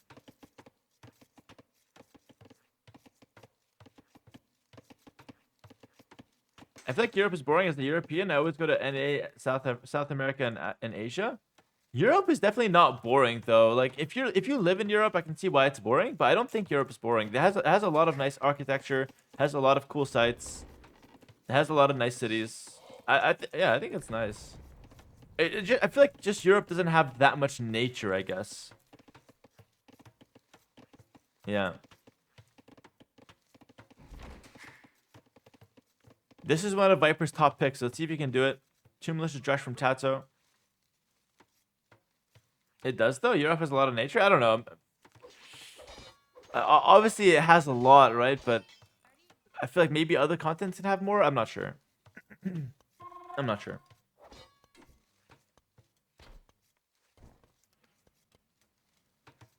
Now, obviously, Europe has nature, but I don't know if it's more than other continents. Like, that's all I'm saying. The Black Forest is in Germany? I do know about that. Yeah, I heard about that. It literally has the Black Forest. Why is it called the Black Forest? Tell me. Let me learn.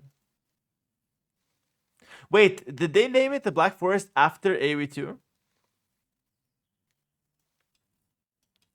What came first? Why not White Forest? Let's make it a race thing. Because it's black because it's dark? Okay. Lots of BF players there, makes sense. It's a mountain ring with dark trees. Cool. Okay, dark trees. Okay, nice. Drush from TaToH not doing too much. Drush from Viper getting kind of walled out here a little bit. But this is Viper doing a post-feudal Drush. And now they're going for an archer range. They named Saudi Arabia after AoE2. They saw Arabia was the most popular map and they just named it. Roby, thanks for the tier 1 for 4 months. Really appreciate it. Roby, did we hit 1,000 ELO yet? What's going on, my guy? We making the plays? Chobi the other day messaged me on DMs on Discord. He's like, yo, there's a mistake in your build order. I'm like, oh, true. Like, there actually is. And he's like, nah, don't worry about it. It still works at 900 ELO. I'm like, bless. That's perfect. That's what I like to hear, man. Oh, wait, what? We broke in. The men at arms broke in. What was the error? It was like I think it was a Turk fast stim build or something. Something was a bit weird there. I had to change it. And obviously Archer's following it up. So it's going to be men at arms from Viper.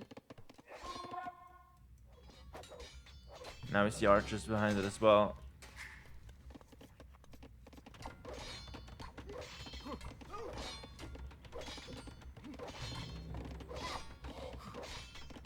I hit 1k after like 400 games now. I peaked 1050 but fell down to 950.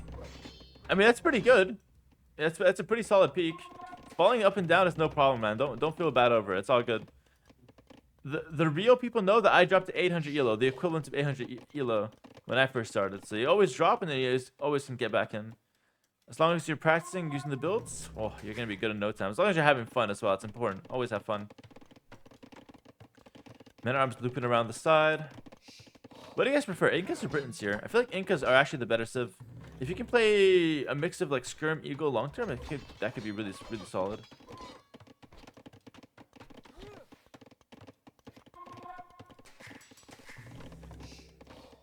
Yeah. I don't have fun on the ladder. I only rage. I mean, that sounds like a personal thing. If you're raging, that's definitely on you. But if you're not having fun, then yeah, I mean, you can step away. That's fine. If you're not having fun on the ladder, just play something else. Nothing wrong with being a campaign-only player. Lately, I've been trying many new civs. I think that's the reason too. Oh yeah, for sure. I mean, it's good to try new civs just to get a feel for everything. But if you want to climb, definitely just stick to like 3 civs, I'd say, and just spam them. Then you'll climb so fast. Viper's starting out with some archers. I think he wants to play archers to put pressure and then eventually switch to skirms. I think that's his plan. Britons on this map, I don't know why they go for it. I don't know why Britons are so good on this map. Like, I don't think they're that good, to be honest. But everyone just loves Britons on this map. Yo, check Discord. Okay, I'm checking.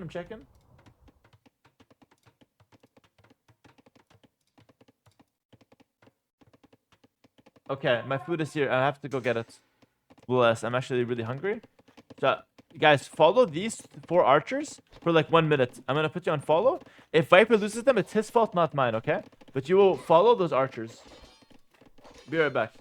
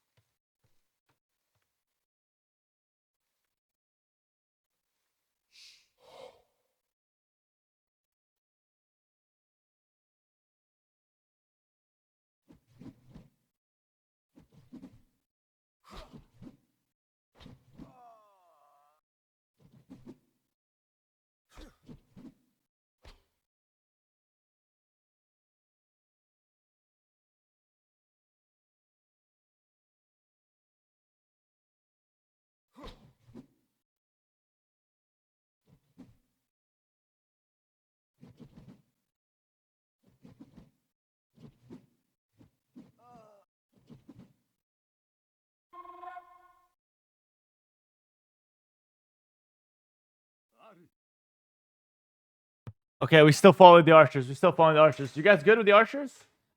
Blessed. We chilling, eh? Big chilling. Okay, I'm back. Hello, hello. Okay, we have the skirms at the back. What did I miss? Cast stage faster for Incas. And Vil kills. Oh, Viper lost 2. Okay, Viper lost 2 Vils. Now we see 3 barrack plays. So he wants to play Eagles.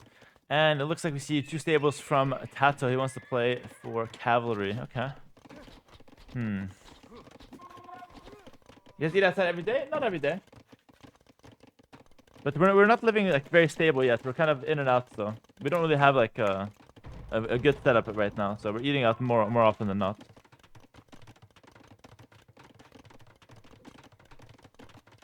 What's the food? It's shawarma.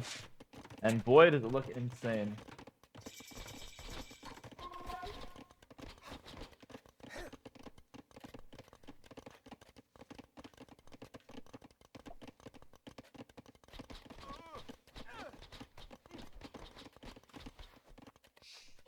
Eagle Warrior upgrade and Squires coming in.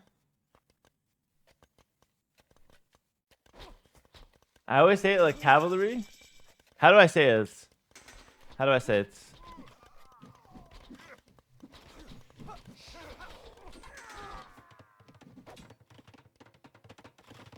Viper's going second TC at the back as well, so it's not an all-in. He's just gonna go Eagles to gain the map control. Am I Arabian? Yes. It's cavalry. That's how I say it, man. Cavalry. That's exactly how I say it. I feel like TaToH's army is not that strong. He's gonna have crossbow and a few knights. That's it.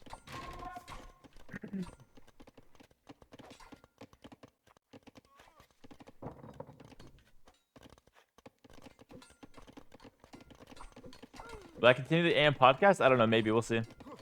Oh, there's a hole. There's actually a hole there. That's so crazy. It's like a double hole. That's insane. And the eagle comes in. TaToH's in a bad position. His cavalry are chasing the eagles. I'm gonna say it like that from now on. Screw you guys.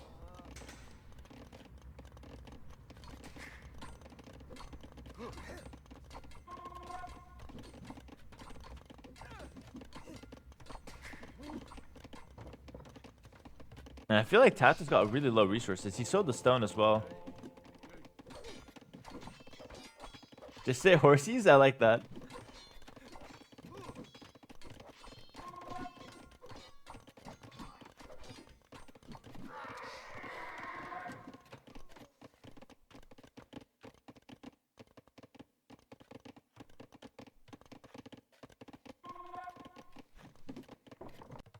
Third town center for Viper, guys.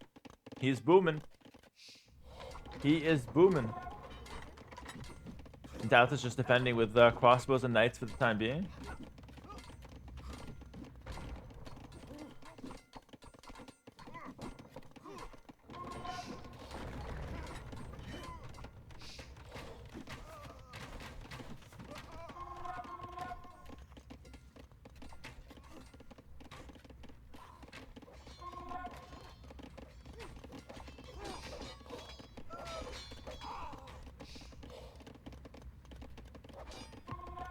Yeah, eagles get +3 versus cavalry.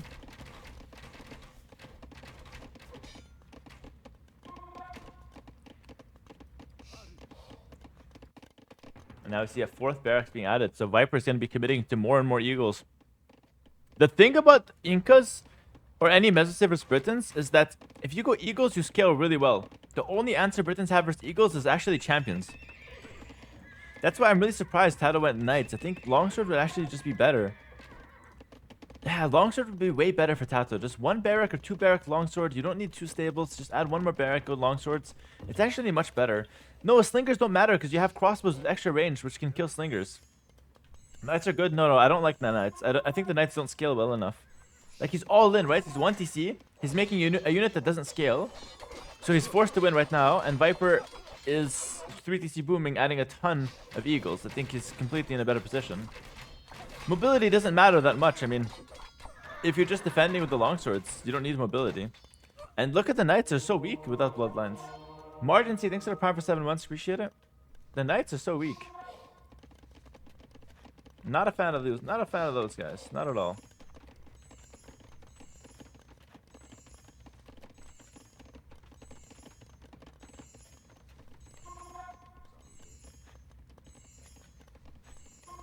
How could you guys see what the knights are doing and still think knights are good? Like, you see this, the knights are doing literally nothing, and we're still saying, okay, knights are correct here. How is that possible? Guys, how can we arrive at that conclusion? Knights clearly did nothing. Okay, knights have to be wrong. Let's go longsword next time.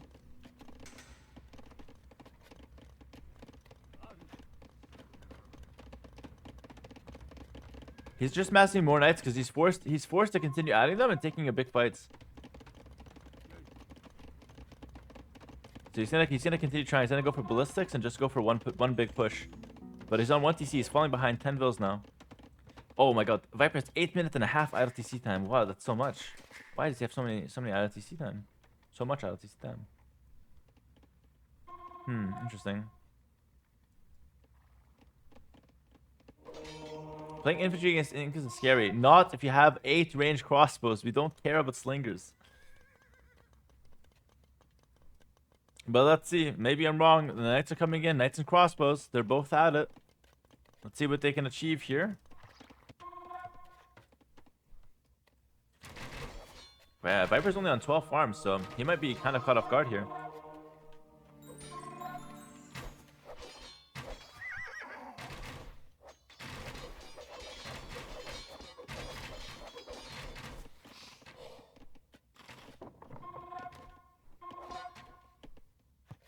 It's a great play for Viper to have that much idle time. Yeah, I can see that.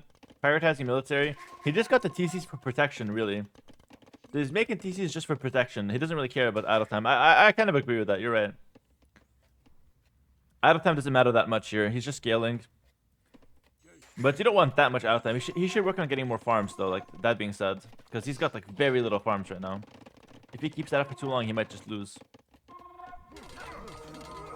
Big weight on the right here with a lot of eagles. Viper has some eagles at home as well. He's got currently 42 eagles on the field, which is a lot. TaToH's got 20 knights, though. Now, one knight is better than one eagle, but if eagles outnumber the knights by 1.5 to 1, then it should be enough for eagles to win. At least against non-bloodline knights, that is.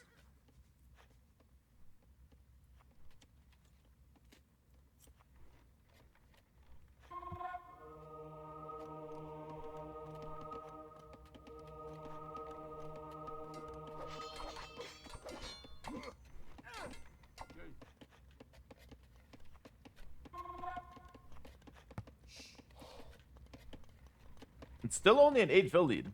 So TaToH still has a chance here. How eagles is faster than knights? Because the knights are bumping over their own balls, bro. They're tripping over their own balls. That's why. That's AoE2 pathing, best described. The melee units trip over their own shadow, like straight up.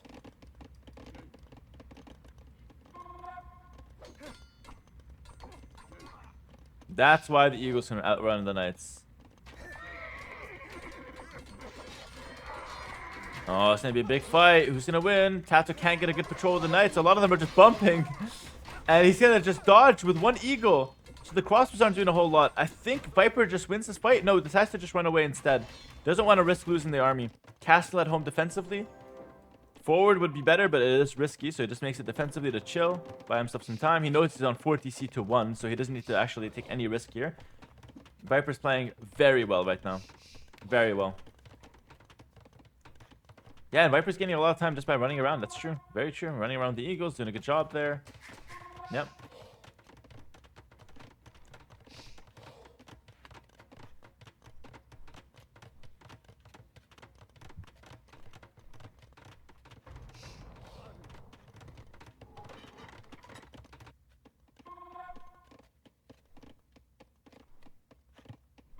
"60 eagles from Viper." There's a lot of eagles on the field, man. They both have really high pop and castlage. It's just such a weird game from TaToH, just playing 1 TC with Britons. Isn't it just the worst civ to play 1 TC with? Because you're not using your bonus with cheaper town centers. It's so strange, guys. So strange.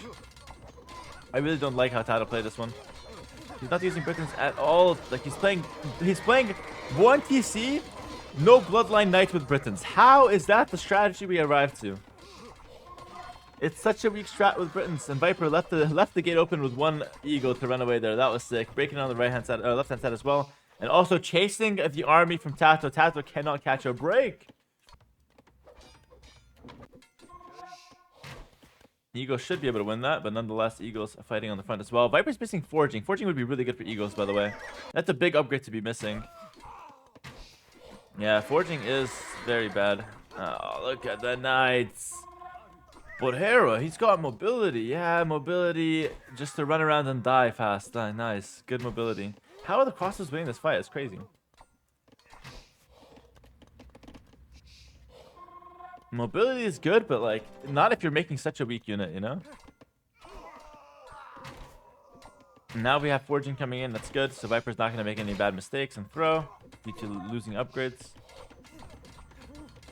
I'm mobilizing the salt. Well, I gotta be honest with you guys. I gotta keep it real.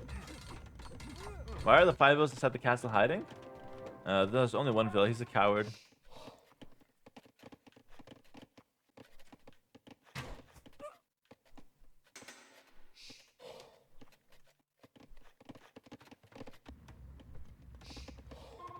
More town centers. Wow. 60 seats for Viper.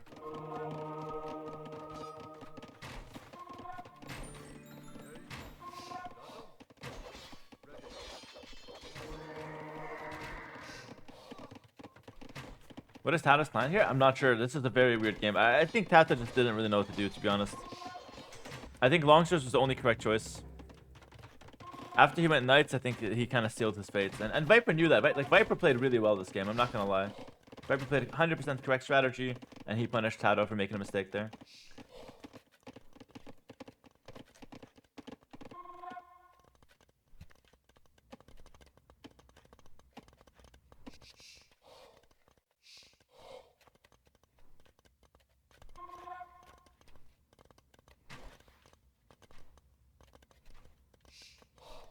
Yes, longswords aren't good at chasing eagles, yes, but it lets you add TCs. If you go longsword, you can add TCs and just defend.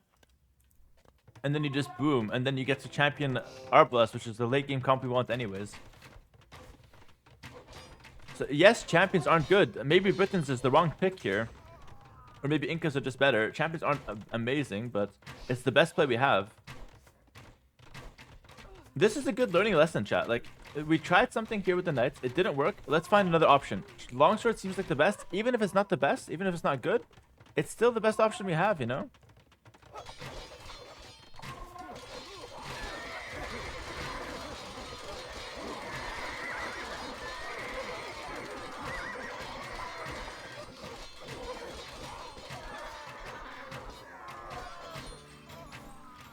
Is Kamiyuk a bad choice? Yeah, here you don't need Kamiyuk. Just Eagles is fine. Big fight. Kind of went in favor of TaToH actually, but I mean, it's still completely fine for Viper. He's got way more bills. Score is so close for no reason, by the way. And now we see TaToH adding in some town centers, but I think it's too little too late. As Viper's on 112 bills. Does need heavy plow, does need handcart though. Seeding a lot more farms at the moment. You were saying? Miyako, what are you talking about? You were saying, yes, I'm saying Knights are terrible long term. And that's still true. Knights are terrible long term, and that's still true. Guys, I've done this for 10 years of my life. I think I know about this. This one, you have to believe me. When I'm talking about Europe or whether it has nature or whatnot, then correct me. But if I'm talking about AoE, I'm confident about this one. This one I'm confident about. I'm sure about it. Now, the best part is if TaToH wins and I just look so dumb, that would be hilarious. I just don't see the possibility. Viper lost one of his 7 TCs. That's GG. Yeah, I know. He's got 5 more. Completely fine here.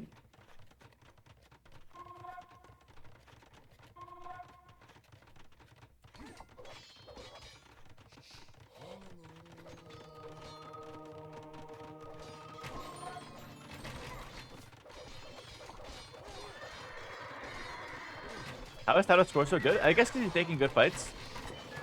Like, he's got way more kills, like 144 to 82, so good KD. But, yeah, the eco is going to catch up to him. Squashy AoE, thanks for the Prime for 21 months. Appreciate it. 50 more pop for Viper. Viper's resources are looking terrible, though. He's got 3 castles. I think I want 1 castle here from Viper, though. It would control a lot of the map. Yo, did you guys see Sean O'Malley KO Sterling, by the way? That was sick. For the UFC fans out there. Oh, the Eagles are in. That was sick. I'm not gonna lie, I didn't expect that. I'm not gonna lie. I mean, a lot of people were underestimating Sean O'Malley because, like, he was fighting just, like, no names for, like, his entire career. But I knew he was always, like, pretty good. It's just that he doesn't seem that well-rounded, but he's good. It was a good KO. I'm gonna watch the Logan Paul fight? Nah, bro. I like to watch professionals. Those Logan Paul, Jake Paul, KSI Paul, those fights I'll just watch if I come upon them. But I'm not excited by them. I don't care about those guys. I mean, I respect that they're boxing and whatever. Like, it's good, it's healthy, but like whatever.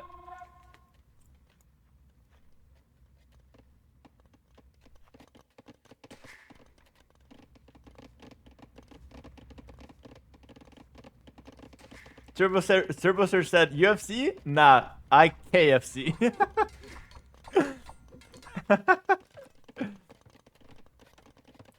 I mean, boxing isn't healthy, but like training to box is healthy, but then boxing is not healthy.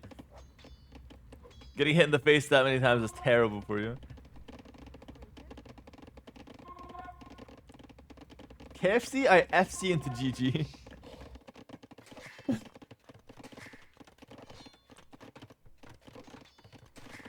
Yeah, Zuckerberg would destroy Elon for sure.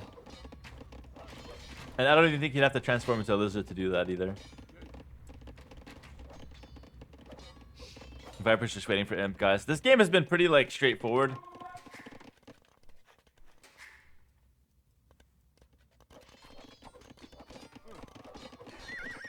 Getting hit in the face that many times like atomic sausage hit in the ladder, true. Just a daily grind for him. Who wins, Jake Paul or Hera?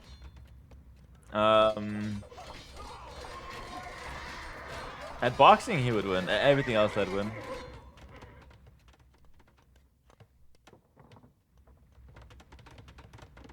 Alright, we have Town Watch, Imperial Age, Boncanera, Heavy Plow coming in. Okay. One of Arabia, that's me.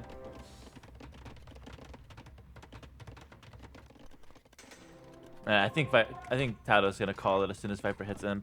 It's funny because the score was so close, but this game is over since TaToH made the two stable switch and sold Stone. I think that's when it kind of sealed the fate. Hera versus Doubt's MMA match? I would like to do wrestling against other AoE pros. I wouldn't like to do MMA because I don't want to get hit, and I don't want to hit anyone, but I think wrestling would be fun. GG! Yeah, sorry for my bad commentary this game, but the game was just over. I don't know how to hype this one too much. Viper 7-8. I feel like we did talk about some high-level strategy, though. I hope you guys appreciated the high-level strat talk.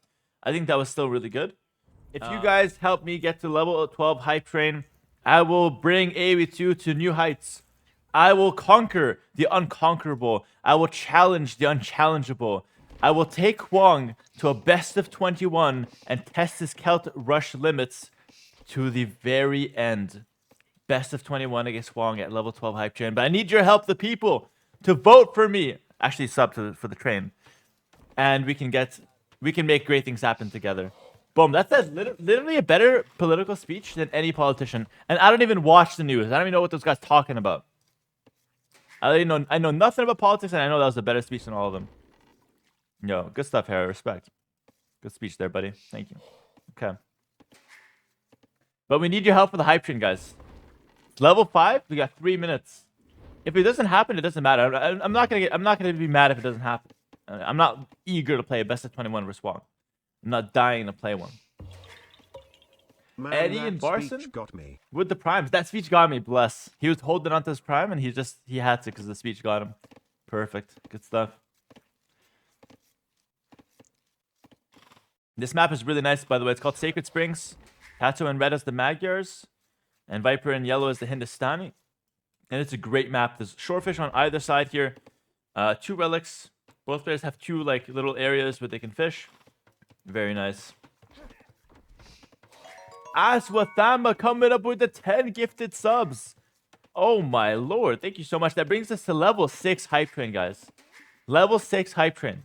We're halfway there. That's kind of a fake halfway, though, because it gets harder to get each level as we go on. Thank you so much, Aswathama. I really appreciate it. Hindustani Magyars. I think Magyars are a better civ in the early game, but if Hindustani can get the cast stage, the camels can be solid.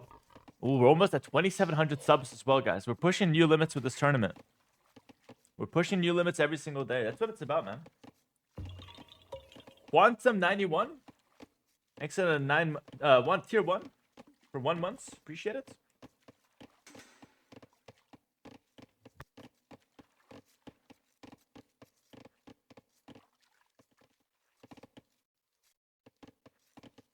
Yeah, I have more subs than viewers. Is that good or bad? Should I want more subs or do I want more viewers? I think both, ideally. Subs for sure. Okay, we take more subs. Who cares about the viewers? If both are up around the same time? Do you want money or attention? That's a good question, actually. What's better? Money or attention? I feel like in my teenage years, I would have chosen attention. But in my adult life, I think money.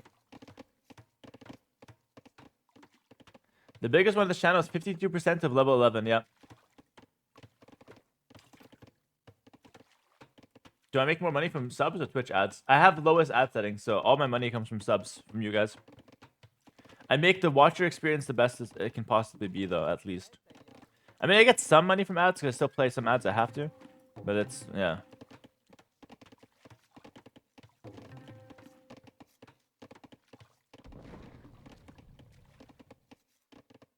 All right, both players any feudal age. I think we'll see a stable from Viper for sure. Yep, and probably a stable from TaToH as well. They're playing on opposite sides. Okay.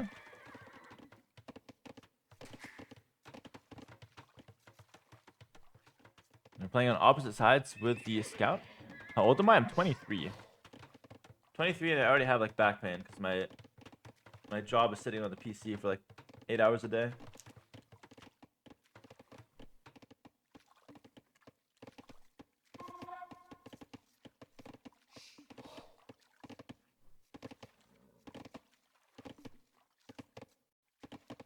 Money can buy you a Rolex or a Lambo, which are attention magnets. Yeah, but what people fail to realize, that if you buy those expensive luxury items, you attract the wrong kind of attention. Because you attract attention that's drawn to a piece of metal. That's the people that are around you. They're drawn to a piece of metal because of its value. You don't want those people around you. So you attract attention, but it's the wrong kind of attention. Ooh, spear hit there.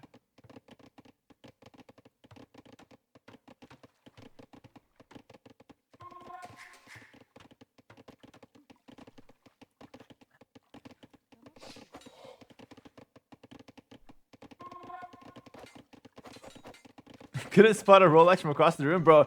If you gave me a Rolex, I wouldn't know what it is, honestly. But I mean, listen, if you're rich and you want to enjoy luxury, that's fine as well. But what I'm saying is, like, if you don't have that much money and you're spending a fortune on those items, I think that's a misplay. But if you're rich, it's fine. Like it is, it's not like wrong to enjoy luxury. It's fine.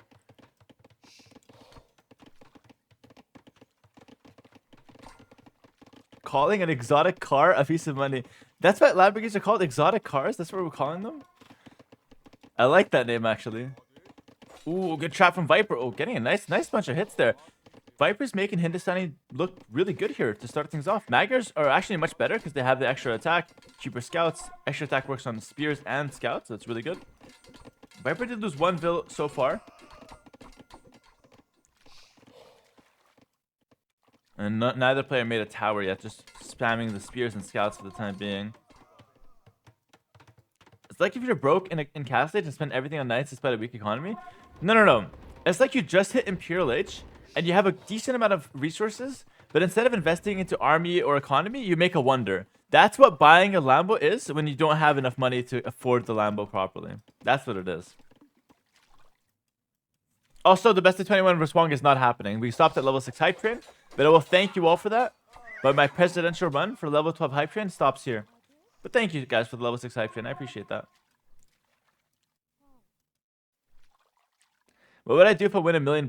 Let me give you the 14-year-old answer who watched one video of freaking, like, I don't know, Andrew Tate on YouTube. I would invest $100 million and make way more money. Oh, what do you know about investing? Nothing, but I'm gonna do it. That's what everyone says. What would you do if you got $1 million? I'd invest it, bro. They don't know nothing about investing. Although it is good to invest it, but I feel like every time they say that, no one really knows what they're talking about. Scout goes down here.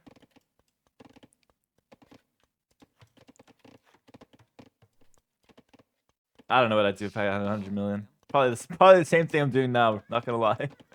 Probably wouldn't change a thing. Kind of chilling over here.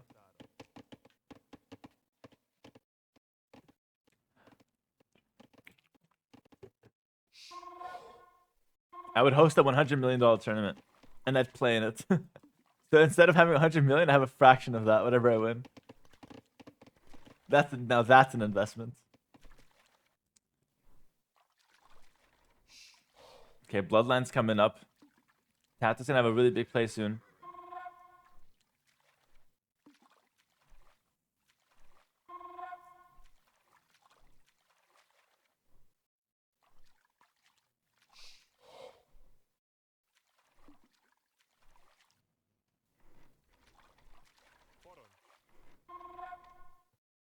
TaToH's moving on along the left-hand side.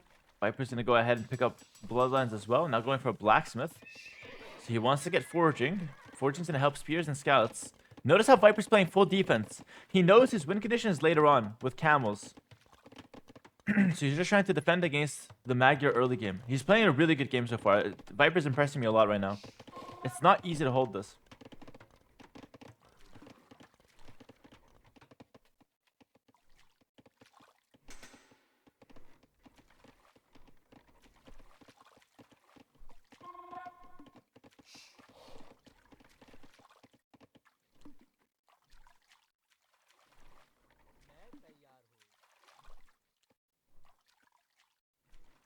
It is true that Camel Pike is weaker than Night Pike, though. That's a good point. So with Magyar, she should still be fine. Although Magyar Pikes are missing something. You guys know what it is? What are Magyar Pikes missing? They're missing Squires. Ooh, and Viper's missing Bidax. That's a kind of a problem. Adding a second stable now. And last armor, yeah. No, they're not missing their mothers. No, that's fine. Oh, TaToH's coming forward with archers. He made a range behind this. Oh my god, the game is completely different now. Archers coming in. It's going to be spears and scouts. Who's going to win the fight? Viper dives to the scouts onto the archers, trying to kill them. I think it's looking good for Viper, but it's hard to say. TaToH's got some good archery mix in there to snipe down some of the spears. The villagers from Viper are in the mix, kind of fighting a lot as well. And in the end, I think it's fine. And now we see a tower from Viper. I think it's fine. Viper survived that. It's all good. TaToH was late on an infantry armor there. He was very late on that upgrade. He still has a lot of spears scattered around, but TaToH, nice try there, but Viper defends. Viper didn't lose a single build there. He just defends. Well done. Now he makes a tower and he's completely fine. Sick stuff. Great game so far here. Very exciting. Let me take a look at the resources collected so far, though. TaToH's going to have more. Yep, that's double Bidax. 400 more resources. Double Bidax is missing.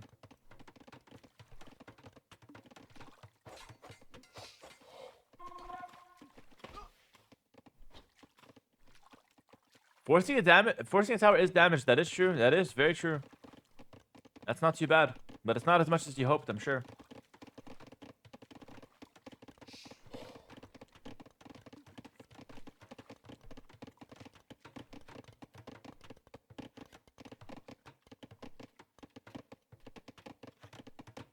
Now we see another tower coming through.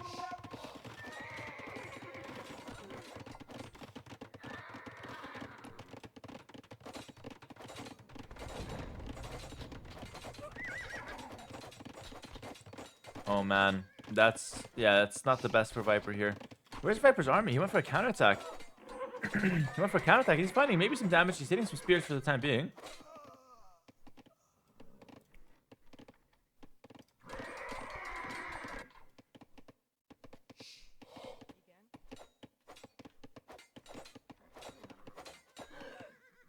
Oh, kill the villager. Now killing another one. Yeah, good counterattack from Viper. He took some damage at home for it. Was forced to make it yet another tower, but I think overall he's pretty fine with that. Forced TaToH completely off the rest of the shorefish. Not that there's much left, but it's not too bad. TaToH's now on this side. Viper's relying less on shorefish, more on farms. This game is still neck and neck. It's still very close. I think Viper might be slightly better, though, with Hindustanis long term. Hindustanis seem like a better civ than Magyars overall. If they can get the camel skirm, maybe. I mean, Magyars can still win for sure with heavy CA if they get there. Also, Paladin. We're still very far. We've got a lot of good options. Viper's going to use the market here, try to get up to Castle Age. TaToH's very close to Castle Age as well. Both players rushing for it. Oh! Oh! TaToH's a little exposed here. A little exposed. Archer goes down. I mean, Viper could have killed one Vil, but decided to go for the Archer instead. Oh, that's a bad fight for Viper. Oh, that's a really bad fight. Wow. He's gonna have to run. Oh my god, he gets wet. Oh, what am I watching? He's running in and out of the spears and scouts. What is that? Okay, that wasn't my real voice, by the way. It did not just leak.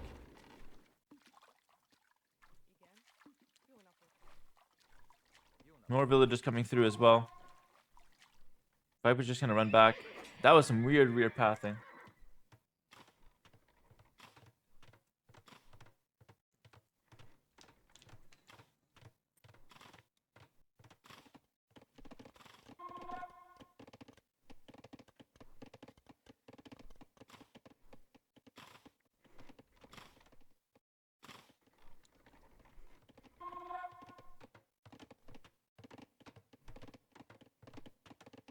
Viper's got a 1 minute faster castage time.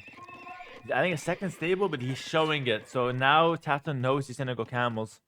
I think TaToH's just gonna go pikes in castlage. Pike sounds pretty good against the camels from Hindustani. Maybe Viper goes light cav monk. He's forced to buy another tower.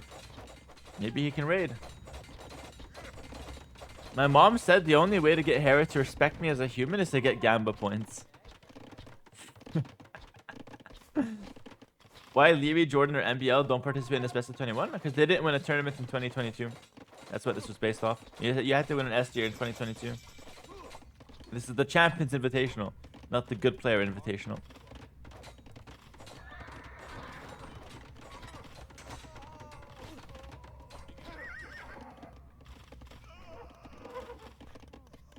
Oh, whoa, no, lets him go in. Viper's gonna wall on this side though. He's got the tower. Viper's still fine. Viper doesn't care about this. This is a bad play from TaToH. He's getting himself really trapped, and now the counterattack from Viper is on. He's got light cab. He's taking a fight against the spears. Is this potentially a game-ending fight? If Viper's able to win this, this is gonna be a light cab uncontested.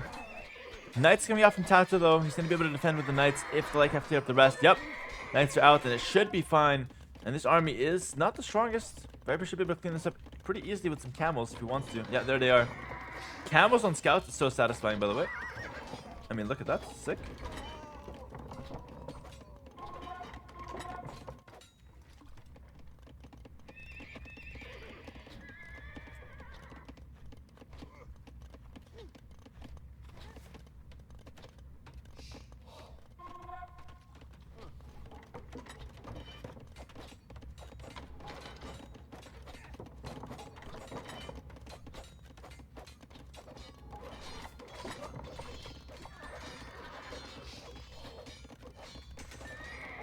Very nice play. Viper clears it up. Viper gets the score lead. And now, Hindustani should be better than Maggers. They've got cheaper villas. They've got camels that attack faster. They should be better. But TaToH was not forced to make a tower. So he's going to make a second TC in the middle. And TaToH's looking to pick up some relics. Viper should try to do the same. In theory, it should be 4 relics each, right? In theory. 2 on each side. Or 4 on each side. 2 and 2. First caller before double bid X? Yeah, but Viper forgot double bid X. That's the problem. That's his big problem in this game. So like Viper's playing really well, but he's down double bit for free, basically. Which is kind of a problem. It's a little problematic.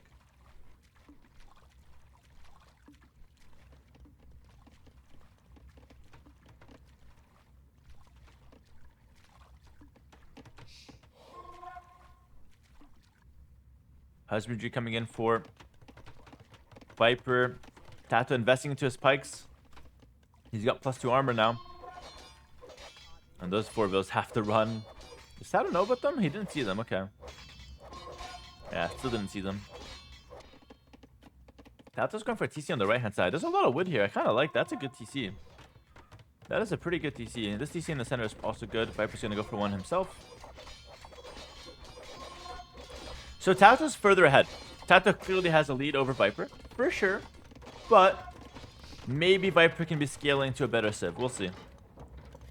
This is kind of a must-win for Viper. Well, it's not a must-win, but like it would be great if Viper wins this, because then he ties up the series for the first time ever. The series has never been tied. TaToH's had a lead since game 1.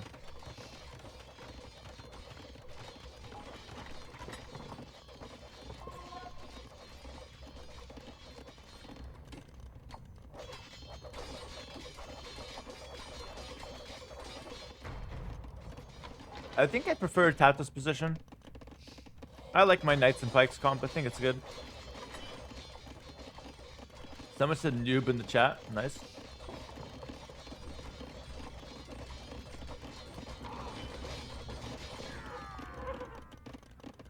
Is TaToH trying to take the relics? He's just guarding the relics here for now.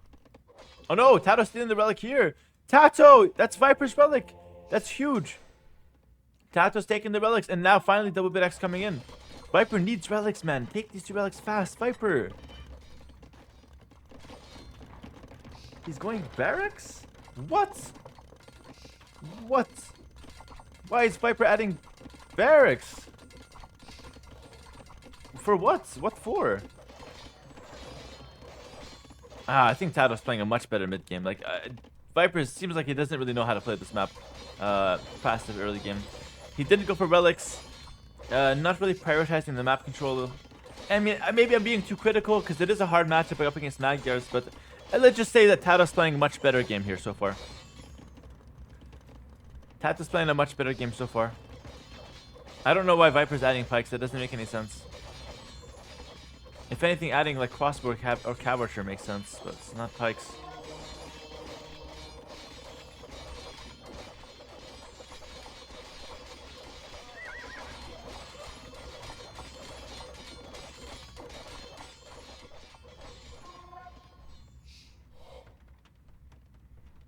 No, Viper's looking for some counter raids with the camels. What can he do? What can he make happen?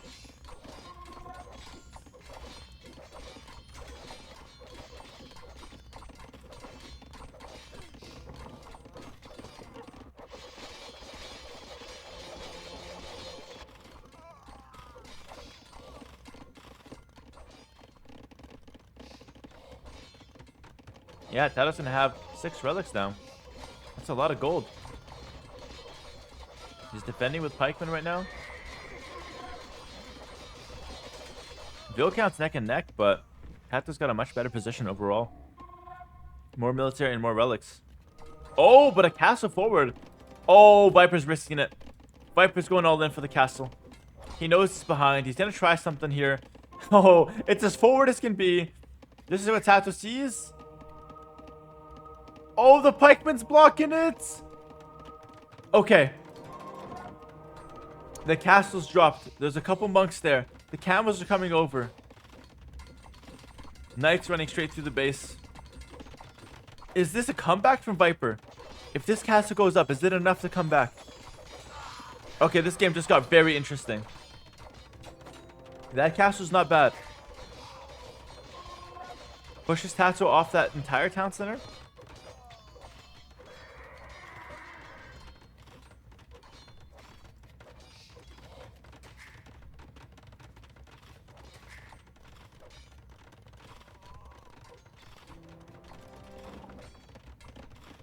Okay.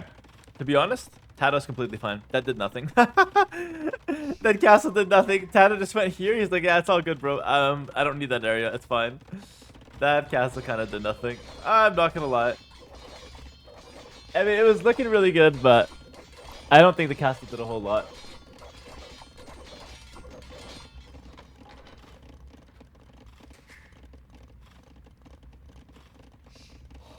Guys, if TaToH took over from Viper for the rest of the series, do you think TaToH can beat TaToH?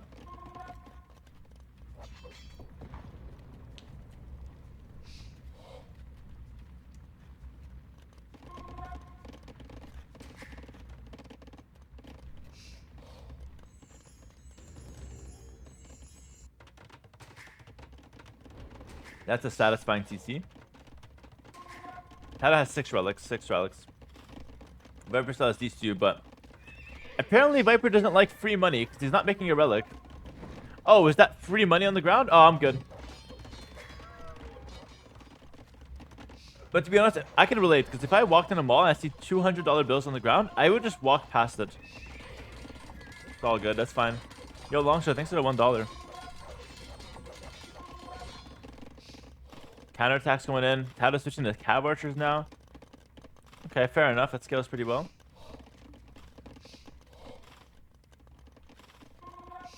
What about $102 bills? They make $2 bills in America? We don't have that in Canada.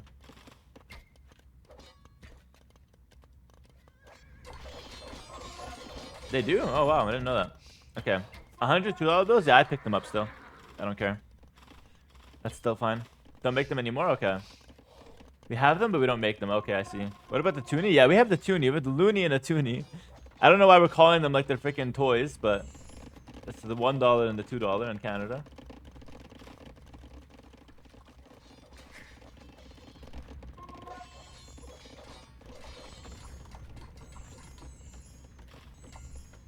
They're legit worth 5 times the price because of rarity? Oh, really? Does anyone in the chat own a $2 bill? An American $2 bill. Anyone in the chat own one? Yes? Me? A few people. Wow. I have like 100 of them? Really? The hell? I collected them as a kid? Oh, really? That's so cool. Actually, I have 100 of them. Wow. Not that rare? Okay, okay. Have one in my wallet? I don't believe you. I own a lot and they're still worth $2. Okay, okay. So they're not worth more. Okay. Damn. There's no way they're worth more than $2? Okay. Interesting. Well, I mean, thanks for the information. I like that. In the meantime, we're going to see pikes on pike action. The Magger pikes are way stronger because it's just upgrades. And now the CA coming in for the left-hand side. And I feel like it's all but lost for Viper. TaToH's 170 pop.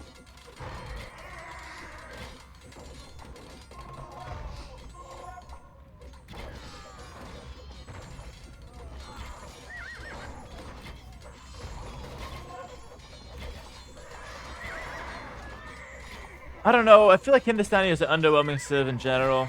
Like, even the camos aren't that good. Viper resigns. No GG. Viper just rage quits. Okay.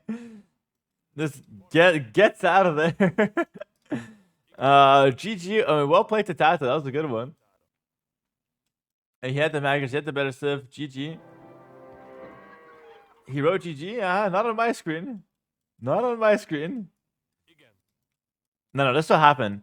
Viper threw his PC out the window. And it disconnected him from the game because the PC just broke. Oh my god, Viper just wrote to me. He can't finish the game. He's having some technical issues. He said, give me 1 hour, I have to order a new part. Okay, guys, we're gonna have to wait. It took him so long to write that as well. You can just tell. He's been cooking that up. Okay. Yes. Oh, some chat. Good luck, have fun. Did you miss Big Civ? Just checking. Spanish for TaToH. What? Viper saying your Civ is so ass that I thought you mispicked it.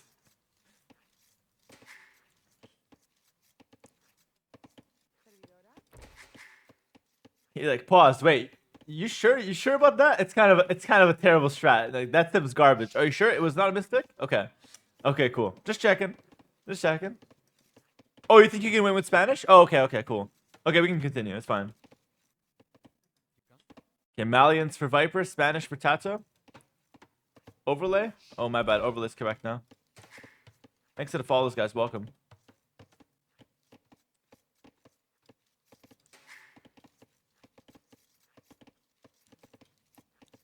Alright, looks like TaToH's gonna lure some deer. I think Spanish is good, though, here.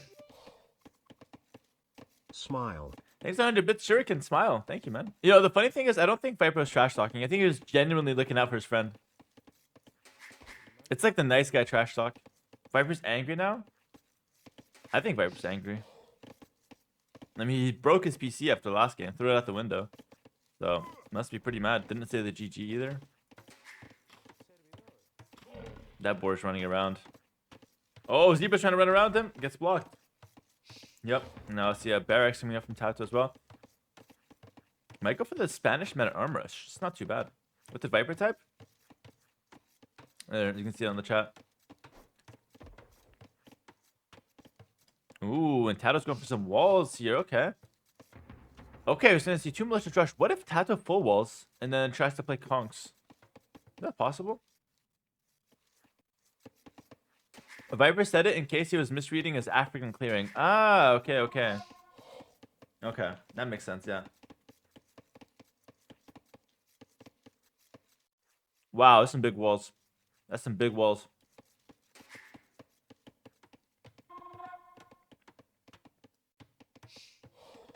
So it's going to be a drush, probably fast castle behind it.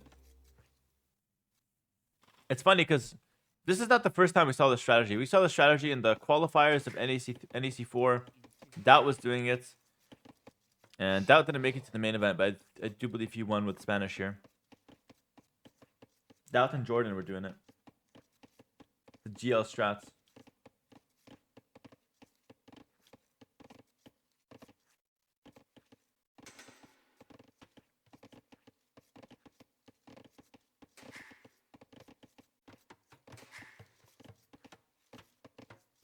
What do they say about players with big walls? I don't know. Tell me. What do they say?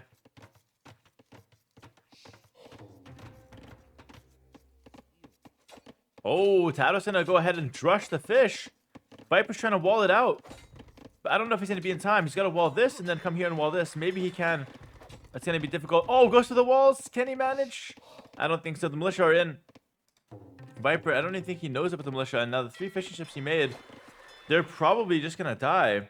And so TaToH doing a good job punishing the fish opening from the Viper. How can Viper defend this fish? I don't think he can. He just has to run them, I guess.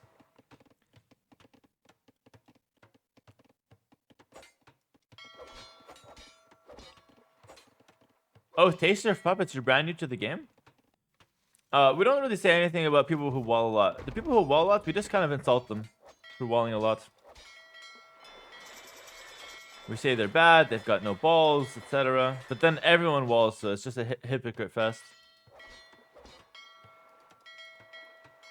Oh, Viper's doing a good job. He's just repairing the fish and waiting for a fire galley to pop out. It's a good play from TaToH and a great play from Viper to keep this alive. Wow, that was impressive. Well done. I would not have thought of that.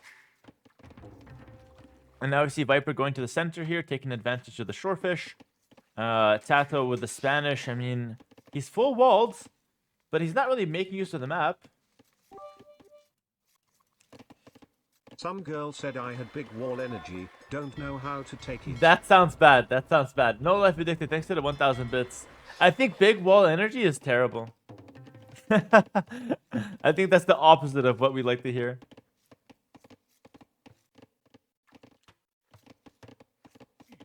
Oh, Spearman looking for the scout. That was gonna run away.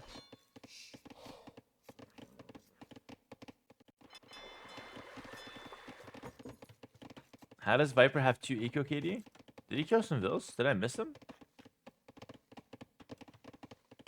Did I miss some vill kills somewhere? I think Viper must have killed 2 vills with a scout.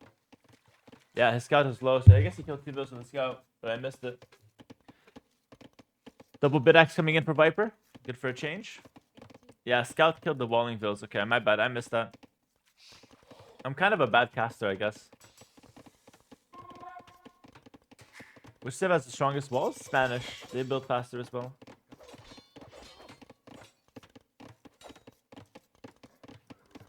And it looks like Viper's just gonna go for some scouts here to clear this up. Do you like the stable? Yeah, I think it's okay. Kind of like scout the map a little bit. Don't make too many scouts though. Just make like 1. Yeah, that's fine. I think Viper's gonna defend with like camels and monks, something like that.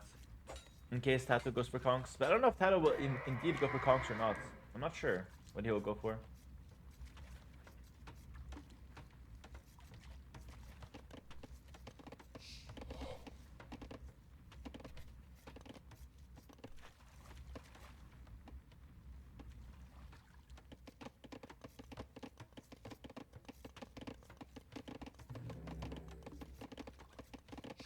Now we see a 2-range switch. Okay. If we go 2 ranges, I don't like the stable anymore. White clerk. So I only like the stable for planning to play camels. 2 ranges switch is gonna be, yeah. I might as well open range from the start. But yeah, TaToH changed his game plan. He went for eco upgrades. And he's fishing now. But isn't Viper just way further ahead? Viper has the middle and he's got the fish faster. So I don't think TaToH's strategy did a whole lot. I think he was counting on killing the fish and he didn't really kill anything. Okay.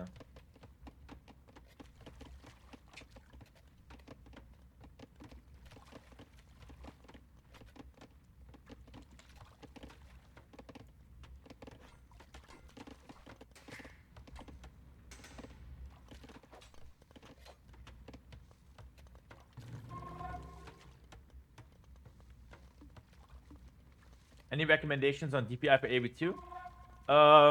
I use 1100, something like that, for my mouse, but whatever feels good for you. I think Malians are great for this map, by the way. And Malians in general are a really good counter to Spanish.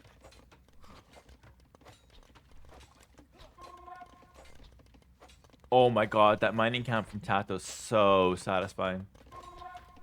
Oh my god, that was so good. You had to take some stone, take some gold. Feeling good about that.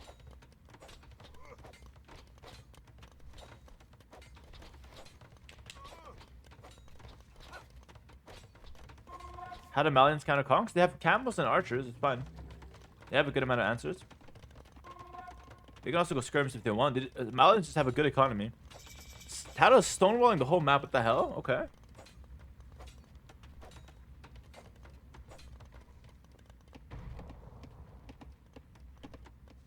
Okay. I mean, you can't die if you stonewall, I guess.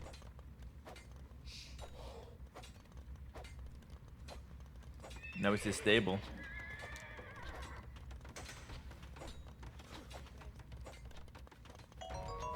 Oh my god. Emperor Peter. The guy who we banned for 3 days extra.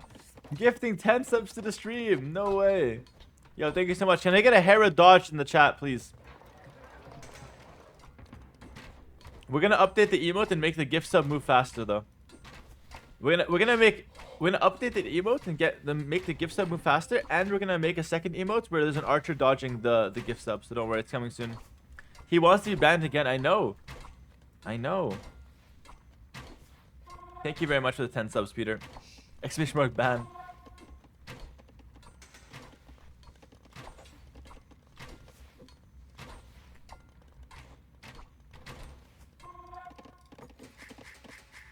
Yeah, we see 2 DCs from Viper. Pretty chill. Pretty chill gameplay there for him. TaToH's up to Castlage. What do we see now? We see a castle, surely, right? He's gonna go for a castle, I guess. Yeah, castle down. Okay. I love the Hera dodge emoji. Glad you like it, man. We're gonna make it better. Why is it called Hera dodge? Because you dodged the Magneto shot. And he dodged the gift sub.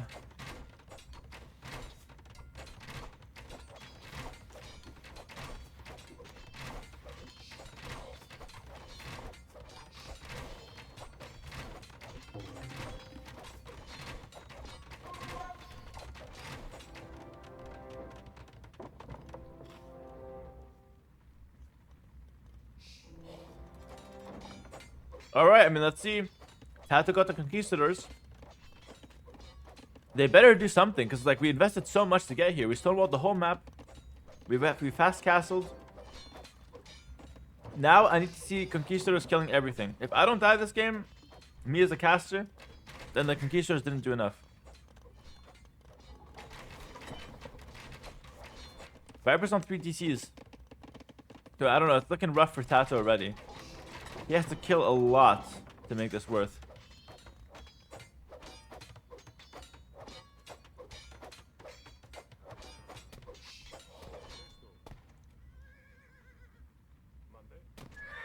Scout goes down. I see University at the back.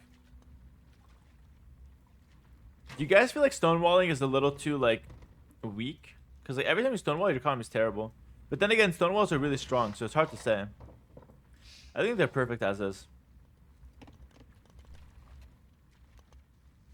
Yeah, crossbows are even better duo. Yep.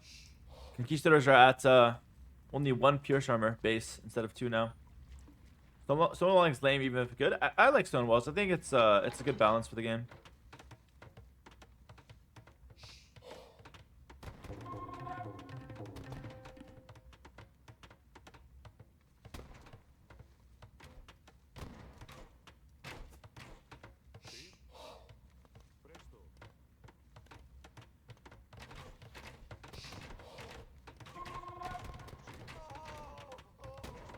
I mean, the conks are doing work. Let's see what they can do. They gotta find a lot of damage.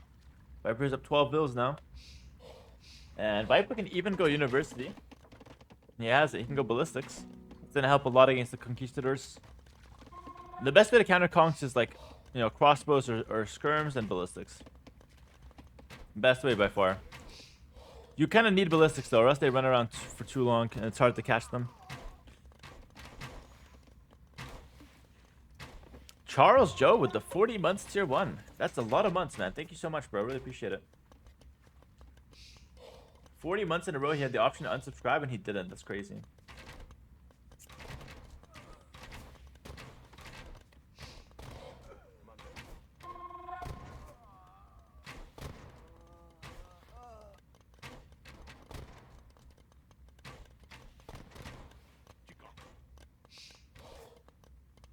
My pleasure, he says. My man. Thank you so much. You're a legend.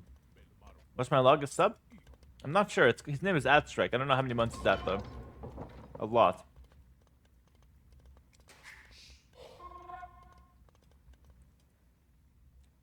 $65 bills.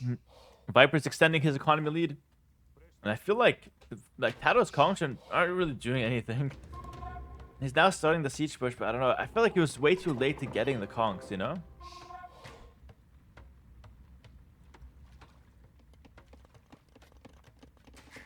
Oh, that economy's terrible. Oh, no. Okay, let's fix that. Yeah, let's fix that. TC or lumber camp? What do you guys think? I think lumber camp. Yeah, lumber camp right here. Go for it. Go for it. Go for it. Make a lumber. Make a lumber, Viper. Make a lumber camp. Alright, whatever. I got bored already. Let's look elsewhere. Viper fished a lot of the middle as well. Why is Spanish and no TaToHs on this map? I think he just picked Spanish to get them out of the way. Spanish are a pretty weak civ, and I guess he thought he would just lose this map anyway, so he just went with Spanish. Went for a cheesy strat. It didn't really work out well. And I think TaToH's just sacrificing this game, to be honest.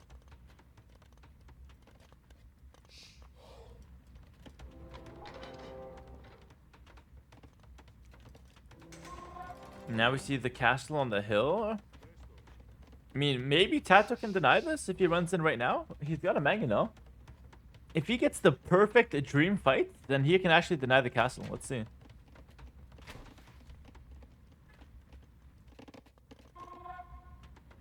One town center being dropped for TaToH. Let's see if he can deny this castle. Let's see the shots. He's got a Vil to repair, but might lose that Vil. Has to dodge the ballistics. Hit here.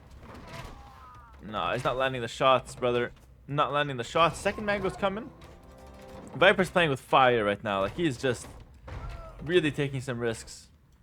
Okay, the castle's denied for the time being, but maybe Viper can just remake it later. Why is Viper making a castle in the center of the map with 3 Vils, by the way?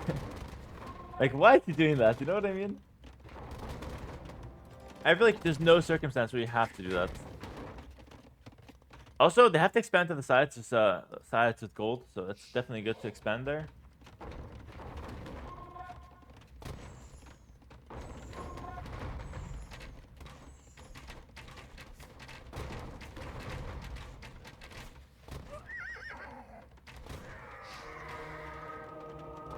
Okay, I mean, Viper's completely trolling this. Like, come on.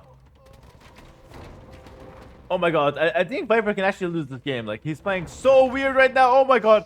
Dodges the shot. Playing with my heart rate. Oh, dodges that shot as well. He's got redemption on the monks. Can he convert the mangonels? What? We attack grounded our own mangonel there. Oh, and Viper converts one. Okay, that's fine. Viper's fine. Viper's fine. Viper's fine. No, TaToH still kind of wins the fight, though. Yeah, TaToH's still here, but it's 40 Vils difference, though. 40 Vils is a lot of Vils, guys. Oh, the castle's on cracked terrain, so it dies easier. Oh, true. Takes 20% more damage.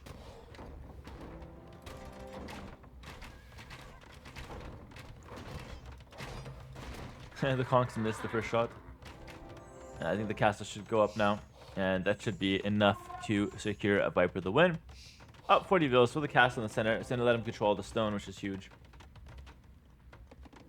Oh, I think me and Viper had an insane game on this map as well. Oh no, me and Viper, yes, but me and someone else. Me and TaToH, I think, had an insane game on this map.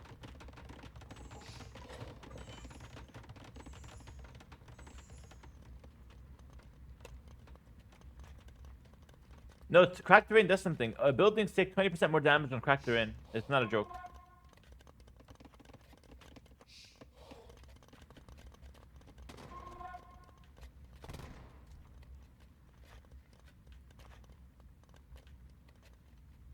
%100% real, no cap.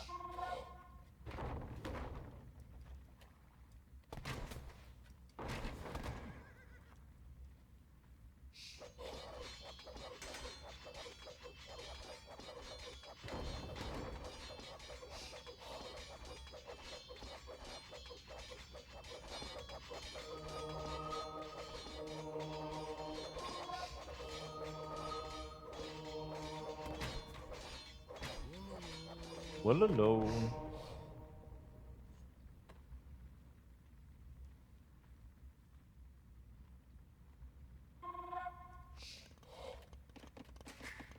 Now Viper gets a cast on the right hand side. He's up to M. And I think TaToH's dead, guys. I think TaToH's dead.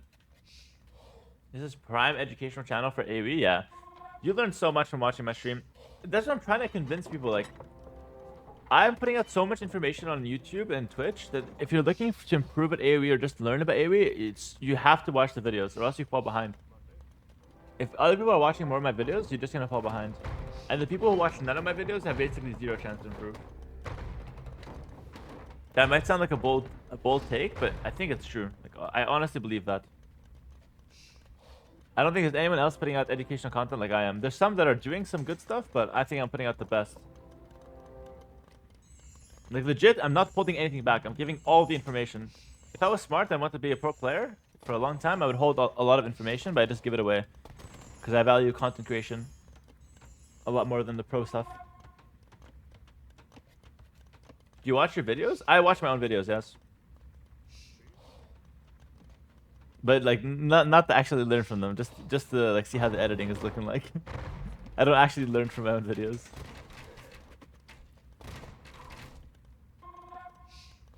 The Doubt guides are very good as well. Yeah, Doubt's starting to make some good guides. Yeah.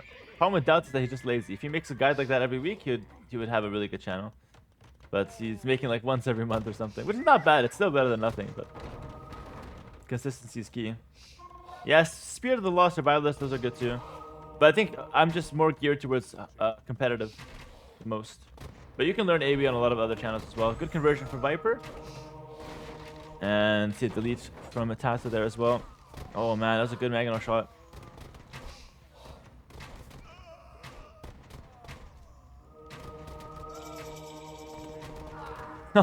Getting gunned down.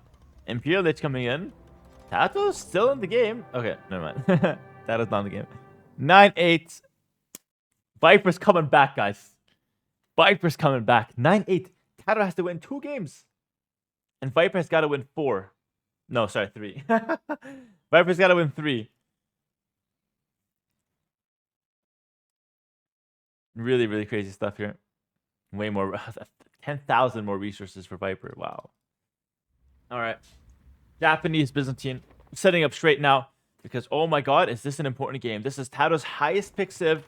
And it's going to be on 4 lakes. Viper's picking up the Japanese, playing in yellow. TaToH's got Byzantines playing in red. And guys, let's get the hype in the chat. Because we're getting close to the end. It's 8-9. Viper needs 3. TaToH needs 2. And it's basically just a best of 5. But TaToH's up 1 point. That's basically how it's looking like. I gave a prime sub with no shout out. Hello, Bo Deadly. Thanks for the sub. It didn't come in yet, though. Maybe it comes in later. All right, let's get the energy in the chat, guys. Let's go, let's go, let's go. I'm pumped like no other. We went in this thinking that Viper's surely going to beat TaToH, right? But then we all got surprised. TaToH went 6-1 winning. Viper brings it back. And Viper's still down by 1 point. And this 4 lakes is going to be really important.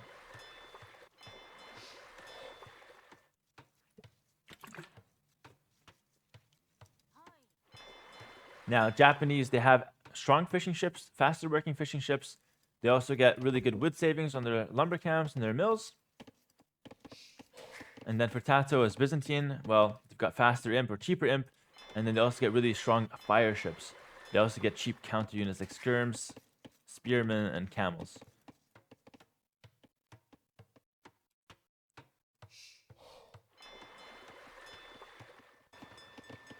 Who wins, Cataphract or Samurai? Good question. I think Cataphract, but I think Samurai might be cost efficient. I don't know. I love you, Hera. Much love, man. Okay, Cataphracts win barely. There you go. When players lose, they can choose any home map, Anakin. Any map. Not just theirs, even their opponents. They can choose any map they want. I think Japanese is the better civ here, to be honest. I've played a lot of this map, a lot of this matchup, actually. And I think Japanese are actually just better.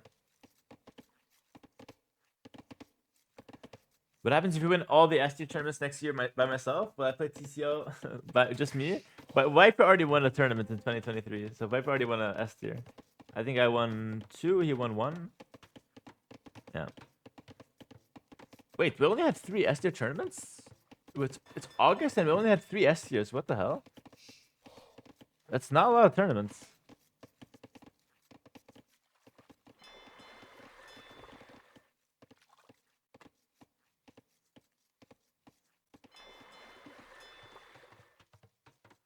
There was a TG tournaments too. Yeah, I guess TG tourneys. Yeah, fair enough.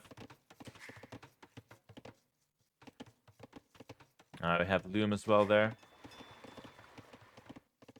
Well, I think Vince was so poor in this tournament. You think Vince was poor? I didn't think Vince was poor at all. I think he played pretty well.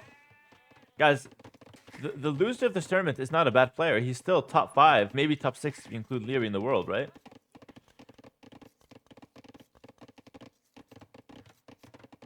There's no losers in this tournament.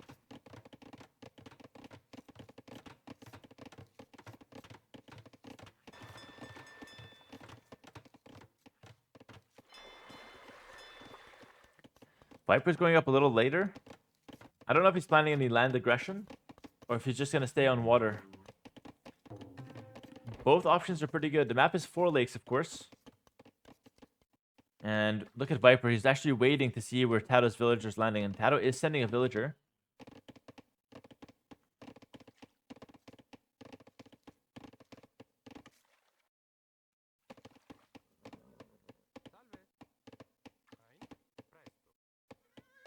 And Viper spots it. Beautiful. Viper spots it, but he's in trouble.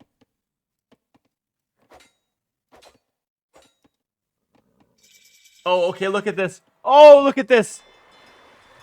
Oh my god. This is so good. Viper's using the fish to block. And he's just waiting for Feudal Age. No, no, don't move the fish. Now you can go. Now you can go. Yes. Oh, amazing play from Viper. Amazing play from Viper. And TaToH has to delete the dock to wall in the villager. Can you make the dock? The fishing ship's moving over. The dock cannot be placed. Wow. Wow, what a defense from Viper. TaToH does a good job, though. Kills Viper Scout. He will not be able to get the dock in. Oh, my God. Gate trap, gate trap, gate trap. Oh! No, not quite. Oh, not quite, not quite. Oh, my God. I have to stop yelling, man. This is getting way too intense. Now we see 7 fishing ships from Viper. That's a big amount. A lot of income there. Viper walls in the villager, but might have to support it. Oh, TaToH trying to wall it in. TaToH trying to wall it in. Viper escapes narrowly. Oh, this is insane.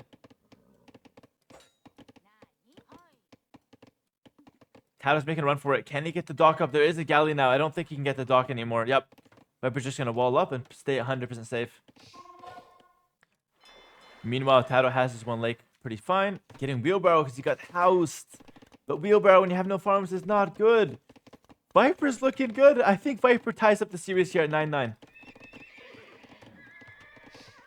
Stable coming down. Big wood line here. Viper can easily wall towards it. Viper's map is fantastic. If you can wall to this wood line, wall up here, wall to the edge, that could be great. TaToH's already here with the dock. And Viper's getting close.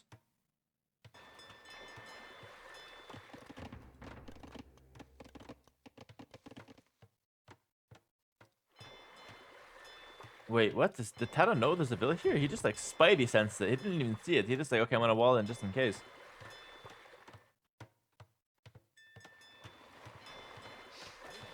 And Viper made a scout to control the map now. TaToH going up to the top lake. So TaToH wants to get 3 lakes. TaToH's trying for 3 lakes. Viper has a lot of his fishing economy on 1 lake, but he can fish trap with that later. House walling the entire thing on the left-hand side. Will continue house walling there, no doubt, as well. And this spearman, I guess it wants to die.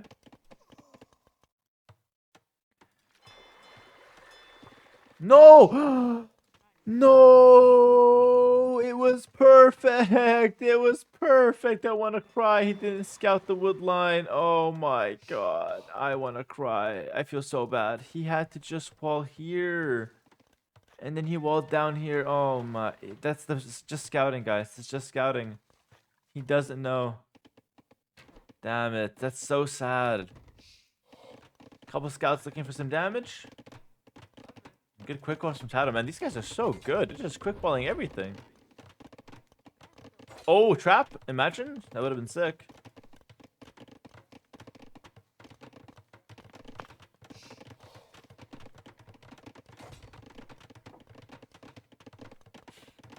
Alright, now we see the stable come down as well.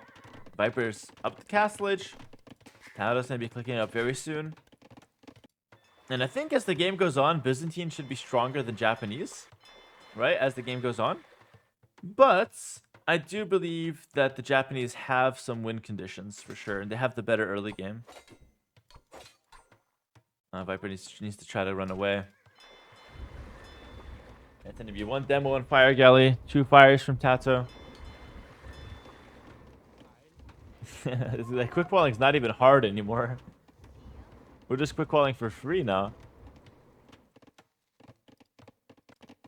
What's your opinion on quick walling, chat? Do you guys like quick walling, or do you guys think it's a little too much, a little cheesy?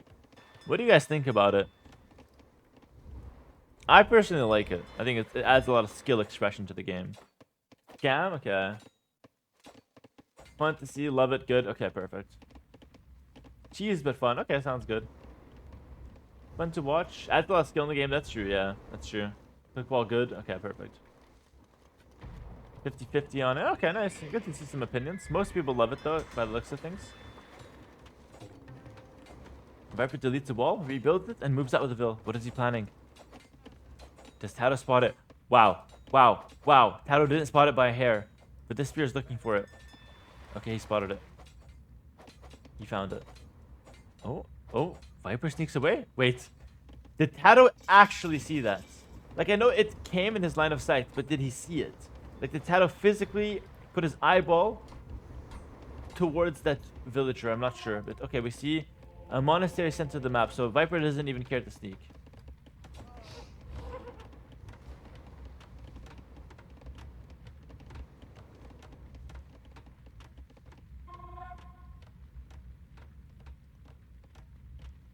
Now I see a monastery in the center of the map. I agree with that, Remy. Yep. It's quick walling has developed to the point where if someone doesn't quick wall, we say he's like playing bad, you know? Whereas back in the day, it was like an insane play if someone quick walls. Although that being said, there's still some insane quick walls from these days. Viper should be the one winning this lake, but TaToH has this lake up top. So TaToH's got 2 lakes. Viper has only 1, and he's still contesting this one, although he's likely to win it at this point. The faster casting time really helped. Now we see camels coming out from Viper. Sorry, from TaToH. Maybe Viper can go monk siege push. Maybe. Instead, he's gonna go 3 TC boom. He's gonna go for the economy approach. Okay, fair enough.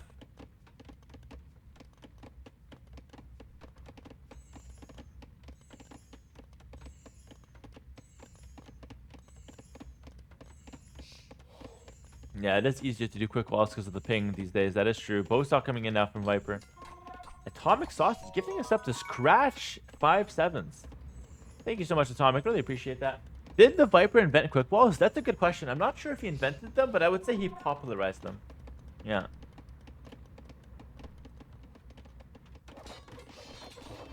Camels onto the left-hand side.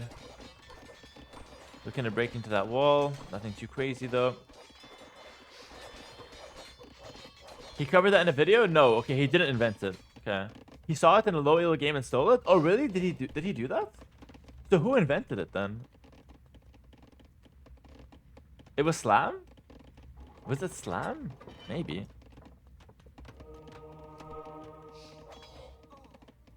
One conversion on a cam for 2 mugs. Not the best trade. I mean, at least he got 1, but not the best.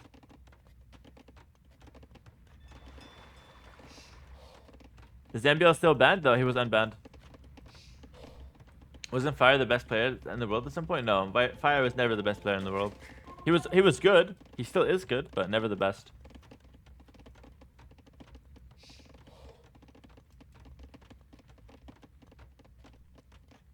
Why was MBL banned? We got Hype Train level 10. It was complicated. It's complicated, but basically with enough subs, you can ban anyone in the chat. Like, someone can gift 100 subs right now and just give me a name and I'll ban them. Simple as that. You can buy anyone. You can buy to silence anyone here.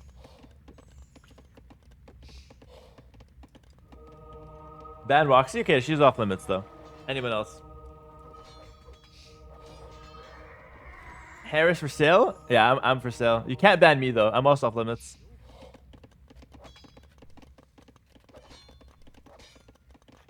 Viper's got a little bit of a lead, but I feel like TaToH's fine, all things considered. He's also 3TC booming.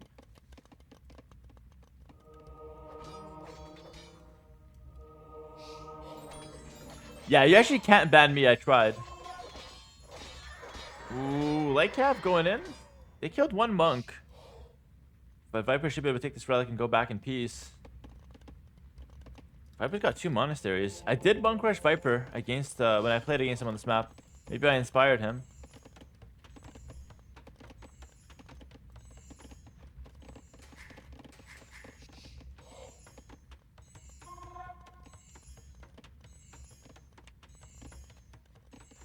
Relic in the back as well. On Viper stream, he said I'm trying to play like Hera. He actually said that? There's no way. Did he actually say that? That's actually funny. Yo, Miss Dota, thank you for the prime. Ban me. Sure.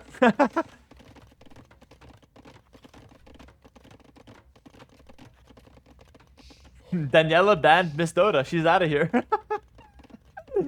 Done. You got it. See ya. He did say he was trying to play like he did against him. Viper brother, if you want to play like I did against you, this is what you have to do. Step 1, get 2k9 on the ladder. Step 1. That's before we even start. Step 2, no TCs. Monastery forward and you push first. And then you add TCs. This is not like me. This is like the 2k5 version of me. Viper picked up Gillnet and he's also fish trapping. That's good. I like that. Fish trapping with Japanese especially is very, very strong. And now we say cast on the hill. This is a very solid castle as well. Guys, it looks like Viper's in a good spot right now. Picking up some relics. He's big time chilling.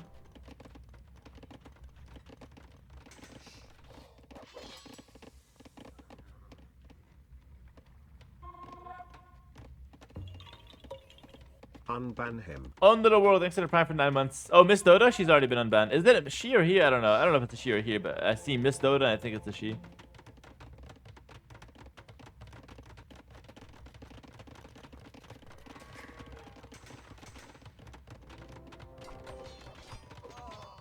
Viper's doing a good job. I like Viper's composition. He went light cab, forced the camels, then went pike. That's very solid. But TaToH's up to imp faster with the Byzantines, and he's going to go for crossbows. If he goes for Arbalest, Bombard Cannon, I can see that being very strong. It's good against everything that Viper has right now. Viper's got the map control. Oh, hole in the wood line. Great tourney. Big THX to best content provider. Yo, thank you Keep for the going strong. 29 months, Shadow. Thank you so much for that, man. Really appreciate it. Like have raiding the top here from Viper. Oh, that's a good raid, guys. That's a good raid. TaToH's getting a raid as well. This game's getting very interesting. Hype train go go. But remember, TaToH's the guy who's up to Imperial Age. He just wants to chill right now. He doesn't really want to be trading. He doesn't want to be getting raided. So this definitely favors the Viper. Viper is up to Imp, though. 2 minutes later, but still, not a bad time for him. And he's going to have to find a way to deal with the Arbalest from Byzantines. TaToH has ballistics. He should be able to clear out the raids really quickly. And I think TaToH might be able to take the score lead once he gets to Imperial Age, maybe. Ejective Noun. Thanks for the gifted sub, man. Really appreciate it. Thank you. Oh, can we get the bill? Yeah, we get the bill. Good stuff. TaToH's getting some raids in. And now Imperial Age hits. And what do we prioritize? Probably going to get Chemistry, Bracer, Arbalest, Bracer. Okay, no Chemistry. Interesting. But don't you guys feel like TaToH just doesn't have enough to push? Like, sure, you have crossbows. Congratulations. Someone's going to give you a cookie. But nothing else is happening. Okay, he does a good trade against the monks. That's solid. I just feel like TaToH just doesn't have enough to push. The Arbalest are going to get stopped by skirms. Viper's going to go for the counter unit. That being said, Byzantine have a decent economy. And if he can just get to late game where he's got skirms that are cheaper, he could be pretty solid. There's still the whole Arbalest go right in. Taking a look at the economy here, Viper's got 1,300 more resources in the bank. Shuriken gifting 2 subs to the stream. Thank you so much, man. Wow, thank you. Wow, wow, wow. Another relic goes down for Viper. 2-1 on the relic department. And the Arbalests are finding some decent damage. I mean, they're idling a lot of Viper's economy. That's good. That's good. And now we see another castle on the hill. Love Viper's castles on the hills, guys. So good. Viper's definitely one of the most solid defensive players in the game. Really good at setting up his map.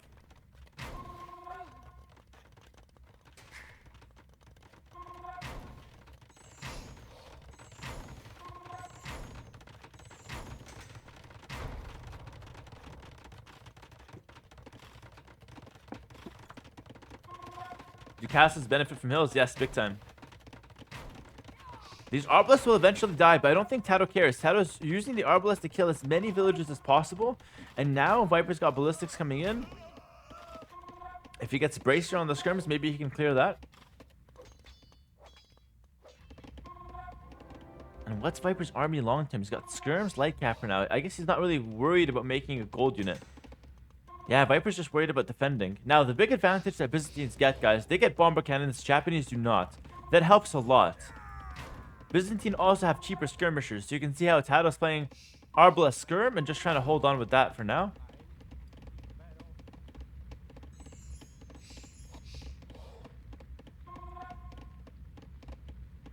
Oh, Viper kind of have to deal with those archers because they can even kill the dock. It's only on 145 HP.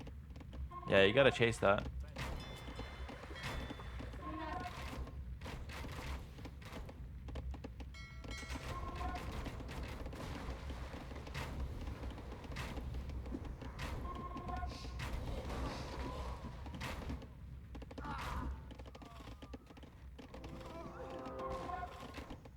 Alright, now we see the bomber cannon trying to hit the castle, but Viper's getting masonry. Who was here for the Chaos Pit game? We saw 10 castles. 10 castles, 7,000 HP for Viper. And now he might be looking to do something similar here with the Japanese. Okay, Hera Trep, let's go. Let's go, let the RNG begin. Okay, TaToH wants no business with that. He just goes off to the side, gonna hit some houses. Another castle on a hill. Is Viper allowed to make a castle on flat ground, or does the game just not let him? I don't even know if he's allowed. He always makes his castles on a hill. Always, every single time. Skirmishers on the fields. They're doing a good job countering what TaToH has so far. And we're seeing block printing come out, so Viper wants to go Skirm Monk. Also, he's got a relic back here. And he does see it, so he should be able to take that one. He should be at 3 relics, potentially.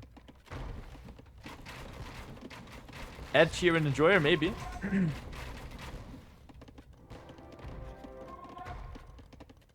Fervor Illumination, okay.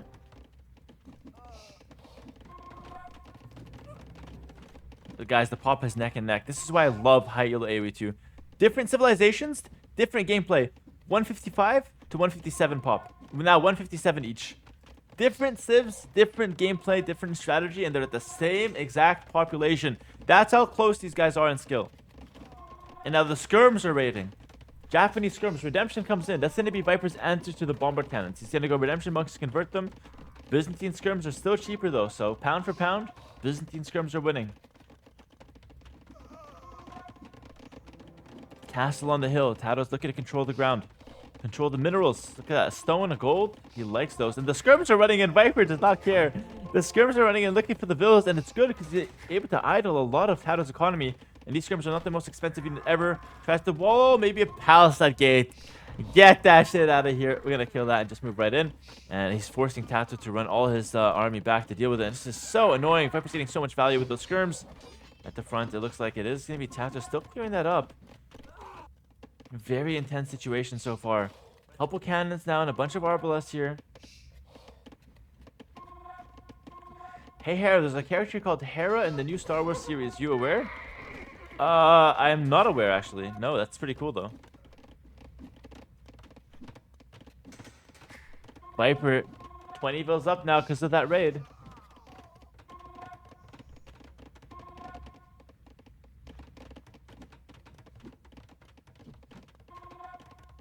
Guys, I feel like, isn't Byzantine just a better late game Civ though?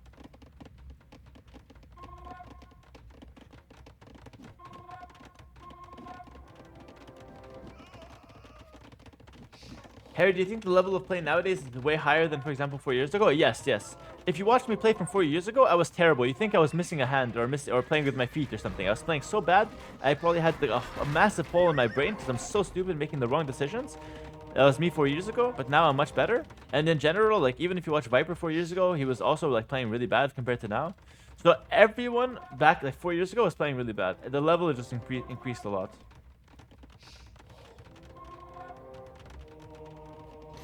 Viper's getting armor on the cap. He's stockpiling 2k gold. But what are you going to spend the 2k gold on? You're going to gift 100 subs to the stream? I wouldn't mind. That's a good use. Donate it to the prize pool. It's also pretty good. But what units can Japanese go for? Now, you could go for the Asama Towers if you buy enough stone.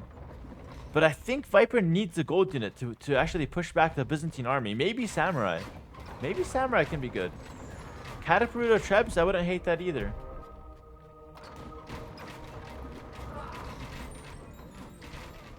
Skirms on Skirm Arbalest action here. Seems like Viper's got more skirms, but TaToH's got the high ground, which is going to be better. Oh, the Redemption Monks converting a cannon. Oh, that's huge. One more going down as well. Oh, this is a big fight for Viper. Can he keep the castle up as well? The two Trebs raining down the heat. And the castle's almost out. I don't know if Viper's able to hold it. Let's see. It's going to drop.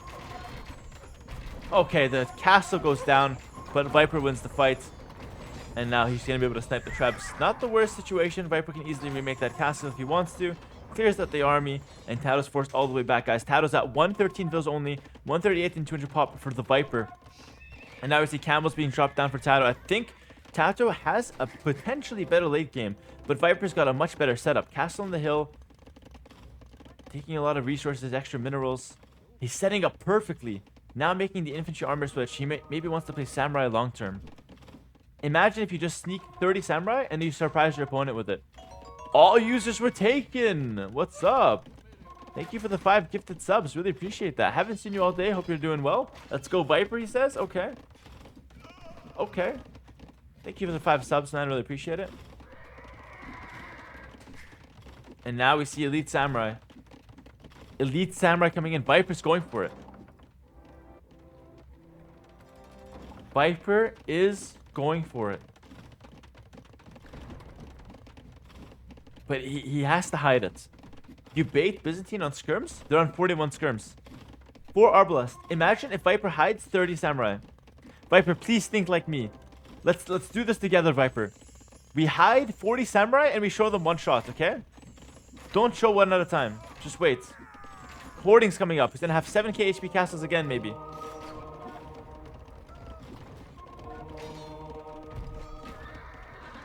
The light cap from Byzantine. They're not the worst, actually. They have +4 armors that are fine. They do get Hussar as well long term. Oh, TaToH's getting creative. Oh, gotta love the fancy pick from TaToH. Getting creative with the light cap there. Taking a lot of hits. A lot of skirms from him as well. We need one bomber cannon to snipe the Treb. Some raiding on the left-hand side, but it's being dealt with. Treb on Treb action going on. Oh, he's gonna show the Samurai, but he's gonna show them to raid. Elite Samurai guys going up. Going in. Armor on them is coming as well. Okay, so he didn't quite hide the Samurai like I wanted, but he's going to send them into raid and to potentially snipe that Treb. So if he gets the Treb, I guess it's worth. Yeah, I guess that's worth. But he's going to lose his Treb. It's unprotected. And Viper's sending in the Samurai here, a few at a time. It's not bad to do that, but I still think hiding 40 Samurai and showing them one shot is much better. Like, imagine if 40 Samurai show up here in like 2 minutes. TaToH would just lose on the spot. 100%. But now TaToH's gonna have time to mix in some Arbalest to deal with the Samurai. Should be more or less okay. Also, we didn't have that much armor on the Samurai. Last armor is just coming in right now.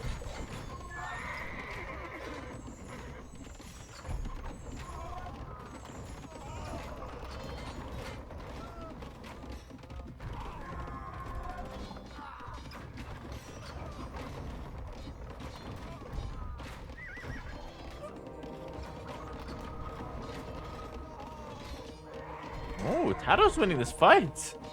TaToH's big winning this fight. The cheaper Byzantine skirms, look how he's using them. putting them in a line, and they're raining death upon everything Viper can make on this hill. And Viper, did he show the samurai too early? Is it a mistake? Was it a mistake to show the samurai too early here? Or maybe... Oh no, we shouldn't go samurai. We should go champions with gambesons. Champions are much better against skirms when they have gambesons. Oh, that's a big mistake from Viper. Champions are much better here. Champions are much better. Because champions have an extra pierce armor, so they take only 1 damage from skirms. But he's building up the samurai. And he's pushing on the left-hand side. Look at this. 5 traps. Prepared on the left. A castle here. Holding the castle. With this Vil, 6.3 HP on this castle. Champs don't met the cataphracts, but where's the cataphracts, guys? Let me check under the table to see if I can find a cataphract. There's 0 cataphracts on the field. Why are we scared of ghosts, guys? If you go to sleep and there's a monster under your bed, are you scared to go to sleep? No. The cataphract's under the bed. We're not scared of him. It's a phantom. He's not on the field. We go champs here for sure. But we're going samurai. It's not the worst, but champs could be better. Okay. Okay. Okay. Can we sort this out, Trebs, please? Okay, you guys are scared of the monster under the bed. Fair enough.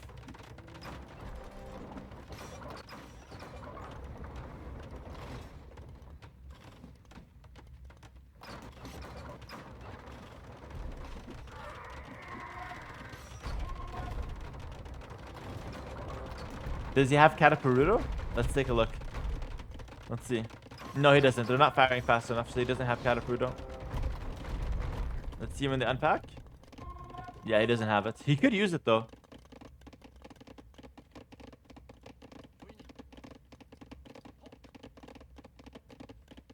Oh, forward castle. That's such a good castle. That is such a good castle. Wow. TaToH's rotating the Arbalest. TaToH's looking to push with skirms and light cap here. And Viper's just holding with like 20 villagers, just repairing his castle. But how long can he keep that up? It's expensive.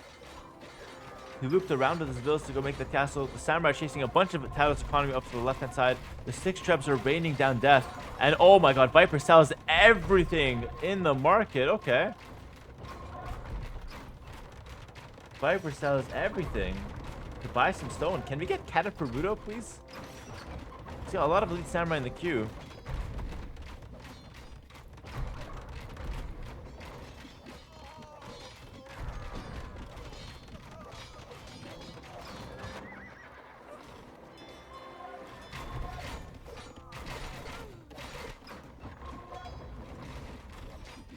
These 6 traps just did so much. They eradicated TaToH's base on that side. And TaToH just has this one stronghold. 4 trebs. He can't shake Viper's castle, though. He can't shake Viper's castle. TaToH's getting raided on the left. TaToH's pushing it as fast as he can. Viper's just repairing on the hill. This castle's got 36 kills.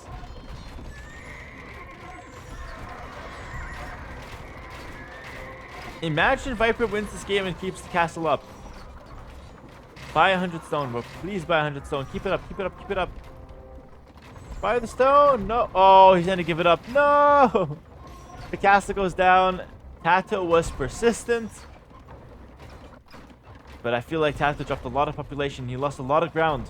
And yes, he killed the castle, but he's not really pushing in. He's not able to push in. There's still a massive hill.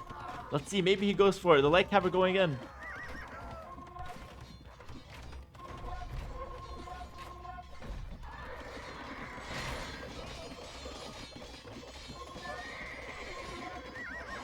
Another TC from TaToH going up. TaToH's moving. He realizes he can't hold this side. He's going to move to this side. But he does have 1 relic in this monastery. 1 relic here up for grabs. Where's Viper's relic? Is there only 2? Oh, there's the 3rd relic. Yeah, he's taking that one right now. Oh, but TaToH's pushing, guys. How do you stop this army? 50 arbs on the hill. A lot of light cab. 4 traps. Okay, the light cab are kind of suiciding a little. Okay, nice try with the quick walls there, Viper, but come on, it's not an AI. TaToH has hands. He's looking at his monitor.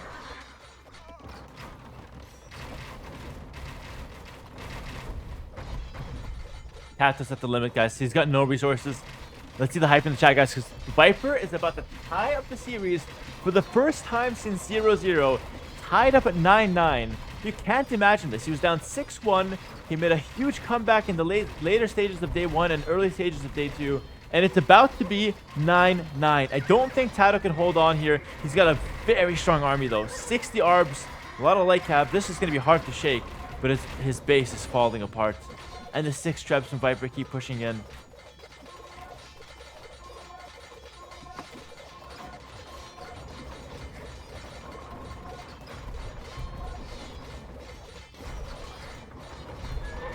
Another town center down. TaToH continues trying to push. It's kind of a base race, but TaToH is on a bicycle and Viper is in a Lamborghini. He's racing a lot faster. He's pushing in. He killed a monastery town center, all the buildings on this side, and TaToH's still pedaling away.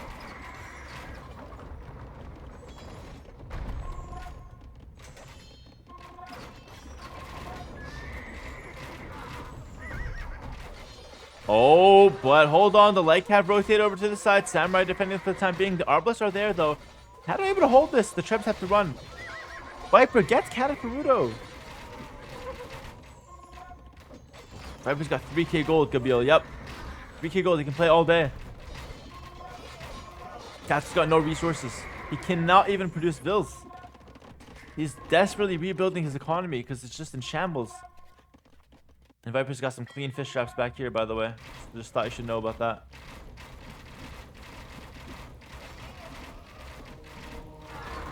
Viper's thinning out the Arbalest with the skirms now. And I feel like it's just a matter of time before the Samurai can disengage. Yeah, the Samurai can probably disengage. No, but Viper's so cautious. Viper's so cautious. He doesn't want to throw the Samurai. He'll throw skirms. They don't cost gold. He just wants to hold on to the Samurai for as long as possible. The 160 Arbalists are down to 26. TaToH's dwindling. He's cut in half. He rotated half of the Arbalists over to the right-hand side. Oh, look at those. Look at those trap shots. Just killing everything they land on. And Viper can buy a castle. He's got a lot of resources. He's just banking them up for the time being. He's got 3 relics. My recommendation, whenever you're at 200 pop floating res, take fights. But Viper's playing it safe. He's playing it cautious. He doesn't want to take a fight. He doesn't need to still.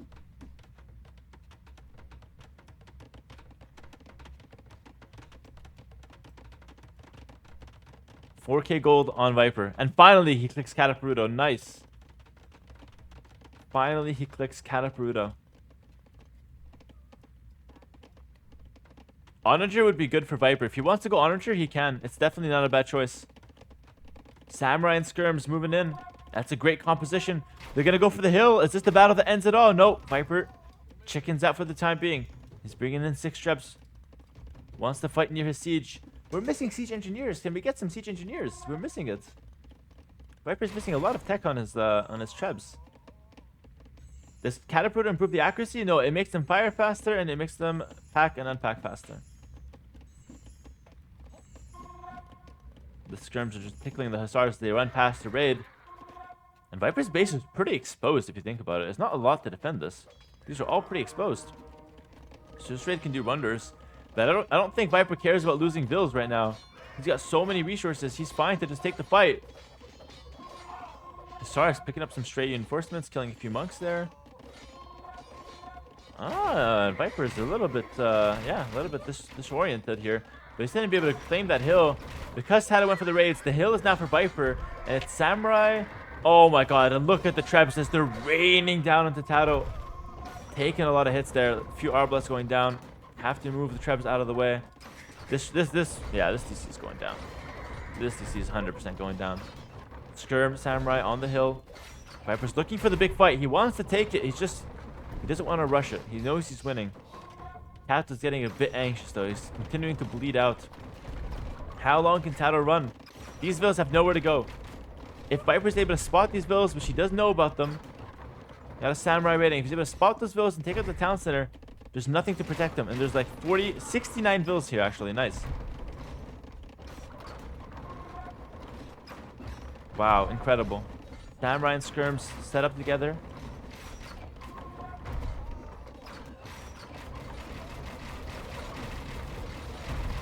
Oh, and I think this might be the big fight. The Hussar run in, trying to snipe the Trebs. Samurai on the Hussar. Skirm on the Arbalest. The Samurai are doing work at the back, but the Hussars are sniping some Trebuchets. Is TaToH able to make this one? No, the Hussar are dropping too fast. They only have 75 HP, so they're basically food sent into the meat grinder, which are the Samurai, and the Skirms come out on top over the Arbalest as well. Arbalest forced to kite back. TaToH all but lost here. He's got no resources, nowhere to run with his villagers. Everything's exposed, and it's about to be 9-9 in the series. 80 army for Vipers. He continues to push in the famous yellow color here with the Japanese on 4 lakes. There's nothing TaToH can do to stop this at this point. And the army's flooding in. TaToH's got so little resources compared to Viper. And there's just no way he's able to hold this long term. GG called. 9-9. This, you cannot write a better script. This just got crazy. 9-9 from 6-1. From 6-1. Huge respect to Viper. Keeping composed early on the series. Gets the 9-9. And now we've got the best part of this best of 21 coming up. The last 3 games. Whoever wins 2 wins. Crazy stuff. And these guys are battling for a really, really important match. If Viper wins this, he's got a chance to win first place in the Champions Invitational. If TaToH wins this, he's able to get 3rd place in the Champions Invitational. Might even get 2nd if things go his way. Really, really big match here. Chinese versus Bulgarians. I prefer Chinese.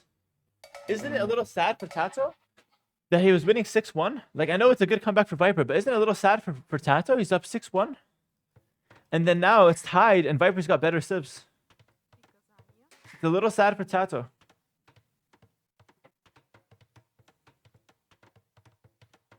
TaToH gets the town center on the left-hand side. Viper on the right. Viper also goes for a mill on the bottom with the Chinese. House in the center as well. And we see a mill on the bottom for the Viper as well. Yeah, Chinese with 9 vills start and African clearing is so good. It might actually be the best civ, to be honest. Because by the time you get the TC up, you get an extra 2 vills, and you can still make another vill. It's really, really strong. So Viper's going to be up 3 vills, basically. Yeah, and he can almost make another vill. Okay, right now he can make another one. Oh, that's so good. He's basically up a fresh 3 vills, yeah. Wow, he's up a clean 3 vills. That's really insane.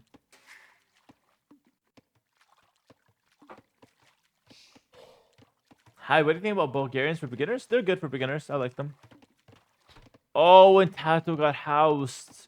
He forgot to make a house. So not only is Viper up 13 vills, he had to make loom. So Viper actually might be up 4 villagers in Dark Age for the Chinese. 4 vills up. Oh my god. This game is almost like just GG, honestly. It's 4 vills up for TaToH. I feel so bad for TaToH right now. It's like, oh man, Chinese are so strong. But Chinese was like literally last pick from Viper. If they were this good, we should just pick them earlier. They were like the bottom row. What happened? Didn't see it. Nothing happened. It's just Chinese get an extra 3 vills, and on this setting, you can actually take food right away. So yeah, Chinese are just really good on this map. Show rest collected in 2-3 minutes. I will.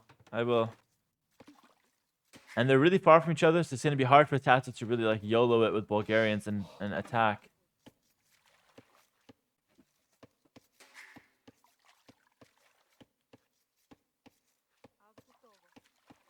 Let's see. I mean, TaToH always has a chance, guys. I don't want to count him out too fast, but 4 vills in the hands of a pro is a lot.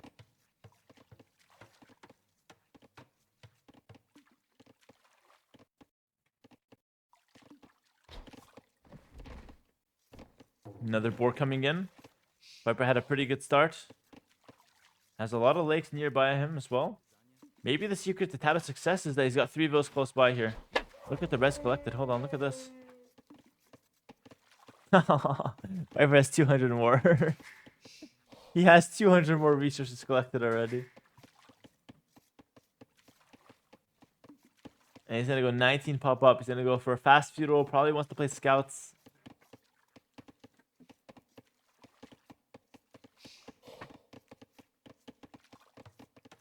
Ooh, and TaToH goes for barracks on the front here. That's gonna be his second building.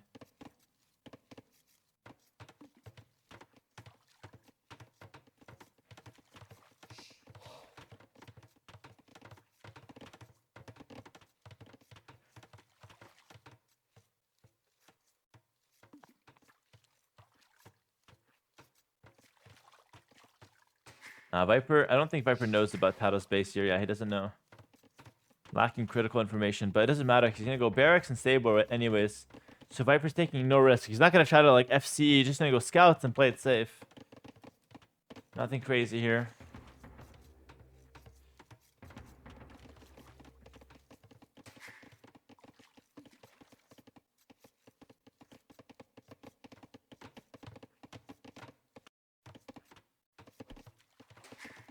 TaToH's bringing in yet another elephant.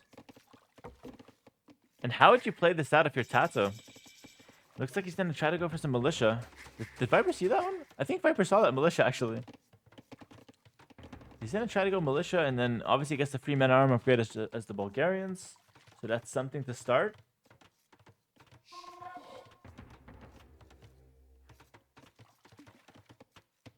But yeah, Viper saw that. He's just going to be able to wall in his wood line. A couple of houses, and he'll stay completely safe. I would like to see 2 houses here or something. Maybe a gate. He might gate it. Militia are on the way. Does Viper see them? I mean, I trust Viper to pull this all day. Like, look at that. Yeah, no problem. Yeah. Viper's safe, and now he's gonna go scouts. And let's see. Maybe TaToH can make it messy, sending 3 vills forward. Could go for a tower, maybe.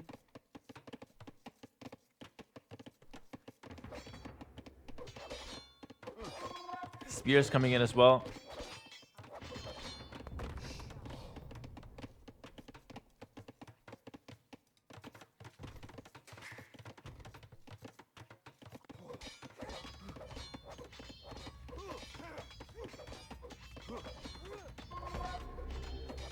That tower is interesting. Because Viper can't see that tower. But it's not that aggressive. But let's see. Now Viper spots it. He's going to make a counter tower right away. But he can only make the counter tower with 3 vills. So I think this is a bad play from Viper, actually. Okay, he deletes the lumber camp. This is what TaToH needed. This is exactly what TaToH needed. He needed to cause chaos, and he's made Viper delete his lumber camp.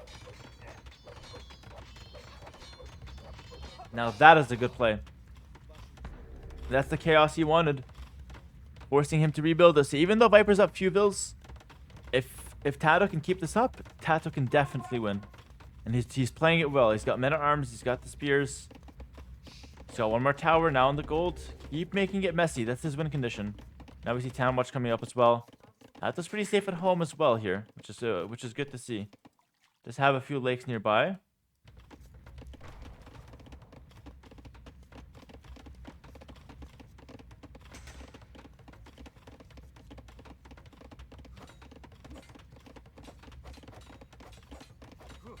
Oh, good little tower hop there from TaToH. Viper could lose a vill. Oh, it's 1 hit. It's 1 hit. No, not quite. Not quite. Can't get it. Viper gets back to safety, and now TaToH's going to wall up. Now we see a range transition for Viper. Viper's also going to go for a counterattack with 5 scouts. And TaToH has a stable going up. He should have brought those 2 sheep back to his base, though. He's kind of running low on sheep. Viper takes some damage. Yep. A little bit of damage there.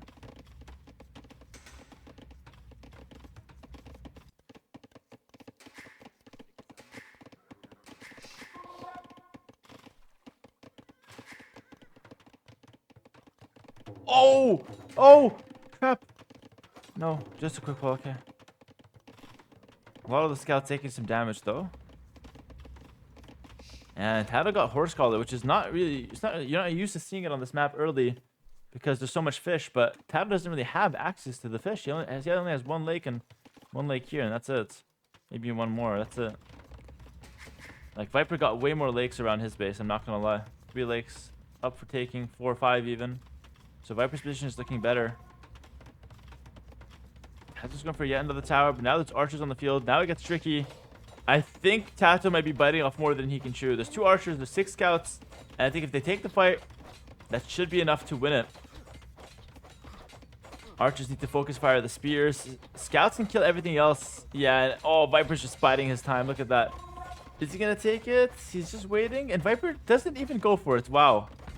Doesn't even want to risk it. Just waits. No problem for him. He'll wait. I don't know if that's the correct decision, but I guess he plays it safe. Doesn't want to lose his army. And we have a little bit of a pause here. A little bit of a pause. Yes.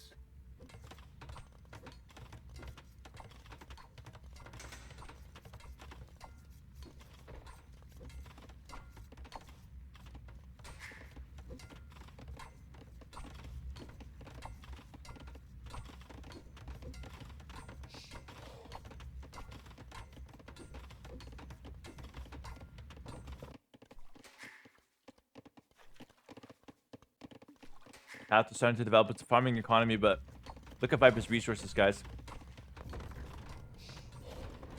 Res collected? 400, 500 more. And that's exactly what we see, 500 more food. In the bank for Viper.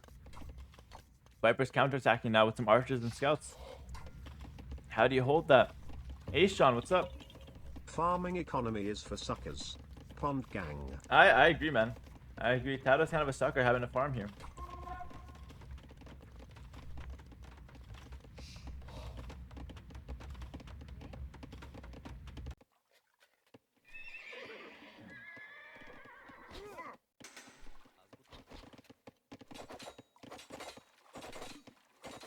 TaToH's forced to abandon the stone and the gold.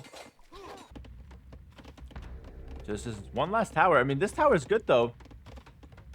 It's going to take Viper completely off wood. For the time being, at least.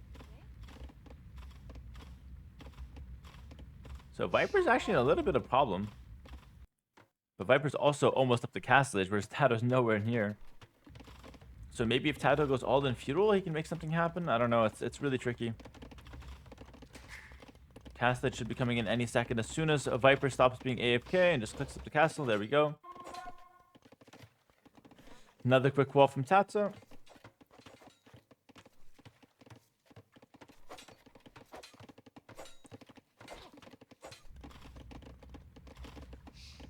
TaToH's trying his best. I mean, he's finding some damage. Needs fletching for the towers, though, to reach a bit more. Like, that guy's really low, for example. If we got fletching, maybe we can kill him.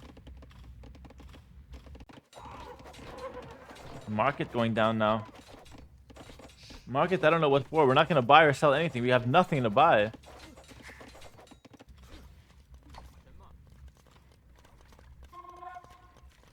And knowing Viper, he's just going to be able to get to the castle age and just drop town centers. He's not going to even push. He's just going to drop town centers, chill, play for an hour long into the game. Literally just play for late game every time. If he wins late game, he plays for it.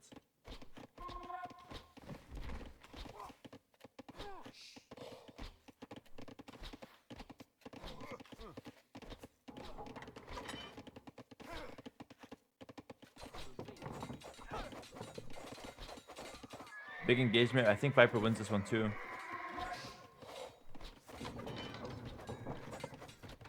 Never mind. TaToH won it. Viper decided to run away instead, which is probably the better call. Would I go all in feudal post TaToH? You wouldn't catch me playing Bulgarians on this map, so I can't even answer that question. I can't even... The situation's so far from my comfort zone that I can't even empathize.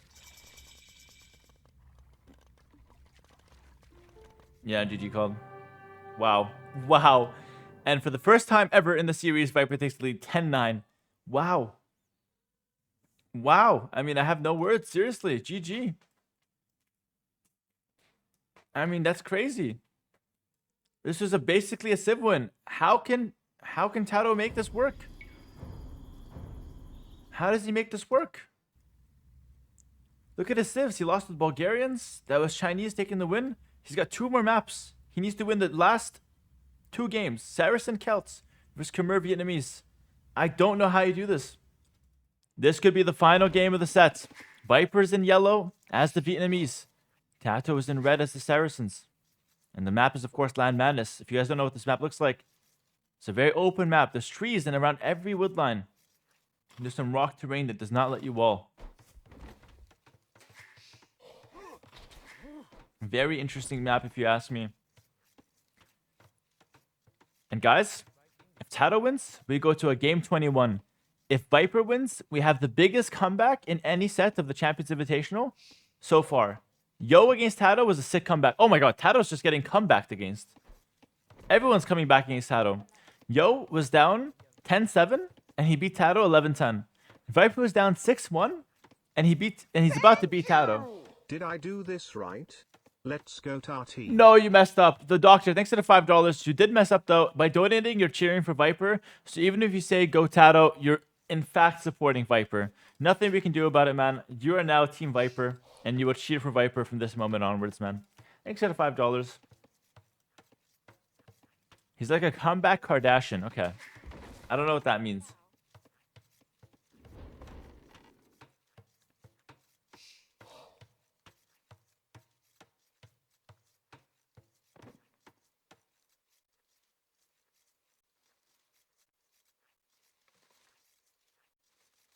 What is a Kardashian? I'm not sure.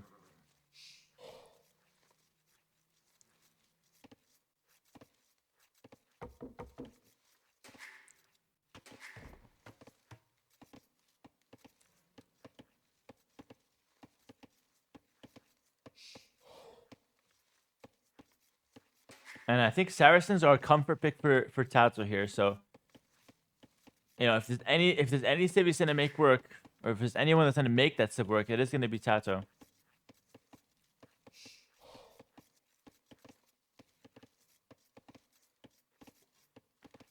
9 Madness is a good final game. A potential final game. It's a very interesting map. Players tend to go for a lot of scouts, but archers definitely have their place in the game as well. And TaToH with the Saracens will likely abuse the market quite a lot.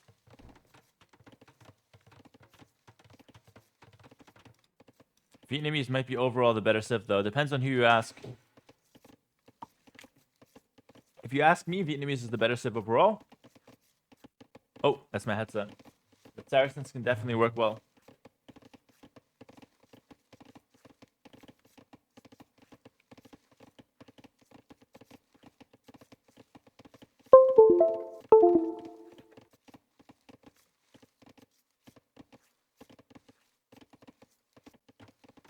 Barracks coming down for Viper at the back.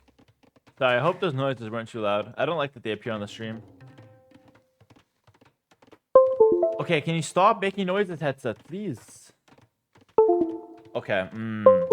Oh my god, why is it so loud?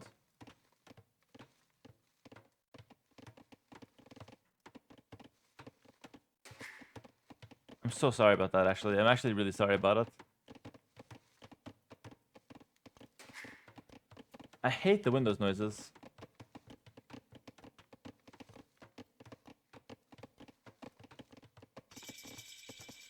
How do I turn off my Windows notification? I want to do that. Windows plus G. Make the sound quieter. That's not doing anything. Windows G is doing nothing.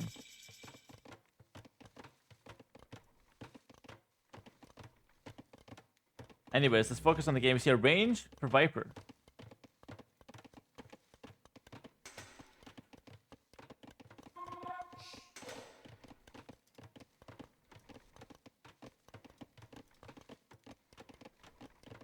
Okay, I think I muted it. Okay, oh, I did that. Okay, it's much better. Thanks, guys. Perfect. Yeah, much better. Okay. So anyways, let's focus on the game for real now. Stable for TaToH. And it's going to be a range for Viper, playing as the Vietnamese. Wants to open with some archers. Has a pretty safe wood line.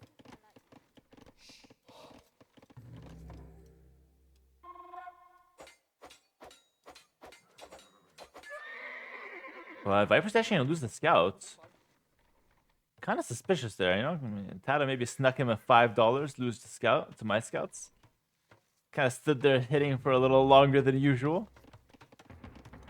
I'm like the most unprofessional host. I'm like accusing people of cheating and match fixing.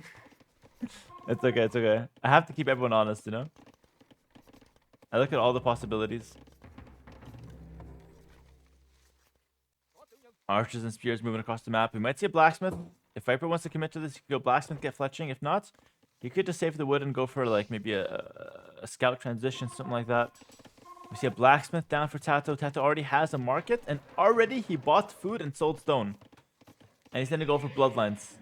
I've seen TaToH do this before. He's just going to go bloodlines, heavy scouts with the Saracens.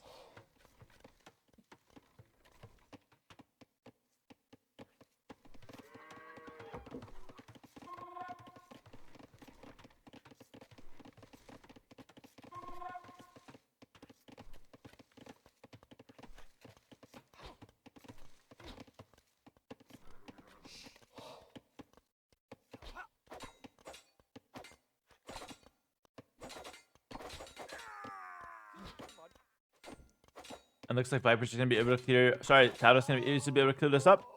Viper's aggression was kind of useless. He killed one scout, but TaToH killed 2 spears, 2 archers.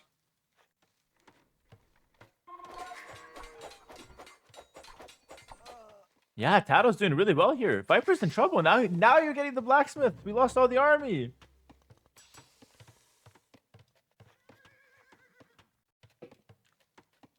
And the scouts already have bloodlines because of that market strategy. It's one of the only civilizations that can get bloodlines that early. It's such a strong strat. TaToH kind of invented that, by the way.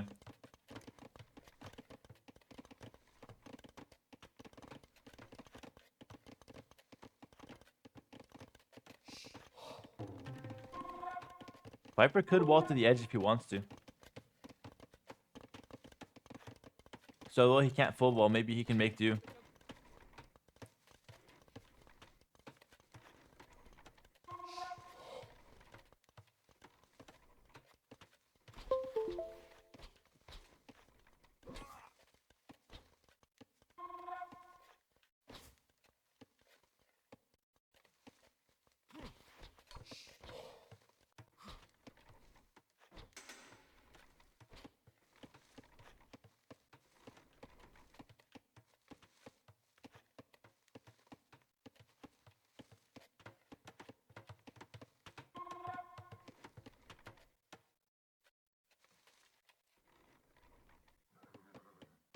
The guy that was typing cock in the chat just got banned. He was just talking about chickens, man. Armor coming in for the skirms.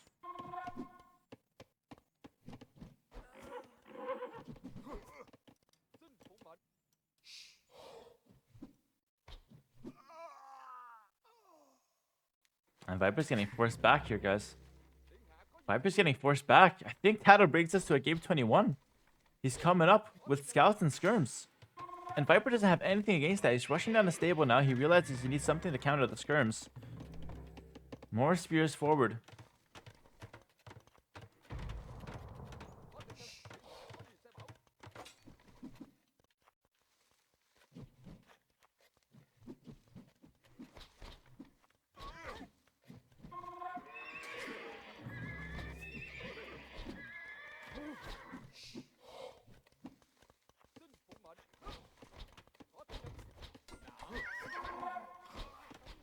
Oh my god. What a quick wall from Viper. Oh my god, that was so sick. But TaToH's somehow up to the castle age. What? What? How is this? How did he manage? He's up to the castle age. The market is a hell of a tool, eh? The market can just fix your entire life, chat. Saracen market just does it all. Archers and spears on the field for Viper. Let's see what he can do here.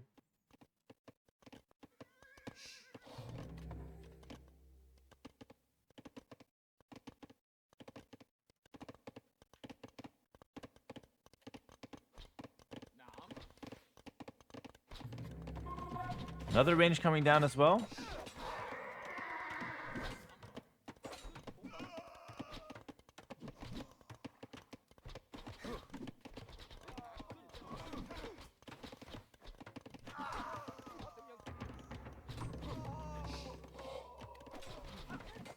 This is not easy for him to defend, though.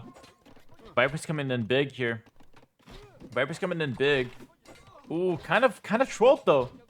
He ran a little too close to the town center and is losing a lot of the spearmen. Yep, lost a lot of the units. Oh, TaToH defended. TaToH defended pretty well. Now Castage is coming in. And TaToH's gonna go CA. Mark my words. TaToH CA. Goes elite skirm to start.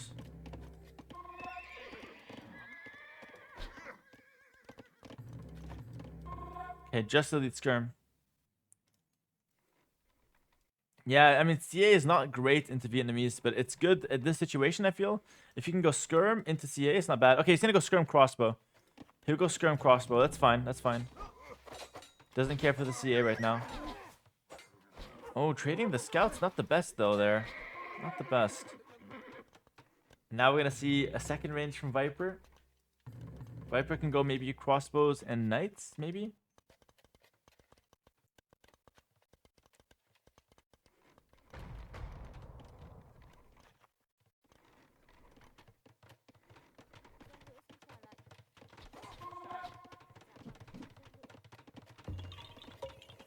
'TaToH better win. Love Parabellum. Thanks for the tier 1 for 2 months. Subscribing to support TaToH here. Perfect. Viper was forced into a tower. Also kicked off gold.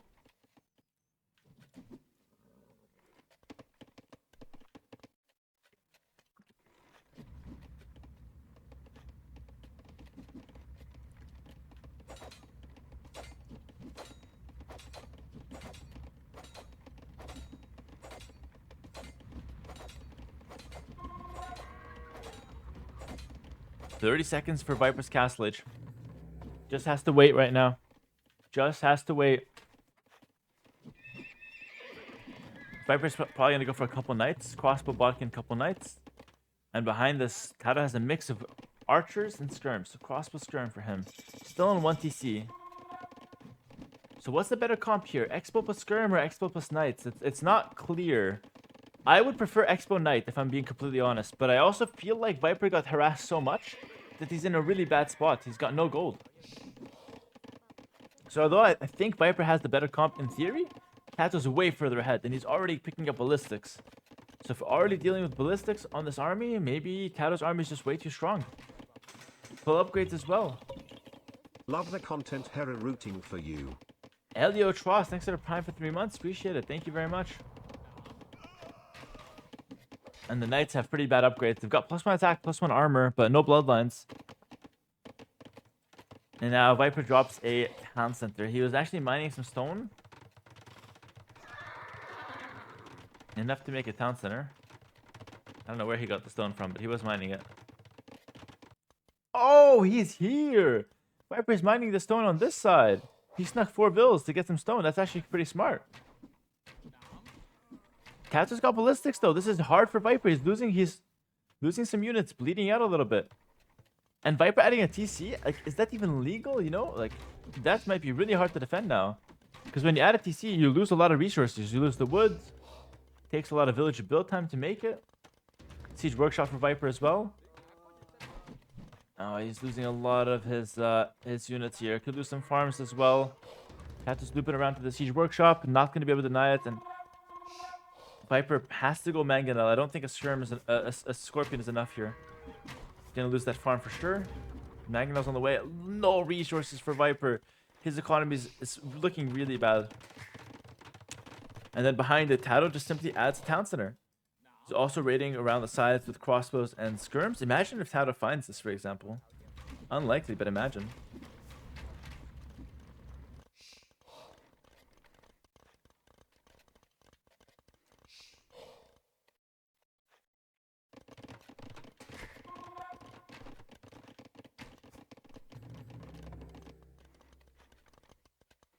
These best of 21s feel scripted because every time it goes to game 21, thoughts chat. I think he's onto something.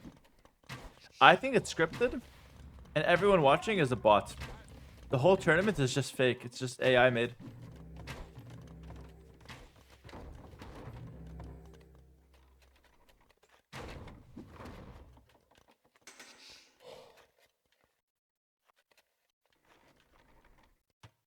I'm a paid viewer.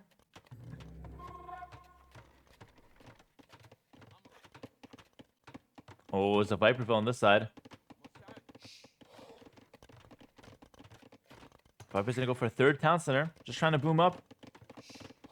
But he's missing eco upgrades. And also, Viper might be out of position here with his army. Okay, that Ville is gonna die most likely here.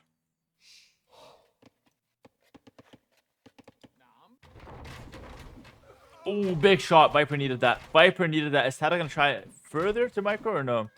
How is the Ville outrunning the 2 knights? What's going on here? Oh my god. I feel like TaToH sent like the worst. Okay, surely we see it now, right? Ah, yeah, man. Oh my god. How does that Bill escape? Vinchester did not read the script. Yo, A-Shot, thanks to the $5. Appreciate it. No, Winchester did not read the script. That's actually jokes. Winchester was doing some improv. The whole tournament was scripted, but Winchester was not on the cast. Damn it, man. That's jokes. Outpost on the side now. Town watch coming in. That villager escapes, and oh my god, imagine this Phil ends up winning the game for Viper. That would be such a story. If that happens, I'd actually believe it's scripted.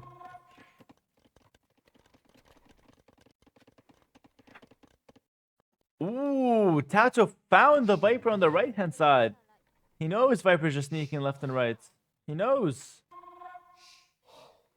Handcart came in for Viper. Remember, that is cheaper for the Vietnamese, and it researches faster. TaToH's still missing wheelbarrow, so in theory, Viper's economy is better, by the way. I don't think TaToH's done enough damage with his army. I don't think he's done enough. Viper's economy is more efficient. And we are seeing a 4th town center. TaToH is planning a little bit of a push, though. Okay, the villager died, guys. I repeat, the villager is down. Better Civ long term? Both have a great late game, to be honest. It's hard to say. Vietnamese, the less gold there is. Saracens, the more gold there is, should be better.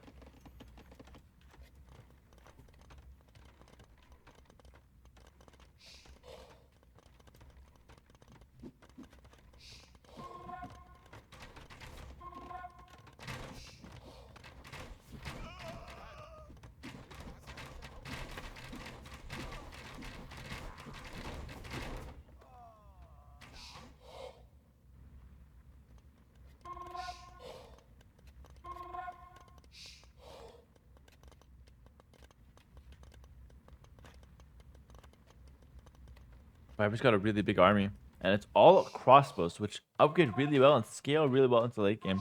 They become arbalest. Castle on the hill for Viper as well. That's a good one. It's going to secure 2 stones and 2 golds.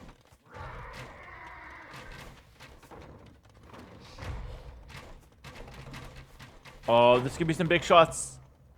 This could be some big shots. Ooh, TaToH lands a decent one. The Mangonel from Viper's down. Another TaToH shot kind of whiffs. This could be a big attack round. Just scraping the edge of Viper's army, but Viper's bleeding out to the skirm shots of TaToH.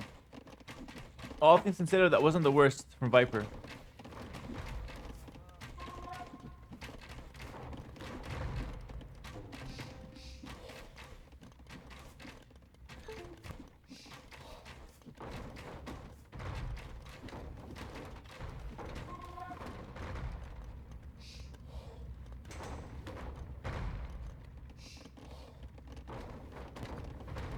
Armor coming in for Viper.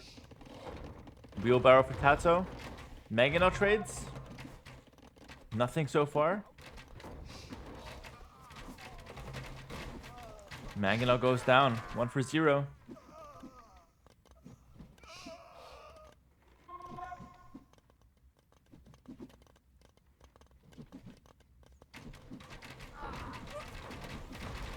Wow, another 1 for 0. TaToH is throwing here. TaToH's actually throwing. He's about to hit Imp. All he has to do is do nothing. Just wait. We go Imp, we make a castle, and then we play. We don't fight in castle, lose everything, and then lose. No more losing. TaToH's got to focus up here. If there's a game 21, what's the Civ in the map? The Civs are Celts, Khmer. I'm not sure about the map, though. Just wait. TaToH wait for Imperial Age, and then you can go and make a castle forward. Viper needs to follow the script closely. He's making it too close. TaToH's raiding with a few skirms. Nothing crazy here. Nobody do anything crazy. Stick to the script, guys. TaToH's army is actually very solid as well. It's a lot of skirms. And now Viper's the one who gets the forward castle. If TaToH just sat on that hill and got a castle and waited, he would be 100% winning. Now it's hard. Now it could be difficult because now Viper's got the whole map. And if TaToH wants to push, he's got to go through a whole castle on a hill. So although the score is still in favor of TaToH, he's still winning. Things can get ugly. Rattan Archer's going for it. One knight at the back of Viper's base. That's going to be pretty annoying.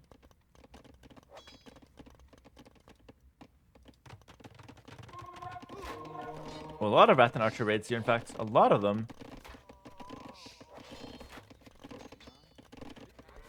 And TaToH went for a few knights to deal with those guys. Monk is going to go down, yep.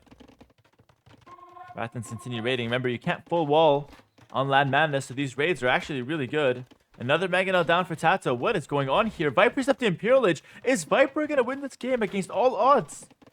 TaToH had a 3-minute lead to Imperial Age. Let's call it 2.5. But some bad micro moments for him. Kind of caused the whole thing to stall out a little bit. Castle being rushed down now. He needed that 30 seconds ago, but it's okay. He'll get it now. Maybe a big shot for TaToH.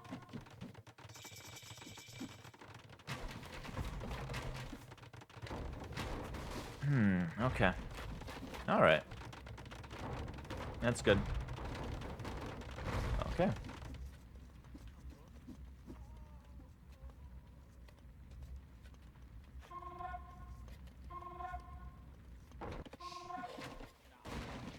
Why is no Mangonel shooting? I just saw 3 Mangonels die and none of them took a shot. That one took a shot and missed. 4 Mangonels died in 30 seconds. Trebuchet's coming out now. TaToH's going chemistry first. Now he's taking into cavalry armor. TaToH's got 3 relics to Viper's 1. And the skirms are continuing to raid on the left-hand side. Do we go Mamelukes? Surely we resist the urge, right? So we don't go Mamelukes. We probably want to go light cav. Hussar. Hussar should be pretty good for Saracens. I can see Skirm, Arba, Hussar as a pretty good comp. And what does the Vietnamese player want to do? Maybe Arbalest Skirm. Yeah, Arbalest Imperial Skirm can be pretty good. Thundering now coming up as well. And TaToH's got a lot of time in Imperial Age. Viper's, yeah, he's got to stall out some time. Bloodline's coming in now. Why does Viper want Bloodlines? He's going to go Cavalry? I guess he wants to counter the Skirms. But don't you counter the Skirms with your own Skirms? Because we have Imperial Skirms? Why would we want to go Cavalry as Vietnamese?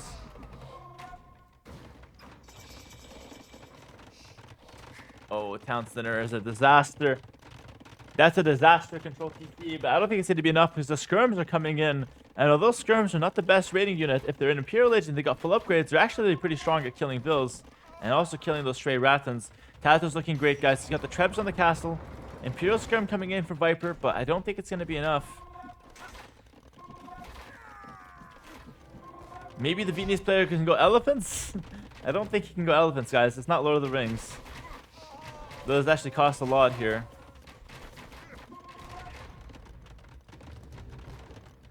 Hussar coming in now for TaToH. He's preparing the entire late game.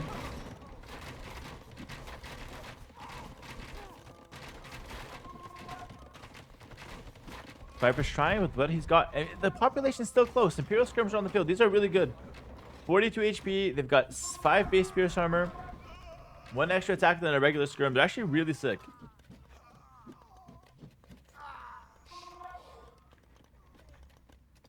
Castle on the left-hand side. We're about to hit 3K viewers, by the way, chat. We're almost there.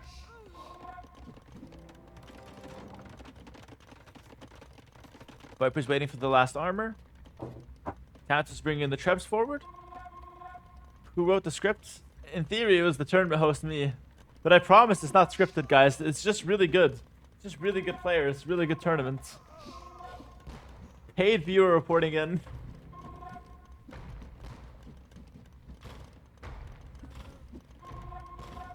Arbalest coming in from Viper now.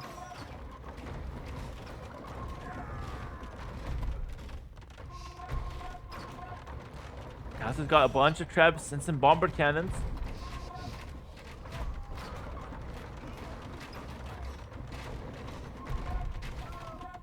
Now we see Hussars and Skirms. The full comp set up from TaToH. He doesn't have any gold units for now, but he doesn't really need any. Hussar and Skirm are working really well. Skirms are sniping the crossbows, the Hussar are sniping everything else. But in theory, Vietnamese should be stronger if they can get the right pop on the field. Imperial Skirms are insane. If you have Arbalest behind especially. Arbalest was cancelled, by the way. TaToH was able to snipe that range, and now it's cute again. But we kind of needed the ARP a while ago. Now it might be too little too late.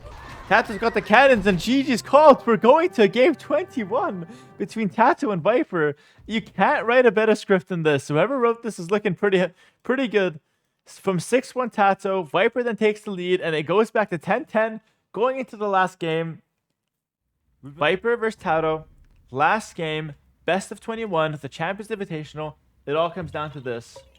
Hera, congrats on 100k Habibi less than 33. I think I've mentioned a few times how it's crazy to see your growth. Okay, that's a lot of copy paste. Pre-NAC 3, but just wanna say your growth as a content creator is absolutely Thank you. A lot of text to speech. To Roxy and your team as well, of course, and Los Gatitos. I may not catch all the streams live, but I've been watching almost every VOD and YouTube videos, so please keep up the amazing work, and GLH chef against Vin. Thank you very much. There's a very long message. It came at the perfect time as we're going into the last game. Thank you for that, man. Really appreciate it. The map is, of course, Haboob. Thank you, Play, for the 11 months. Thank you, Sublime Lime, for the Prime, and Citron for the 10 gifted subs. Really appreciate the 10 subs, man. Thank you so much for all the support. And look at this, guys. The last game, it's on Haboob. 2 big woodlands to either sides. Very open map otherwise. And there's woodland across the edges of the map as well. You can't wall in that terrain either. So very interesting stuff, guys. Viper's got the Khmer. And TaToH's laming him with the Celts. TaToH sent the Vil forward. He's laming him. He's going to kill the elephant. He's going to kill the elephant. Oh, when he kills it with the scout. So there's no food. So Viper can't even harvest it. Oh, that's so smart. He last hits it with the scout. And TaToH continues to lame. Everything on the line here. Everything is on the line for TaToH. He's sending a Vil forward. Oh, maybe even a second Vil forward. Thinks about it. Thinks twice. Goes for barracks. Okay, goes for barracks. It's all lames. Oh, there's... Wait. Wait, there's 2 sheep. TaToH can't find them. Viper's already down 1 boar. He lured in a couple zebras, but it's not enough. All users were taken with another 5 gifted subs. Thank you so much, man.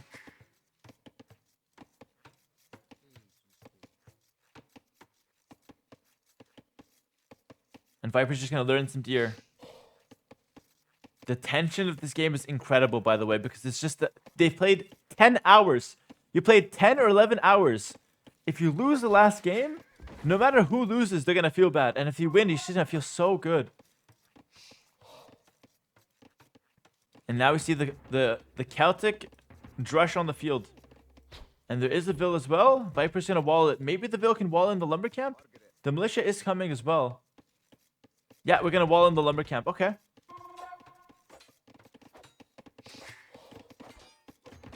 Two militia. Viper's up to feudal age. He's going to get there in a minute and a half. And he's going to go to gold. He wants to play archers. Okay. He's going to play archers, but he's going to be... He's going to be having some wood issues here.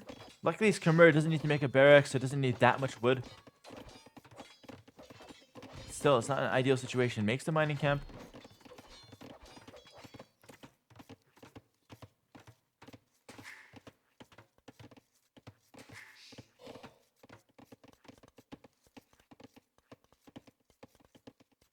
You can see how badly TaToH wants it. This is TaToH's last game in the Champions Invitational. We saw him go 3 sets. He lost 2 and won 1. And he's on the verge of winning a second. If he can only beat out Viper's Khmer in this last game.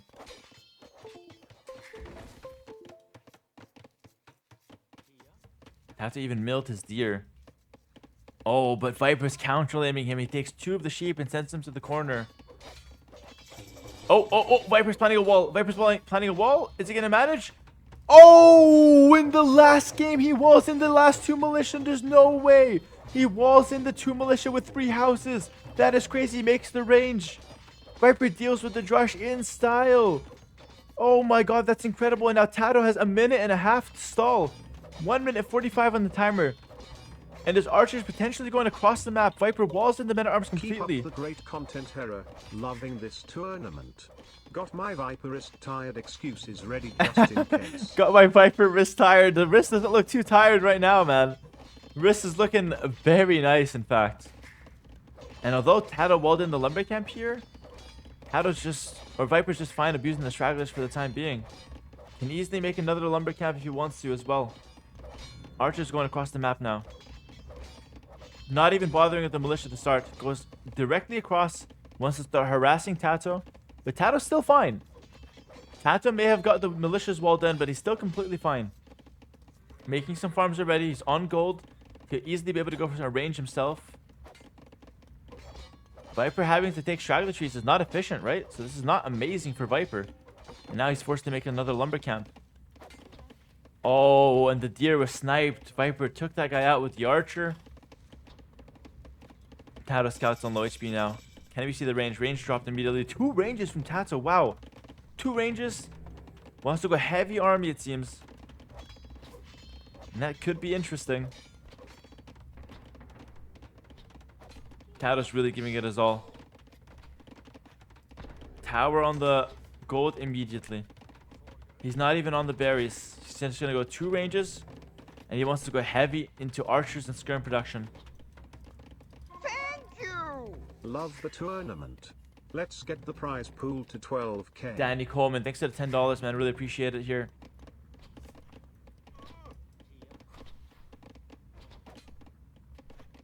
Viper's got the 2 archers forward and the 1 scout. TaToH's starting to produce some archers himself. The militia have been cleared up, of course. And Viper's economy is pretty messy. TaToH's early laming definitely caused some problems.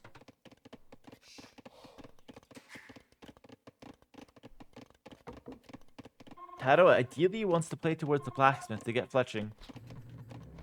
But for now, he's just focusing on producing his range units. Archers and skirm mix.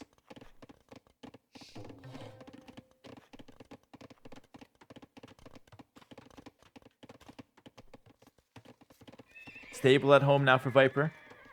So he's going to go archers, then switch into some scouts. Very typical Khmer gameplay here.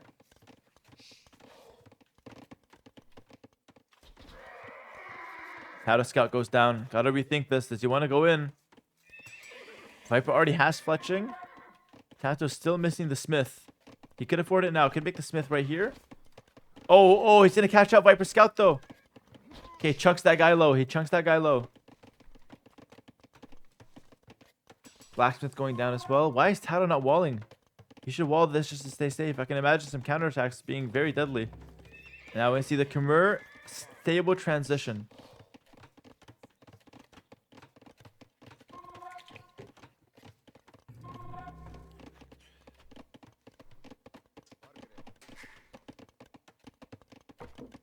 Okay, now TaToH's starting to wall with houses. He is housed a little bit though. Fletching is coming in.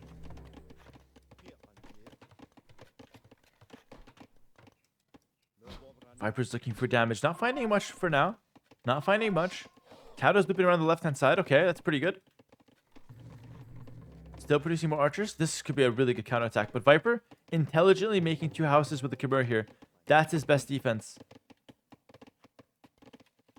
I wouldn't hate a town watch from Viper, right? Town watch would be really nice.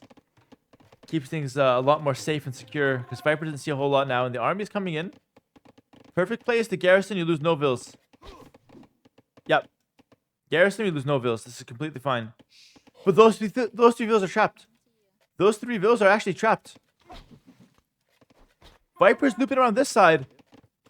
Oh my god, TaToH's about to kill 3 villagers. 1 down. Viper's army's attacking. But TaToH's fully walled already. Oh my god, this is such a good play from TaToH. He's idling all the wood. He's about to kill the 3rd villager. And the trap he did 10 minutes ago is now paying off as he's going to land that 3rd kill when the villager stops moving. 3 vills down. Wow. And Viper's counterattack is not doing a whole lot right now. Maybe he can break. He's going to try. TaToH has to address this now. He's going to try to break the house with scouts and archers. Skirms at home to defend.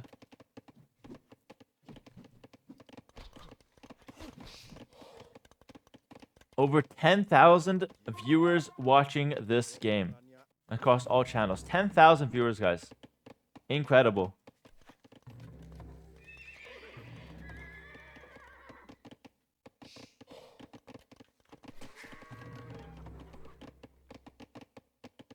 Archer armor coming in for Viper. Viper's got a lot of food. Getting Archer armor as well. So the Skirm is going to be pretty tanky. He could make a play towards Castle Age if he wants to soon. Khmer farms are insane. He's also hyper saturating the berries at the moment. So despite losing 3 villagers, TaToH's idle time kind of cost him quite a bit. And so the vill count is neck and neck. Now Town Watch coming in for TaToH. I think Viper already picked that up. Actually, no, he did not. Okay, we have a pause. Holy moly, guys. This is really intense. I feel like I'm stressing way more than the players. I don't know. Yes. Sec lagging. Sorry, go. Don't want to lag. Viper's going forward. Sorry, TaToH's going forward. Viper has to defend this.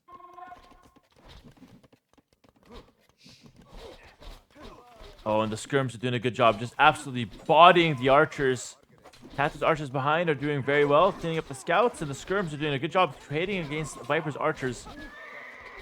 It's a pretty even fight. It's a pretty even fight. Now we have the Skirms from Viper looping around, coming back in. It's a pretty even fight, but I'd like to see Viper sneak around with his archers, maybe. Castle Age comes in for the Viper, and I think TaToH realizes this. He realizes that Viper's up. He drops the market right away. He needs to go up himself. Can't afford to be too far behind here.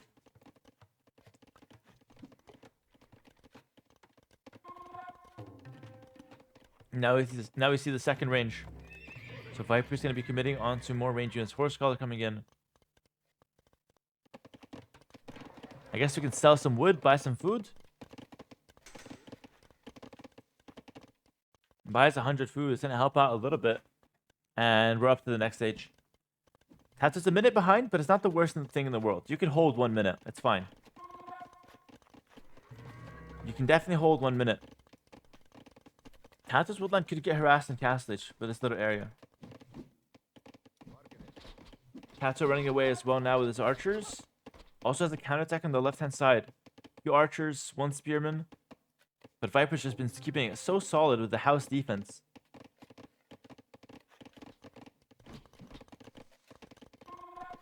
Viper's 50 seconds away from Castle Age here. And he is the guy attacking for the most part.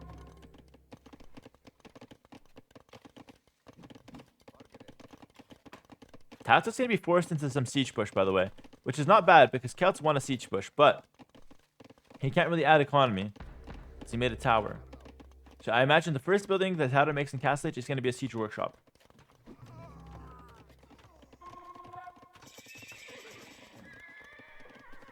Let's see if I'm correct. Viper goes crossbow Bodkin right away. Maybe siege workshop for him as well. Maybe a couple knights. We'll see. He could add town centers if he wants to, though. And Viper's raiding heavily. TaToH's relying on that 1 tower on defense. Yeah, siege workshop from the Khmer player here from Viper. Might get denied, though. 1 vill down. Hit the siege workshop. 37 HP. Oh, he hits it. Oh, Viper doesn't delete the siege workshop. You can't be serious. A mistake of that caliber. In the last game, a mistake of that caliber. That's insane. 200 wood down the drain. 2 vills down. TaToH's in a good position. He takes the score lead. Another tower to defend. TaToH's economy is in shambles, though. Oh my god. That is such a big mistake. Viper has to defend on the wood. Viper's everywhere right now. He's killing a lot of the farms, though, granted. TaToH's economy is not looking hot at home. A lot of his vills just going onto the wood. No bow saw. He can't really make vills. Very little food. So although it's looking pretty solid for TaToH in terms of what he's able to accomplish in Viper's base, I feel like Viper's economy might be flowing a little better. That being said, Viper can't really take any wood. So I'm not really sure that's true, actually. Both players have really bad work efficiency. It looks a little better for TaToH as he continues to kill some of the villagers in Viper's base. Viper can't take wood. He's losing villagers here. They're stuck. And Viper just needs to get his army over there. Siege workshop from TaToH. I think TaToH's doing completely fine here. He's got elite skirm. So though he can't really make that many vills, he doesn't care. He's got enough to make a couple vills. And he's got the siege workshop. TaToH's on the verge of winning this one.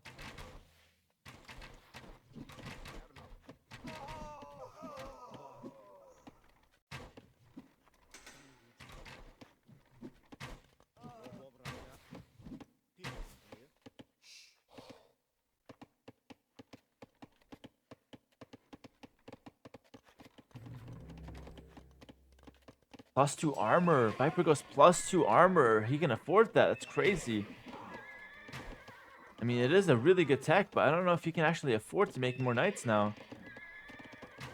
He doesn't have the wood economy to make another siege workshop, so I guess he's forced to make the knights. Viper's working with very little right now. He is counterattacking with a couple knights. TaToH's trying to get a town center here, but this is not looking too hot. Can TaToH get the quick wall? Ooh, he does get it. Does get it. The 2 knights have to go around. Not the fastest quick wall I've ever seen, but it does the trick. 2 knights forced back. Game is very messy right now.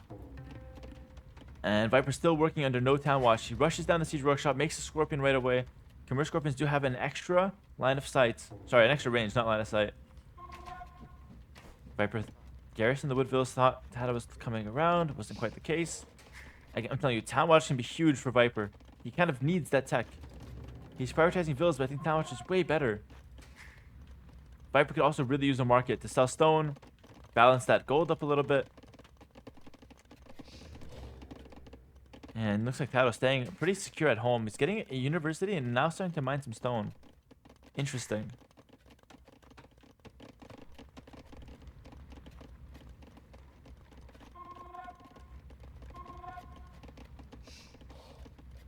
Viper's army is looking good though. I know he's got no bloodlines, but these are still +2 knights. They can easily die for siege. So Viper's army is actually looking good. He's got a scorpion to defend his wood economy here. Could easily make a second one.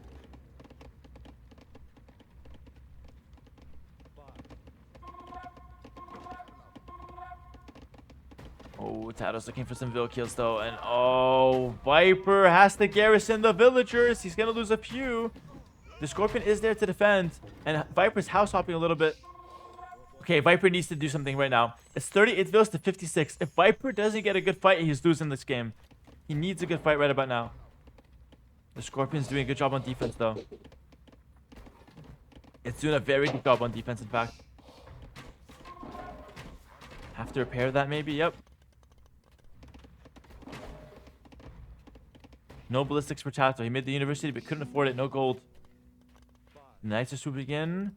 TaToH's got the monks, though. TaToH's looking good on defense as well. He's up 20 villagers. He's kind of just chilling. Viper's long distance mining stone. I don't know why. He doesn't know what to do. His economy is just so messy. He's gonna mine some stone. I guess he wants the forward castle drop, maybe? Viper could have easily made a tower somewhere, by the way. I just realized he could have made a tower. And now a third town center from TaToH. He's looking to extend the lead. He doesn't even care to push. He just wants to extend the lead. Viper's the guy who needs to push right now. He's sending the scorpions forward. He's mining the stone. But TaToH's at the back of the base with still some more crossbows here. Oh, this is such a close game. I mean, TaToH is 20 vills up, but Viper's got the push potential. Viper's on the wrong side of the map, though. Oh, he's looking for the army, but TaToH evaded him. And imagine if TaToH lands on the stone and kills the villagers. That could be so insane. Eco KD is 16-0. TaToH killed 16 villagers. Viper killed 0. Wow. And yet Viper still has a chance. That's the power of Khmer. In theory, TaToH spots this. And oh my god, this is pain. Viper at least has a house nearby. Loses one vill, loses a second, loses only 2. Decent reaction there, but Viper can't spend all of the castle age just chasing army. He needs to deal with that fast and then launch a push. He can't keep chasing. He needs to start pushing at some point here.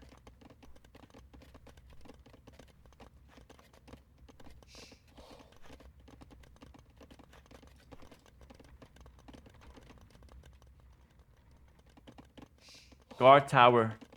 Guard tower is in for TaToH. Doesn't want to take any risks. Picks up guard tower. Looking to stay safe now to any mangonel siege push. Is Viper going to catch a break? Oh, it's painful. He doesn't find the crossbows. He's going to loop back around. Oh my god, he can't find them. I'm going to call Viper and just tell them where the crossbows are. At this point, there's just... Oh my god, he's scouted the whole map. TaToH's at the back like a freaking rodent. Hit him! Oh, that's satisfying. Oh my god, that was satisfying. That was a good shot. But the scorpion actually goes down here. Viper finally can please find them, please. And Viper's preparing a forward castle. That's all Viper has. A forward castle. Is it going to be enough? He's so little vills right now. He needs something special. But TaToH's going defensive castle, and I don't think TaToH throws from this position. I don't think TaToH throws from this position. Maybe if Viper gets here in time, he can deny this. Maybe. This is what Viper sees. He sees the castle. Can he make a play on it? He might feel like he has to. But I don't think. I think the monks are enough to push him away. Kills one vill, kills the second. Castle forward from Viper nonetheless, though. He's going to force something. These guys still didn't get cleared up, by the way. Oh my god, I want to throw my PC out the window. Just getting second-hand tilt from those units being at the back of my base. Back of Viper's base, that is. Forward castle, and now we see university. This castle's not enough, though. TaToH should be enough, you know, completely fine to defend. 86 vills. TaToH's played such a good game, and TaToH's coming in yet again to kill more villagers. Viper cannot catch a break. This army killed so many vills. The Eco-Kitty is 25-2 here, and the house defense from Khmer, not enough. GG, well played, congrats. Viper calls the game, and TaToH wins 11-10. Oh my god, you love to see it. I mean, it's an absolutely amazing series. I couldn't be happier for TaToH to win this, and I couldn't feel worse for Viper, who played a great series, made a really good comeback, but ends up falling a game short for the second time in the Champions Invitational. He lost one game to me, and he lost one game to TaToH. 11-10. And oh my god, did TaToH have a great set there, and a great last game. I mean, the raids with those units were just so good. He had the weaker civ. He went for the lames early. The 3 vills that he killed trapped in his pen here was so smart.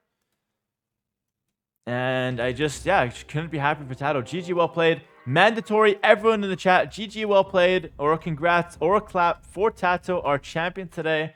21 games down, and it's going to be 11-10.